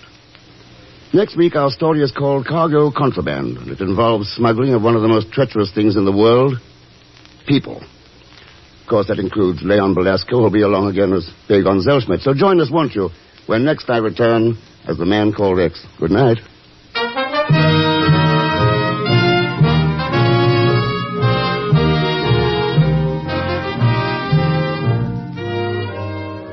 The Man Called X is a Saturday night feature on NBC's 5-show festival of comedy, music, mystery, and drama. Brought to you by RCA Victor, world leader in radio, first in recorded music, first in television. And by the makers of Anacin for fast relief from pain of headache, neuritis, neuralgia. The Man Called X, starring Herbert Marshall, is produced by J. Richard Kennedy, with music composed and conducted by Felix Mills. Tonight's story was written by Les Crutchfield. All characters and incidents in this program are fictitious, and any resemblance to actual characters or incidents is purely coincidental.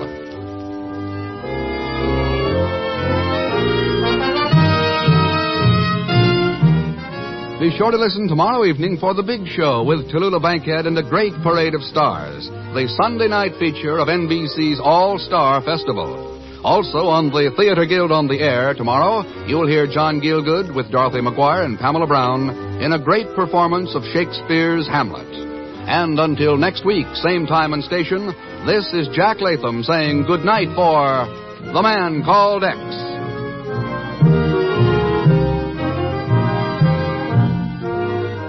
Hear Phil Regan's great new show starting tomorrow on NBC.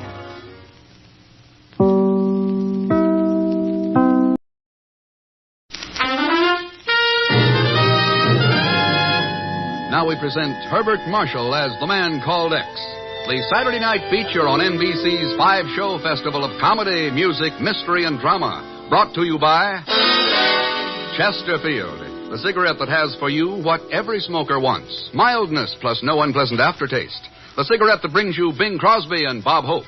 By the makers of Anacin for fast relief from pain of headache, neuritis, neuralgia. And by RCA Victor, world leader in radio, first in recorded music, first in television.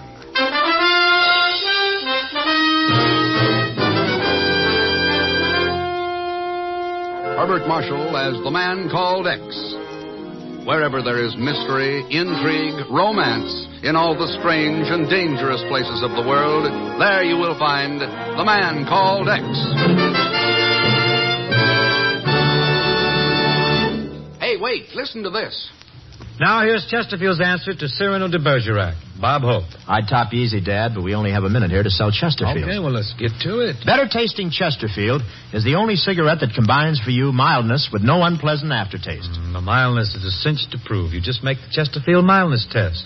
You know, open a pack and enjoy that milder aroma. Then smoke them, and you'll know that Chesterfields are milder. And Chesterfield leaves no unpleasant aftertaste. That fact has been confirmed by the country's first and only cigarette taste panel. So make our cigarette your cigarette. The reasons go together like this.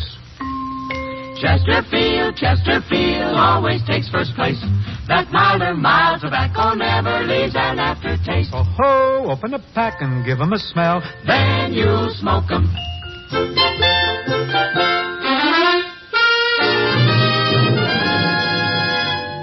Under the flat silver glare of a full moon, the California desert is a lonely, burned-out wasteland without a sign of human habitation.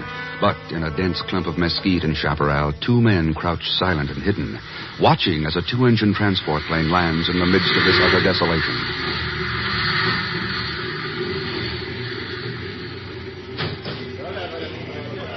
Hear 'em, Thurston? They're Mexican nationals, all right. Okay, Keating. Give the signal. Let's get out there. Check. All right out there. Stand still and nobody will get hurt. You're surrounded by men of the United States Immigration Service, so just stay where you are and we'll be... Look out, Keating. The plane, Thurston. The pilot's getting away.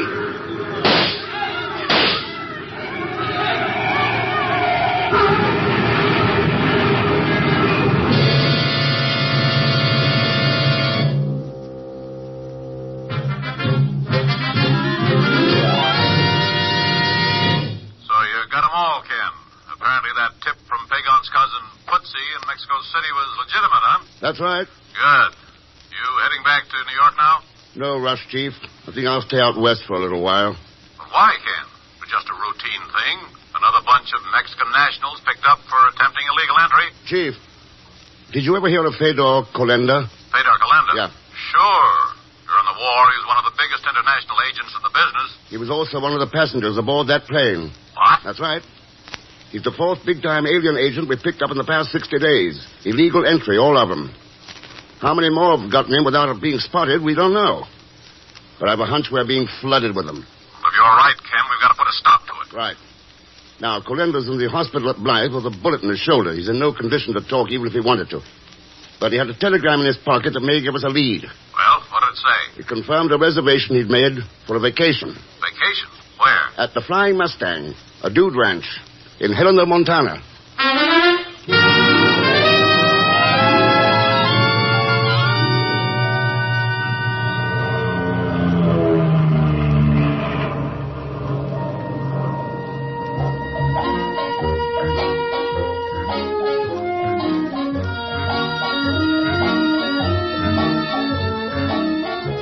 The Flying Mustang? Sure, I know where it is, stranger. About 100 miles from here as the crow flies. But it'll take 2 days easy by car, 10 by pack mule. What about flying in? Well, you maybe got a point there, stranger, if you ain't afraid of them mountains, that is. Pretty danged high, them mountains. I heard of fellas who were once... Plane ready yet, Zeke? Oh, howdy, Miss Doris. Yep, gassed up, checked out, and all ready to skedaddle. Thanks, Zeke. Say, before you go, Miss Doris, a fella here been asking about the Flying Mustang. Seems he's trying to figure how to get out there.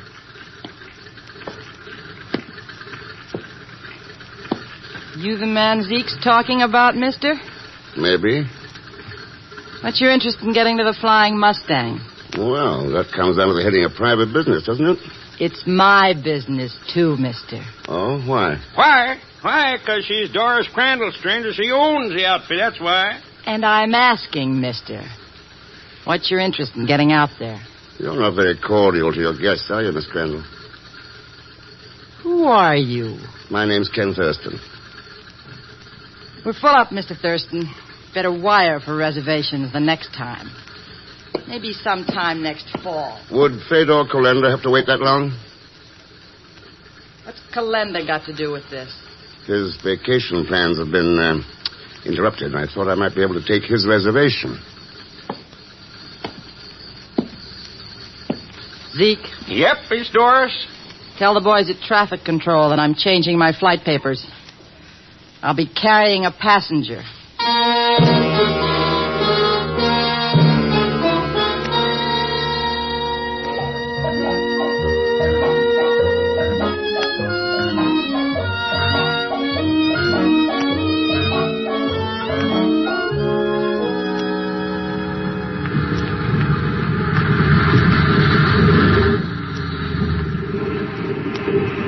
Here we are, Thurston. The Flying Mustang. Thanks, Miss Crandall. Nice landing strip. Couple of good-sized hangars. Looks like you handle a lot of traffic here at the Flying Mustang. Running a cattle outfit, even a dude ranch, is big business these days. And in big business, the airplanes replaced the horse. Or haven't you heard? Well, not being a rancher, I'll have to take your word for that. My handyman's riding up. He'll take you to your bunkhouse. When you get your gear stowed away, come up to the ranch house and meet the other guests. See you later. Yes, see you later, Miss Crandall. Howdy, stranger. Howdy. Welcome on board the Flying Mustang. What the... Putsy. That's right, Mr. X. Long time no see, huh? What the devil are you doing here? I thought you were in Mexico City. Oh, I was, but this Senor Rocas flew me up here and got me this job with that luscious Doris Crandall. Who's Senor Rocas? Oh, a big hotshot cattleman from Argentina. He's the guy I heard talk about smuggling in the Mexicans when I called you and the chief about it. Huh? Believe me, Mr. X, I'm plenty glad you showed up. There's something screwy going on this ranch place. Like what, Putsy? Yeah, like what, Footsy? Oh, it's you, Mr. Sanders. You were saying there's something screwy about the Flying Mustang, Footsy. Like what? I didn't mean exactly screwy. Exactly. Oh, Mr. Thurston, this is Mr. Bert Sanders. He's the big shot in charge around here. That means I'm foreman of the spread, Thurston. And any information you want about the outfit, you can get from me. Not from any cookhouse waddy who's been pasturing on local weed. What's the matter, Sanders? Has the Flying Mustang got something to hide? Look, mister, maybe you're here for a vacation. Maybe you're mixed up with some of that business going on at the ranch house. But whatever it is, let's get one thing straight. As long as I'm foreman here, I'm running things the way I see them. That goes for you and all the rest of the... Oh, Mr. Thurston. Mr. Sanders. Stop worrying, Thurston. Just a couple of the boys leveling their sights on some coyotes. For a cattleman, Sanders, you've got a bad sense of direction. Unless your boys are shooting coyotes in the ranch house.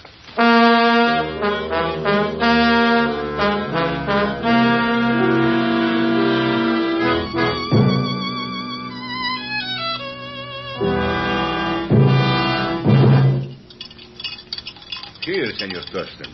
Martini. Perhaps it will make restitution for the way Madeline and I startled you. Oh, well, After all, Mr. Thurston, we must have a drink to our newly formed acquaintanceship. All being dudes together. Sure, Miss Trent. A martini it'll be. Bueno. You, Senor Sanders? I don't drink during working hours, Mr. Rokas. As you wish. And I still think there's something mighty funny about those shots. I thought we had explained it, Mr. Sanders. Julio was boasting of his ability with a revolver. I asked him to prove it. He did, by firing at a target out the window. If you have any other comments, I suggest you make them to Miss Crandall.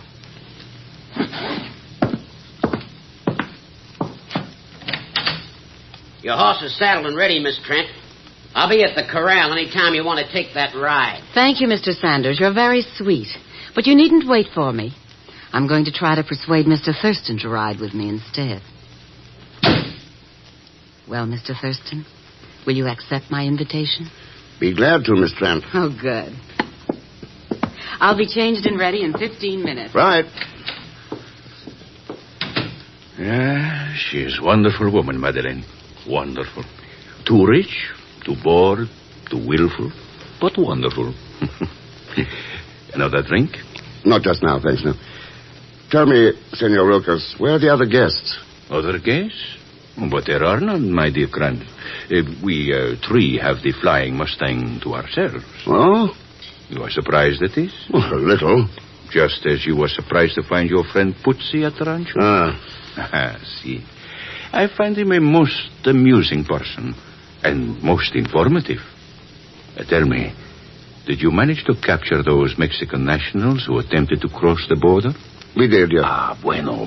You're happy about it? Oh, but of course. Was it not I who learned of the plot in Mexico City and told Putzi of it? And now you and I meet here at a rancho in Montana. Strange coincidence, eh, senor? Is it? You know, Thurston, I am most intrigued with this idea of smuggling people over the border. Perhaps you would care to exchange information with me later at your bunkhouse. I'll be there. Bueno. I would not miss this opportunity for anything, Senor X.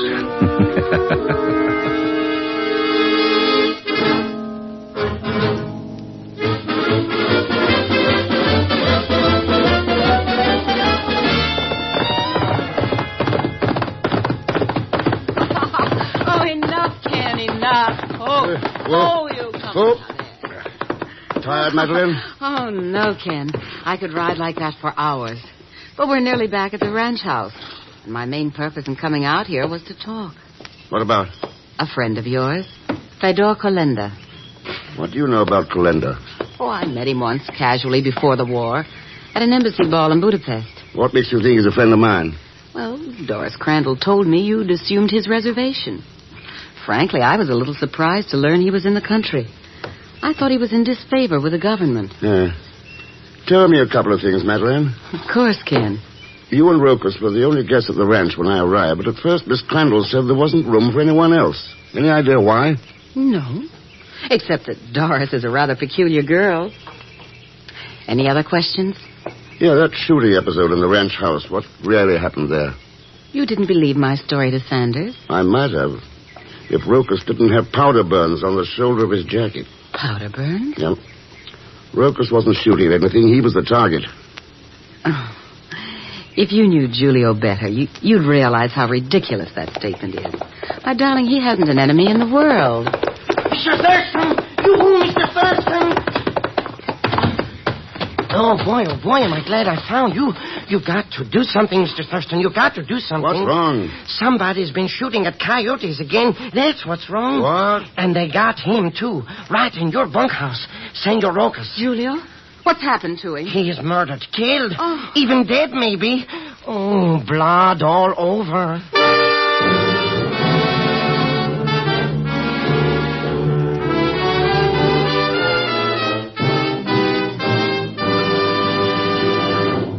We will continue with The Man Called X in just a moment. When we ask you to try Anacin for the relief of pain due to a headache, neuritis, or neuralgia, we're not asking you to try a new or unproved method. For there are many people listening in now who have been introduced to Anacin tablets by their own dentist or physician. You who have received Anacin this way know the effective, incredibly fast relief these tablets bring. Anacin is like a doctor's prescription. That is, Anacin contains not just one, but a combination of medically proven active ingredients in easy-to-take tablet form.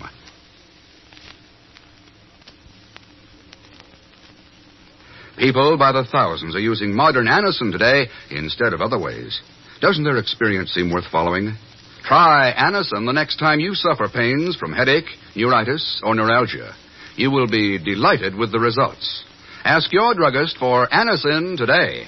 Anacin is spelled Anacin.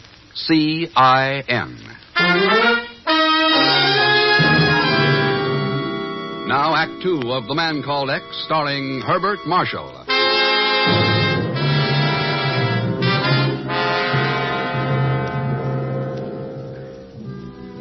Attempting to track down a well-organized effort to smuggle alien agents into the country, Ken Thurston finds himself at the Flying Mustang, a dude ranch near Helena, Montana. Right now, Ken, the beautiful Madeleine Trent, and Putzi are entering the bunkhouse, where Putzi claims to have found the murdered body of Julio Rocas.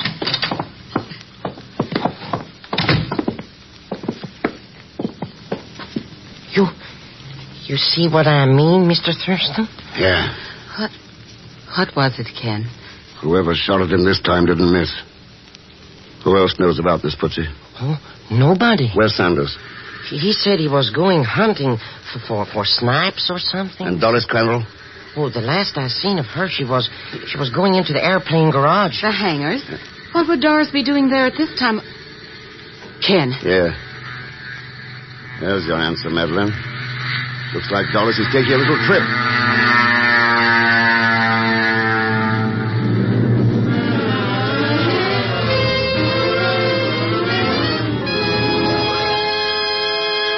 That's it, Chief. Will you get the reports back to me as fast as you can? Right, Ken. Now, I've got some hot news for you. I got a call from Keating of Immigration. He went into the hospital at Blythe early this morning to question Fedor Calenda. Did he find out anything? I'll say he did. He found out that... Hello? Chief, can you hear me? Chief! What's the matter, Mr. Thurston? I think somebody just cut the phone wire, Putzi. Oh, that's all it... Huh? Cut the phone wire? That's right. Hey, I don't get it, Mr. X. Well, what's going on this ranch place anyways? Cutting phone wires, murdering people? And why would anybody want to bump out that Rocas character anyway? The usual reason, he knew too much. Knew too much about what? Smuggling aliens into the country. Huh? I have an idea he was going to tell me about it when I got back from that ride. Somebody else must have thought so, too. Hey, what if that somebody thinks I know something? It's a possibility. Well, don't just stand there. Call the police. Call the... Mr. X, the telephone wires. We can't call nobody. That's right, Putzi.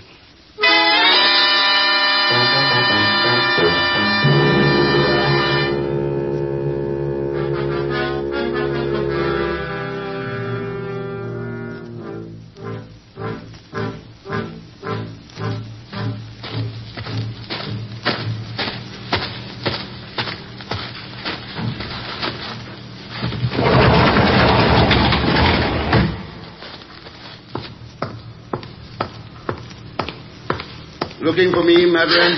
Ken. Oh, I was looking for you, yes, but... Well, I didn't expect to find you sitting in a plane. What are you doing up there? Oh, you might call it a test flight. Test flight in a closed hangar? You'd be surprised how much you can learn about a plane just doodling around. The fuel tanks are full, and there's a flight map in the pilot's compartment. Know anybody in Victoria, British Columbia? Victoria? That's the flight destination marked off on the map. Canada's a long way to go to report a murder to the police, isn't it? Yeah, but not too far to pick up guests for a dude ranch in Montana. Either I'm very obtuse, darling, or you're being deliberately frustrated. Ken! Watch it, Madeline.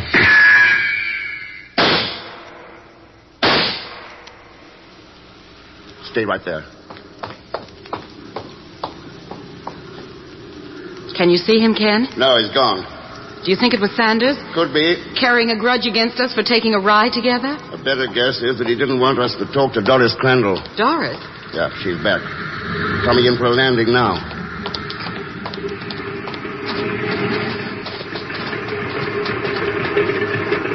She has a passenger with her, Ken. She must have gone to Helena to pick him up.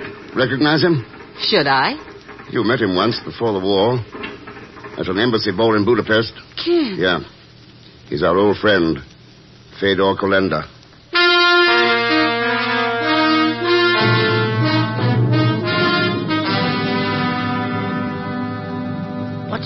But I don't get it, Mr. X. What's that no-good spy Kolenda doing here anyways? I think he's come to meet some old friends, Putsy. Huh? Listen. The minute it's dark, take one of the ranch cars. Head down the road to Helena. First telephone you come to, put in a call for the chief and tell him Kolenda's here. He'll know what it's about.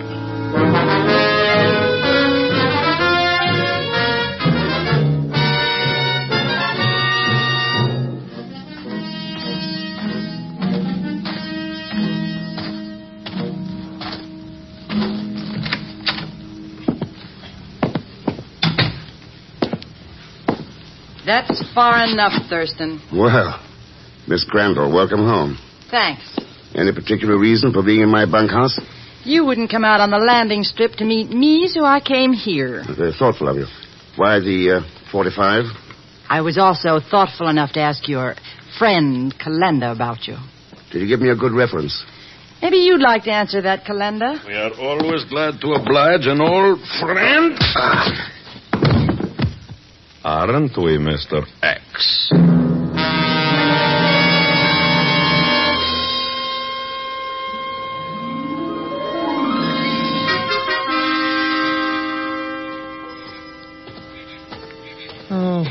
Why I get myself mixed up in these things, I don't know. Shootings, killings, spies. I should have took my Uncle Ahmed's advice and married that rich dame in Vienna. So what if she did have to shave once a day? With $1 million, I could afford a barber.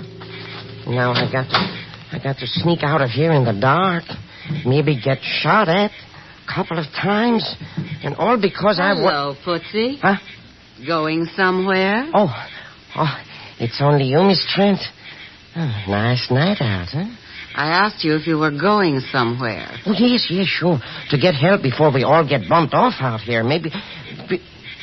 Hey, what are you doing with that gun? Nothing. If you change your mind and head for the airplane hangar. Otherwise, you might join Senor Rojas. I joined Senor Rojas, but he's dead. He... Oh, my...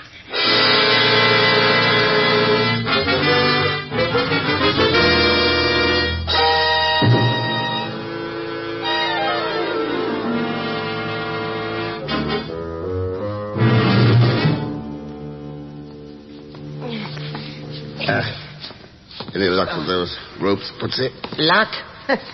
These things got me tied tighter than a bum. What gives, Mr. X? What gives? Why we're all tied up in this aeroplane hangar? Why? Who's after us and for what? Smuggling enemy agents into the country is a profitable business these days. What's that got to do with that Madeline pulling a gun on me? Just protecting her vested interests, Putsy. Huh? She's the boss of the outfit. Oh, that's different. For a minute, I thought you said the boss of the outfit. That's why she had Sanders kill her boyfriend, Lucas. Oh. He tipped us off once and was going to do it again. When she tried getting him herself earlier, it didn't quite come off. But he said it was target practice or something. A cover-up for her. When you love someone badly enough. Oh. But what about little Doris Crandall? How does she figure in all this? Would you like me to take over on that one, Ken? Mr. X. Hello, Madeline. You see, darling, Doris is a nice girl, though rather stupid. When the blizzards of 2 years ago nearly wiped her out, she was very grateful when I financed her. So you told her I was the one who killed Wilkes. How long do you think you can keep fooling her, Madeline? Oh, just long enough for my next plane to arrive from Canada. It's due any minute, carrying one of the most valuable cargoes I've ever handled. I see. Then Doris will try to fly you and Putzie back to Helena in that plane. But unfortunately, it's going to crash. Crash? Sanders tells me it can be done quite easily. He'll take the plane up with the three of you aboard, set the automatic pilot, and bail out. Oh, but we could get killed that way, even hurt, maybe. The plane from Canada is coming in now, Madeline. And Sanders has Doris outside. What about these two? Cut their ropes, Fedor, and take them out to the runway. As soon as the others disembark, see that they climb aboard. I'll hold a gun on them while you tie them up again. Very well, Madeline. So you thought you could stop us from entering your country, Thurston. What fools you are. You know, someday you will learn that nothing can prevent us from obtaining our objectives. Yeah. So, stand over there. Sure. Anything to say? Now, for you, Putzie. Hurry, Fedor. The plane is landing. All right, Madeline, all right. There, on your feet. Okay, I'm on my feet. Here, Fedor. Take the gun and get them out there quickly. You see them, Thurston? 10 of the finest espionage agents in the world. Gubachev, Madison, Farran, Stryker. It may take them time, but when they're through, there will not be a military secret left in this country. Fedor, Oh? there's something wrong there. What? Those men, they're not the ones we were bringing in. That's right, Madeline. All right, Chief, better take them. Chief? All right, all of you, stand where you are. You're under arrest. Arrest? No! Shoot them, Fedor! Shoot! Don't bother trying. Fedor! Oh! Look at Sanders. He's trying to run away. Hey, what do you know? He didn't make it. Round them up, men. Watch out for snipers. How about it, Ken? You okay? Yeah, thanks, Chief. What about the plane from Canada? We waited until it got across the border. And a couple of Army jets forced it to land. You had your information down pat. Good. Oh, Chief, this is Madeline Trent. She was operating the outfit. Yes, but apparently not quite smartly enough. How did you get that information out? Those planes in the hangars have shortwave radios, Madeline. Radios? I had forgotten. You forgot something else, too. Something that every American school kid knows and believes in. They say it every day. It might be a good idea if all of us said it every day. And meant it. It goes, I pledge allegiance to the flag.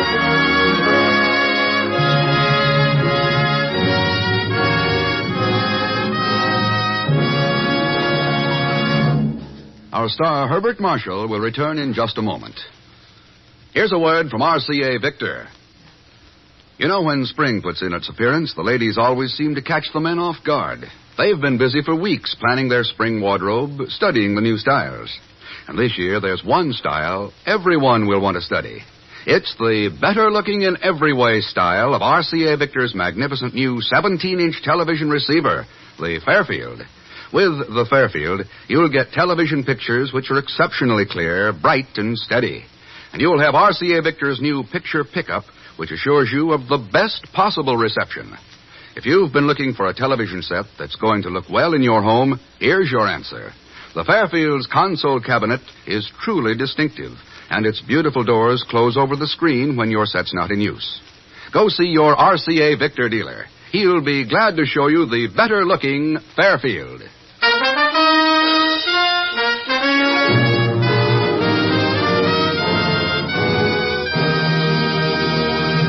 Now, here is our star, Mr. Herbert Marshall. Thanks for being with us. I think you ought to know that those in tonight's cast were Gene Tatum, Lucille Meredith, Will Wright, Sidney Miller, Bill Johnstone, Billy Hallopp, and Lou Merrill. Next week, Mr. X tracks down an old friend of his who is tied up with one of the most nefarious crimes in modern history. Of course, when you use a word like nefarious, you also have to mention Leon Belasco, who will be along as Pagon Zelschmidt. So join us, won't you, when next I return as the man called X. Good night.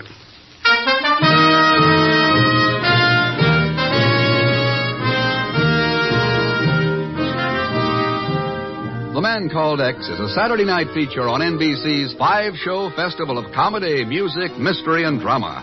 Brought to you by the makers of Anacin for fast relief from pain of headache, neuritis, neuralgia. And by RCA Victor, world leader in radio, first in recorded music, first in television. The Man Called X, starring Herbert Marshall, is produced by J. Richard Kennedy, with music composed and conducted by Felix Mills. Tonight's story was written by Sidney Marshall. All characters and incidents on this program are fictitious, and any resemblance to actual characters or incidents is purely coincidental. Be sure to listen tomorrow evening for The Big Show with Tallulah Bankhead and a great parade of stars. The Sunday night feature of NBC's All-Star Festival. And until next week, same time and station, this is Jack Latham saying good night for The Man Called X.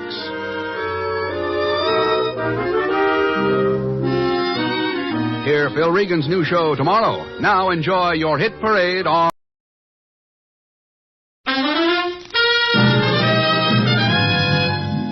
Now we present Herbert Marshall as The Man Called X, the Saturday night feature on NBC's 5-show festival of comedy, music, mystery, and drama. Brought to you by Chesterfield, the cigarette that has for you what every smoker wants. Mildness plus no unpleasant aftertaste. The cigarette that brings you Bing Crosby and Bob Hope. By RCA Victor, world leader in radio, first in recorded music, first in television. And by the makers of Anacin for fast relief from pain of headache, neuritis, neuralgia.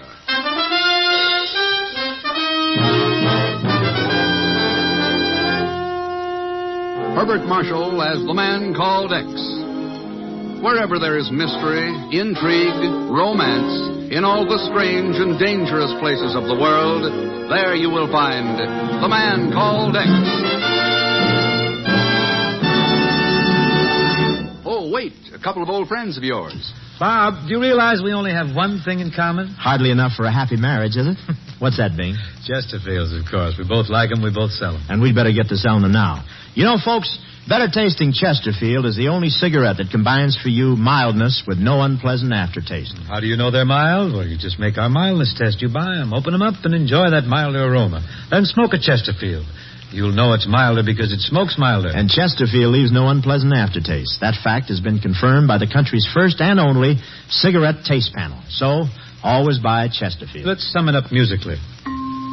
Chesterfield, Chesterfield always takes first place. That milder, mild tobacco never leaves an aftertaste. Oh, ho, open a pack and give 'em a smell. Then you'll smoke 'em.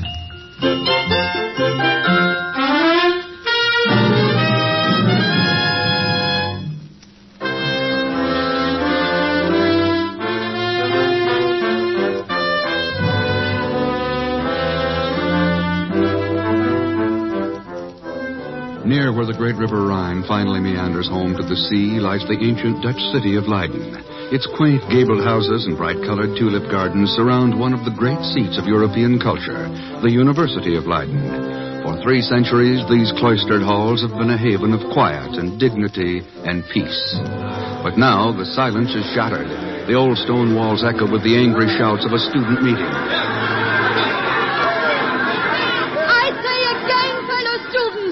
The League of Soviet Friendship must be thrown off the campus. This dangerous minority has gone so far as to circulate the infamous Stockholm Peace Appeal here at Leiden.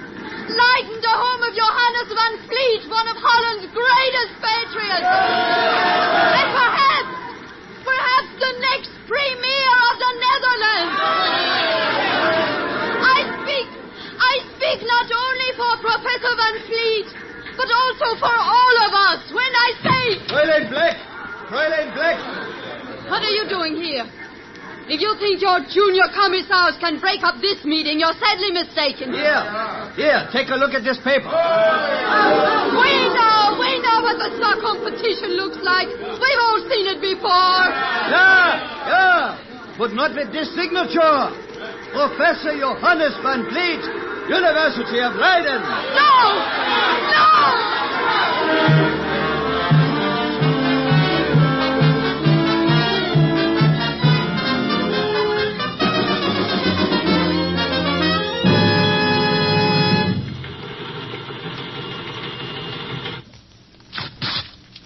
Here's the end of that teletype report from Leiden, Ken. 4 students killed, a dozen more severely injured. Police finally broke it up with tear gas. No, I just don't get it, Chief. Student riots are nothing new in Europe, Ken. It's Van Vliet I can't understand. His signing that Stockholm petition is practically an open switch to the communists. Oh, you knew the old professor during the war, didn't you? Yes, and he hated injustice and oppression and intolerance. It's hard to believe he'd fall for this Stockholm fraud. Ken, you don't think they forged his signature? Could be. They got plenty of reason to. Van Vliet's Christian Republican Party is the most influential in the Netherlands. Sure, but... Suppose it falls apart. Then the radicals may be able to pull the Benelux countries clear out of the Atlantic Pact. You're right. But the Bureau hasn't any authority to interfere in the internal affairs of another country. Oh, Chief, I know it. It's just that, well, Professor Van Vliet was a pretty good friend. Let's see. I'm due to leave for Manila on Tuesday. Gives me a free weekend. Oh, now, wait a minute. So long, Chief. I'll send you some tulips.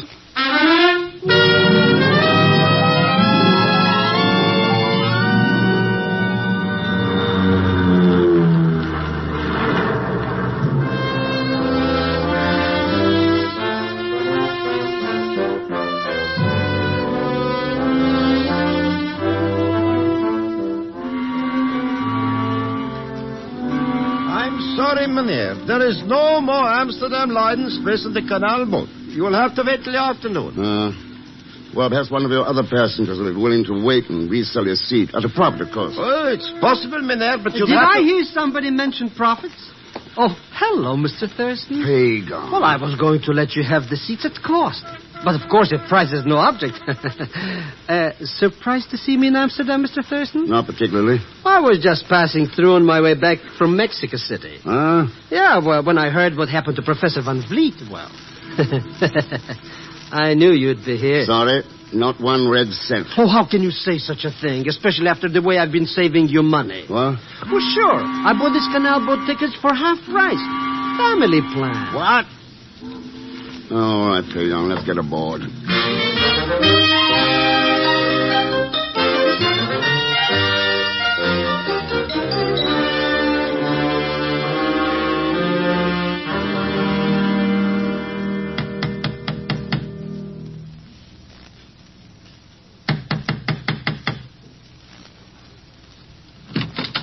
Oui?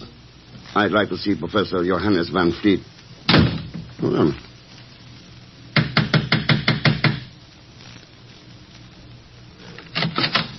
Go away. This is Professor Van Vliet's house, isn't it? Oui, but he does not wish to see you. He does not wish to see anyone. I see. And please tell him Ken Thurston was here. I'll be at the Royal Orange Hotel. Monsieur Thurston, wait. Please, I did not realize there have been so many people, journalists, students, politicians. Forgive me for being rude. Won't you come in? Thanks. I'm Cecile Van Vliet. Yeah, I'd heard that Johannes had married again, but I hadn't realized that you'd be so... Young? Is that what you were about to say? Well, I think attractive was the word I wanted. Who was it, my dear? Another reporter? Come in, Dr. Graumark. I want you to meet an old friend of the family.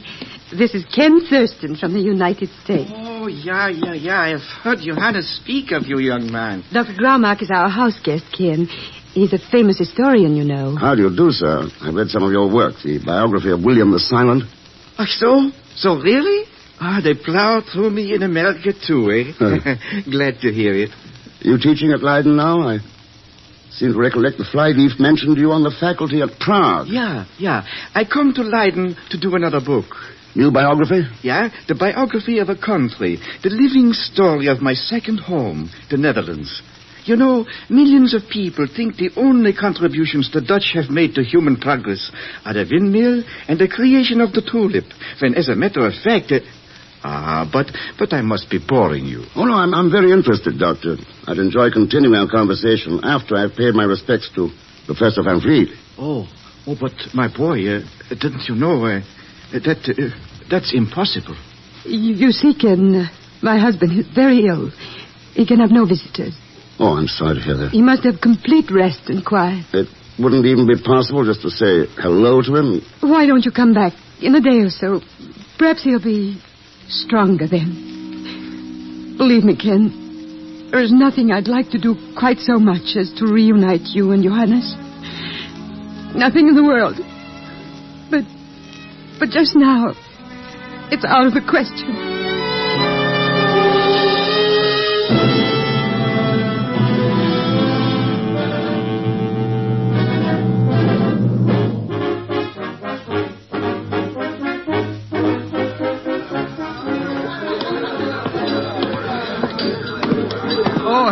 Mr. Thurston.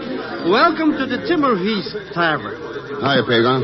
Have what I'm drinking, a V&V. Oh, it's terrific. Oh, you mean a B&B? Oh, no, Mr. X. This is a V&V, vanilla vodka. It's got the kick of a Missouri mole. My cousin Tanya in Odessa always all the says... same, Pagan. I think I'll stick to a martini with an onion. Pardon me. I did not watch where I was going. Hello, Mr. Thurston. You remember me? Sure, so sit down. Thanks. You don't really recognize me. How could you? I was only 13 the last time we met. You stayed at my father's house in Rotterdam. Then you must be Kurt. Kurt Van Vliet. That's right. Kurt. The only son of the famous Professor Van Vliet. His son by his real wife. Not that cheap woman who killed him. Who, what? I shouldn't have said that, should I? Kurt. Oh, well, what's the difference? You'll find out sooner or later anyway. My lovely stepmother said my father was sick, didn't she? Well, something like that. Well, he isn't. He's dead. He's been dead ever since the night of the student riot. He died of a broken heart. She did it. She made him sign that Stockholm petition. And it killed him. You sure he wasn't killed to cover up a forgery, Kurt? No, there wasn't any forgery, Mr. Thurston. My father signed. I saw him with my own eyes. With my own eyes. Yeah. Kurt. What was it your stepmother knew about? What made your father sign that petition? I can't tell you. I can't tell anybody ever. Ever.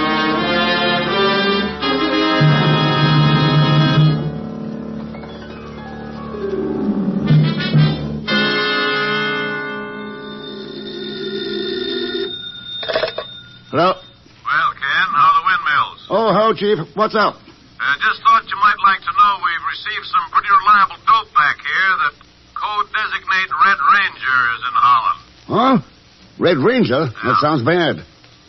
Turn up anything more on him? No, not a line. The data sheet's a complete blank. We don't know who Red Ranger is, what he looks like, whether he's young, old, man, woman, nothing. Nothing except that for the past 5 years, every time a country has been yanked behind the Iron Curtain, Red Ranger got there first. I wish you could get a line on him. Maybe he has something to do with this Van Vliet business. Could be, Ken. Why don't you have a chat with Van Vliet? Maybe he can give you a lead. I'm afraid that'll be a little difficult, Chief. Van Vliet's dead.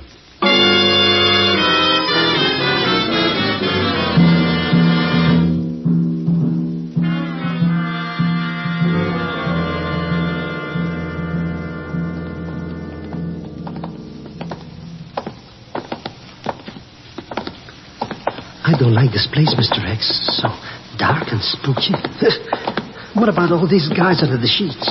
Oh, take it easy, Pagan. This is the hall of the Guild of Mourners. It's Leidon's morgue and undertaking establishment. Isn't that right, attendant? Yeah. The decadent remnant of a decadent society. You don't approve of the old tradition? Old traditions against the proletariat must be destroyed. Here's the one you seek. You take the torch and find your own way out. I've other things to do. Oh, poor old Professor Van Vliet. That broken-hearted, he's... Mr. X, What are you doing? Take a look at his ear. Been stuffed with wax. So what? The type embalmers use to conceal blemishes. There. But, Mr. X, where the wax was, that's a bullet hole. Yeah. Professor Van Fleet may have had a broken heart, but he died from a .38 caliber bullet in his brain.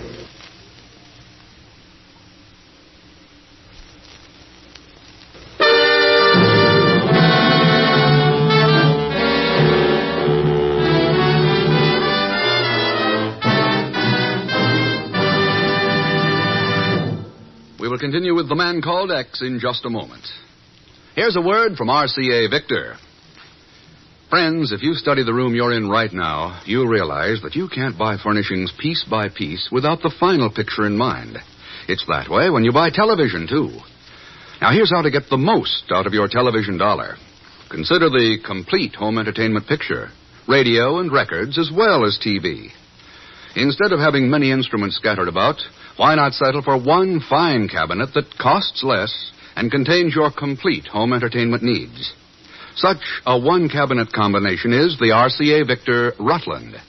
Open the doors of the Rutland's 18th century cabinet, and you'll find 17-inch million-proof television with its clear, steady pictures, AM and FM radio, and the Victrola 45 record changer, as well as a changer for 78 and 33 1/3 speeds. Yes, so many more families are becoming television owners this week. If you're one of them, remember to see and listen to the exciting new Rutland at your RCA Victor dealers. Now, Act Two of The Man Called X, starring Herbert Marshall, with Leon Belasco as Pagan Zellschmidt.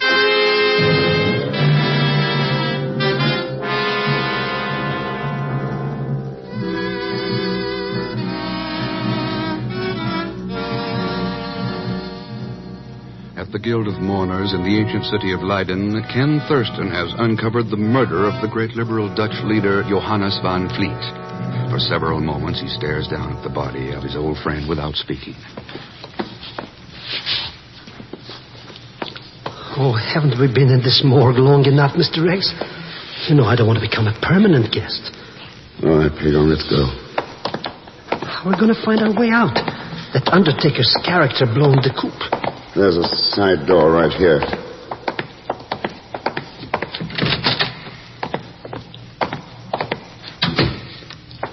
Now down this alley. What a place. Nothing but corpses. Wait. Mr. X. Somebody's watching us from the roof. Huh? On this side of the building. See him up there? Oh, those are gargoyles. Huh? They're stone statues.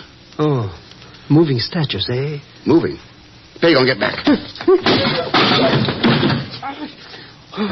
You were right. There's somebody up there. Huh? That gargoyle didn't fall by itself. Come on, these stairs. But Mr. X, if there's somebody up there who wants to kill us, why are we going... There he goes, across the next roof. Look at the way he jumps. Just like a mountain billy goat. Huh? Hey, he disappears. Yeah. Young fellow, red hair. Well, there's no way of catching him now. He probably knows every roof in the neighborhood. Wait a minute. That little piece of cloth? Yeah. Stained with blood. Blood?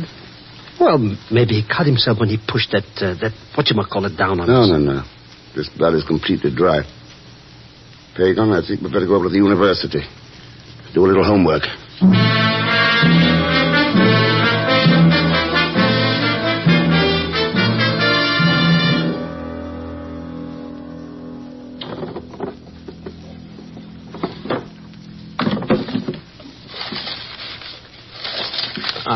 I don't like this, Mr. X. We shouldn't be going through the professor's desk. After all, he's not alive.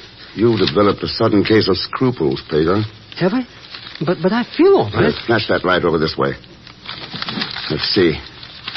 Well, manuscript of the book he was working on. Mr. X, there's a scratch pad here by the telephone. Anything on it? Oh, just some funny circles, you know. Must have been noodling or something. Wait a minute, wait. There's something else.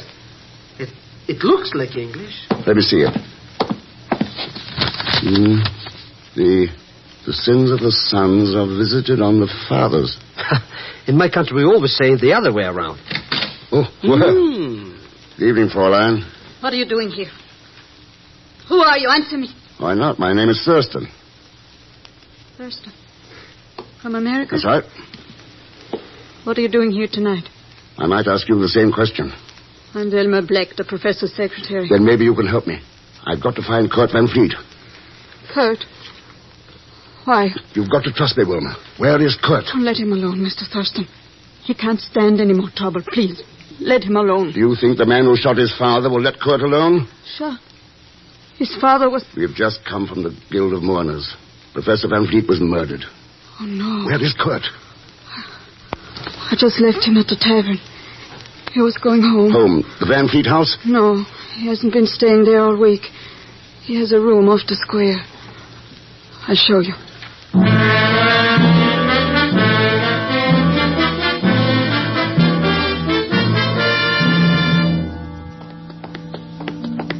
It's just around this corner. Only a few doors. There he is, Mr. Thurston, going up the steps. Yeah. Kurt! Kurt! Kurt, look out! Hey, the guy who did it is getting away. Yes, get away. That doesn't matter now. Let's see how Kurt is. Looks like a flesh wound. Help me get him inside.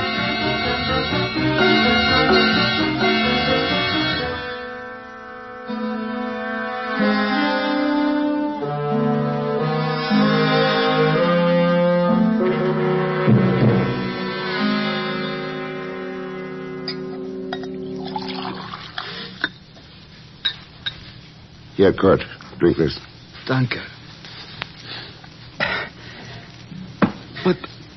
But, Mr. Thurston, if my father was murdered, why? He'd signed a petition. Why did they kill him? Why did he sign the petition? I don't know. Oh, what's the use? It was because of me. No, Kurt, no. You might as well all know the truth. My father loved me. He loved me so much. I wasn't worth it. I wanted to be, but I wasn't. And then this happened. What happened? There was a fight at the tavern. I had been drinking, and Red Grimmel said something that started me off. Red Grimmel? The student communist leader. Oh, go on, Kurt. I hit him, and when he fell, his head struck an andiron. He just laid there. I ran away. The next day, somebody told my father Grimmel was dead, that I had killed him. Who told him this? His wife. Cecile? Did you hear her tell him? No. When he sent for me, he was alone. It had all been settled. He had been forced to agree to sign the peace petition to keep me from being charged with murder. He had no choice. His political prestige would be destroyed in any case, and this way he would save me. This Grimmel, did he have red hair? Yeah. Kurt, he isn't dead. What? We met him a little while ago. If you could prove that. This would be a job for you, Pagan. Huh? Oh, but, Mr. X, I don't have any contacts in Leiden. If you turned him up, it would be worth 100 gulden. Well, come to think of it, there's my cousin Frederick. He might be able to help. Then get going. Okay.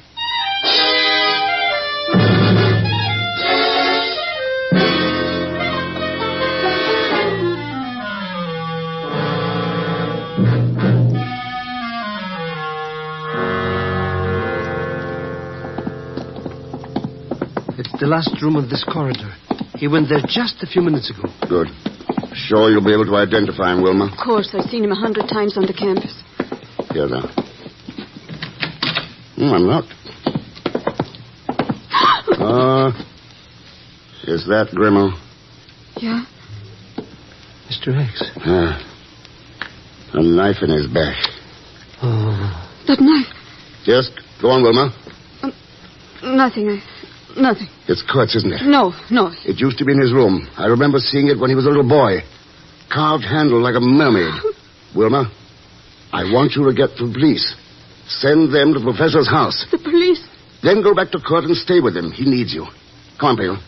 Where are we going, Mr. X? To pay a call on Red Ranger. Oh, sure, Red Ranger. Huh?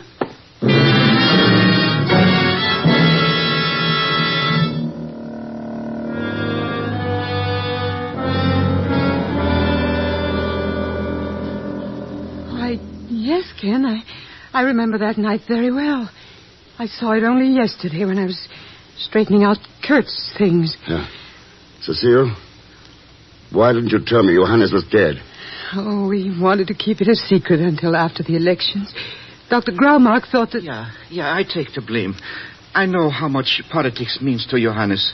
He tells me why he signs this petition. He is no communist. And so, when he has a heart attack... Dr. Graumark. He was murdered. Murdered? Oh, no. That shouldn't surprise you, Doctor, since you killed him. Oh, no. I was one of Johannes' oldest friends. The real Graumark was his friend. When did he discover the switch? Just before you shot him? I do not understand. Johannes and Dr. Graumark, the famous Czech historian, were close friends, but only by correspondence. The real Graumark was a fine scholar, fine enough to know that the tulip was not created in Holland, but imported from Constantinople during the 16th century. Go on, Mynheer. I don't know your name, but I do know a great deal about you. Whenever a country is about to be turned into a satellite, a top agent appears. In the Bureau, your code name is Red Ranger. Very alliterative. You were sent here to force Van Vliet into the communist camp. You set up the so-called murder of Grimmel and used it to blackmail Johannes. When he realized you were a fake, he got frightened and you killed him. But how? I thought it was Johannes Hart. A stooge in the Guild of Mourners managed to cover up the bullet wound. When we got on Grimmel's track, he was murdered, too. It was Kurt's knife. Sure, but you saw it here yesterday, and Kurt hasn't been home since his father's death. Oh, yes. That's just what I was thinking. You fit the pieces of a jigsaw puzzle together remarkably well. But then games are an American pastime. Reality is something else. Now, if you will excuse me, there's a plane waiting to take me away from LEIDON. Afraid you'll have to miss this trip. No, I think this gun will enable me to keep my reservation. He's got a point there. And killing a notorious American agent will add to the success of my mission, Mr. X. So? Maybe you better take a look out of that window. What? Hey, cops all over out there. Police? Thank heaven. But I still have this gun. I get away. Maybe even all the way back to Russia. But when Van Vliet's murder was exposed and his loyalty reestablished... What? Oh, no. If they find out I failed... Oh, you don't know them. Please take me prisoner yourself. Sorry. This is a matter for the Dutch government. No. They might send me back. Yeah, they might at that. Funny you never realized that the people you served and the hatred you spread could turn and strike you down. But it always happens. Anytime men live by destruction, they destroy themselves. All right, Peg, I'm calling the police.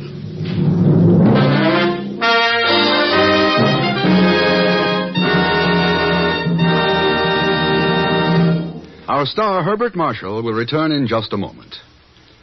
No matter what you now take for headache relief, we urge you to try Anacin for the incredibly fast relief these tablets bring the next time you're suffering from a headache. Now, the reason Anacin is so wonderfully fast-acting and effective is this.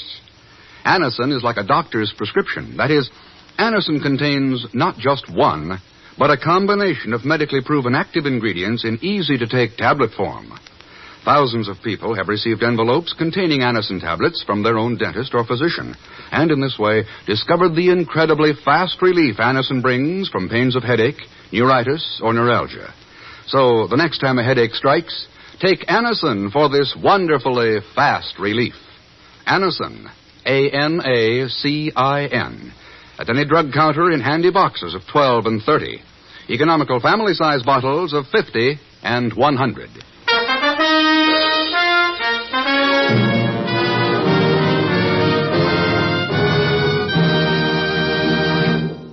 Now, here is our star, Mr. Herbert Marshall.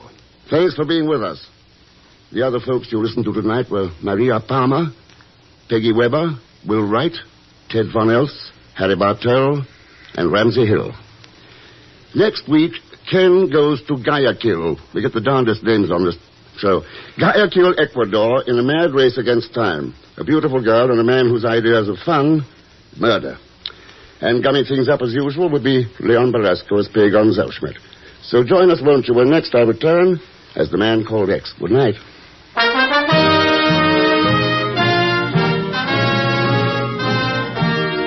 The Man Called X is a Saturday night feature on NBC's 5-show festival of comedy, music, mystery, and drama. Brought to you by RCA Victor, world leader in radio, first in recorded music, first in television. And by the makers of Anacin for fast relief from pain of headache, neuritis, neuralgia. The Man Called X, starring Herbert Marshall, is a J. Richard Kennedy production with music composed and conducted by Felix Mills. Tonight's story was written by Robert Libet and Frank Burt. All characters and incidents in this program are fictitious, and any resemblance to actual characters or incidents is purely coincidental. Be sure to listen tomorrow evening for The Big Show with Tallulah Bankhead and a great parade of stars, the Sunday night feature of NBC's All-Star Festival. And until next week, same time and station, this is Jack Latham saying goodnight for The Man Called X. Tomorrow here, Tallulah's Big Show. Now it's your hit parade on NBC.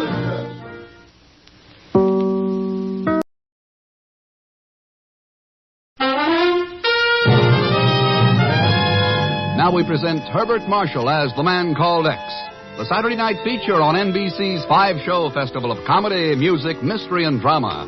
Brought to you by Chesterfield, the cigarette that has for you what every smoker wants. Mildness plus no unpleasant aftertaste. The cigarette that brings you Bing Crosby and Bob Hope. By the makers of Anacin for fast relief from pain of headache, neuritis, neuralgia. And by RCA Victor, world leader in radio, first in recorded music, first in television.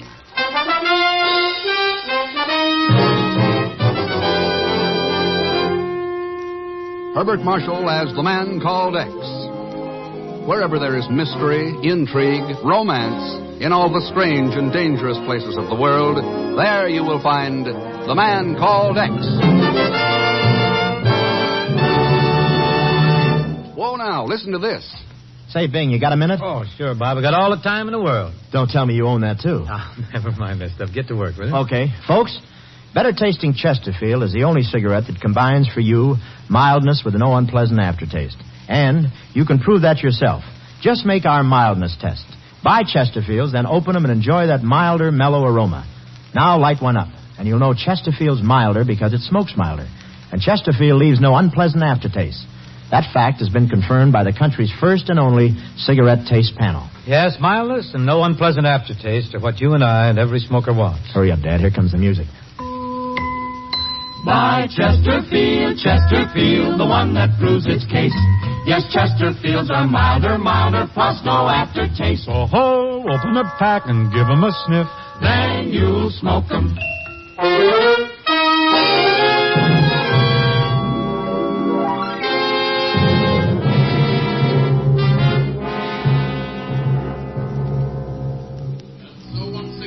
It is early evening in New York City. In the offices of the Bureau high above Manhattan's teeming streets, two men are listening to a news broadcast. Now, as I've done for the past 4 weeks, I'm about to ask the big question. The question that has the people of Budapest, Prague, Warsaw, and Moscow laughing at these United States. And here it is once again, ladies and gentlemen. The big question. What is being done about John Verinder? I repeat.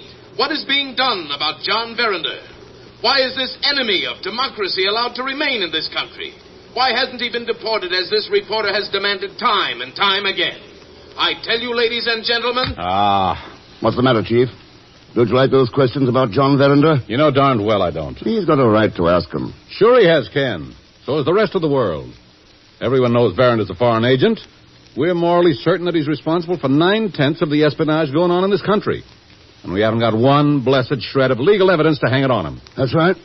So what are we going to do about it? Well, we could beat a confession out of him. We could purge him. What?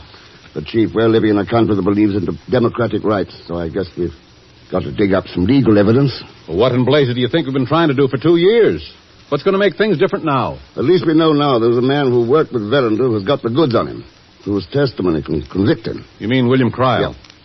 When I ran Cryle down 3 weeks ago, he promised to turn state's evidence, remember? Of course I do. And I remember that Cryle hasn't been seen anywhere since. He's the one who's been purged by Verinder's stooges. Pagan doesn't think so. Pagan? What's that cheap crook got to do with this? Oh, there's big money in military secrets, Chief. And nobody has an instinct for digging up dope about big money like Pagan. I put him on the payroll to see what he can find out about Cryle. Ken, you're throwing your money away. Why, I'll give you 100 to 1 right now that petty chiseler just milked you for expense money, and you'll never even hear from him again. I'll bet that... Yes? A telephone call from Mr. Thurston, sir. Pagan Zellschmidt's on the wire. Zellschmidt? Well, Chief, still want to bet?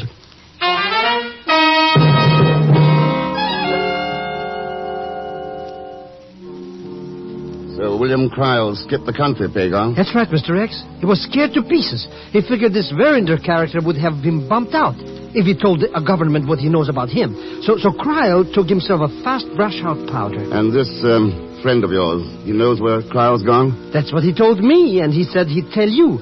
For a slight consideration, of course.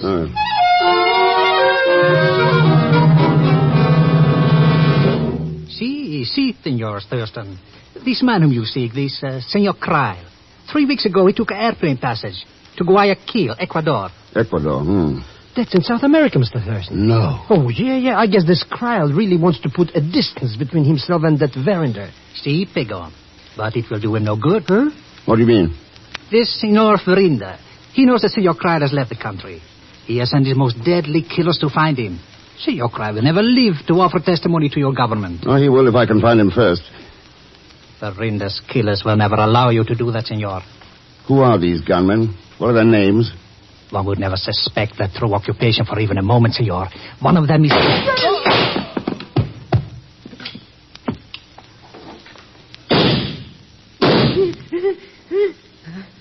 I'm shot. Killed who? All right, Pagan. They're gone. They are? But why were they shooting at me? They were not. Huh? Oh, look, Mr. X. He's dead. Yeah. Verinder's stooges aren't wasting time. Come on. Where are we going? To the airport. Airport? We've got to win a race. To Guayaquil, Ecuador.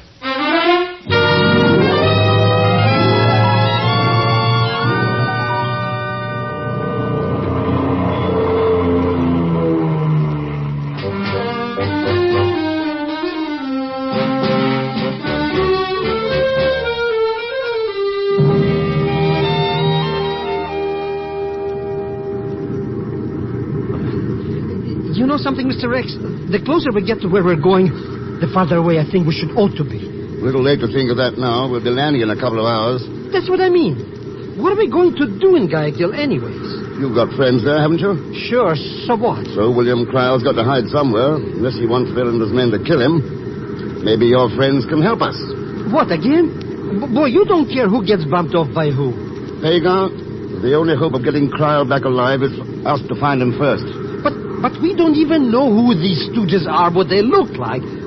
Maybe they're even flying with this airplane with that... I beg your pardon, gentlemen. Oh, dear, I didn't mean to startle you. Did I say something? Oh, dear. Oh, that's all right. My friend gets a bit nervous in airplanes. Oh, he does? Well, now, isn't that strange? Strange? Yes, I'm affected that way myself, particularly on long ocean flights. But that wasn't what I wanted to speak to you about at all, now, was it? Well, I don't know. You haven't said, Mr... Oh, yes, it's because I'm Professor Savadell. Oh. I was wondering if you knew me. That is, I mean, you don't happen to be Professor Williams of the Botany Department at Washington University, do you? No, I'm afraid not, Professor. My name's Ken Thurston. And I'm Mr. Zelsch. Well... Oh, dear. Oh, now, that's too bad. Huh? Well, I mean, I'm sorry I bothered you. I heard Professor Williams speak at a botanical convention some years ago. He's a very interesting speaker. Oh, very. He gave a masterful discourse on the fauna and flora of the Galapagos Islands. Oh, yes, it was masterful. Yes, well, you look a great deal like him, Mr. Thurston. And when I first saw you, I thought... well, you understand, of course. Well, yes, of course. Yes, I don't suppose you are interested in Galapagos Islands yourself, Mr. Thurston. Should I be? Oh, yes, indeed. Everyone should be. I've spent considerable time there in recent years collecting rare specimens. You'd be surprised at what can be found on some of its islands, such as San Cristobal, Santa Maria, Desolation Island. Desolation Island? I don't think I've heard of that one. Oh, dear, no, of course not. It was Professor Williams who mentioned it during that lecture, you know. And, you're not Professor Williams, are you? Get a load of this Well, sorry to have bothered you, gentlemen. I hope we shall meet again sometime. Good day, Mr. Bell Smith. Good day, Professor... Mr. Thurston. Well, good day, gentlemen. Goodbye, Professor Sabadell. Hey, how do you like that guy? I do. Talk about having screws loose. I'm not so sure, Pagan. Not so sure. What about all that gallop-popping island junk and thinking you were this Professor Williams' character? That's what I mean. Huh? Only an hour ago, he asked the stewardess about me, and she told him who I am.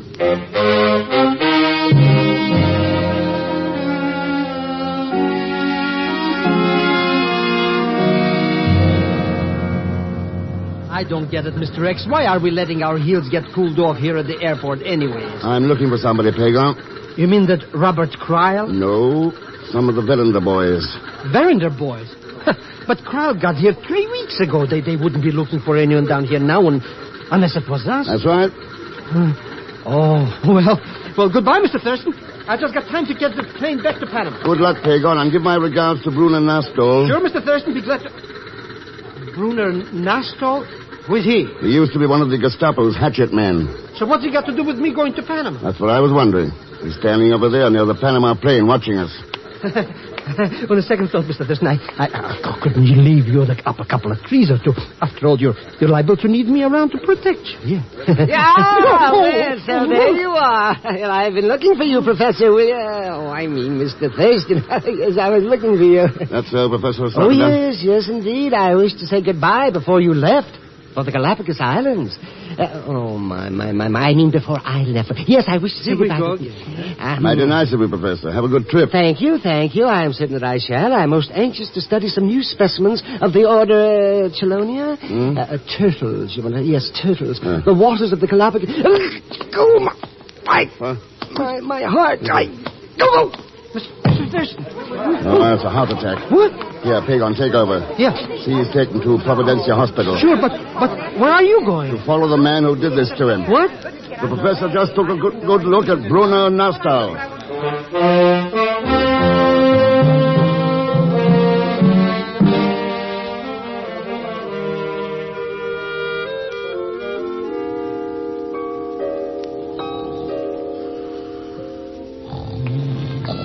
All right, Pagan, wake up.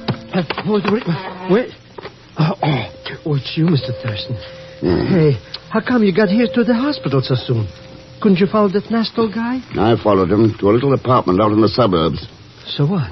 So it's time to have a little talk with the professor. But why should the professor know anything about it? The name on the apartment door was Victor Sabadell. Oh. Let's go in. Boy, it's cold in here. Why've they got that window wide open? The window doesn't bother me as much as the bed. The bed? Hey. Yes. The professor's gone.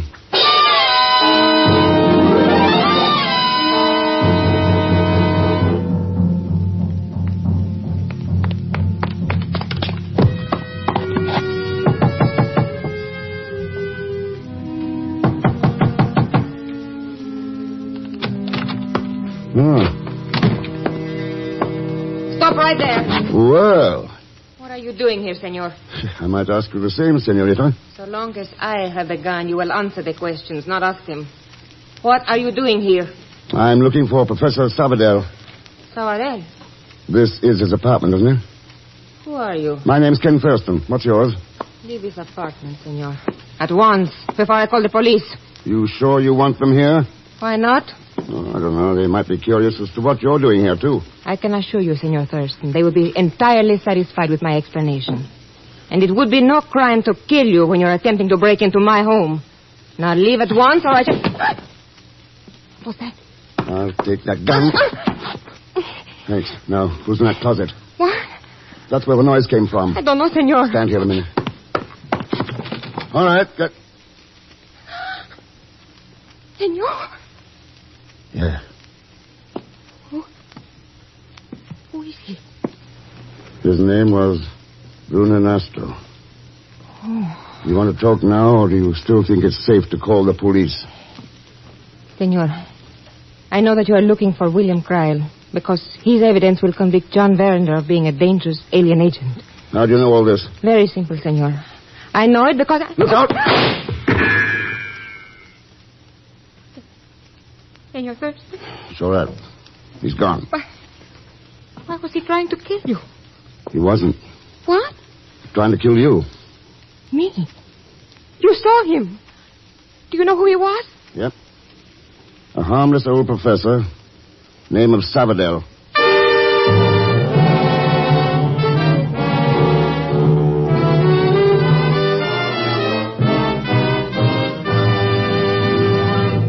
We'll continue with The Man Called X in just a moment.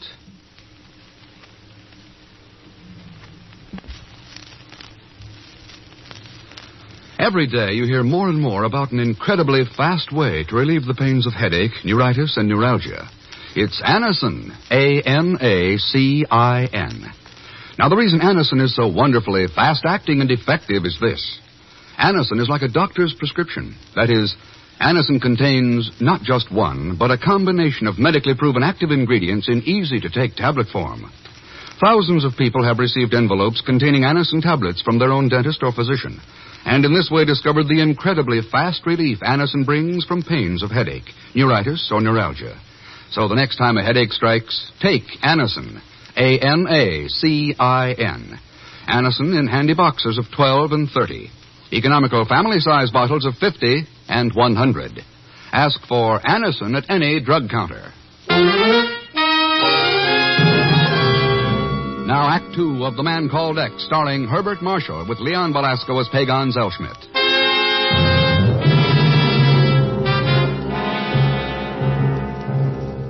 The United States is on trial in the eyes of the world for failure to deport John Verinder, international spy and espionage agent. But only one man possesses evidence to convict him, a man by the name of William Cryle, who has fled to Ecuador. Ken Thurston, knowing Verinder's agents are out to silence Cryle, has followed him to Guayaquil. Now Ken is in a Professor Sabadell's apartment, talking to a mysterious woman he found there. The woman who was just shot at by the professor himself. So your name's Carla Reiner. Si, that is so, Senor Thurston. How come you're mixed up in this? What do you know about me and about William Cryle? I have made it my business to know many things about many people in many places. I have found it to be a most profitable vocation. How about that dead man there in your closet, Bunanastol? He's the one who has informed Verinder's agent as to the present whereabouts of William Cryle.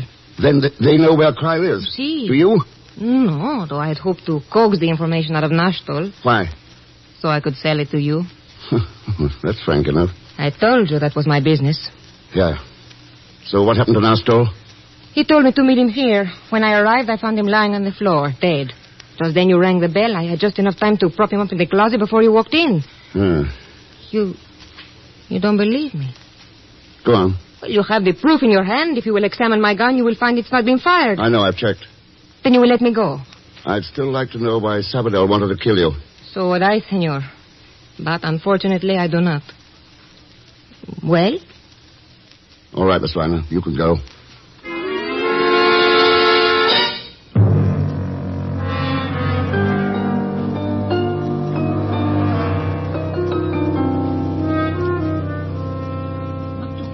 Inside that house anyways, Mr. X. It's dark already. Pagan, did you see the woman who left the apartment just before I did? The one who's walking down the street now? Did I see her? Never mind that. How'd you like to follow her? Are you kidding? See you back at the hotel, Mr. X, later.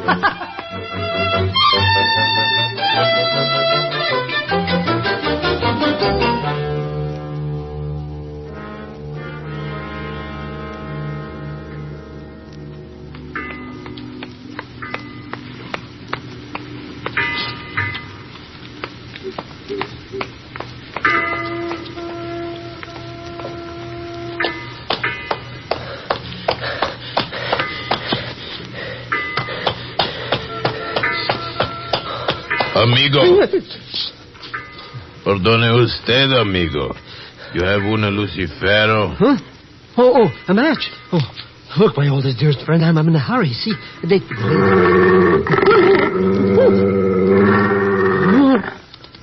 What was that? That is but Senor Satan, amigo. Senor Satan? What kind of a name is that for an elephant? Elephant, amigo. Hey, no. She's what you call a hound of blood. See, that is what you call her. You call her that. I got my own names for her. Look, like I said before, and I'm in a hurry. You know how this. Ladies don't like to keep me waiting.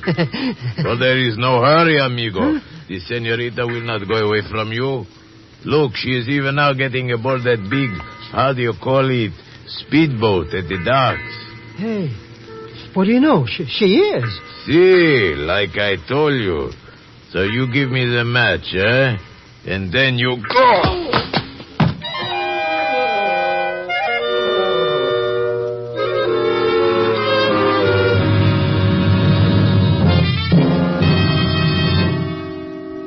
That's all the dope I have, Ken. Not much to go on, but maybe it'll help.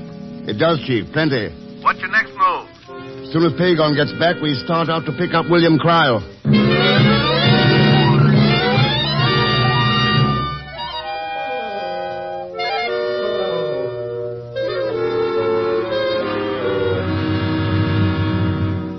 That's all I know, Mr. X. Honest.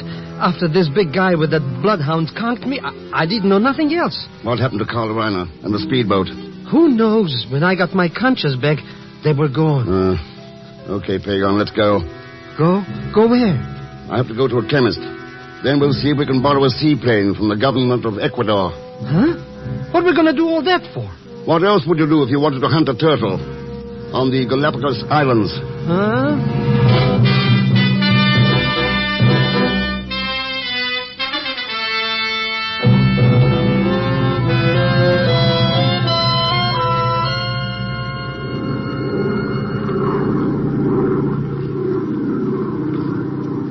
There it is, Pagon. Desolation Island.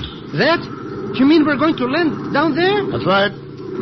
But there's nothing on that place but rocks and sand and rocks. Oh, I think we'll find some living things down there, too. Like what? Like birds, lizards, turtles. William Cryle.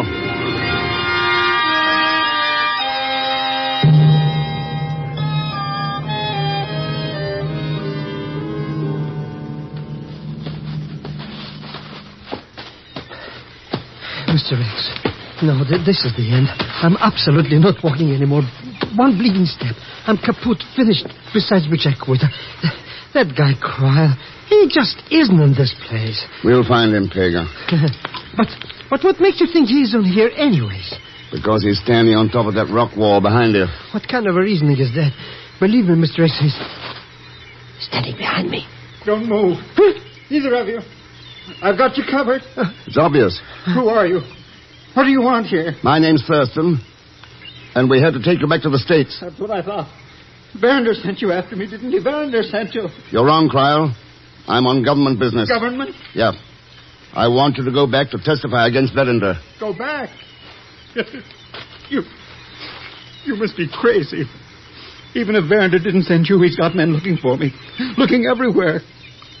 I wouldn't stand a chance if I went back. I can't go back. I can't. It finally got you, didn't it, Cryle? Got to me?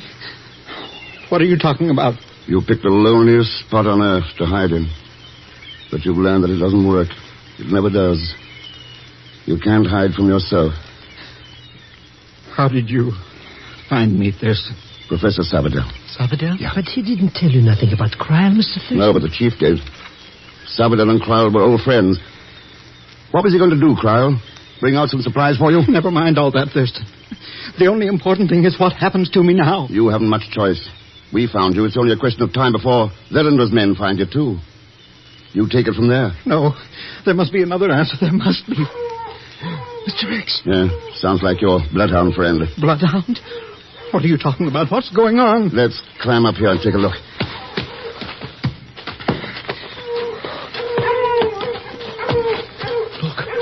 Look, it's him, the big guy with the dog. And that Carlo Reiner's with him. Sabadell.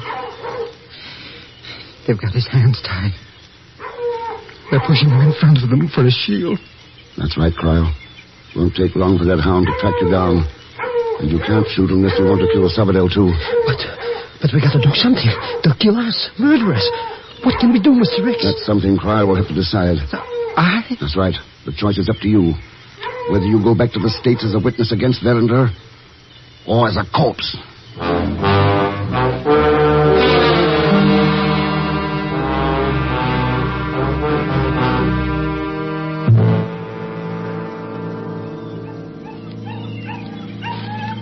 So this is the way that dog of yours will follow any trail, huh? Can't you see the fool has lost the scent? And I tell you, senorita, you will find it again. This dog can follow anyone anywhere. Then why does he not do it? Look at him, acting as though Cryle has spread wings and flown away. But I told you Mr. Cryle is not on this island. He is not here. Shut your mouth, you idiot. We know he is here. And when we have found him and killed him, then it will be your turn. If I had only managed to shoot you back at the apartment. Now there is nothing that can be done. Don't be too sure about that, Professor. Hey, who is that? Don't bother turning round. That's right, my amigo friend. The professor is in front. There's nothing behind us but us and our guns. So, it is you, Thurston. That's right, Carlo. The dog. He was the cause of this. Losing the trail, letting you sneak up behind us. Don't blame the dog, Carlo. I used the old trick of spreading blood plasma and cocaine across the trail. But you used an old trick, too. When you killed Nastol. Are you mad, Thurston? You checked my gun. It hadn't been fired. That's what I mean. After you left, I found the gun you'd rarely used. Nastol's gun. Jala. All right, amigo. Thanks, Cryle. Bill! Then you're all right. Mr. Thurston found you first. That's right, Salvador. Yes. He found me. But I suppose you haven't, you still haven't changed your mind about... You're wrong, Professor. Cryle's going back with us to testify against Verinder. He is? You mean you really persuaded him to... No, I didn't persuade him. I didn't have to. He learned his lesson. The lesson that all of us had better learn. We've only got two choices to make these days. To stand up against the villains of the world or try to run away. And the Earth's just too small to hide on.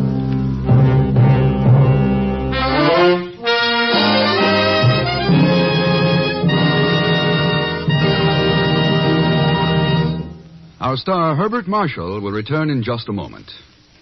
Here's a word from RCA Victor. Fill your life with a new magic world of fun. Enjoy yourself. Have a Highland fling. Yes, that's just what it is when you and your family start enjoying RCA Victor's new 17-inch television console, the Highland. It's fun, it's fine, and it'll be the favorite of your family. That's right, the most famous name in home entertainment. RCA Victor now brings you the best in 17-inch television with the new Highland console. There's a lot we can say about the Highland, but you just have to see it. With its remarkable pictures, clear, bright, and steady. Its distinctive console cabinet, beautifully styled, beautifully finished, and priced to fit your family budget. Then you'll know why this is million-proof television. Now over 2 million American families have tried, tested, and purchased RCA Victor television. Let your family in for a Highland fling with RCA Victor's exciting new Highland television console. See it at your RCA Victor dealers tomorrow.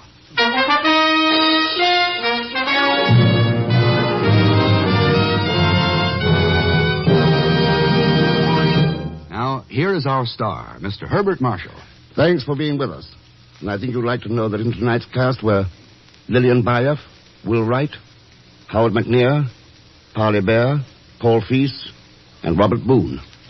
Next week, our story takes Ken to Ireland on a real puzzler called The Blue Unicorn. But believe me, it has nothing to do with animals, despite the fact that, as usual, Leon Velasco will be along as Pagon Zellschmidt. So join us, won't you, when next I return as The Man Called X. Good night.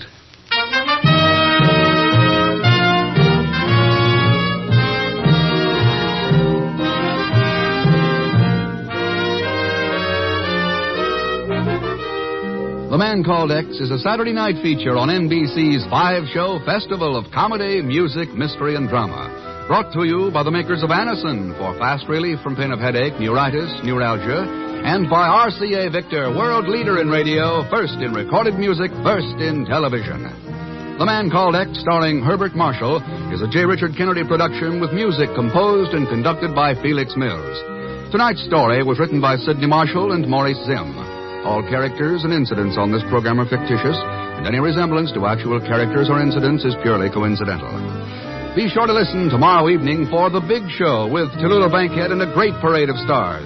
The Sunday night feature of NBC's All-Star Festival. And until next week, same time and same station, this is Jack Latham saying good night for The Man Called X.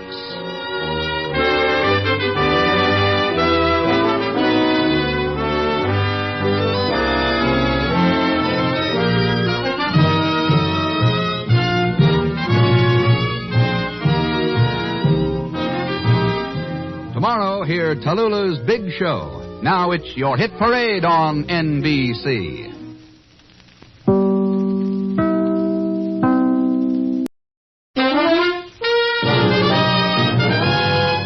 Now we present Herbert Marshall as The Man Called X, the Saturday night feature on NBC's 5-show festival of comedy, music, mystery, and drama. Brought to you by Chesterfield, the cigarette that has for you what every smoker wants. Mildness plus no unpleasant aftertaste. The cigarette that brings you Bing Crosby and Bob Hope. By RCA Victor, world leader in radio, first in recorded music, first in television. And by the makers of Anacin for fast relief from pain of headache, neuritis, neuralgia.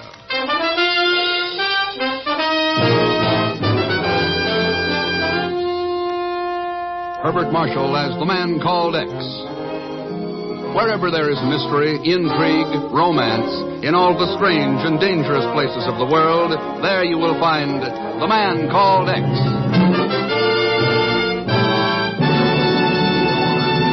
Oops, here we go again, those two fellas. Now here's Chesterfield's answer to Cyrano de Bergerac. Bob Hope. I'd top you easy, Dad, but we only have a minute here to sell Chesterfield. Okay, well, let's get to it. Better tasting Chesterfield is the only cigarette that combines for you mildness with no unpleasant aftertaste. The mildness is a cinch to prove. You just make the Chesterfield mildness test. You know, open a pack and enjoy that milder aroma. Then smoke them, and you'll know that Chesterfields are mild. And Chesterfield leaves no unpleasant aftertaste. That fact has been confirmed by the country's first and only cigarette taste panel. So make our cigarette your cigarette. The reasons go together like this. Buy Chesterfield, Chesterfield, the one that proves its case. Yes, Chesterfields are milder, milder, plus no aftertaste. So ho, open a pack and give 'em a sniff. Then you'll smoke 'em.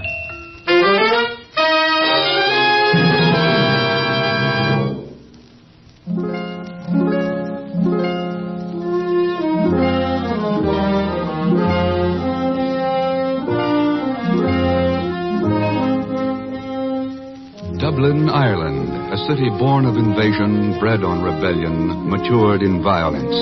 But the world changes and Ireland with it. And today, Dublin Airport is a regular stopover for the transatlantic planes from England. Terror's halls have crumbled, the Normans are forgotten, and the rebels gone to their destinies. But one thing still remains: violence. I hardly see the necessity of going any farther away from the main waiting room, Monsieur Boucher. You know, I'm not supposed to be separated from the guards who are traveling with me. Well, I can understand that, considering what you're carrying, and that's why I want to speak to you alone. But isn't this far enough? We're out of sight from everyone. Yes, I know. Sealed metal case handcuffed to your wrist. Highly secret papers, huh? The British government really didn't see fit to confide in me. Now, you were going to tell me about... Yes, about the plot to waylay and rob you. Yes. Well, it's simply a matter of this. Go! The plot was mine, my stupid little messenger. And as for the clever little trick of handcuffing the container to your wrist, well, thank you very much.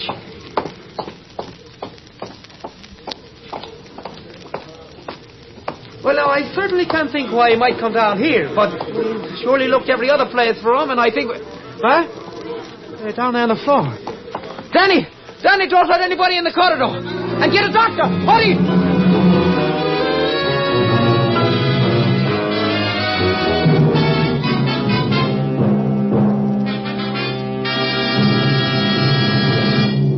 I've just talked with the British Security Office by transatlantic phone, Chief. Yeah? It's been almost 48 hours, and they don't have a single lead yet.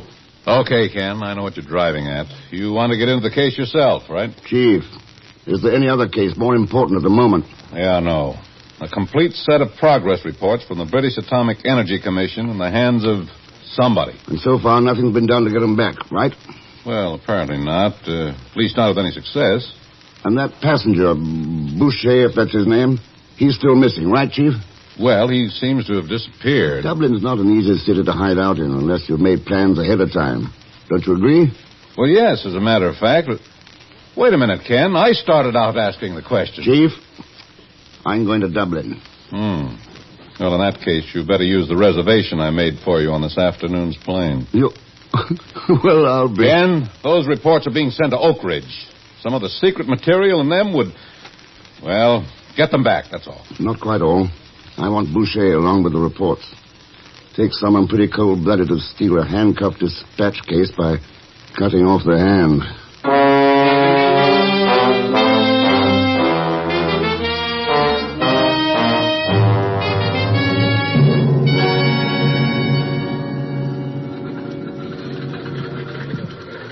Seat 14 should be about... Pagan! Huh? What are you doing on this plane? Mr. X? You're going to Dublin, too? Too? You mean you are? Oh, no.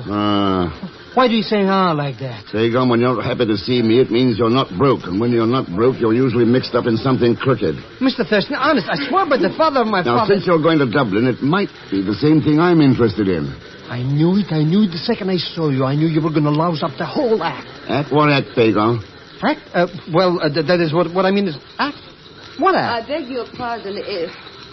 Pagan, you two... Zora, oh. So I'm going to have competition, huh? Competition? Yeah, well, I'll see you, Zora, around somewhere. Pagan, aren't you going to introduce me? Well, you know how it is. I mean, well... I'm Ken Thurston, Miss... Dane. Zora Dane. How do you do? You? Well, all flying to Dublin. And are you also going to the Blue Unicorn Inn, Mr. Thurston? Well, Oh, no, Zora, no. He always stays at the Shelburne. I mean, I guess he does. He's only a casualty acquaintance, you understand? Of course I'm going to the Blue Unicorn. After all, where else?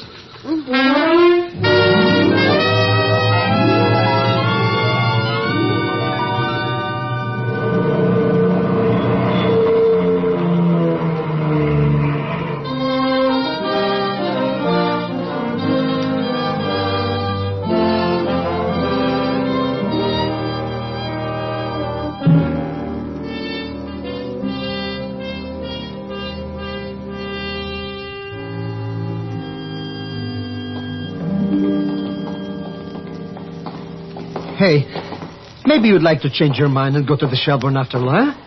I'll be only too happy to carry your bag. Oh, thanks, Pagan. I imagine the Blue Unicorn is all right. But that's not the point, Mr. X. What I mean is... Look, maybe if you explained your problem, whatever it was you were scared to talk about on the plane with Zora around. Oh, what's the use? I'm a going goose anyway you look. Here, against the building. It's too dark to go after them. All right, Pagan, let's have it straight. Now, fast. What about this Blue Unicorn? What's the setup? Well, I only heard about this deal from Uncle Ahmed, and he only heard accidentally. A rumor, you understand? Yeah, I know. An underworld grapevine. Go on. Well, the way you heard it, some stolen papers were going to be sold at this highest bidder here at this Blue Unicorn, and, well, I was only going to investigate it and then tell you. You were going to make a crooked buck if you could figure some angle. What about this Zora Dane? Is that a real name? I don't know. Ever hear of a man named Boucher? Mr. Thurston, I've told you everything I know now. So why can't we act like strangers, huh? It's not even safe to be around you. Pagan, what makes you think that shot was meant for me? Well, there's nobody else here but just you and me? Sure. You're a potential competitor, aren't you? Stranger. Stranger nothing, Mr. H. From now on, I'm going to stick to you closer than a couple of wet blankets.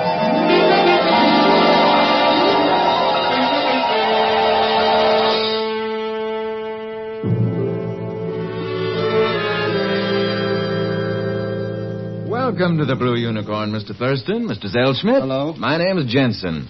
Now, just put your names down in the book here, and I'll have the boys show you up to your rooms. Good. Amazing the way the guests have been finding my little place. Just opened a few days ago, and there are 4 here already. And now you 2. The Blue Unicorn has been closed for 2 years, you know. Belongs to a fellow here in Dublin named Kerrigan. I just leased it from him last week. They told me I'd go broke with it, but I figure a good cook can always bring business to an inn. It might be a good idea to try some of your cooking right now, Mr. Jensen. We came straight from the plane. We haven't eaten. Well, it's a little past the dinner hour, Mr. Thurston. Oh, but that shouldn't be any problem for a good cook. And it isn't. As a matter of fact, I served one of my specialties tonight, and there's some left over. Irish stew. No, it's a fricassee. And, gentlemen, until you've tasted Jensen's chicken fricassee, you haven't lived. All right, Mr. Jensen, let's start living.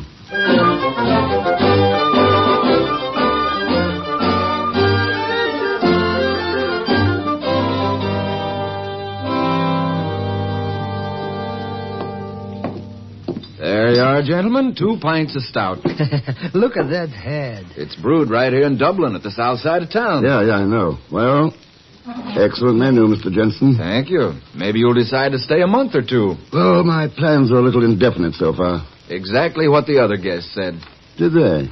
I think they're all in the public room, by the way. If you'd care to meet them, just go on in and introduce yourselves. Fine, thanks.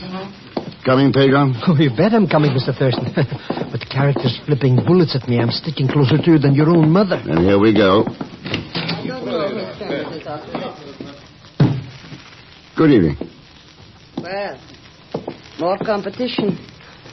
I wondered what happened to you, gentlemen. Nice of you to be concerned, Miss Dane. Well, I was hoping for the best, but here you are. Disarmingly frank, isn't that the way they put it? I suppose. Let me introduce a couple of more rivals. Mr. Thurston and Mr. Zellschmidt, this is Ivan Gonov. He is the dark, sullen type. The sleepy-looking one draped over the chair is Bertie Battersea. A pleasure, old boy. He's the hypocritical type. What kind are you, Mr. Thurston? Well, I'm apparently the kind who interrupts other people's dart games. Go right ahead. We'll watch. All right. Oh, there is one more, by the way. A man named Khan. He went to bed early. Well, Yvonne, old boy, it's your throw, you know. Right. It is a game for children. Oh, it is the way you play it. Give him a 0, Bertie. Pleasure. Would you like to get into the game, Mr. Thurston? You mean the dart game? Oh, call it what you like. But put your name on the blackboard there. All scores are public. Yeah, I see here. Ivan, 50,000. Bertie, 65,000. Zora, 75. And Khan, 100. Mr. Khan seems to be winning so far. Oh, the score keeps changing. Ivan is now waiting for a cablegram. Is this in points, pounds, or dollars? Your American dollar has become standard everywhere, hasn't it? I guess so. Well, maybe a challenge is in order. A challenge? Thurston will double anybody's highest score. That is quite a challenge. Yes, indeed. You really ought to toss a dart or two, old boy. Back it up, you know. All right. Fine. Here you are. Thanks. Now, let's see. Well, Bertie. 2 bullseyes. Does that answer your question? Yes. Smug Americans always know everything. I didn't learn that in America, Ivan. It was in Peru, where they use poison on the darts. Miss Dane, gentlemen, something tragic has just happened. The boy found Mr. Khan in his room, dead. What? It's apparently a heart attack. A heart attack, huh? It's too late to inform the authorities until morning, but I did think you ought to know. And if you'll excuse me now. Well, 1 down and 5 to go. That leaves you with high bid, Miss Dane. I suppose you mean high score, Mr. Thurston. But aren't you forgetting your offer to double anybody else? Yes, actually, you're a high man, old boy. Care to toss another dart? No, I think I'll quit while I'm ahead. At least for tonight. Is it not a little dangerous to be ahead, Thurston? Mr. Khan, you mean? Oh, I'm pretty hard to poison. What? Poison? It's an idea, isn't it? In Peru, they use it on the darts. Here, they use it on the players. Well, I am in room 21, 2nd floor, 3rd door from the stairway. Good night, all.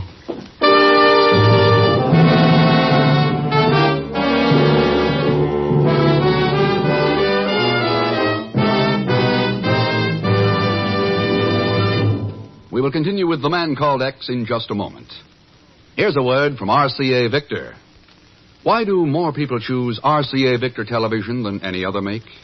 The reason can be summed up in just one word. Quality. Million-proof quality, proven in over 2 million homes. RCA Victor Television is America's favorite television because, feature for feature, it's America's finest television. With RCA Victor, for example, you enjoy clear, bright, steady pictures that are locked in place by RCA Victor's exclusive Eyewitness Picture Synchronizer.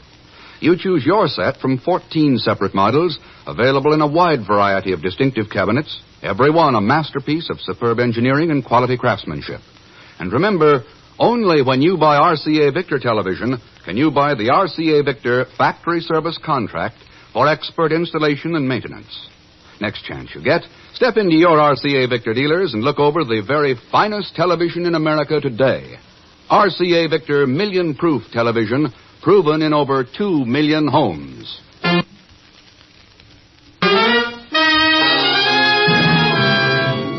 And now to continue with The Man Called X, starring Herbert Marshall with Leon Velasco as Pagan Zellschmidt.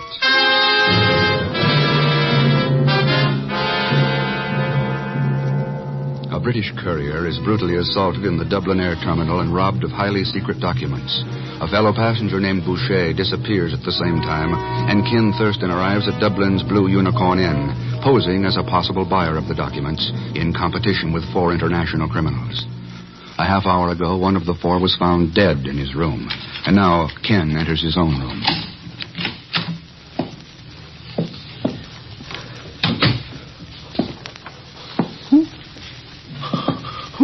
Who is it?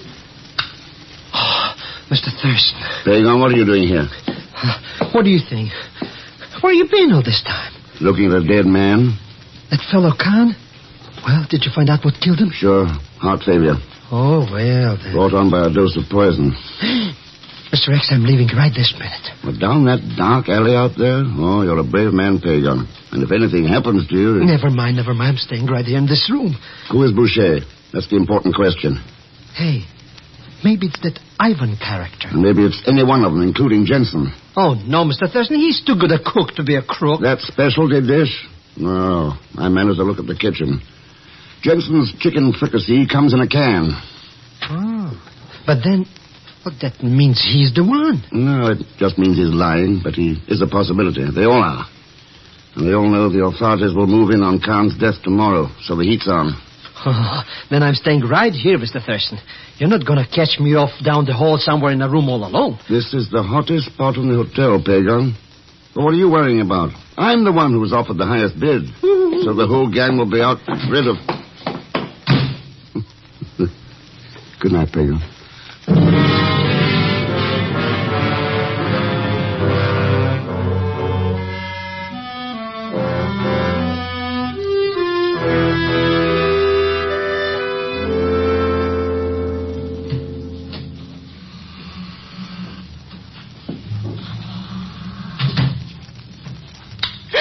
Hold it, Miss Dane, right where you are.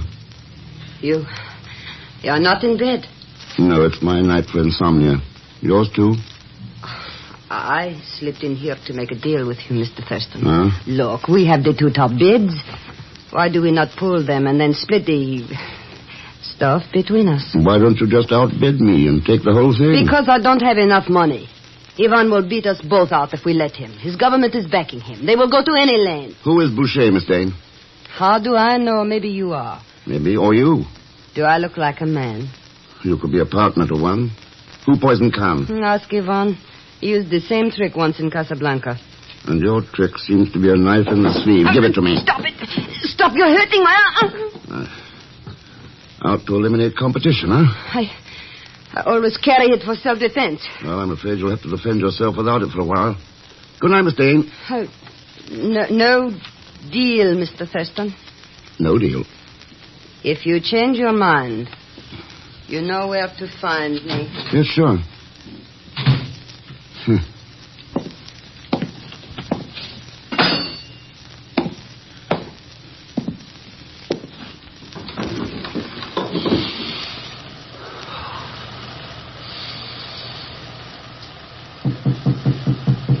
Come on in, Bertie.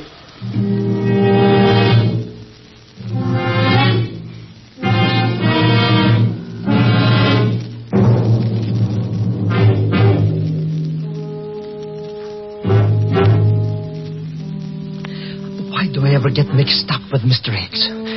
If I get out of this, I swear by the... Maybe I won't get out of it.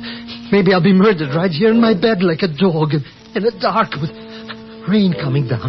Nobody even to care if I... Oh, no. Oh, no. That's it. Yeah. I'm just as good as a dead dog.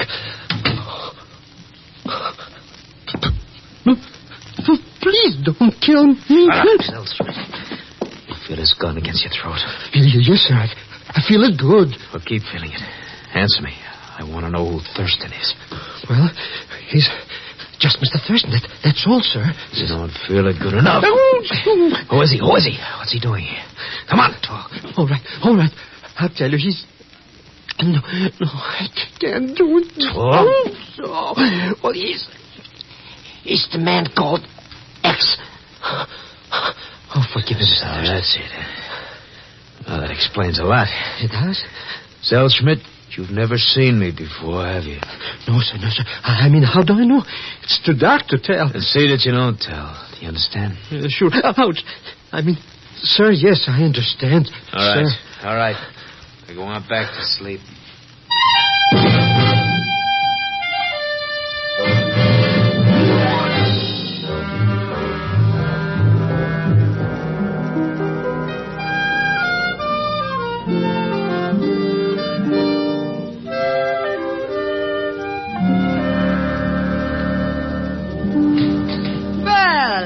Good morning, Mr. Thurston. Miss Dane, Ivan. Good morning. See you now. Who's missing? Bertie and Jensen. Ann Kahn, of course, is dead. And Pagan. He'll be down in a minute. Meanwhile, suppose we bring the game out into the open. Go on. All of us are after the same thing, and one of us is going to get it. So let's talk to Boucher and settle the deal. Fine. Only who is Boucher? Wait, I will not permit any deal until I hear from my... Mr. Thurston! What is it, Pagan? The Jensen guy. I went to his room like you said, and he's not there. He didn't sleep in his bed. Well, he wouldn't run out without trying to close the deal unless he... Maybe he's in the kitchen. Come on.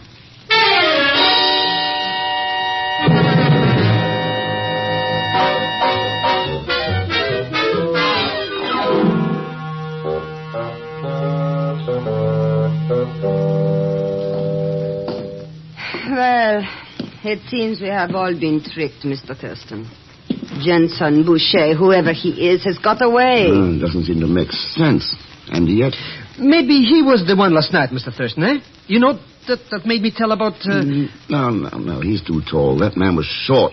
More like Ivan here. What? And anyway, even if he did know, I think he'd make some attempt to close the deal. Perhaps it was closed.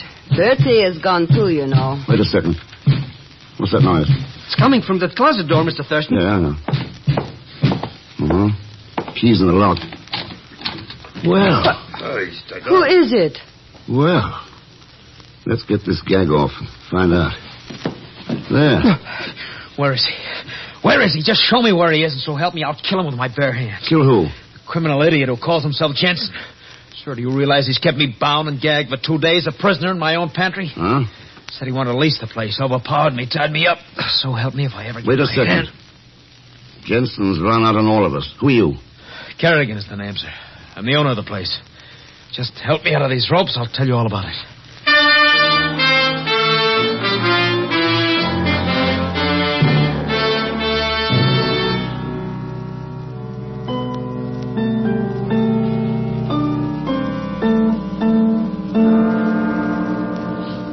Well, gentlemen, Miss Dane, it's a nasty experience, but I feel a whole lot better now. I wish we could say the same, Mr. Kerrigan. So he double-crossed you on some kind of business deal, eh?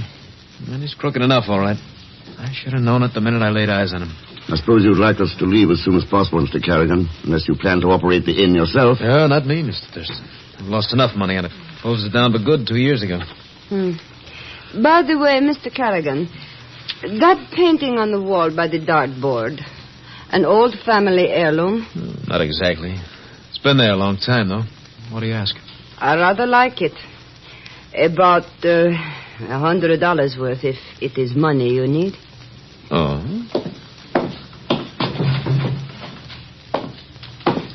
It's a nice frame, Miss Dane. 200, maybe? But All right. At least I tried. Here. Gentlemen, I call you as witnesses that I made no claims about the painting. What do you mean? I know what you thought, but you're wrong. It is not an original Utrillo. I see. Well, taken again. I guess I had better get out of the game. Wait. Notice the heavy layer of dust on the frames of the other paintings in the room. It's interesting that this one is so clean. So the deal was closed, Miss Dane, Mr. Carrigan, or rather Mr. Boucher. No, don't move. You're talking like a fool. You found out who I am from Pagon last night, so you had your partner Jensen run out to throw me off. Then you closed the deal with Miss Dane. Delivery was just made. The papers are hidden somewhere in the back of that painting. Hold it, Ivan. Stay where you are. You're making a big mistake, Thurston. My name is Carrigan. Is it? Look. If you've been locked up for 2 days, how did your shoes get wet from last night's rain, Boucher? You know, that's really a very good question, old boy. Oh, Bertie, come on in. Watch him, Mr. Thurston. He's got a gun. Yeah, I know. But aren't you going to do something? Shoot him or something? And have the British Secret Service lose one of their best men? Secret Service. Thanks. We picked up that Jensen individual, Mr. Thurston, about 3 streets away. Good. My chaps are searching Yvonne's room at the moment. Matter of poison, you know. You'll need that cablegram. Well, Mr. Thurston, it looks as though you have the high score. Pick up the marbles. Thanks. There's a lot more involved, though, than that. It's the same old story and the same old game. Anything for a crooked buck. It's being played all over the world, too. With no umpire, no rules. By people who aren't worth their powder to... Well, we've just got to keep on winning, that's all. We've got to keep on winning.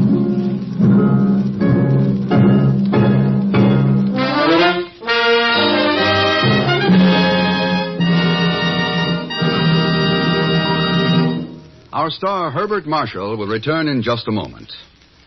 If you suffer from the pains of headaches, neuritis, or neuralgia, you should discover what many thousands have known for years, that Anacin brings incredibly fast, effective relief. Anacin is like a doctor's prescription. That is, Anacin contains not just one, but a combination of medically proven active ingredients in easy-to-take tablet form. Probably at some time you have received an envelope containing Anacin tablets from your own physician or dentist. Thousands of people have been introduced to Anacin this way. Try Anacin yourself the next time you suffer from the pains of a headache, neuritis, or neuralgia. You'll be delighted at how quickly relief can come. Anacin is spelled A-N-A-C-I-N. Your druggist has Anacin in handy boxes of 12 and 30, and economical family-size bottles of 50 and 100 for your medicine cabinet. Ask for Anacin today.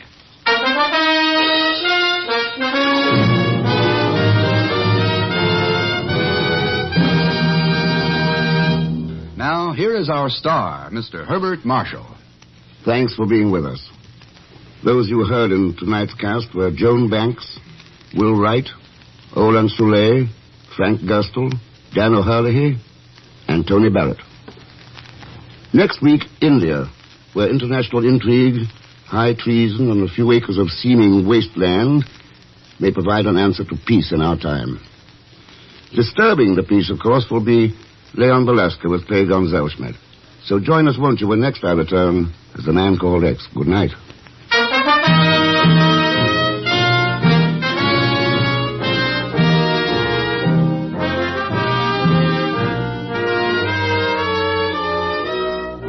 The Man Called X is a Saturday night feature on NBC's 5-show festival of comedy, music, mystery, and drama. Brought to you by RCA Victor, world leader in radio, first in recorded music, first in television. And by the makers of Anacin for fast relief from pain of headache, neuritis, neuralgia. The Man Called X, starring Herbert Marshall, is a J. Richard Kennedy production with music composed and conducted by Felix Mills. Tonight's story was written by Les Crutchfield. All characters and incidents on this program are fictitious, and any resemblance to actual characters or incidents is purely coincidental.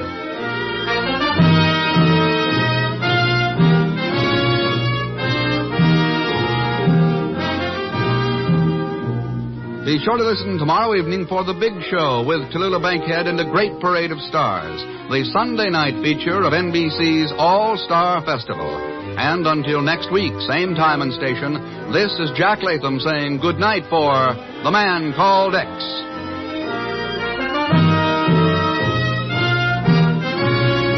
Tomorrow, enjoy Tallulah's big show. Now it's your hit parade on NBC.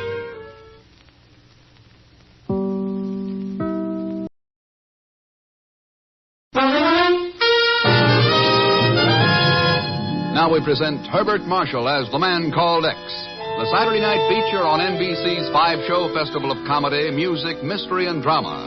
Brought to you by Chesterfield, the only cigarette that gives you mildness plus no unpleasant aftertaste. The cigarette that brings you Bing Crosby and Bob Hope. By the makers of Anacin for fast relief from pain of headache, neuritis, neuralgia. And by RCA Victor, world leader in radio, first in recorded music, first in television.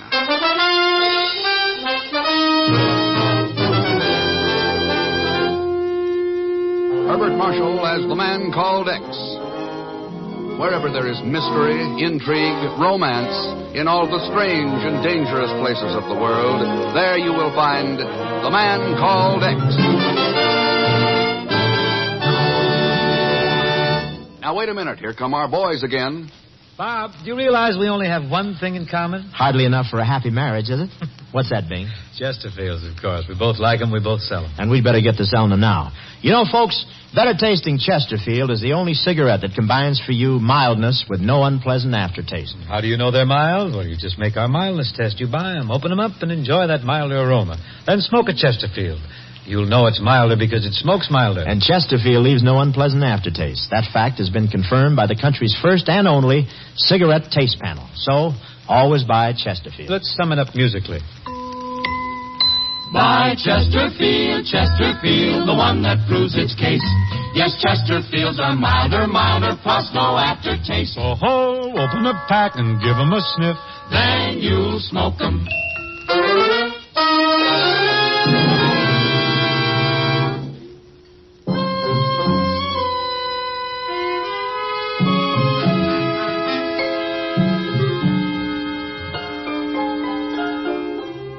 The street known as Kalachar winds its crooked, filthy way through the colorful heart of the jewel of India, the city of Bombay. Down toward the Arabian Sea, the street winds, finally coming to an abrupt end amidst the turmoil and confusion of Bombay's dock area. And it is there, among the English merchants, the Lascar sailors, the Hindu, Muslim, and Brahmin dock hands and stevedores, that we find a familiar fakir busily plying his wares. But believe me, Sahib, I swear by the father of my father, nowhere in all India could you find razor blades like these. They'll sharpen pencils, open tin cans. You could even use them for cutting your whiskers. Yeah, you get... Okay, now you don't have to get tough about it, okay? Hey, you, Sahib. Maybe you'd like some pin-up pictures, huh? I got Mabel Norman, Theda Barra, Mary Pickford. Believe me, for 10 rupees apiece. How wrong can you go? And besides, I would like... Pardon, sir. Huh?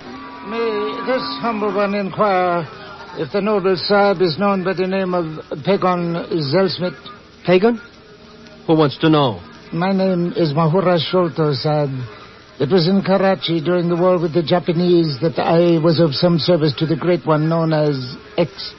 Oh, sure, Mahura Sholto, yeah. Hey, maybe you'd like some brand new resharpened razor blades, eh? You must be familiar with the address of the one who is known as X.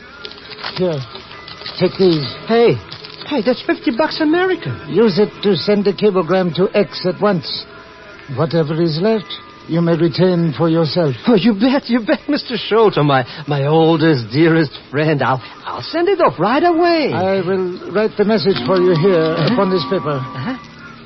In the back country of Kandiva, fertile seed for war is being sown upon soil ripened for conflict.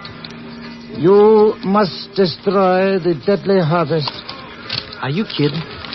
That don't even make sense. To the man known as X, its meaning will be as clear as the waters of a crystal stream. It will? Go, Sab. Send the cable. He must arrive here before it is too late. Mr. Sholto! Oh.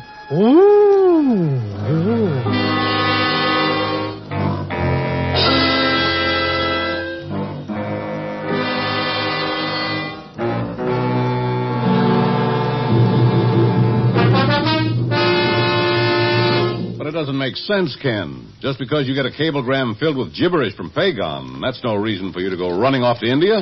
Mahuva Sholto has been murdered, Chief. Sure, I know. And this is the Bureau, not a homicide division. Chief, did you ever hear of Khan's grass? Khan's grass? Yeah. Well, sure, it grows wild in India. It's the curse of India. Only 5 feet high, virtually indestructible. Over 10 million acres of once fertile land in the central provinces are now overrun by it. Well, that's their problem. No, you're wrong, Chief. Unless that land can be reclaimed from the Khan's grass, millions of people will face famine, starvation. And starving people are ripe for anything. Well, remember what happened to China. Now, but wait a minute. Didn't I read about an English agriculturist, Dr. Stanley, planning on doing something about that grass with some new farm machinery or something? That's right. He's in Bombay now, getting ready for a trip to the interior. He's going to try out that machinery in Kandiva province. Kandiva? Yeah. In the back country of Kandiva, fertile seed for war is being sown. I'll let you know how I make out, Chief.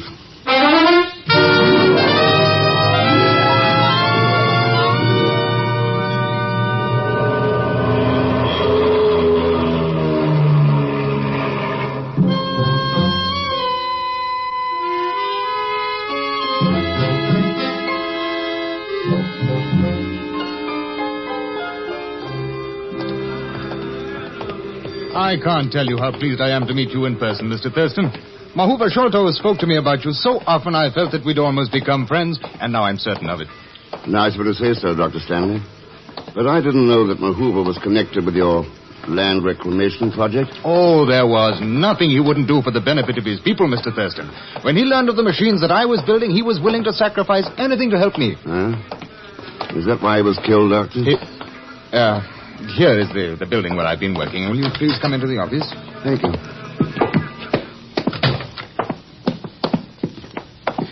Mr. Thurston, for 5 years I've been trying to build tractor-driven equipment that will destroy the Khan's grass, that will tear it out by the roots. But there have been repeated attempts to sabotage my machines. I've received warnings that the farmer peasants in Kandiva province will not allow any foreign devils to interfere with their affairs. And Mahuva Sholto has been murdered. Suspect anyone? No one. Where's the machinery now? Oh, they're in the workshop in the rear of the building. We're moving it out to the siding this afternoon, and then tonight it'll be loaded aboard railroad cars, and the trip to Kandiva. Mr. Thurston. Yeah. They came from your workshop. There they are. Joe Button, Martin. Fight him. Let's have that gun. Let's have it. Niles, Jack, what's going on here? What is the meaning of this? It's simple enough. I just found out who's been trying to wreck our tractors. I am afraid, Dr. Stanley, that your engineer is suffering from a misapprehension. Yeah? And then what about that drum of diesel oil over there? Well sweetened with sugar and sand. Sugar and sand. You're sure about that? You bet I am. I just found it back here when Turbot opened up on me. I ran over, saw him with the gun, and... Say, who are you anyway? My name's Ken Thurston. He's an old friend of Mahuva Sholto's. Mr. Thurston, this is Jack Martin, my tractor engineer, and this gentleman is Lal Turbat. He has been working for us at Delhi University. What's your explanation, Turbat? I was outside the workshop when I heard the shots. I rushed in, saw that gun on the floor, picked it up, and then Martin attacked me. Do you expect anyone to believe that story, Turbat? What do you mean, Martin? It could be true. See for yourself. This gun hasn't been fired. What? Oh, but that's impossible. What difference does it make, Mr. Martin? Barry, I didn't hear you come in. I have been here for several moments, Dr. Stanley, being amused by this rather childish conversation. You are Ken Thurston, are you not? That's right. I am Barry Sholto. Sholto? Mahuva Sholto's daughter, Mr. Thurston. Well, I'm glad to know you. But why do you think it makes no difference who fired those shots? Because whether it is now or later, Mr. Thurston, you will learn that this project of yours is doomed to failure. Oh? India can handle her own problems. Her hopes, her future, lie within herself, with her own people, with Asia. Well, those were hardly your father's sentiments, Miss Sholto. And today he is dead. He would not listen to me, Mr. Thurston. I would advise you not to make the same mistake.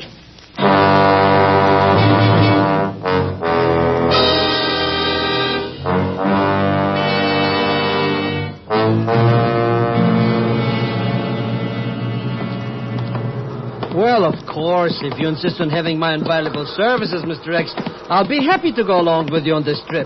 For a slight consideration, of course. You'll get bureau scale pay, Gaunt. 20 a day and expenses. Please, Mr. X. There's Dr. Stanley's train. As soon as they finish loading the tractors, we'll be pulling out for Kandiva province. You coming along? At bureau scale? That's right. 20 a day in expenses? Yes. Well, I couldn't possibly consider it. Okay. So long, Pego. Well, as long as you insist like that, Mr. X. I'll take it.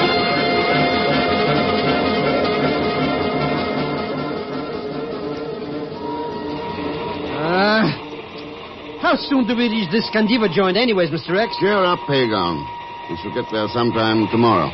Believe me, it won't be one hot box too soon. Boy, what a trip. What did you find out about Lal Turbat or Jack Martin? All Martin does is talk about tractor engines, and Turbat don't say nothing. Just keeps on making eyes at that Barry cookie. What gives, Mr. Thurston? What's going on with this trip anyways? Somebody's trying to commit murder. Murder? But who's trying to bump off who? India is the target, Pagon. India? Now, what kind of a talk is that? How can anybody murder a continent? Hang on to your head. I think we're going to find out.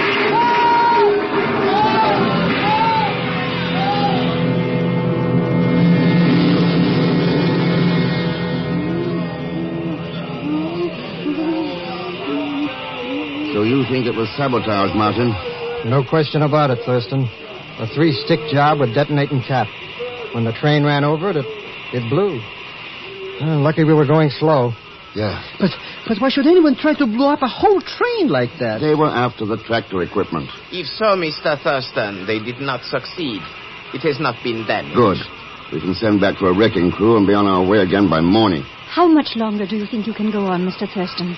The attempts at sabotage, my father's death, now this. Must we all be killed before you will listen to reason? But he is right, Mr. Thurston. We cannot proceed in the face of the united resistance of the Indian people. Your friend, Dr. Stanley, doesn't feel that way about it. Doesn't he? Let us find him right now and put the question to him. It will do no good, Lal. I have just been to his compartment. And he wouldn't agree to turn back?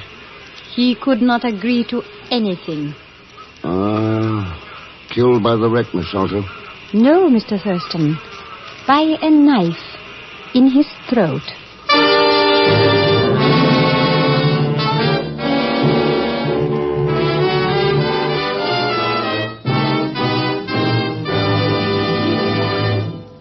We will continue with The Man Called X in just a moment.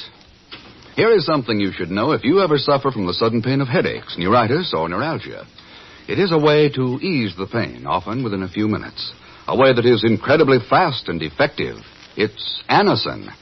Anacin is like a doctor's prescription. That is, Anacin contains not just one, but a combination of medically proven active ingredients in easy-to-take tablet form.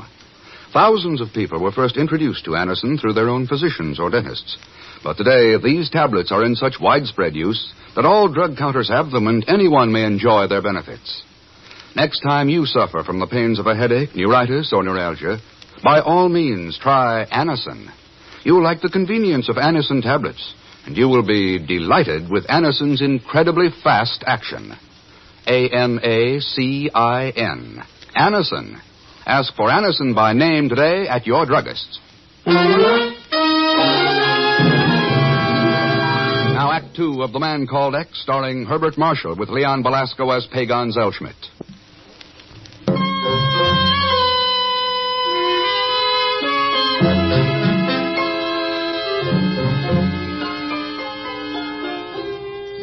With over 10 million acres of once fertile grain land overrun by the almost indestructible Cannes grass, the dark shadow of famine looms ominously over the great land of India. Dr. Roger Stanley believed he had tractor-operated equipment that could destroy it, but the train carrying the equipment was wrecked and Dr. Stanley murdered. Now, 2 days later, Ken Thurston has arrived with the reclamation party and the rerouted equipment at the home of Barry Sholto in Kandiva province. I want you to understand, Mr. Thurston, that the hospitality of this home is being extended only because it was my father's wish, not mine. You've made your point several times, Miss Salter. It's perfectly clear by now. Apparently not clear enough. or you would not pursue this project as you are doing. Look, Miss Sholto, we're here to test Dr. Stanley's equipment. If it works, it means new life for millions of your countrymen. The wishes of starving people are more important than yours or mine. It is the wish of my people to be sufficient unto themselves. They want no interference from foreigners. There's only your word for that. And the dead bodies of my father and Dr. Stanley. What makes you think they were killed as a protest? What other explanation is there? The fact that starving people will listen to promises from anywhere. Somebody could be trying to sell them on the idea of Asia for the Asiatics. Have you anything better to offer? Yeah, tools, so they can help themselves. They're going to kill us. Murderers, even. What? There's a mob outside, Thurston. They saw us put the equipment away in the barns, and they don't like any part of it. Ah, that's obvious.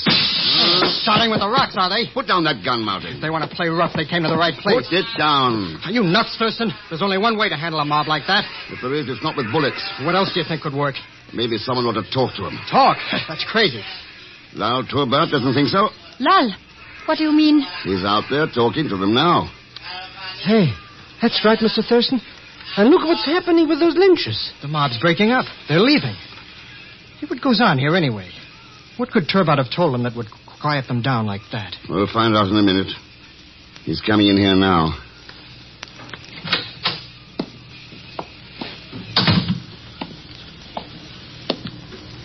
My countrymen offer their apologies, Sahibs. I think they will hold themselves in check for a while. What did you tell them, Turbot? I merely asked them to wait until after the test tomorrow before expressing their anger in violence. You mean that's all you said? That was enough? Why not? Fundamentally, they are reasonable people. They will listen to sensible talk. Sort of makes them the exception to the rule, doesn't it? I am not certain I understand, Mr. Thurston. Angry mobs usually don't listen to anything. Unless it's an order from their leader.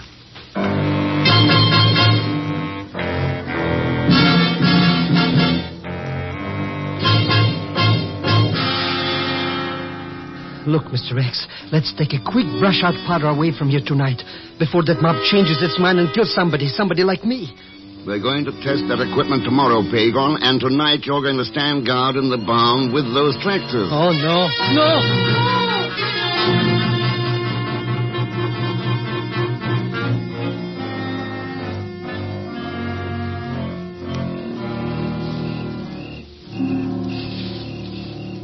Do you mind if I share this hilltop with you, Ken? There are some things I would like to talk over with you. What things, Barry? First, my father was killed. Then Dr. Stanley. Any one of us could be next. And why? Because someone who thinks he is right is trying to prevent you from doing something you think is right. It somehow does not make much sense. Maybe not, but this does.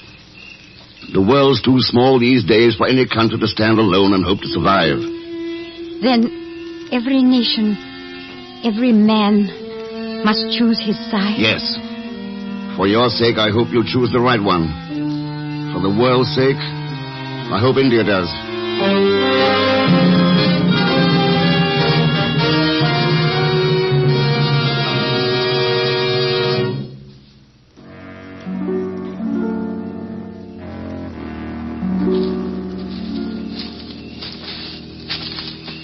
I figure we can start right about here in the morning, Thurston. With a break, I should be able to clear 12 to 16 acres by night. That ought to give the natives something to think about. Yeah. This stuff's mighty dry and brittle. You'd think that all you had to do was just burn the fields over. It's been tried. I know. Nothing but touch it until Dr. Stanley built that equipment out there in the barn. Well, we'll find out in the morning if it'll do the job. Thurston! Yeah. That's from the barn. What's going on there? Let's go find out.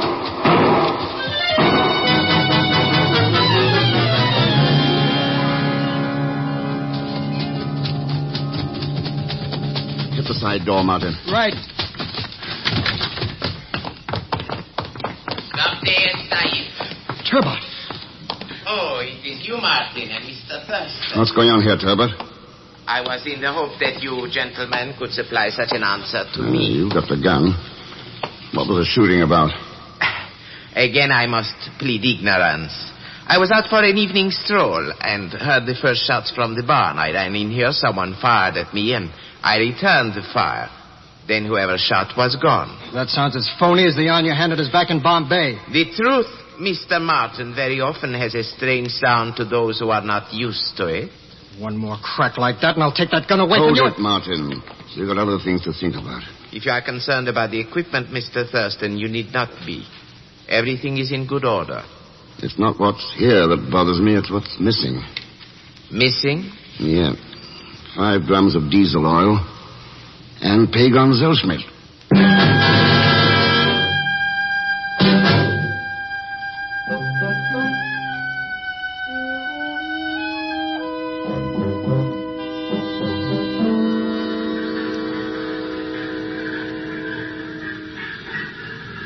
So you are going ahead with the test of the equipment anyway, Hen?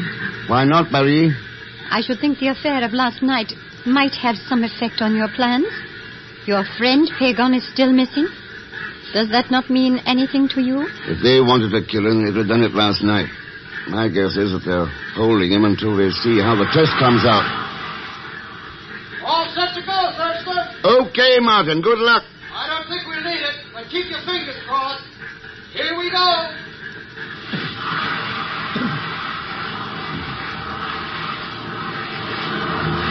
He's onto the Kansgrass, Thurston. And look, it is working. Look at the swath he is cutting across the grass. It is unbelievable. So, you can supply India with the tools she needs to help herself. Inside of a year, Barry, you'll see this picture repeated all over India. If my people can be convinced of that fact, Mr. Thurston, there still remains the problem... You, Mr. Thurston! Why, Ken! It is Zellschmidt. Mr. Thurston. We gotta get out of here. Fast, we gotta get out of here. What's up, Pagon? Oh, those crooks last night's the one who shot me and kidnapped me. I just got away from them. And we gotta get out of this grass quicker. We'll be cooked like a couple of goose. What are you talking about? The fuel oil, that's what. They got it spread all over the grass over there. But why should they spread oil in the grass? There's your answer now, Barry. Look over there. The Kansgrass is on fire. That wind is carrying it this way. Come on, Mr. X, let's get out of here before we're toasted. Okay, Pagon, climb aboard this machine. I'm right ahead of you. Do not be a fool, Thurston. You cannot hope to save the equipment. Those tractors cannot outrun the flames. You and Barry run for the house. Mountain's out of the path by now. I'll handle this end of it. But that is insane. You do not stand a chance. All right, Pagon, hang on.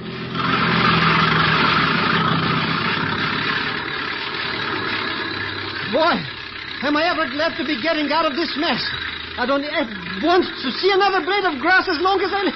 Hey, look what you're doing, Mr. X. You're heading right into that fire. Not quite. I'm running parallel with it. But Mr. X... There's an extra oil drum on the back. Take a look and see what's happening to it. Yes, but... Do as I say, you idiot. Okay. Hey, what do you know?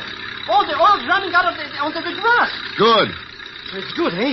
Now let's get out of here. Not until we set a backfire. The backfire? Yeah.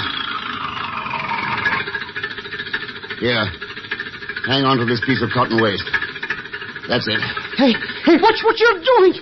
It's on fire. Toss it into the oil we'll spilled out. Go on, toss it. Sure, but...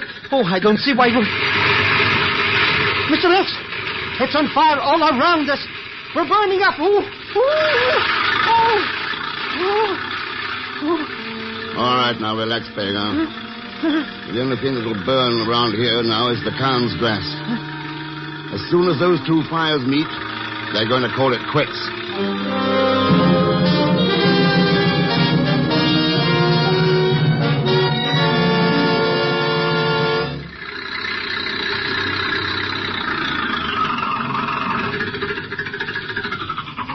Congratulations, Thurston. That was the fastest bit of brain work I've seen in many a day. Oh, it was nothing. Nothing at all. The fire put out. All that equipment saved. You call that nothing? The backfire worked. Let's leave it at that. Okay. Have it your way.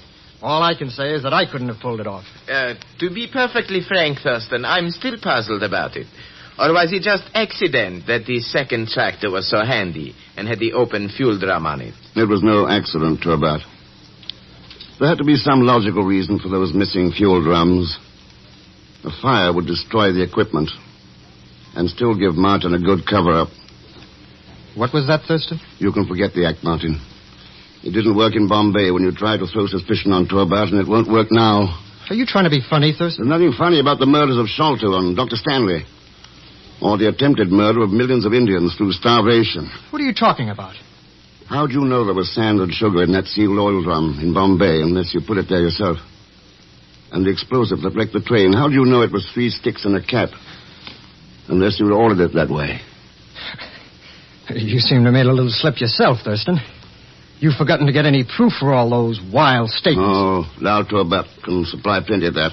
Turbat? Yes, Mr. Martin. Last night I spoke with many of my people. Not all of them were deceived by your propaganda. They promised if we could prove that the Khan's could be conquered, they would tell us the name of the one who was inciting them to unrest and violence. No, I would not advise you to move, Mr. Martin. Well, guess we cleaned this up okay, hey, Mr. X? We haven't cleaned up anything yet. Huh? We haven't? No, Pego. Not as long as Martin and those like him are still around. Trying to sow the seeds of war. Feeding starving people on false ideas instead of bread. No, we haven't cleaned up anything yet.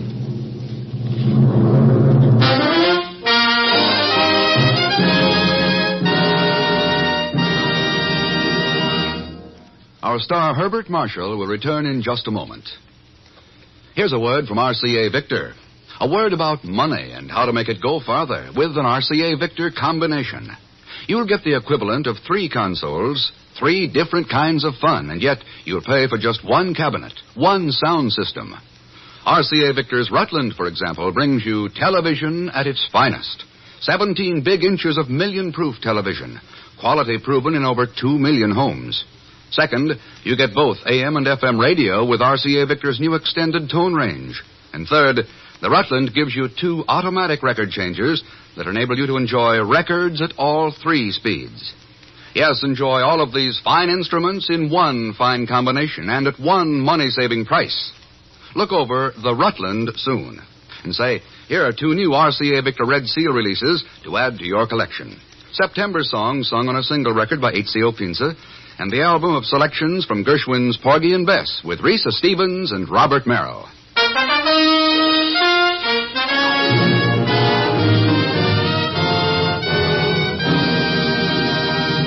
Now, here is our star, Mr. Herbert Marshall. Thanks for being with us. And I think you ought to know that in tonight's cast were Jeanette Nolan, Will Wright, Bob Griffin, Paul Frees, Glenn Vernon, Ben Wright. Next week, Ken runs into a lot of real dynamite and a few other things even far more explosive in a story called Treason at White Sands. As usual, Leon Belasco will be along as Pagon Zellschmidt. So join us, won't you, when next I return as the man called X. Won't you sit down right now while you think of it? Look up the address of your local Red Cross chapter and mail your contribution for 1951. Good night.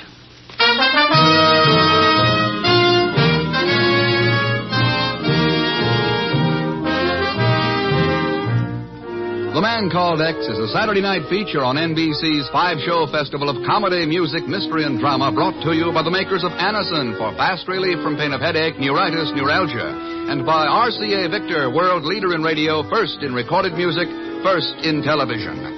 The Man Called X, starring Herbert Marshall, is a J. Richard Kennedy production with music composed and conducted by Felix Mills. Tonight's story was written by Sidney Marshall. All characters and incidents on this program are fictitious, and any resemblance to actual characters or incidents is purely coincidental. Be sure to listen tomorrow evening for The Big Show with Tallulah Bankhead and a great parade of stars, the Sunday night feature of NBC's All-Star Festival. And until next week, same time and station, this is Jack Latham saying good night for The Man Called X. Tomorrow here, Tallulah's Big Show. Now it's your hit parade on NBC.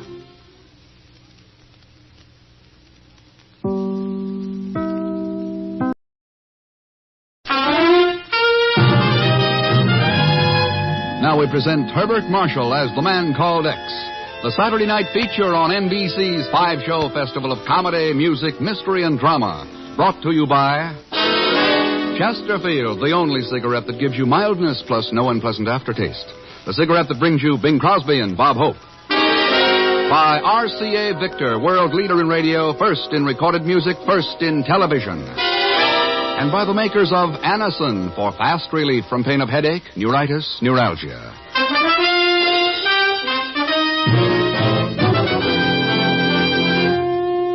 Herbert Marshall as the man called X. Wherever there is mystery, intrigue, romance, in all the strange and dangerous places of the world, there you will find the man called X.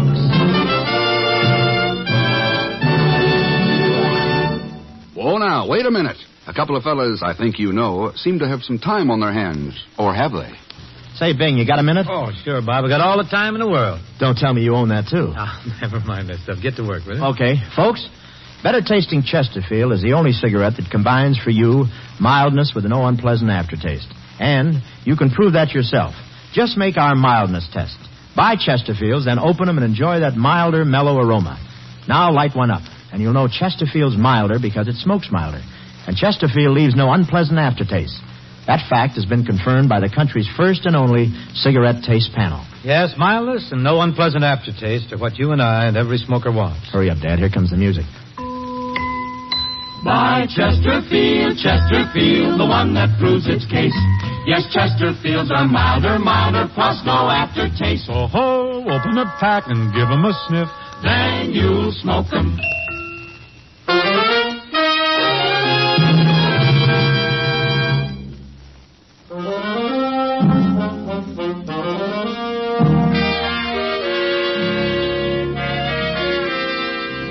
Lisbon, Portugal, capital city of a neutral country, long-time crossroads for international business and finance, and a clearinghouse, too, for espionage.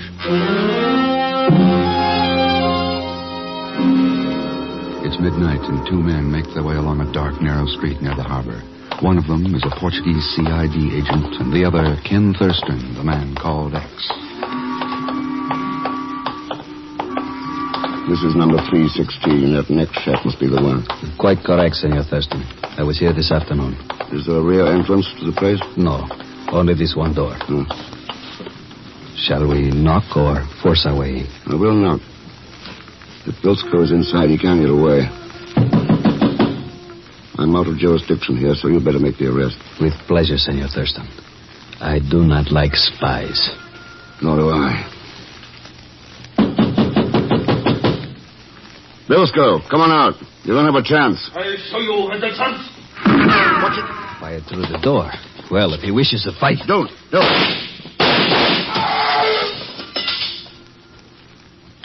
Bilsko! Bilsko! Oh, never mind. He can't hear you. Too bad. Too bad? Yeah. That's always the trouble when you shoot first and ask questions later. What? Who's going to answer the questions now?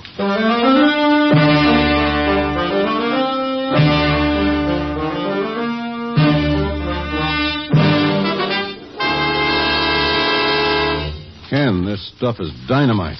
Yes, almost literally, Chief. But that new White Sands project is top secret. Not to the person who wrote those reports. Why, they're practically day-to-day progress charts. Here, look at this one. Details of the radar scope that's being used on the new XV-7 guided missile. How the devil did Bilsko get a hold of them? They were sent to him regularly by somebody in Alamogordo, New Mexico. Here are a couple of Manila envelopes I found in his room. Typewritten. No name or return address. Postmarked Alamogordo. It's too bad Bilsko was killed. They might have gotten him to talk. How long are the Lisbon police going to keep his death quiet, Ken? 4 days. That's the best they do. Not much time. And there's not much to go on. Well, I can look for the typewriter that found this out. And something else, Chief. I don't think Bilsko's agent is actually connected with the White Sands project. What do you mean? I mean, these reports are worded as though they're second-hand information. I think the spy is somebody who has a good chance to talk with workers from the project.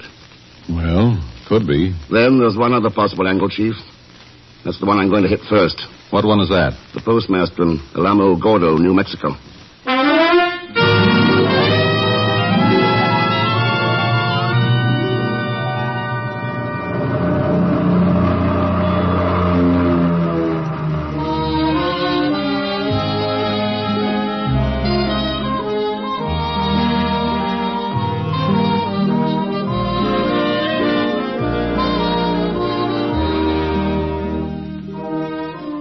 Ordinarily, I wouldn't be able to help you much, Mr. Thurston. We process a pretty heavy volume of mail for a town this size. Yeah, I imagine. You said ordinarily, Mr. Bartlett. Does that mean you can help in this case? A little, maybe. These packages for Lisbon have been coming through here for a couple of months now. Several of the boys have commented about it, wondering who was sending them. No, they're not alone. That's what I'm wondering.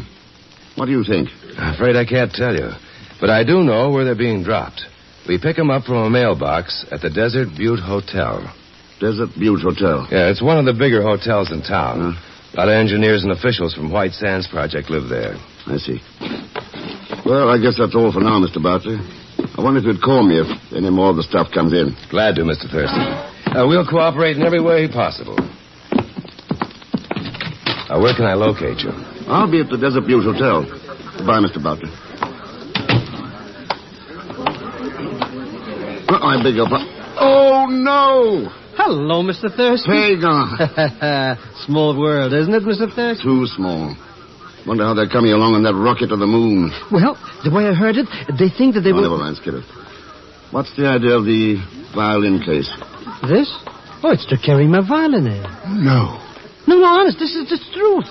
I sing and play it simultaneous. Strictly Strauss, you understand. La-dee-day-day, boing-boing. Stuff like that. Well, Strauss has survived a lot of other things.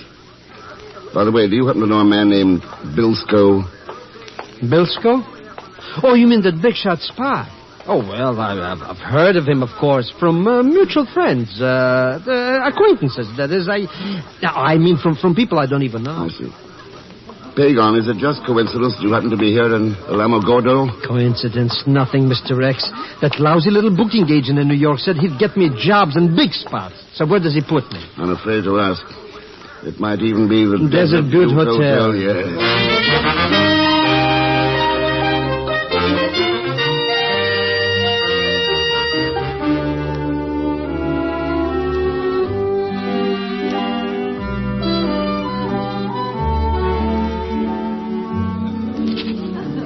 Oh, I do wish I had a more desirable room, Mr. Thurston. A larger one, I mean.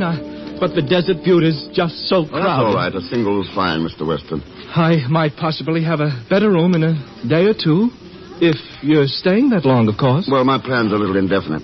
You're here in connection with the project? Just here on business. Oh. Well, if you'd care to register the name of your firm, there might be someone inquiring for you. No firm. I work more or less on my own. Now, if I get a boy to... Oh, certainly, I'm sorry. Carl Front. Mr. Thurston, you're not by any chance, Any chance what, Mr. Weston? Well, what I mean is that, I... Did you want me, Mr. Weston? Oh, yes, Carl, yes. Will you show Mr. Thurston up to 612? Right. This way, sir. See you later, Mr. Weston. If you want anything, just ring for it, Mr. Thurston. Anything at all. The elevator, sir. Thanks. What's wrong with the manager? Is he always that nervous? Oh, he's kind of a squirrel. Only been here a couple of months or so and scared of losing his job.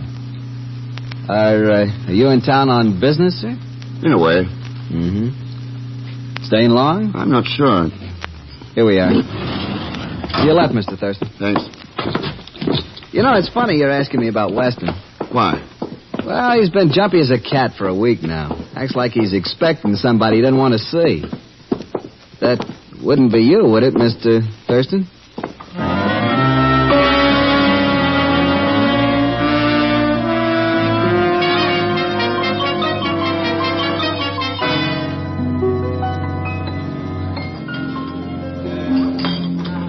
How many in your party, sir? Oh, just me. Well, I'm afraid I don't have a small table at the moment. If you'll give me your name. Thurston, Ken Thurston. Mm-hmm. Are you staying here in the hotel, Mr. Thurston? Yeah, I checked in this afternoon. No, I'm sorry. You'll have to wait. We do try to give preference to our guests. Oh, that's all right. My name is Eva Lane. If you're going to be with us long, I'll reserve you a table from now on. Well, I haven't decided definitely yet. Mm-hmm. I suppose you're here on business? You, too. Good evening, Miss Lane. Oh, how are you, Miss Weatheridge? Simply ravenous, my dear. Well, I have a table all ready for... Miss Weatheridge, would it be an imposition if Mr. Thurston joined you? Mr. Thurston? Or this gentleman, Miss Weatheridge, Mr. Thurston. Oh, how do you do? Miss Weatheridge is our town librarian. No, look, I don't want to impose. Oh, now, nonsense. It's not every day I have a chance to corner a handsome man for dinner. You come along now. All right, thanks. This way, please. Are you staying here at the hotel, Mr. Thurston? Yes, I came in this afternoon. Oh. Something to do with that White Sands thing, I suppose? No, not exactly. Here we are, right next to the window. Oh, lot of good that does, with nothing out there but a dark alley. Well, you can dream, Miss Weatheridge. Oh, you. I'll send a waiter. Mr. Thurston, I do hope you can talk about something besides sines and cosines or whatever it is these engineers around here get all excited about. I imagine the town is pretty well overrun with scientists. Overrun? It's crawling with them. Everybody works for the project. Ladies and gentlemen, Oh. I shall now render for you a little number. Oh, he's terrible, Mr. Thurston. Absolutely terrible. You don't say. This one is a special Pagan Zellschmidt arrangement. Now, 1 and 2 and... Oh, dear. Sorry, once more now.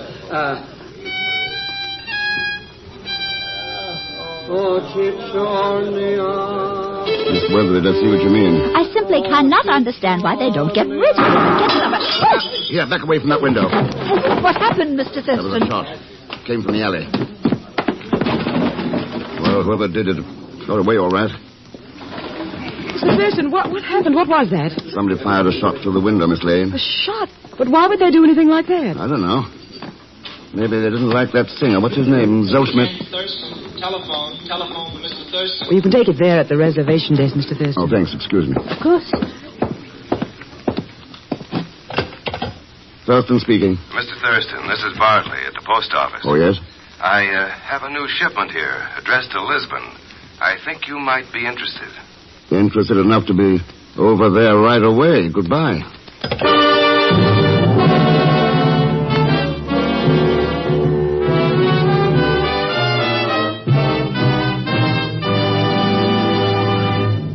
We will continue with The Man Called X in just a moment. Now, here's a word from RCA Victor. Soon another baseball season will be underway, and it promises to be the biggest and the best yet. It's the 75th anniversary of the National League and the 50th anniversary of the American circuit. And these milestones attest to the enduring enjoyment we derive from our national pastime. It's the American way, baseball today.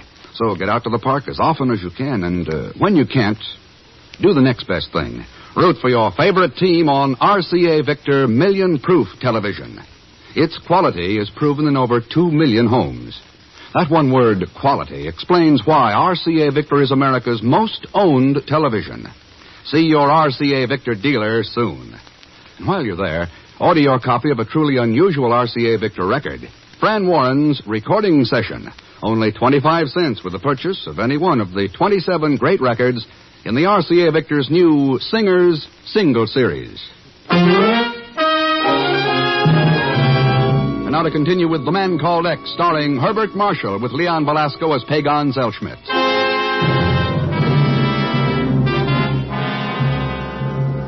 Reports from a spy found in a dead man's room have sent Ken Thurston to Alamogordo, New Mexico, and the highly secret White Sands rocket project. So far, Ken has been shot at, questioned by several people, and has obtained a letter mailed a few hours ago by the unknown spy. At the moment, Ken awaits in his hotel room for a man he sent for earlier. Come here. Mr. X, why are you pointing that gun at me? Not a reason in the world, Pagan, now that I know it's you. Come on in. Ask me some questions. Huh? What for? Well, everybody else in the place does. Not me. I should run every time I see you. All I get around you is a lot of trouble. And a buck or two now and then. Well, like tonight, for instance.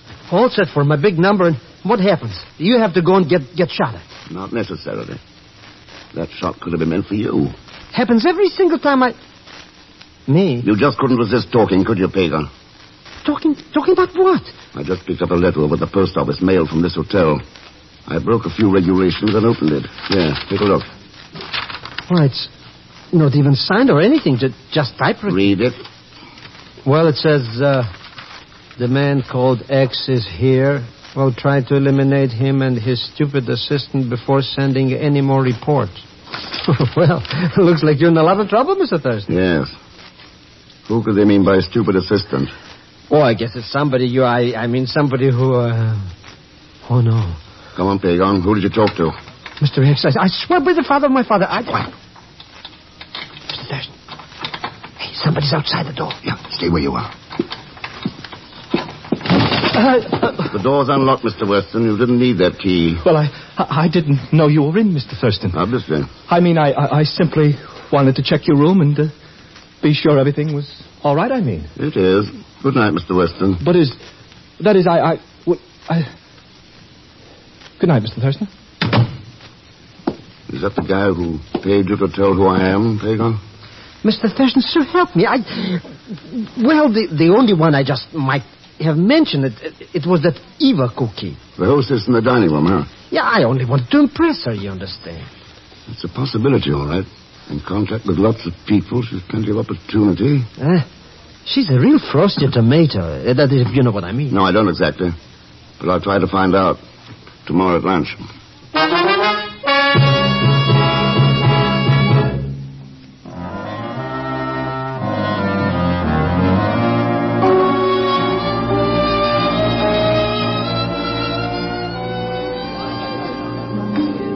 I really don't know what Mr. Weston may say about this, you know. Well, what can he say?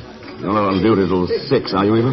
No, but I mean about my having lunch with a guest in the hotel. I don't know how he feels about that sort of thing. Well, since we don't know any differently, let's assume he's all for it. I guess that's one way of solving a problem, Mr. Thurston, by just assuming an answer. Sure. I do a lot of assuming. Oh? That sounds interesting. What do you assume about me? Oh, that you're charming, you're lovely. Well, now. Well, of course, that's not assumption, really. It's self-evident. Better all the time. You know... Yes? I don't think you've been a hostess very long. Amazing. You're right. Only a couple of months, as a matter of fact. What did you do before you came here to the Desert Butte? Office job for the government at Oak Ridge, Tennessee. Seem to have a special fondness for big research projects. Well, there's a kind of excitement, like the old boom towns, and I just... Oh. Hello, Mr. Weston. Oh, good afternoon, Mr. Thurston. Everything's all right here, too, Mr. Weston. Miss Lane, what is the meaning of this? I don't believe I know. He's been questioning you. That's what it is. What? Don't tell him a thing. Not one thing. Do you hear me? If you do, I'll find out and I'll... Mr. Weston? Oh, yes. You'll have to excuse me. I'll speak to you later, Miss Lane. I don't understand it. What did he mean? Well, he apparently thought you might tell me something that I might want to know. Of course, that's only an assumption.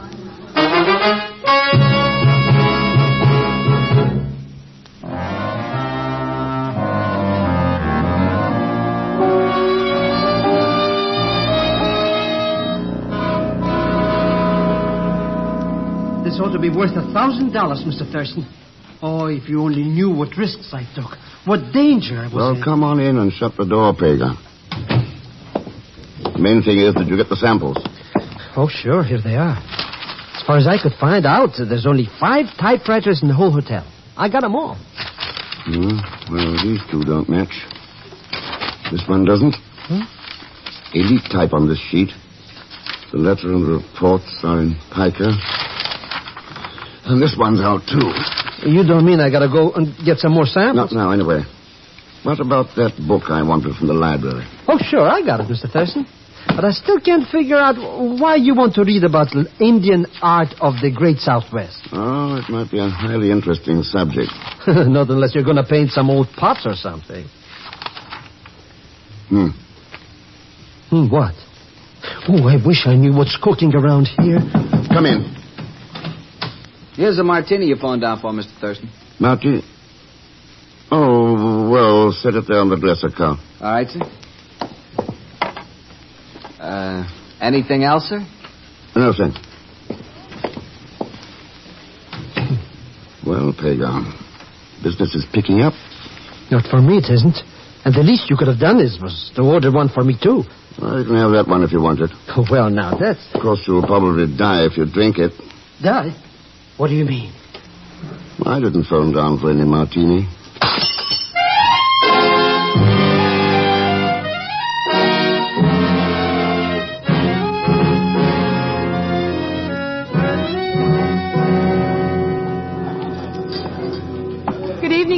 Thurston. How are you, Eva? I saved a table for you tonight. Good. Oh, there you are, Mr. Thurston. No. You're late this evening. Yeah, I guess I am at that. How are you, Miss Weatheridge? Just stuffed. I gorged myself on 3 French pastries while waiting for you. Stay and have coffee with me, won't you? Oh, I'd love it. But I've got a foot-high stack of work waiting over at the library. Perhaps tomorrow night. Fine. Good night, Miss Weatheridge. Good night. This way, Mr. Thurston. Thanks. Did you convince Mr. Weston that you hadn't told me anything? No. It's funny, he hasn't even mentioned it. Here we are. I'll have the table cleared right away. Good evening, Mr. Thurston. Oh, hello, Pagan. Just in time for my act. Only this time, please don't foul it up, eh? You mean it was my fault I got shot at? Well, you antagonize people, Mr. X. And I worked 2 days on this number. All right, Pagan.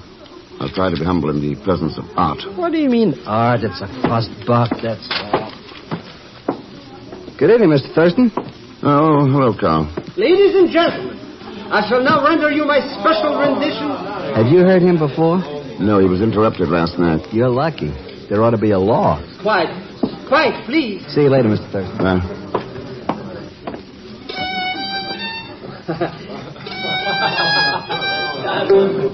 Sorry, folks, my pizzicata slipped. Oh, Cicciornia. Oh, I'm sorry, Mr. Thurston. I almost forgot there's a package for you. Oh, thanks. I'll send a waiter right away. Now, who the devil...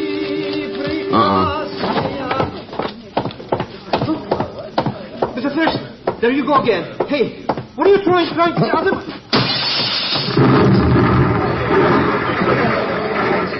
Mr. Thurston, I think you'd do anything to break up my act. Anything. Yeah. Even tried to blow myself up with a time bomb. What happened, Mr. Thurston? What was that? You ought to know, Eva. You brought me the package. But I don't know anything about it. Mr. Weston gave it to me and said... Said what? What did I say? Mr. Weston, where did you get that package you sent in to me? Why, I didn't get it anywhere. Somebody left it at the hotel desk, that's all. Mr. Thurston, you can tell the owners any story you please, but... What owners? Why, the owners of this hotel. You're an investigator for them, aren't you? So that's why you're so nervous. Scared of your own shadow. Mr. Thurston, if you don't hurry up and get whoever's doing this, they're going to get you. Yeah, I know. Pagan, do you still carry that set of skeleton keys? Well, as a matter of fact, just by an accident. It's only a keepsake, you understand? Oh, sure. Come on, let's go.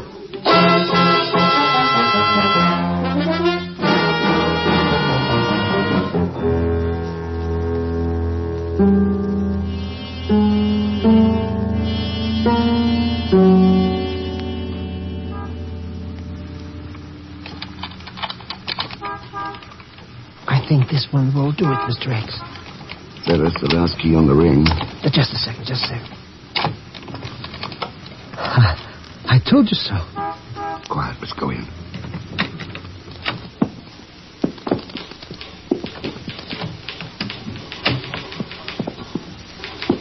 Easy now.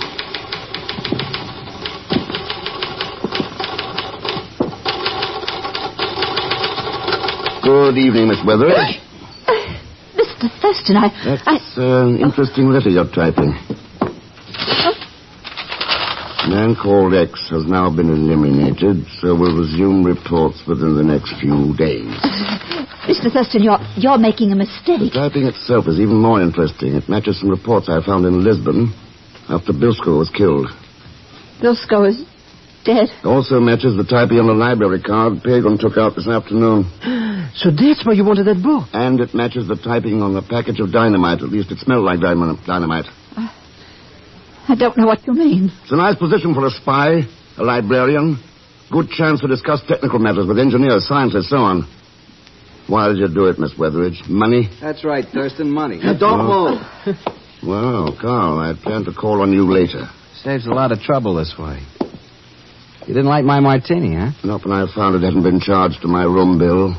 Well, we can't think of everything. I guess I'd better be going now. I just came over here to borrow a book, you understand? Tell Schmidt, come back here.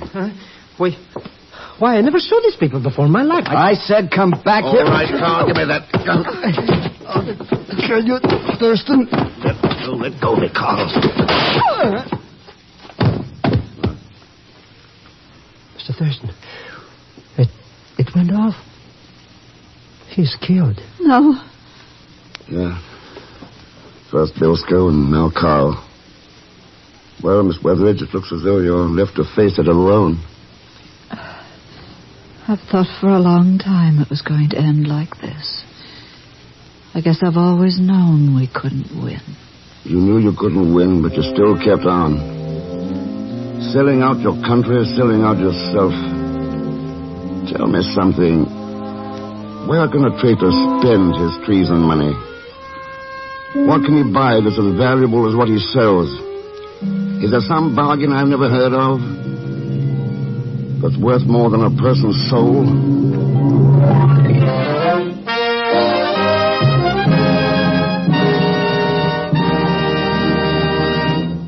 Our star, Herbert Marshall, will return in just a moment. When we ask you to try Anacin for the relief of pain due to a headache, neuritis, or neuralgia, we're not asking you to try a new or unproved method. For there are many people listening in now who have been introduced to Anacin tablets by their own dentist or physician. You who have received Anacin this way know the effective, incredibly fast relief these tablets bring. Anacin is like a doctor's prescription. That is, Anacin contains not just one, but a combination of medically proven active ingredients in easy-to-take tablet form. People by the thousands are using modern Anacin today instead of other ways. Doesn't their experience seem worth following? Try Anacin the next time you suffer pains from headache, neuritis, or neuralgia. You will be delighted with the results. Ask your druggist for Anacin today. Anacin is spelled Anacin.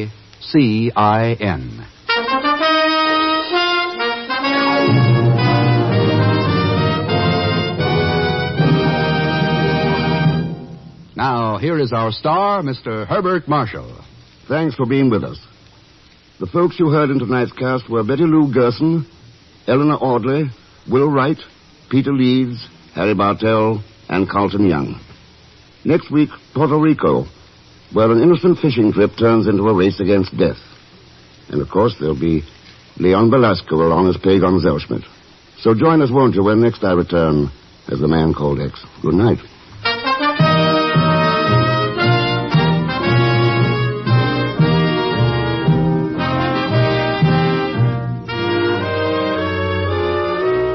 The Man Called X is a Saturday night feature on NBC's 5-show festival of comedy, music, mystery, and drama. Brought to you by RCA Victor, world leader in radio, first in recorded music, first in television.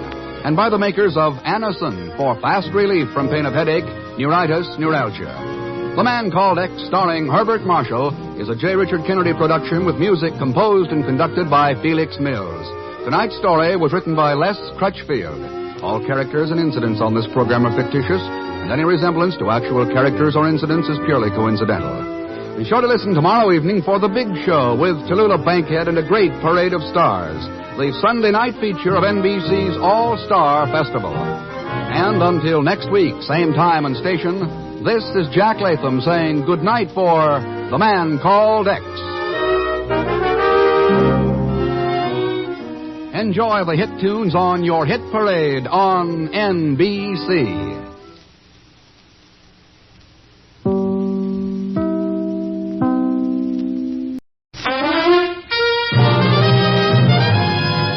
Now we present Herbert Marshall as The Man Called X, the Saturday night feature on NBC's 5-show festival of comedy, music, mystery, and drama. Brought to you by Chesterfield, the cigarette that has for you what every smoker wants. Mildness plus no unpleasant aftertaste.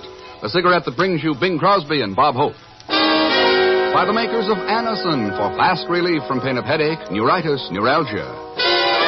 And by RCA Victor, world leader in radio, first in recorded music, first in television.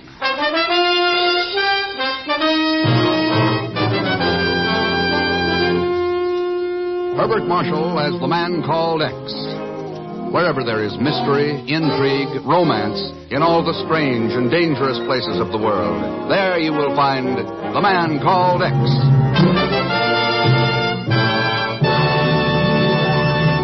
Now, wait a minute. I think you may recognize these happy characters. Now here's Chesterfield's answer to Cyrano de Bergerac. Bob Hope. I'd top easy, Dad, but we only have a minute here to sell Chesterfield. Okay, well, let's get to it. Better Tasting Chesterfield is the only cigarette that combines for you mildness with no unpleasant aftertaste. The mildness is a cinch to prove. You just make the Chesterfield mildness test.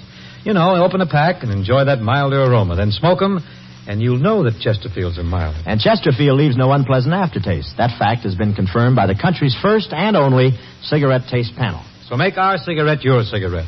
The reasons go together like this. Buy Chesterfield, Chesterfield, the one that proves its case. Yes, Chesterfields are milder, plus no aftertaste. Oh, ho, open a pack and give 'em a sniff. Then you'll smoke 'em.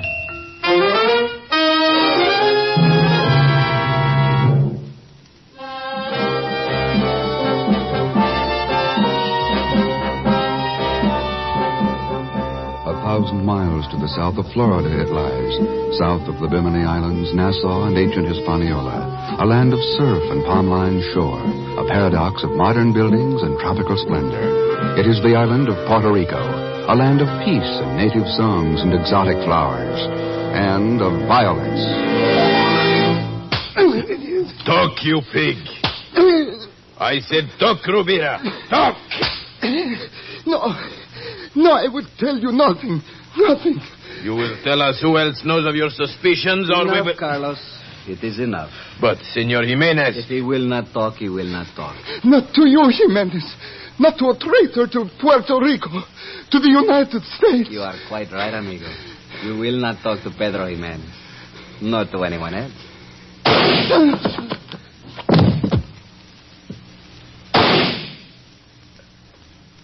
So... I believe that finishes our business here. Come along, Carlos. Si, Senor Jimenez.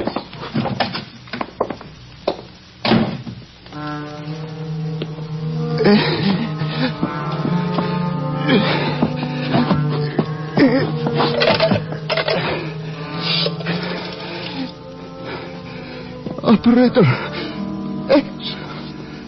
The man called X. Get the man called...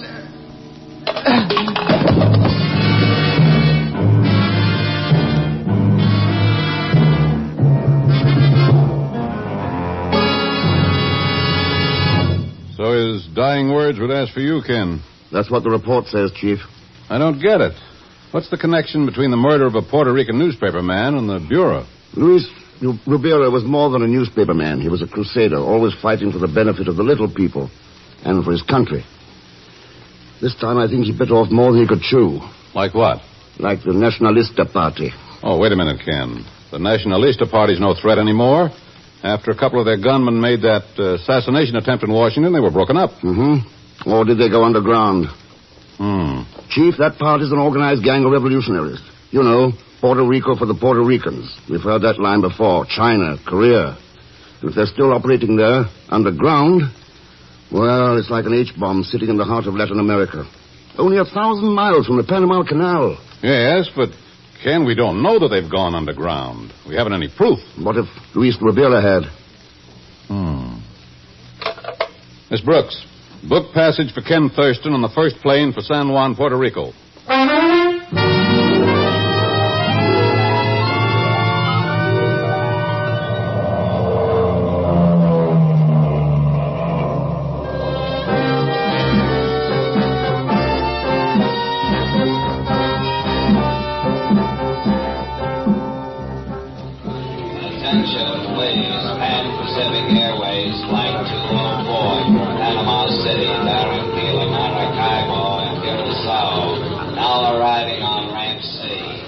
Believe me, Mr. X, you won't ever regret taking me along here to Puerto Rico.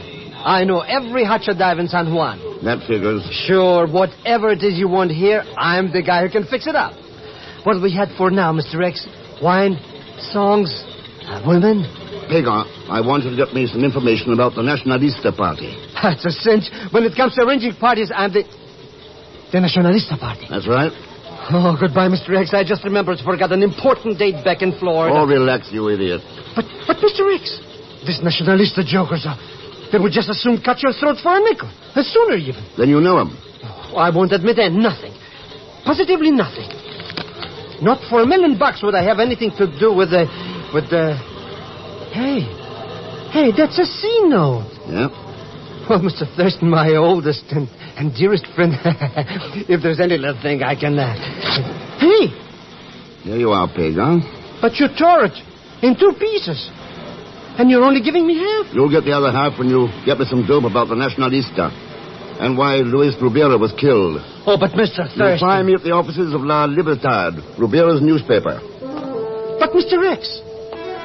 So long, pig, huh? But...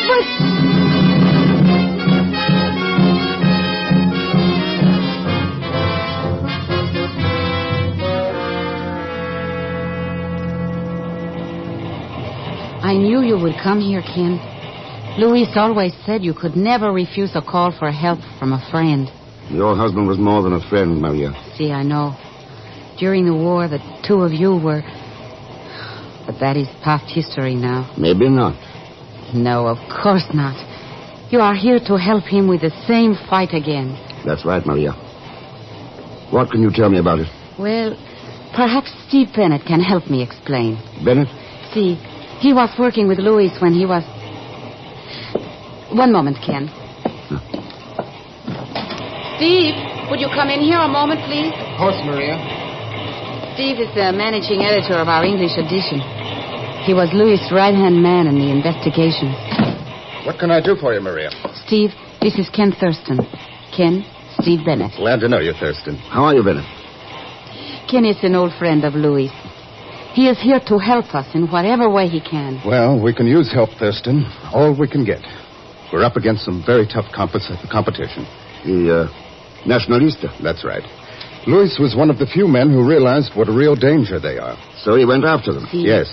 With Steve's help, they were attempting to learn where the new underground headquarters were. And more important, who was their real leader. You have any luck, Bennett? Oh, we helped the Secret Service round up some of the more obvious followers, the front men. But Luis was convinced that somebody big, somebody very powerful, was really behind the movement. He suspect anyone? Well, if he did, he was killed before he could tell us. Steve, Luis did suspect someone. Pedro Jimenez. Jimenez? No. Who's he? One of our most respected citizens. Philanthropist, a wealthy plantation owner, member of the Puerto Rican government. Somebody big, somebody very powerful. Well, he fits the bill without question. And if Luis was right... But how can we prove it? If Luis was right, Bennett, we're going to prove it.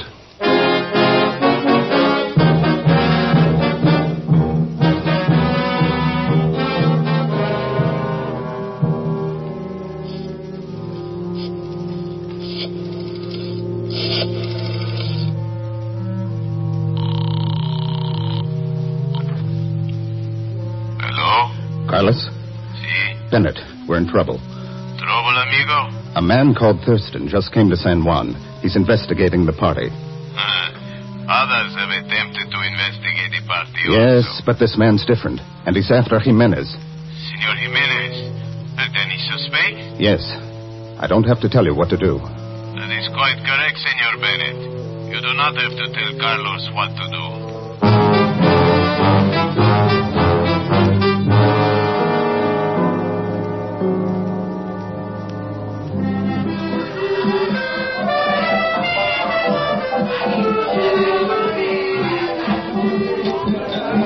Well, Mr. X, here we are.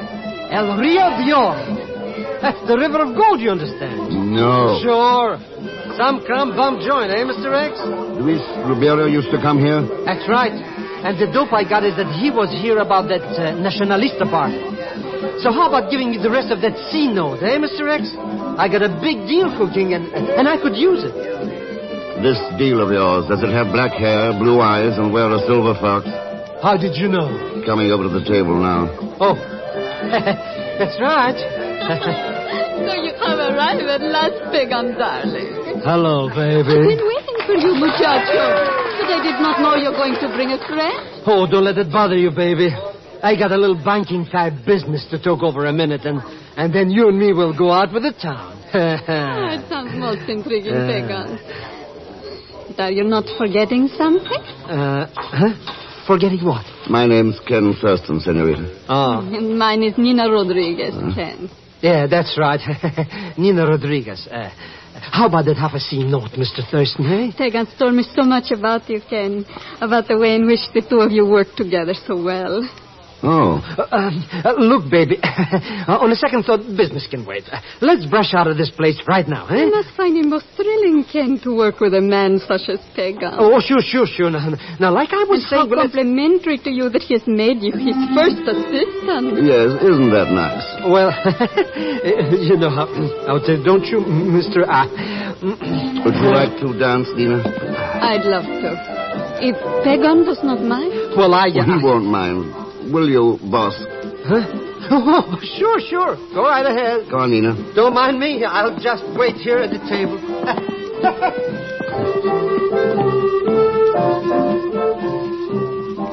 So, Ken, what is it you wish to ask me?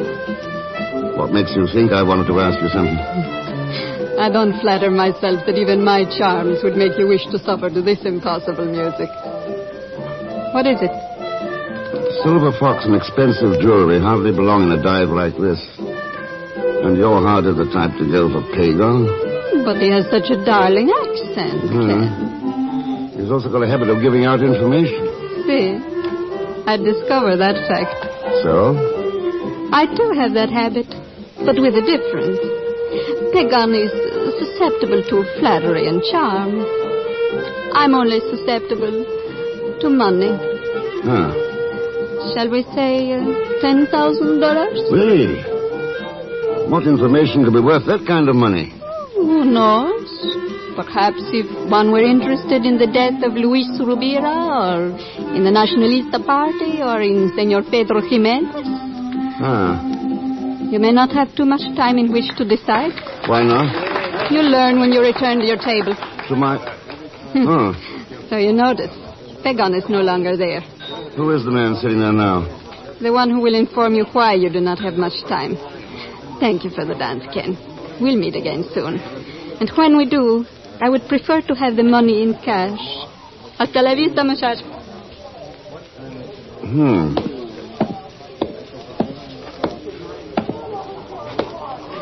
Hello, waiting for me? You're Senor Thurston, no? That's right. See, I've been waiting for you. My name is Carlos Mendoza. Is that supposed to mean something to me? I am a captain of the police. Oh?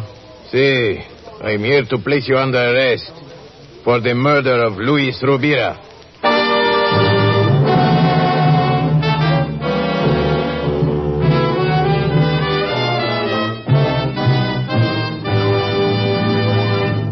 We will continue with The Man Called X in just a moment. If you suffer from the pains of headaches, neuritis, or neuralgia, you should discover what many thousands have known for years, that Anacin brings incredibly fast, effective relief. Anacin is like a doctor's prescription. That is, Anacin contains not just one, but a combination of medically proven active ingredients in easy-to-take form. Probably at some time you've received an envelope containing Anacin tablets from your physician or dentist. Thousands of people have been introduced to Anacin this way. Try Anacin yourself the next time you suffer from the pains of headache, neuritis, or neuralgia. You'll be delighted at how quickly relief can come. Anacin is spelled A-N-A-C-I-N. Your druggist has Anacin in handy boxes of 12 and 30 tablets and economical family-size bottles of 50 and 100 for your medicine cabinet. Ask for Anacin today.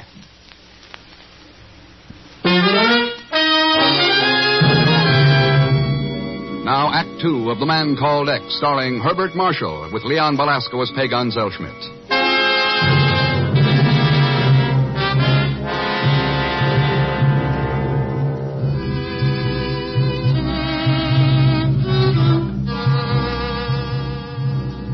At a dockside cafe in Puerto Rico, Ken meets Nina Rodriguez, who offers to sell him information about the Nacionalista Party and about Pedro Jimenez, a wealthy plantation owner suspected of being the party's leader. But the conversation is interrupted by the arrival of Carlos Mendoza, captain of police, who puts Ken under arrest for the murder of Luis Rubira. Now, 20 minutes later, a black sedan twists up the curving mountain road leading to the inland plantation country of Puerto Rico. Carlos Mendoza is in the rear seat. In front, beside the policeman driver, is Ken Thurston, the Man Called X. with Mendoza's gun pointing at the back of his head. It's a pretty long ride to police headquarters, isn't it, Mendoza? Do not be concerned, Senor Thurston. We shall arrive in good time. At headquarters or Pedro Jimenez plantation? What difference, senor? The ultimate destination of all murderers is the grave. And, of course, you've got all the evidence against me that you need. What we do not have, we shall obtain. I see. You get rid of me, you close the file on Rivera's murder, and Jimenez and the Nacionalista Party go on their merry way. Senor Thurston, it is you who continually bring the name of Senor Pedro Jimenez into the conversation, not I. I am merely performing my duty in bringing a murderer to justice. Of course, and I wouldn't want your conscience tortured by the thought that you might have helped to convict an innocent man, so I'd better take that wheel. Look, you fool! You will kill us all! You will...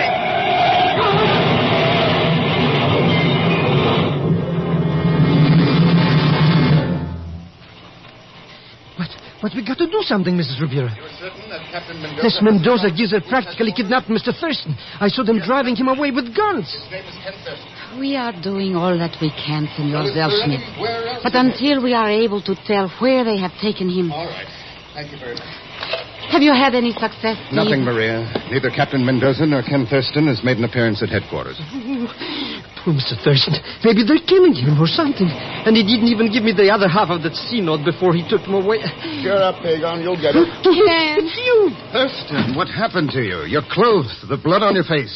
Oh, there was a little accident to Mendoza's car, and Puerto Rico's back country is pretty rugged. Back country? What's it all about, Thurston? What was Mendoza trying to do? The rough guess would be that somebody tipped off Jimenez to the fact that we suspect him. So he sent his hired boy, Mendoza, to take care of me. Ken, Luis was right. Jimenez is the leader. We're on the right track, Maria. But proof, Thurston. Where are we going to get proof? And if they're desperate enough to pull a trick like the one they pulled tonight... Yeah, time's running out, but I think I know someone who can give us that proof. Who can? A girl by the name of Nina Rodriguez. That little cookie? What she's got to do with this? I've a hunch it's plenty. Of course, Ken. She used to be Jimenez's girlfriend. Luis mentioned her to me. If she could be persuaded to testify against him... I'm afraid that's an impossibility. Why, Bennett? This piece of copy came into the desk a little while ago. There was a murder in the parking lot of El Rio Doro tonight. The victim, Nina Rodriguez.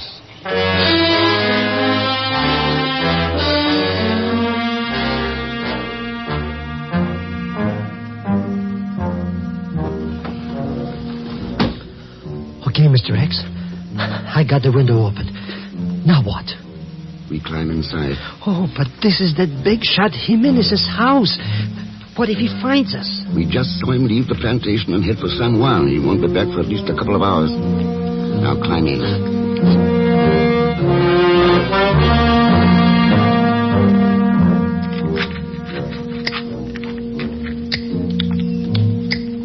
All right, Pagan, that does it. Let's get out of here. But what if they see the wires? In some places we couldn't hide them so good. That's a chance we'll have to take. Come on.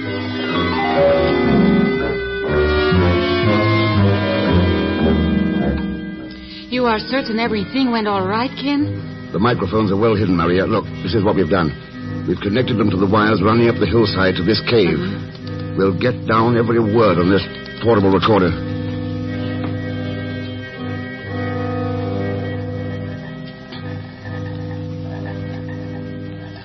Oh, Ken, I am afraid something has gone wrong. It is already half an hour since we saw the lights of their cars pull up to the hacienda. And we have heard nothing yet. That only means they haven't gone into the library yet.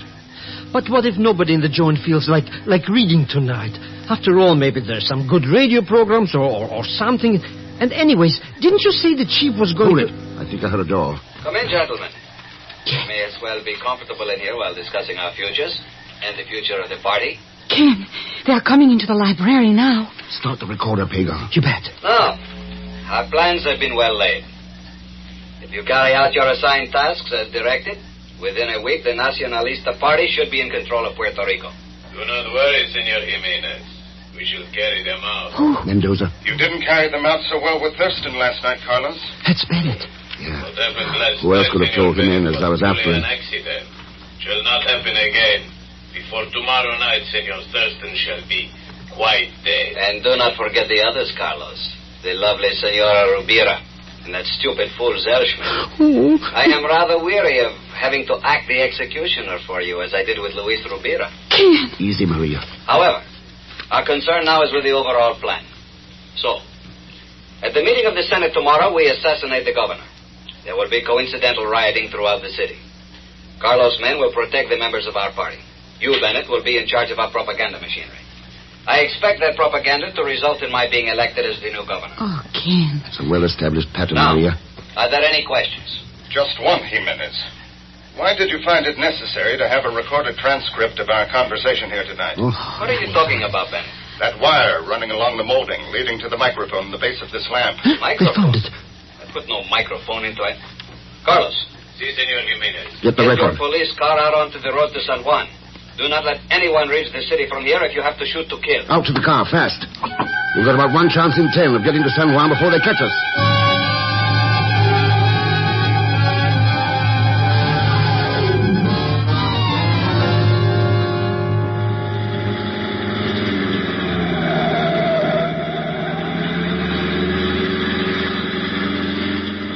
How does it look, Maria? They are gaining on us. Slowly, but gaining. Oh, we'll never make it. We'll never make it. The main road to San Juan is just over this hill. If we can make that, we'll be safe. Then all we have to do Ken, is... look ahead there. Mr. Rex, hold those lanterns and stop. They've set up a roadblock. Wooden barricades. They phoned ahead. Then we have lost. They will stop us, seize and destroy the record. And tomorrow... Ken, why are you stopping? Get out, Maria. You too, Pagon. Fast. Go on, you idiot. Get out. I'm getting... Here, take the recording. Try to get it through to San Juan. I'll create a little diversion for you. What are you going to do, Ken? Just what Jimenez hopes I'll do. Try to crash that roadblock.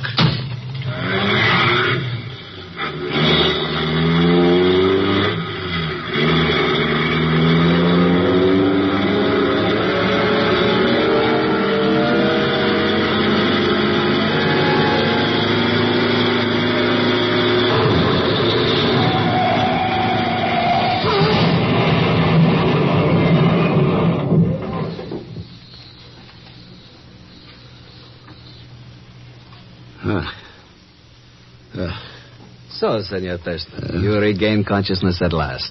Yeah. You must be Pedro Jimenez. At your service, senor. Yeah, Back in your library, I see. I had you brought here after your little accident. I thought you might rest more comfortably in familiar surroundings. That's mighty nice of you. I trust the ropes are not too tight? Oh, no. Very satisfactory. Good. I've always prided myself on being a considerate host. Well, thanks. It is too bad that you and I found ourselves pitted against one another on opposite sides of the world, as it were. Working together, we might have accomplished much. Working against each other, we have merely succeeded in achieving a stalemate. Is that what it is? Regretfully, I must confess it. Oh, Bennett and Carlos are still searching for your friends and the recording, but I do not delude myself into believing they will find them in time. That sounds more like a checkmate, Jimenez. Oh, no, not at all, my friend. While you have defeated me, I just as surely have defeated you. For I am going to kill you see.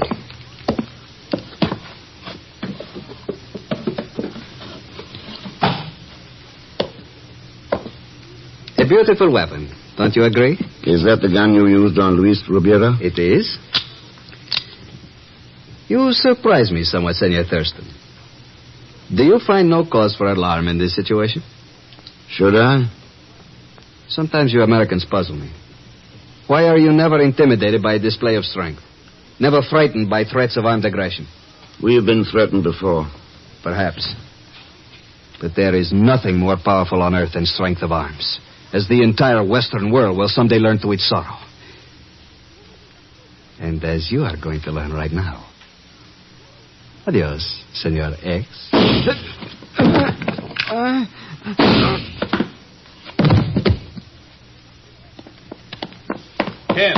Ken, are you all right? Yes, Chief. Thanks. Pagan and Maria got through then. Yeah, they did. Met me at the newspaper office as we had planned, and... Well, It looks like you were right when you told Jimenez there was no cause for alarm. I'm not so sure, Chief. What? Jimenez said it was too bad that we were working against each other rather than together. Too bad, he said, that we were on opposite sides of the world. And he was right. But as long as one of us believes only in guns, armed aggression, well, I guess we've got plenty of cause for alarm.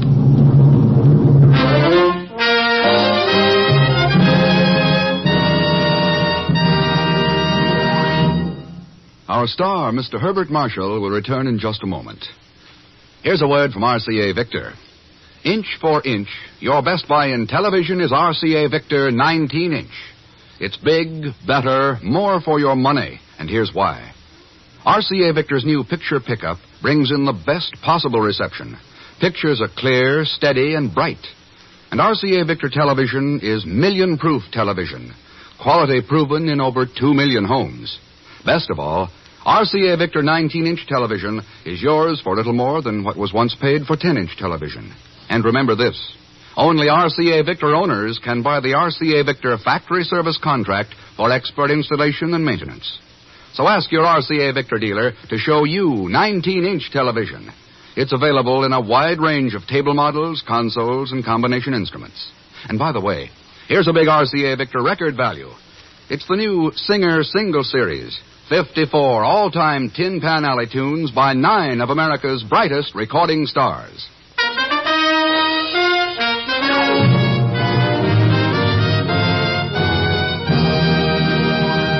Now, here is our star, Mr. Herbert Marshall. Thanks for being with us.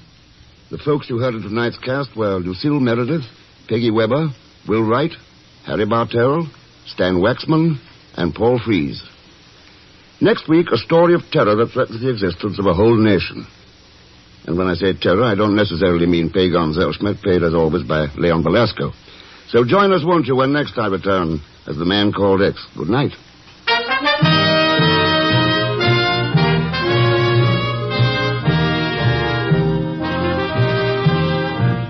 The Man Called X is a Saturday night feature on NBC's 5-show festival of comedy, music, mystery, and drama. Brought to you by the makers of Anacin for fast relief from pain of headache, neuritis, neuralgia. And by RCA Victor, world leader in radio, first in recorded music, first in television. The Man Called X, starring Herbert Marshall, is a J. Richard Kennedy production with music composed and conducted by Felix Mills. Tonight's story was written by Sidney Marshall. All characters and incidents on this program are fictitious, and any resemblance to actual characters or incidents is purely coincidental.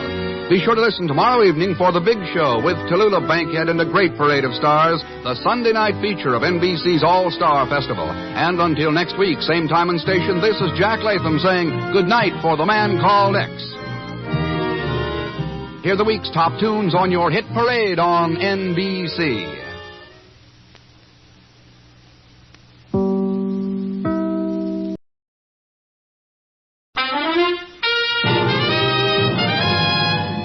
Now we present Herbert Marshall as The Man Called X, the Saturday night feature on NBC's 5-show festival of comedy, music, mystery, and drama.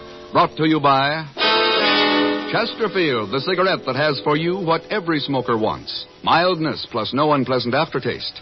The cigarette that brings you Bing Crosby and Bob Hope. By RCA Victor, world leader in radio, first in recorded music, first in television. And by the makers of Anacin for fast relief from pain of headache, neuritis, neuralgia.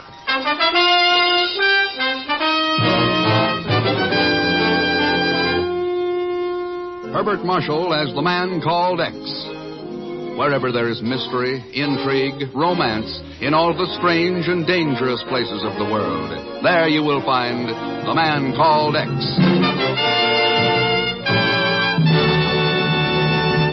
Hey, wait. Those boys are here again. Bob, do you realize we only have one thing in common? Hardly enough for a happy marriage, is it? What's that, Bing? Chesterfields, of course. We both like them, we both sell them. And we'd better get to selling them now. You know, folks, better tasting Chesterfield is the only cigarette that combines for you mildness with no unpleasant aftertaste. How do you know they're mild? Well, you just make our mildness test. You buy them, open them up, and enjoy that milder aroma. Then smoke a Chesterfield. You'll know it's milder because it smokes milder. And Chesterfield leaves no unpleasant aftertaste. That fact has been confirmed by the country's first and only cigarette taste panel. So, always buy Chesterfield. Let's sum it up musically. Buy Chesterfield, Chesterfield, the one that proves its case. Yes, Chesterfields are milder, milder, plus no aftertaste. Oh-ho, open a pack and give 'em a sniff.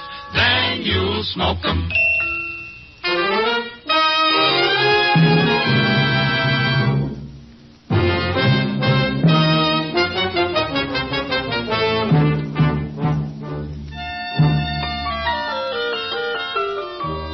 It lies in a mysterious half-world all its own, part Oriental, part European, a crossroads of intrigue and mystery, headquarters for espionage and political murder. Yes, this is the fabulous city of Ankara, Turkey. In the Park Draco Cafe in Ankara's ever-busy air terminal, Ken Thurston, the man called X, is talking to an old friend. And that just about tells my story, Ken. The saga of David Yorkin, from concentration camp to Israel. From displaced person to part owner of a small but flourishing airline. Sounds wonderful, Dave. It is, Ken, believe me. Israel is really turning out to be the promised land for me and for my people. Why, when I think of the future that lies ahead for all of us, the opportunities to work and find happiness, I'm sorry, Ken. I didn't mean to get corny on you that way. Well, the whole world could stand a lot more of that kind of corn. And after what happened during the last war... Yes. That's the only thing that could stop us. Another war. The sparks are already starting to fly on our borders. With the trouble with Syria. That's right. So when I ran into Pagan Zellschmidt here, well, he helped me get in touch with you. What about the border trouble, Dave? I'm convinced there's more to it than just some local sporadic shooting. Like what? Like gun running, guns and ammunition. Yeah. I think they're being deliberately supplied to Syrian renegades to stir up trouble. I don't have to tell you who's interested in stirring up trouble in the Middle East. Yeah. How come you got wind of all this, Dave? Why, when you fly around as much as I do, you pick up things like that. Is that really the way you got wise to it? Yes. Yes, it is. Will David Yorkin please go to Israeli Airlines hangar at once? Well, sounds like my partners want me. Plane must be ready. Flying to Tel Aviv tonight? Yes. I should be back in Ankara in a week or so. Well, what if I want to get in touch with you? Check our office here at the terminal. One of my two partners should be there. Bill Johnson or Reba Landers. Johnson, Reba Landers. And Ken, anything you can do, you'll know what it means to my people, possibly to the world. So long, Ken. And good luck. So long, Dave.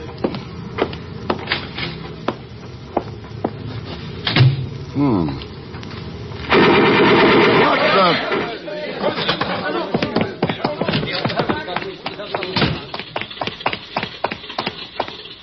Dave. Okay, Dave. I'll see what I can do.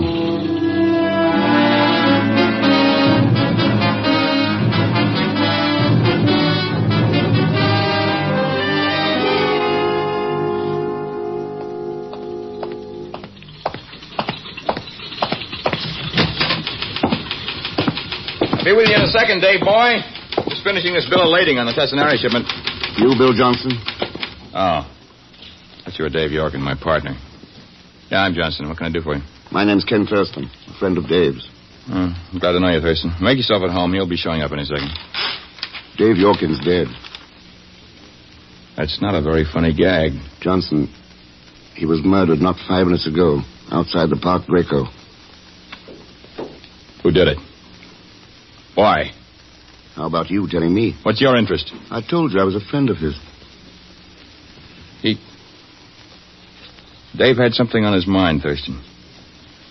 Maybe that was a reason.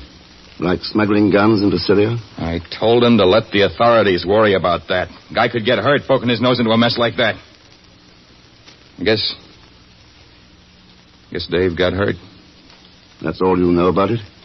Well, Dave was my partner. If I knew anything that might get the dirty lice who did this, don't you think I'd... Yeah. That's all I know about it. He said he was taking off for Tel Aviv. What cargo was he going to fly? What cargo? Grain seed. Fertilizer. And the shipper? A dealer named Yusuf Tassanari. Tassanari? Why? What's that got to do with it? I don't know. Just thought I'd ask. Okay, Johnson. Thanks for the information. Thurston, you can pay me back. Huh? How? If you latch on to the guy behind it, let me know. I want to be in on the kill.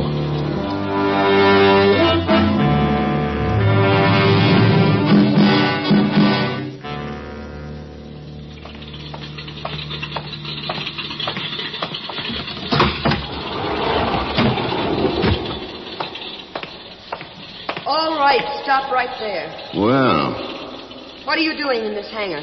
I feel more like talking if you put that thing away. You're Reba Landers, aren't you? What are you doing here? I'm just trying to satisfy my curiosity about that Israeli Airlines plane and its cargo. Who are you? My name's Ken Thurston. So? I thought Dave Yorkin might have mentioned me to you. What do you know about Dave Yorkin? Several things. Among them, the fact that he's dead. Do you also know why? Possibly because he knew too much for his own good. About what? Oh, maybe about running guns into Syria. Well, Reba? I think perhaps you know too much for your own good, Mr. Thurston. I might agree with you. After I take a look at that cargo. Sorry, you're not going to look at anything. Take care of him, Yusuf. Huh? Yes, Reba.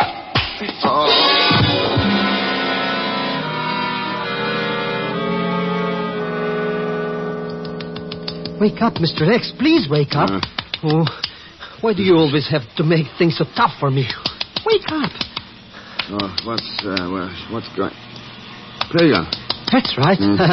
Glad to see you're getting your conscience back. Boy, was I worried. You don't have to knock my head off. Huh? Oh.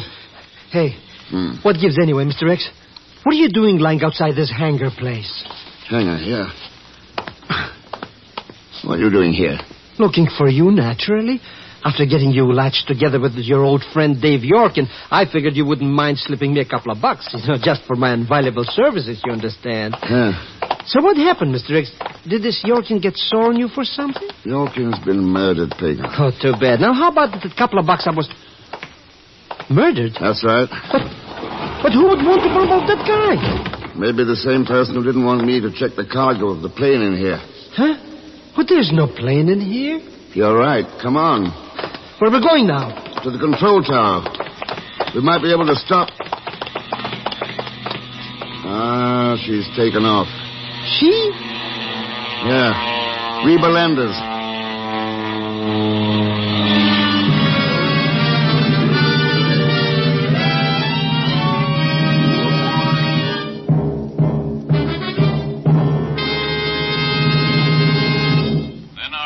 Running guns into Syria was on the level, Ken. Looks like it, Chief. So contact Tel Aviv right away, will you? You bet. I'll have the authorities impound Reba's plane and cargo the minute she puts down. They'll hold them till you get there. Good. I'll check back with you later. You leaving for Tel Aviv now? I will be, Chief. After I pay a visit to a seed and fertilizer man named Tassinari.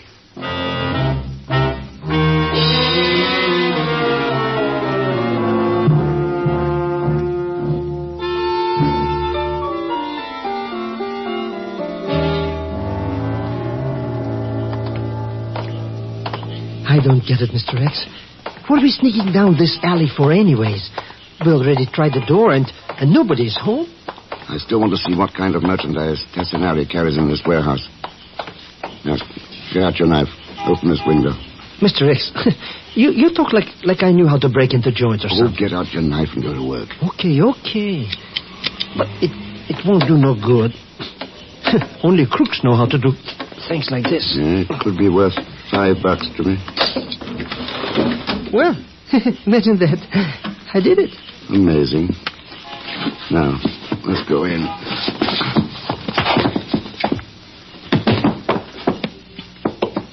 Oh, it's blacker in here than my Uncle Ahmed saw. We can't see nothing. That better? You know, one of these days you'll forget that pencil flash of yours, and then we'll Quiet, you idiot. My foot slipped on a pencil or something. Huh? Oh. Hey, that's a bullet. Yes. 7.62. The kind they use in Russian burp guns. It is, but... Get down.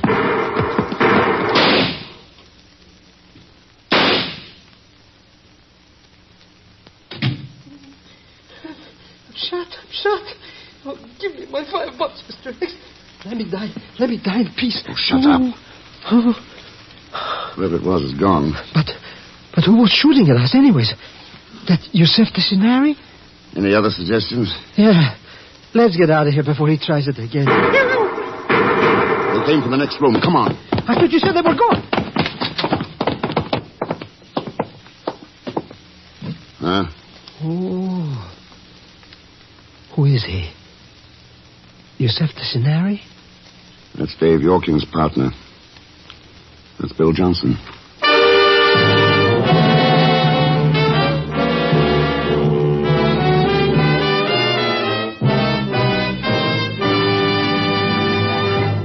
We'll continue with The Man Called X in just a moment. Here's a word from RCA Victor. Last week, the curtain went up on the 75th anniversary of the National Baseball League and the 50th anniversary of the American League. And there's no better way to celebrate than by enjoying at firsthand the thrills and the clean sportsmanship of baseball today. Baseball today. It's the American way. Of course, the next best thing to a seat in the stands is a seat in front of 19-inch RCA Victor television. RCA Victor's new extra-powerful picture pickup gives you the best possible reception everywhere. You know, RCA Victor television is most in demand. But here's really important news. RCA Victor 19-inch television is available. It's on display now at dealers' stores, so insist on the best. Insist on seeing 19-inch million-proof television by RCA Victor. When you do, you'll agree, inch for inch. Your best buy in television is RCA Victor 19-inch. Now, Act 2 of The Man Called X, starring Herbert Marshall with Leon Belasco as Pagan Zellschmidt.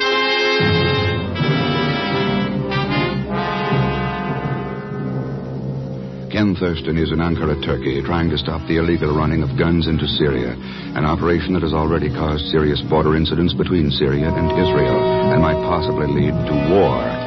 At the shop of Yosef Tassanari, Ken finds the unconscious body of Bill Johnson, airline's partner of the already murdered David Yorkin.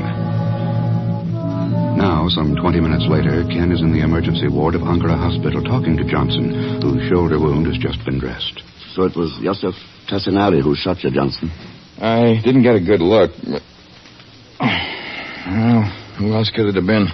How come you were there in the first place?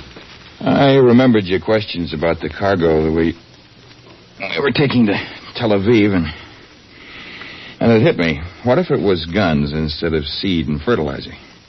So I went to Tassanari's. Door was locked, so I broke in. Somebody clobbered me. What's the pitch, Thurston? Do you think Tassanari's running guns into Syria? Maybe using our airline as a patsy? I'll let you know from Tel Aviv. How's that figure? The authorities are taking Reba Landers and the plane into custody the minute she lands. The cargo will tell the story. Now, wait a minute. Just get one thing straight. I don't care what the cargo says. Reba Landers does not have anything to do with it. I'll swear to it. I'll let you know from Tel Aviv.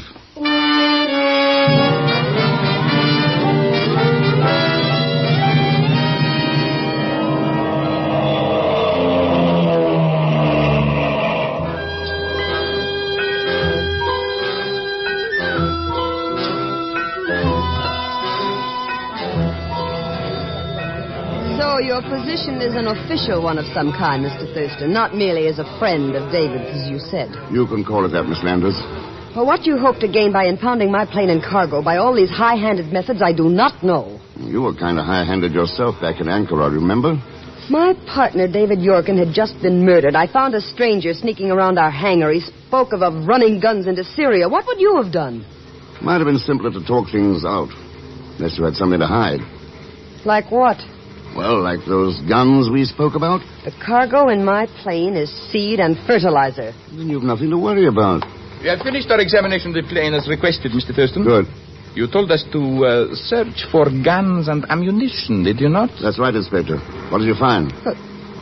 Seeds and fertilizer.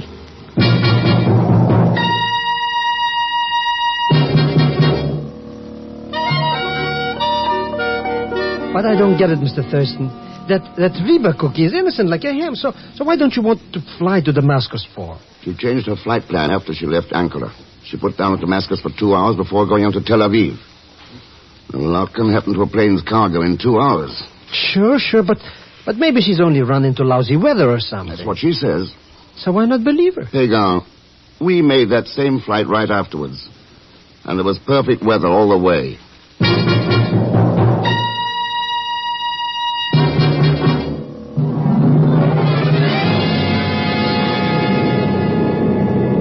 Boy, look at all that no-good country down there. Huh.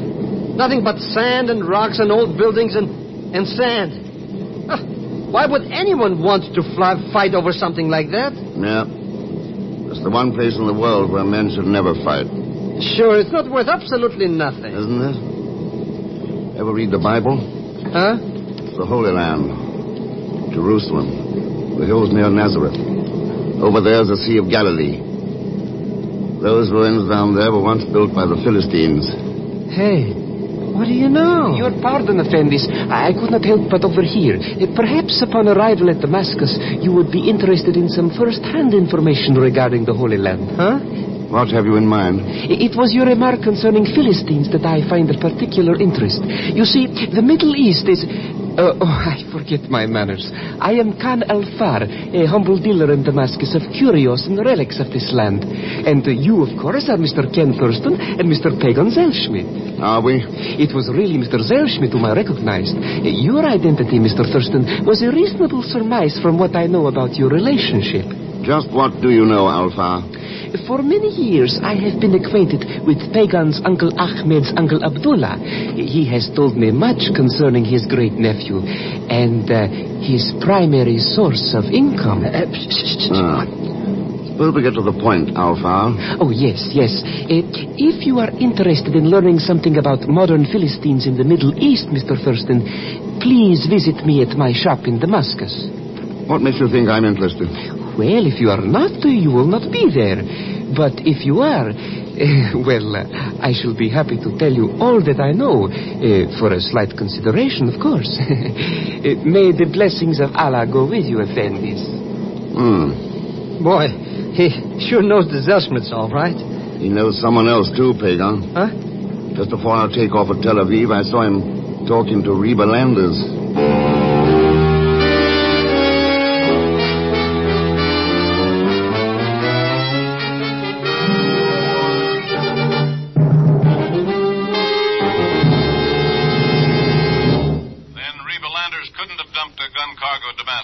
Doesn't look like it, Chief.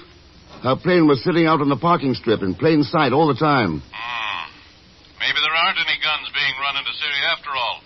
Maybe Dave Yorkin wasn't murdered by a burp gun, Chief, and maybe we didn't find a 7.62 Russian cartridge. A Tassinari's. Yeah. Well, then what's the answer? Who's behind it? How's it being done? Did you check the files on Tassinari? Sure. He's been suspected of everything in the book. Smuggling, dope, revolutions. What do you want to know? Just one thing. Did he ever use the name of Khan Alfar? It's one of his favorite aliases. Why? Oh, nothing, Chief. Only I might have those answers for you sooner than you think.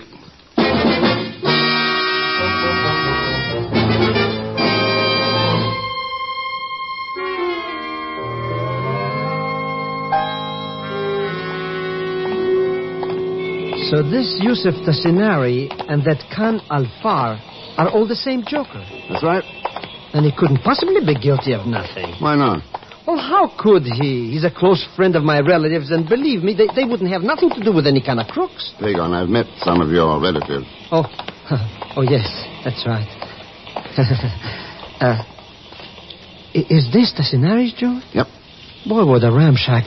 And look in the window. Nothing but antique knock-knocks and dust all over.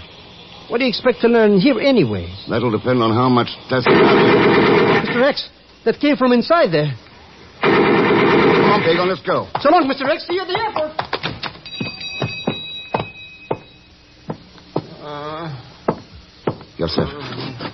Yosef, this is first. Who was it, Yosef? Who shot you? Philistines at... Where? Philistines... Ascalon.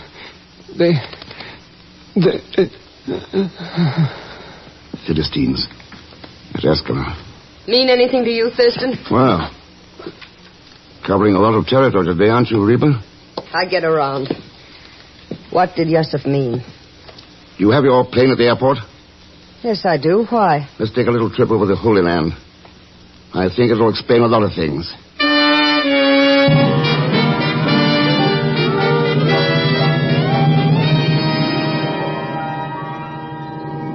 So, Yusuf was the one who warned you against me, Reba? That's right. Told me Dave had been murdered and you were mixed up in it. But that don't explain how come you were in Yusuf's shop just after he was bumped out. When I learned Thurston was an official of some kind, I wanted an explanation from Yusuf. I flew back to Damascus and walked in just after the shooting. Boy, what a cockeyed bull story. Believe me, Mr. Thurston, this cook is plenty guilty. How about that, Reba? You said you'd clear up this mess in the Holy Land, Mr. Thurston. Okay. See those ruins in the desert ahead? There's a natural landing strip beside them. Hey, you mean we're going to land near those broken down buildings? That's right. Those are the old Philistine ruins of Ascalon.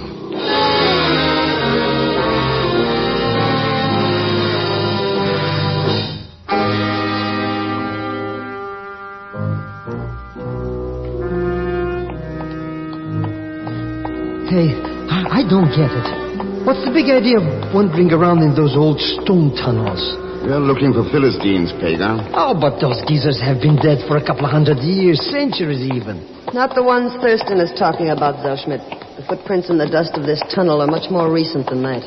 Then you've noticed them, Reba? Yes. These ruins have had visitors only a short while ago. What kind of visitors? And for what? Take a look at this room to the right, pagan. Mr. X. Yes. Machine guns, rifles, ammunition. Case full of hand grenades. Boy, there's enough of that stuff here to what, Mr. Thurston? Maybe to start a war between Israel and Syria. Cook up another career in the Middle East. And I suppose you know who was running them in. Sure. Yosef Tassinari. With the help of Israeli Airlines. That's a lie. I checked the flight records for 6 months back. You'll be surprised how many of the flights from Ankara to Tel Aviv came in 2 and 3 hours late. Plenty of time to put down here and get rid of illegal cargo. You have no proof. You forget that Yusuf made the trip to Damascus with me. Well, if he accused me, he lied. I had nothing to do with all this. What a joker. I guess we got this one all wrapped up, Mr. X. Except for one thing. Huh? Reeb was innocent. But you said Israeli Airlines. Sure, but she had a partner. Dave Yorkin was murdered, Thurston, or have you forgotten? No, but you have another partner, Reba. Bill Johnson. Bill? Oh, that's crazy, Mr. X. He was even shot himself. Yeah, but he can still handle a burp gun pretty well. Can't you, Johnson? Well enough to take care of you. Bill! Mr. X, he's got it with him. Is that the same one you used on Dave Yorkin and Yosef? That's right. Dave was suspicious. Yosef cutting in for too much of the take. It made sense. Yeah, I guess it would. To you. How'd you get the slug in your shoulder? From Yosef the first time you tried to get him? In Ankara? How'd you figure all this out? Yosef was going to talk. What other explanation except that you, his partner, tried to double-cross him? Very clever. Did you really figure it out, or did Yosef tell you en route to Damascus? He didn't say anything, Johnson. That was just to get you talking. All right, so I talked. But it's not going to do you any good now. Mr. X, he's going to... Oh, I don't think so, Pagan. Not with those planes flying overhead. Planes? Yes. There are planes overhead. Government planes from Damascus. I asked them to stand by while I get a hand grenade. Put that thing down, Thurston! Suppose we settle for the pin. Mr. X, it's going to explode. We're going to be killed. Not unless Johnson decides to shoot. What do you mean, Thurston? I'm holding down the safety handle. The grenade won't go off until the pressure's released. But if you shoot and I let go, I think you better drop that burp gun, Johnson. Okay. Oh, boy. Well, Ken, thanks to you, the people of Israel can sleep a little more soundly tonight. I'd like to think so, Reba. Dave Yorkin said you asked only for the opportunity to work, find happiness. Well, I guess that's all most of us really want.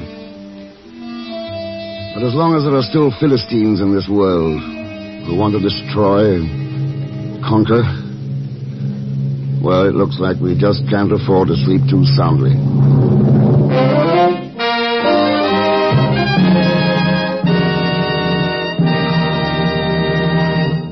Our star, Mr. Herbert Marshall, will return in just a moment. The next time you suffer from pains of headache, neuritis, or neuralgia, take Anacin. You will bless the day you heard of this incredibly fast way to relieve these pains.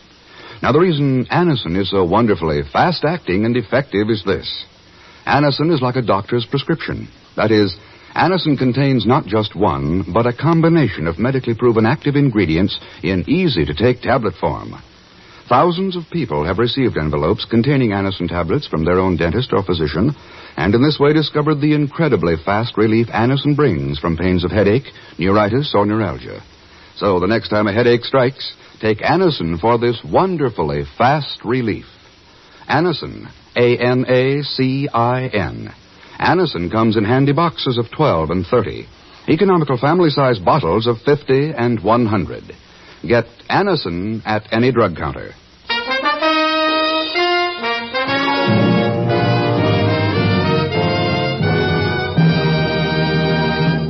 Now, here is our star, Mr. Herbert Marshall. Thanks for being with us. Those you heard in tonight's cast were Joan Banks, Will Wright, Paul Dubov, Byron Kane, and Lamont Johnson. Next week, Monte Carlo, where Ken suddenly finds that not only millions of dollars, but millions of lives are being gambled away. And where there's gambling, of course, there's always Leon Belasco as Pagon Zelschmidt. So join us, won't you, when next I return as the man called X. Good night.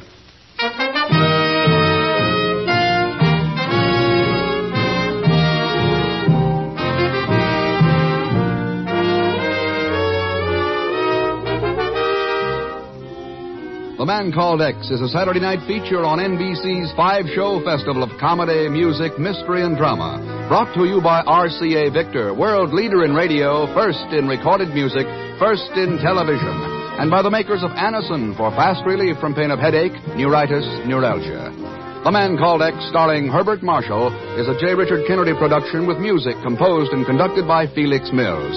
Tonight's story was written by Sidney Marshall. All characters and incidents on this program are fictitious, and any resemblance to actual characters or incidents is purely coincidental.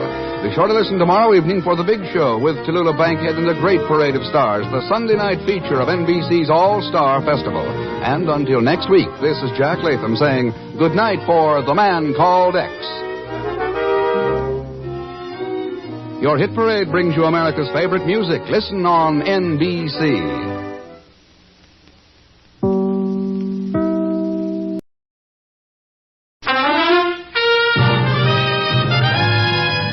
Now we present Herbert Marshall as The Man Called X, a regular weekly feature on NBC's 5-show festival of comedy, music, mystery, and drama. Transcribed for you by Chesterfield, the cigarette that has for you what every smoker wants. Mildness plus no unpleasant aftertaste. The cigarette that brings you Bing Crosby and Bob Hope. By the makers of Anacin for fast relief from pain of headache, neuritis, neuralgia.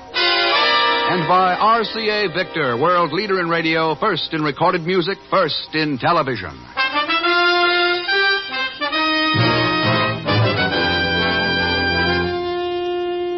Herbert Marshall as The Man Called X.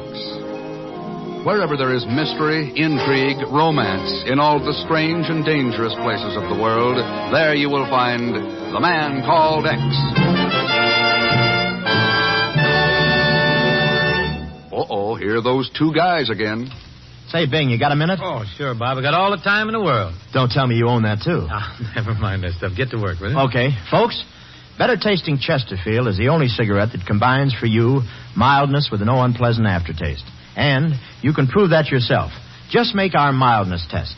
Buy Chesterfields, then open them and enjoy that milder, mellow aroma. Now light one up, and you'll know Chesterfield's milder because it smokes milder. And Chesterfield leaves no unpleasant aftertaste. That fact has been confirmed by the country's first and only cigarette taste panel. Yes, mildness and no unpleasant aftertaste are what you and I and every smoker wants. Hurry up, Dad. Here comes the music. Buy Chesterfield, Chesterfield, the one that proves its case. Yes, Chesterfields are milder, plus no aftertaste. So ho, open a pack and give 'em a sniff. Then you'll smoke 'em.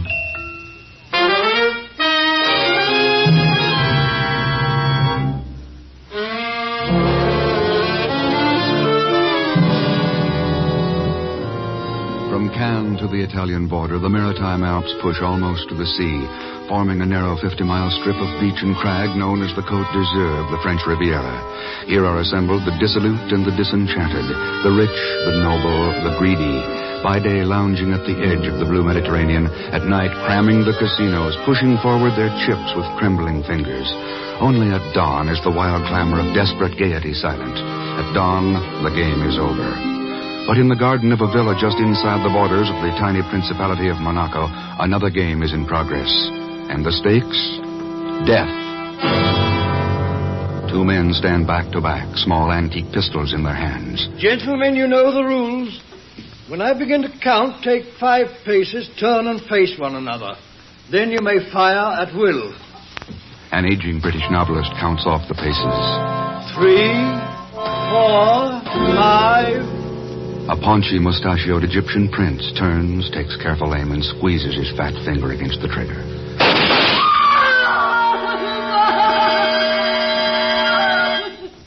A young American playboy lies sprawled across a flower bed, a red stain slowly spreading on the pleated white of his evening shirt. Mark! You killed him! You murderer! You killed Mark!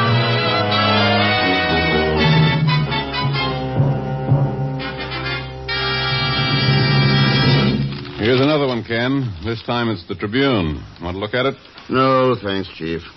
I've read enough of them already. Playboy, scion of wealthy senator killed in duel. Shocking disregard for moral standards. Fight over married woman shows depravity of the international set. That's about it. The whole thing just doesn't add up, Chief. Mark Whitney wasn't the kind to get involved in a foolish mess like that. What's more, he had a serious job in his hands. Sure, Ken. Whitney was a good man. One of the best the Bureau ever had. But around those crazy people, anything could happen. But even a crack marksman missing a 300-pound target at 10 paces? Oh. You think the duel was faked? Oh, well. Where's that last letter we got from Whitney? In the top drawer there.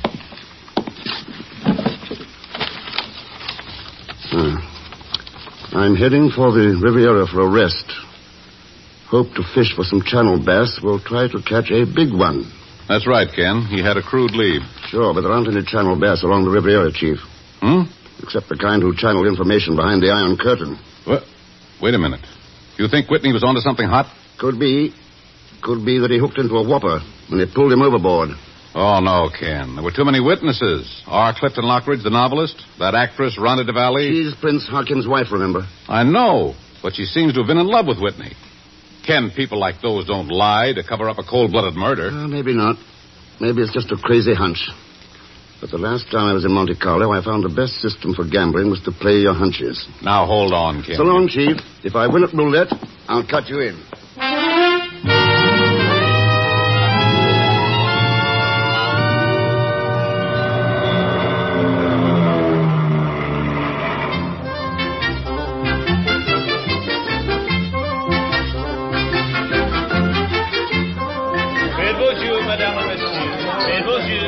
Monsieur Thurston, welcome to Monte Carlo. Oh, hi, Olio. I'd expected to see you up front. Ah, monsieur, I have been promoted since you are last in Monte Carlo. No longer am I the bouncer. Now, I am assistant manager. Number 3. And you, monsieur, what brings you to Monte Carlo? I felt lucky and decided to play a few hunches. Besides, I came to settle the estate of a friend of mine. Perhaps you knew him, Olio. Mark Whitney III. Oui, I knew him, poor boy. Had I known how it would end, I would have let them finish the fight here. Huh? Well, did they have a fight at the casino? Mais certainement, it was magnifique. First, the American sinks his fist in the prince's stomach, all the way to the wrist. Yeah. Then the prince knocks him down and jumps on him. Then the American rolls him over like a ball. I hated to break it off. Oh, sure. Did you happen to know how it started? Alas, no, mon ami. I arrive when things are already going good. The American sinks his fist into... You said that. Is there anyone who might have seen the fight begin? Oui, Georges, the croupier. Young Whitney, the prince, his wife, they were all playing at George's table. I can call him over if you like. Oh, don't bother. I'll have to spend these chips somewhere. As you say, mon ami. The fourth table on the right. Et bonjour, madame and monsieur. Et bonjour. Merci, monsieur. Well, shall I place your wager? Any number you choose. I do not bet, monsieur. I know the odds too well. I'm betting you know a great deal more than that. Perhaps I do. A friend of mine had a quarrel here last week. I'm curious about it. Curious enough to double my stakes. Monsieur, I watch the wheel. The faces of the players come, go, change. I do not notice. Faites vos yeux, madame and monsieur. His name was Mark Whitney. Well? You lose, monsieur. Take my advice. Do not gamble anymore. You are sure to lose. Someone has to win. I've always been pretty lucky. The percentages are against you, monsieur. No matter what the stakes, money, information, life even. Take my advice. Leave Monte Carlo before you lose more than you can afford. Remember, the percentages are against you. Thanks for the tip. Numéro 21. Wait, don't move. I have to talk to you. Huh? What month were you born in? I know, December. Why, yes. I knew it, a Sagittarius. I could tell it the minute I looked at you. I need the Sagittarius in my orbit. Sure. The stars are just right for it. I do everything by the stars, you know. You've got to come to my party tomorrow night. Oh, that's very kind, but I'm afraid... I'm Mrs. Farrar, you know. Helen Farrar. You must have heard of me. My party is a world famous. Yeah, I've heard of you now. I do hope you're coming tomorrow. Of course, it won't be anything elaborate. Just a little get-together at my villa. A few games of chance. No one really important. Except, of course, dear Rhonda and Baby. Baby? Prince Haakon, you know. We all call him Baby because he's so fat, of course. Of course, that follows. I heard you mention being a friend of poor Mark.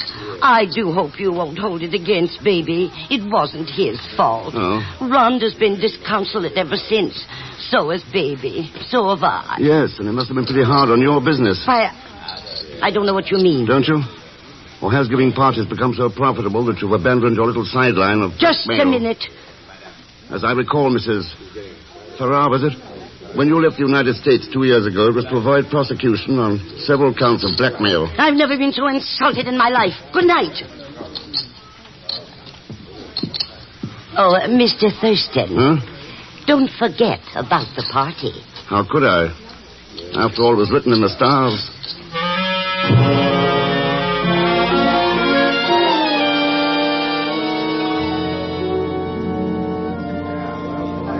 Hello there. Oh, you must be that Sagittarius Helen's been babbling about. Name's Thurston, isn't it? That's right. Yes, R. Clifton Lockridge. You might as well call me Bitters like the rest of them. You see, I'm supposed to have a dry wit. I haven't, but fortunately in this rarefied strata of society, a small amount of nastiness passes as a great deal of humor. I've always found your books amusing. Thank you, so have I. Come along, Thurston. You may as well meet the rest of the menagerie. An 8 for Decatur. Who says he'll make it? 8's the point. Uh-oh. Imagine having a craps table at a private party. Like to try your luck, Thurston? Not at that table, thanks. Excuse me a minute, will you? How about a little extra, friend? What'll you... Oh, hello, Mr. Thurston. Hello, Pagan. Here. Let me have a try at those dice. Oh, yes. Just as I thought. Loaded for beer, eh, Mr. Thurston? Pagan. Oh, they're not mine, Mr. Thurston. How could you think such a thing? They belong to my cousin Pierre. He works at Monte Carlo. Oh, sure. Besides, who wants to get rich? I just came to the Riviera because you were here. All right, Pagan. Who told you this time? The chief secretary again? Who else? Mr. Thurston, stop staring. It isn't polite. Especially when I don't know what you're looking at.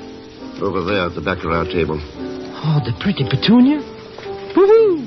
That's Rhonda Di Valle, the Italian actress. Oh, she's the one Mark Whitney... Well, come on, Mr. Thurston. What are we standing here for?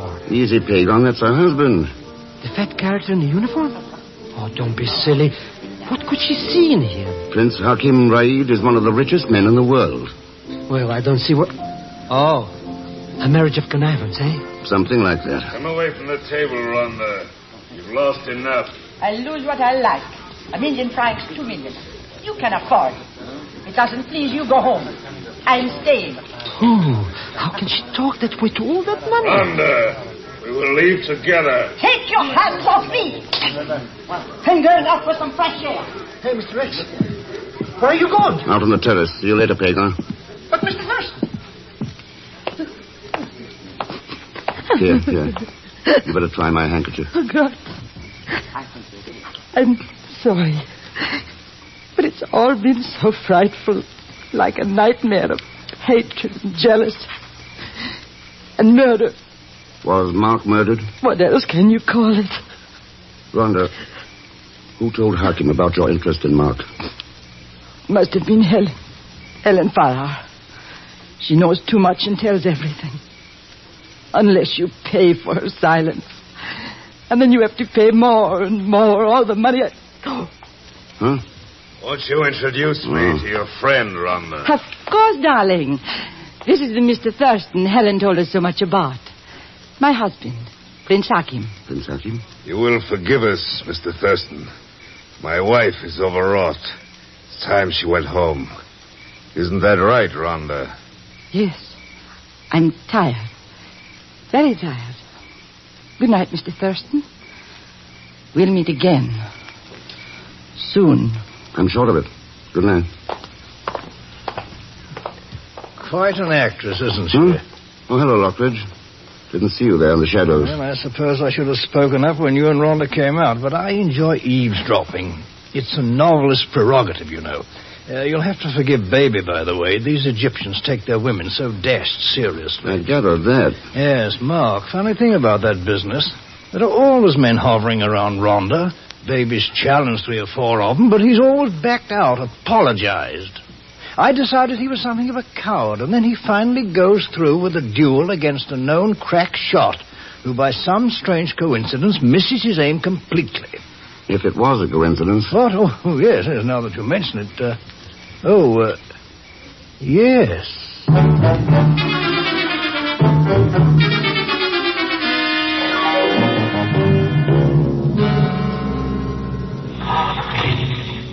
Hey, Mr. Thurston, wait for me. I do want to walk home. Okay, Pagon, hop in. What a party, Mr. X. I haven't had so much champagne since my sister Olga got... Hey, Mr. Thurston, looks like you got a ticket. Oh, see, stuck under the windshield wiper. Here, I'll get it. If you need it fixed, my cousin has some good connections. Hey, this is some kind of a note. Let me see it. If you are truly a friend of Mark Whitney's, come to Eden Rock by 1:30 this morning. Block printing, no signature. Eden Rock? Garden of Eden. Let's go. Hang on to your head. We haven't got much time. Take it easy, Mr. X. If I gotta go to the Garden of Eden, I don't want to get there in one place.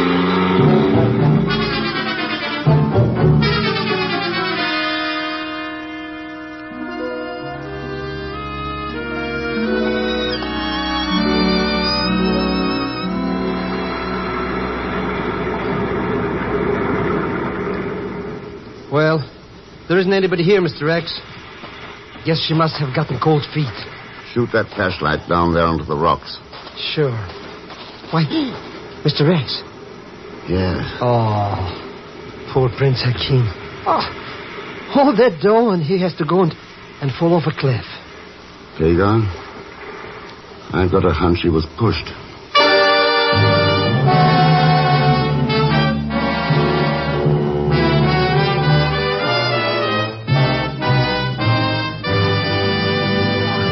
We will continue with The Man Called X in just a moment. If you would like to know a quick, easy way to ease the pain of a headache, neuritis, or neuralgia, then by all means try Anacin. Your own dentist or physician may, at one time or another, have handed you an envelope containing Anacin tablets. Then you already know how incredibly fast and effectively Anacin brings relief. Anacin is like a doctor's prescription. That is, Anacin contains not just one, but a combination of medically proven active ingredients. For your own sake, try Anacin. Anacin is sold to you on this guarantee. If the first few tablets do not give you all the relief you want, as fast as you want it, you may return the unused portion and your money will be refunded. You can get Anacin tablets at any drug counter. Anacin comes in handy boxes of 12 and 30 tablets and economical family-size bottles of 50 and 100. Now, Act 2 of The Man Called X, starring Herbert Marshall with Leon Belasco as Pagon Zellschmidt.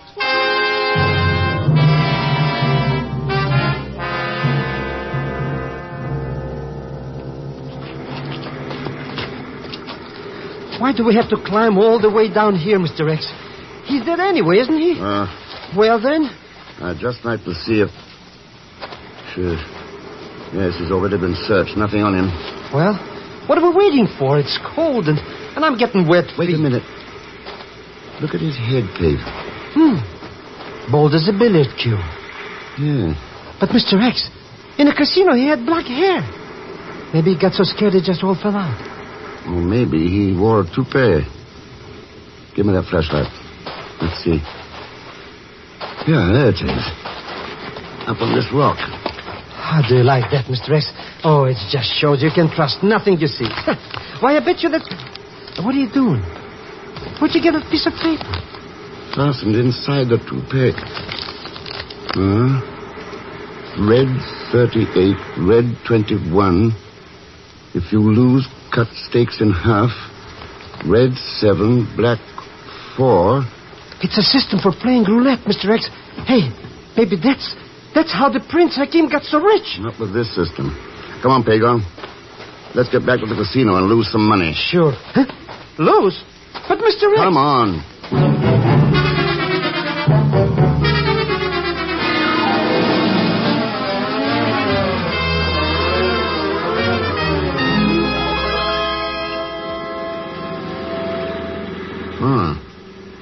Red 36, red 21. Hey, what's that sign up ahead? Oh, detour. Just like back home, eh? Now, where were you? Oh, yes. Red 36. Mr. X, look out! Hey, what kind of a detour is this anyway, bringing us right to the edge of the cliff? A very special detour, Pagon, meant just for us. For us? Yeah. Let's get back on the highway.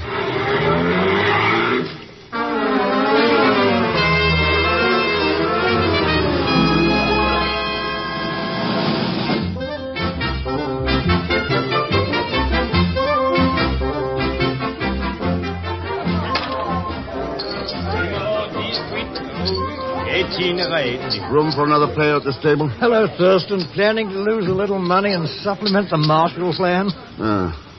Looks like Mrs. Farrar's party has moved to the casino, Lockridge. My party was a bore, darling. I should have known. I've told myself 100 times, never entertain unless Saturn is in conjunction with Mars. And look where Saturn is tonight. Where was he? I never saw. Shut up. Oh. There seems to be somebody missing, though. Perhaps you mean my husband, Mr. Thurston. Yes, Rhonda. I thought you went home with him. Maybe he was in one of his moods. We quarreled again. He let me off here. Faites vos yeux. Faites vos yeux. Monsieur Thurston? I'll play red 36. Bien. Numéro 2, noir, 2, black. You lose, monsieur? Let's try 21, red. 21, red. Right. Bien. 8 noir, 8 black. Mr. Thurston, that's money you're losing. Maybe 4 is my lucky number. Let's find out.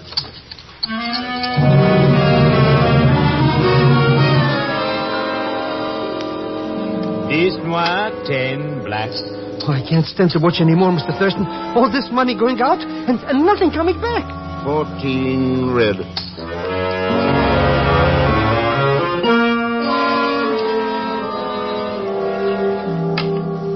Cans noir, 15 black. You lose again, monsieur. Well, I guess that does it. Let's see. 500,000 francs. 500,000? Even in francs, it's money. Afraid I'll have to give you a check. Oh, I'm very sorry, monsieur. Olio will accept it. Well, I do not think so, but I shall get it. Don't look so sad, Pagon. We'll drive out to Eden Rock and watch the sun come up. It's supposed to be quite a sight. Huh? Perhaps you'd like to come along, Mrs. Farrar, Rhonda?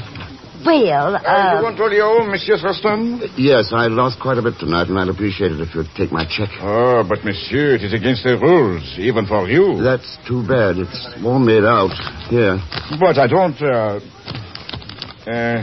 bien. I will make an exception. Thanks. Good night, everybody. I hope you enjoy the view from Eden Rock. I expect to. Good night.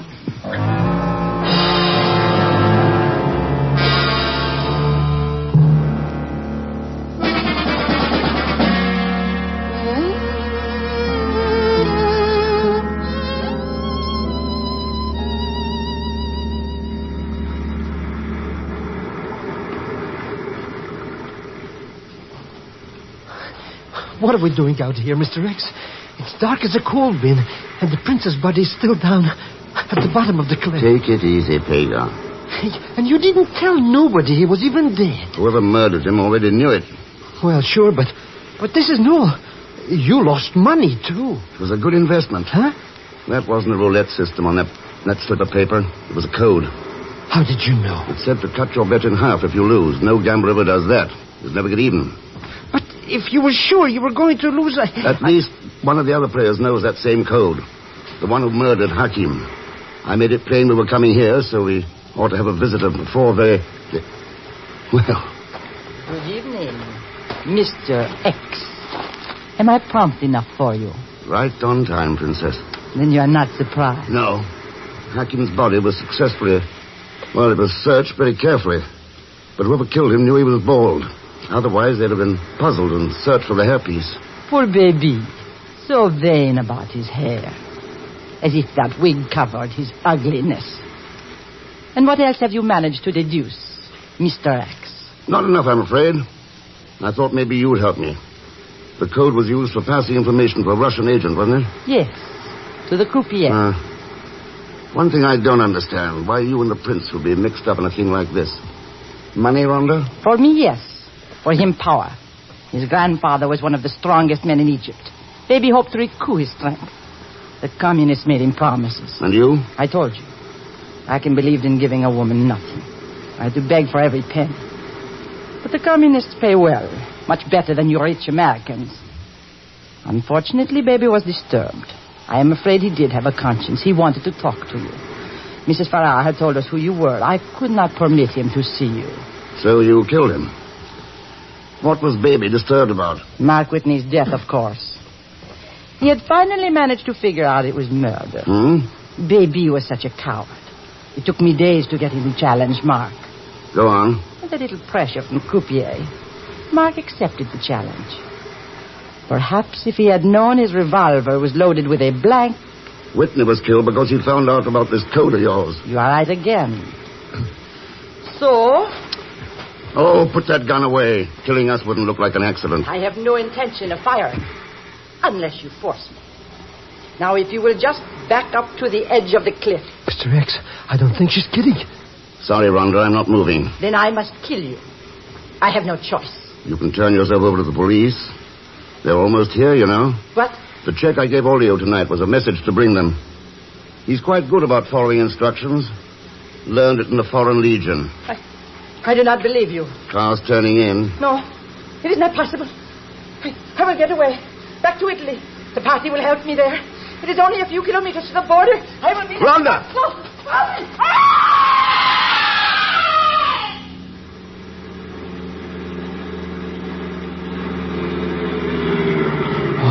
Oh, Mr. X. Mr. Thurston, the police are here. I have followed your orders. Not much they can do now, Olio. Except pick up your croupier and hold him for espionage. Yeah, but the Princess Rhonda. Down there. On the rocks. Ah, it was an accident? Oh, No? I wouldn't say it was an accident, Olio. I'd say she died of natural causes. Always happens to people who are infected with greed and the desire for power. Oh, well. Come on, Peter.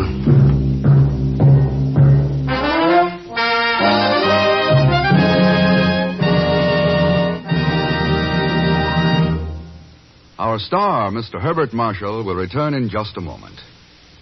Here's a word from RCA Victor. It's good company anywhere. Yes, anywhere, anytime, there's fun at your fingertips with an RCA Victor portable radio. At home or away from home, on your bedside table or at the beach. It's great to own the pick of the portables and RCA Victor. You'll enjoy that extra range. You'll rave about the tone thanks to RCA Victor's exclusive Golden Throat tone system. Yet your RCA Victor Portable boasts a compactness and lightness you never dreamed possible. Most important of all, you get the strongest reception ever achieved on battery operation. Because RCA's radio batteries are tube-rated and radio-engineered for long, strong listening life. Yes, on every count, an RCA Victor Portable Radio is good company anywhere. Take your pick of the beautifully styled models at your RCA Victor dealers everywhere.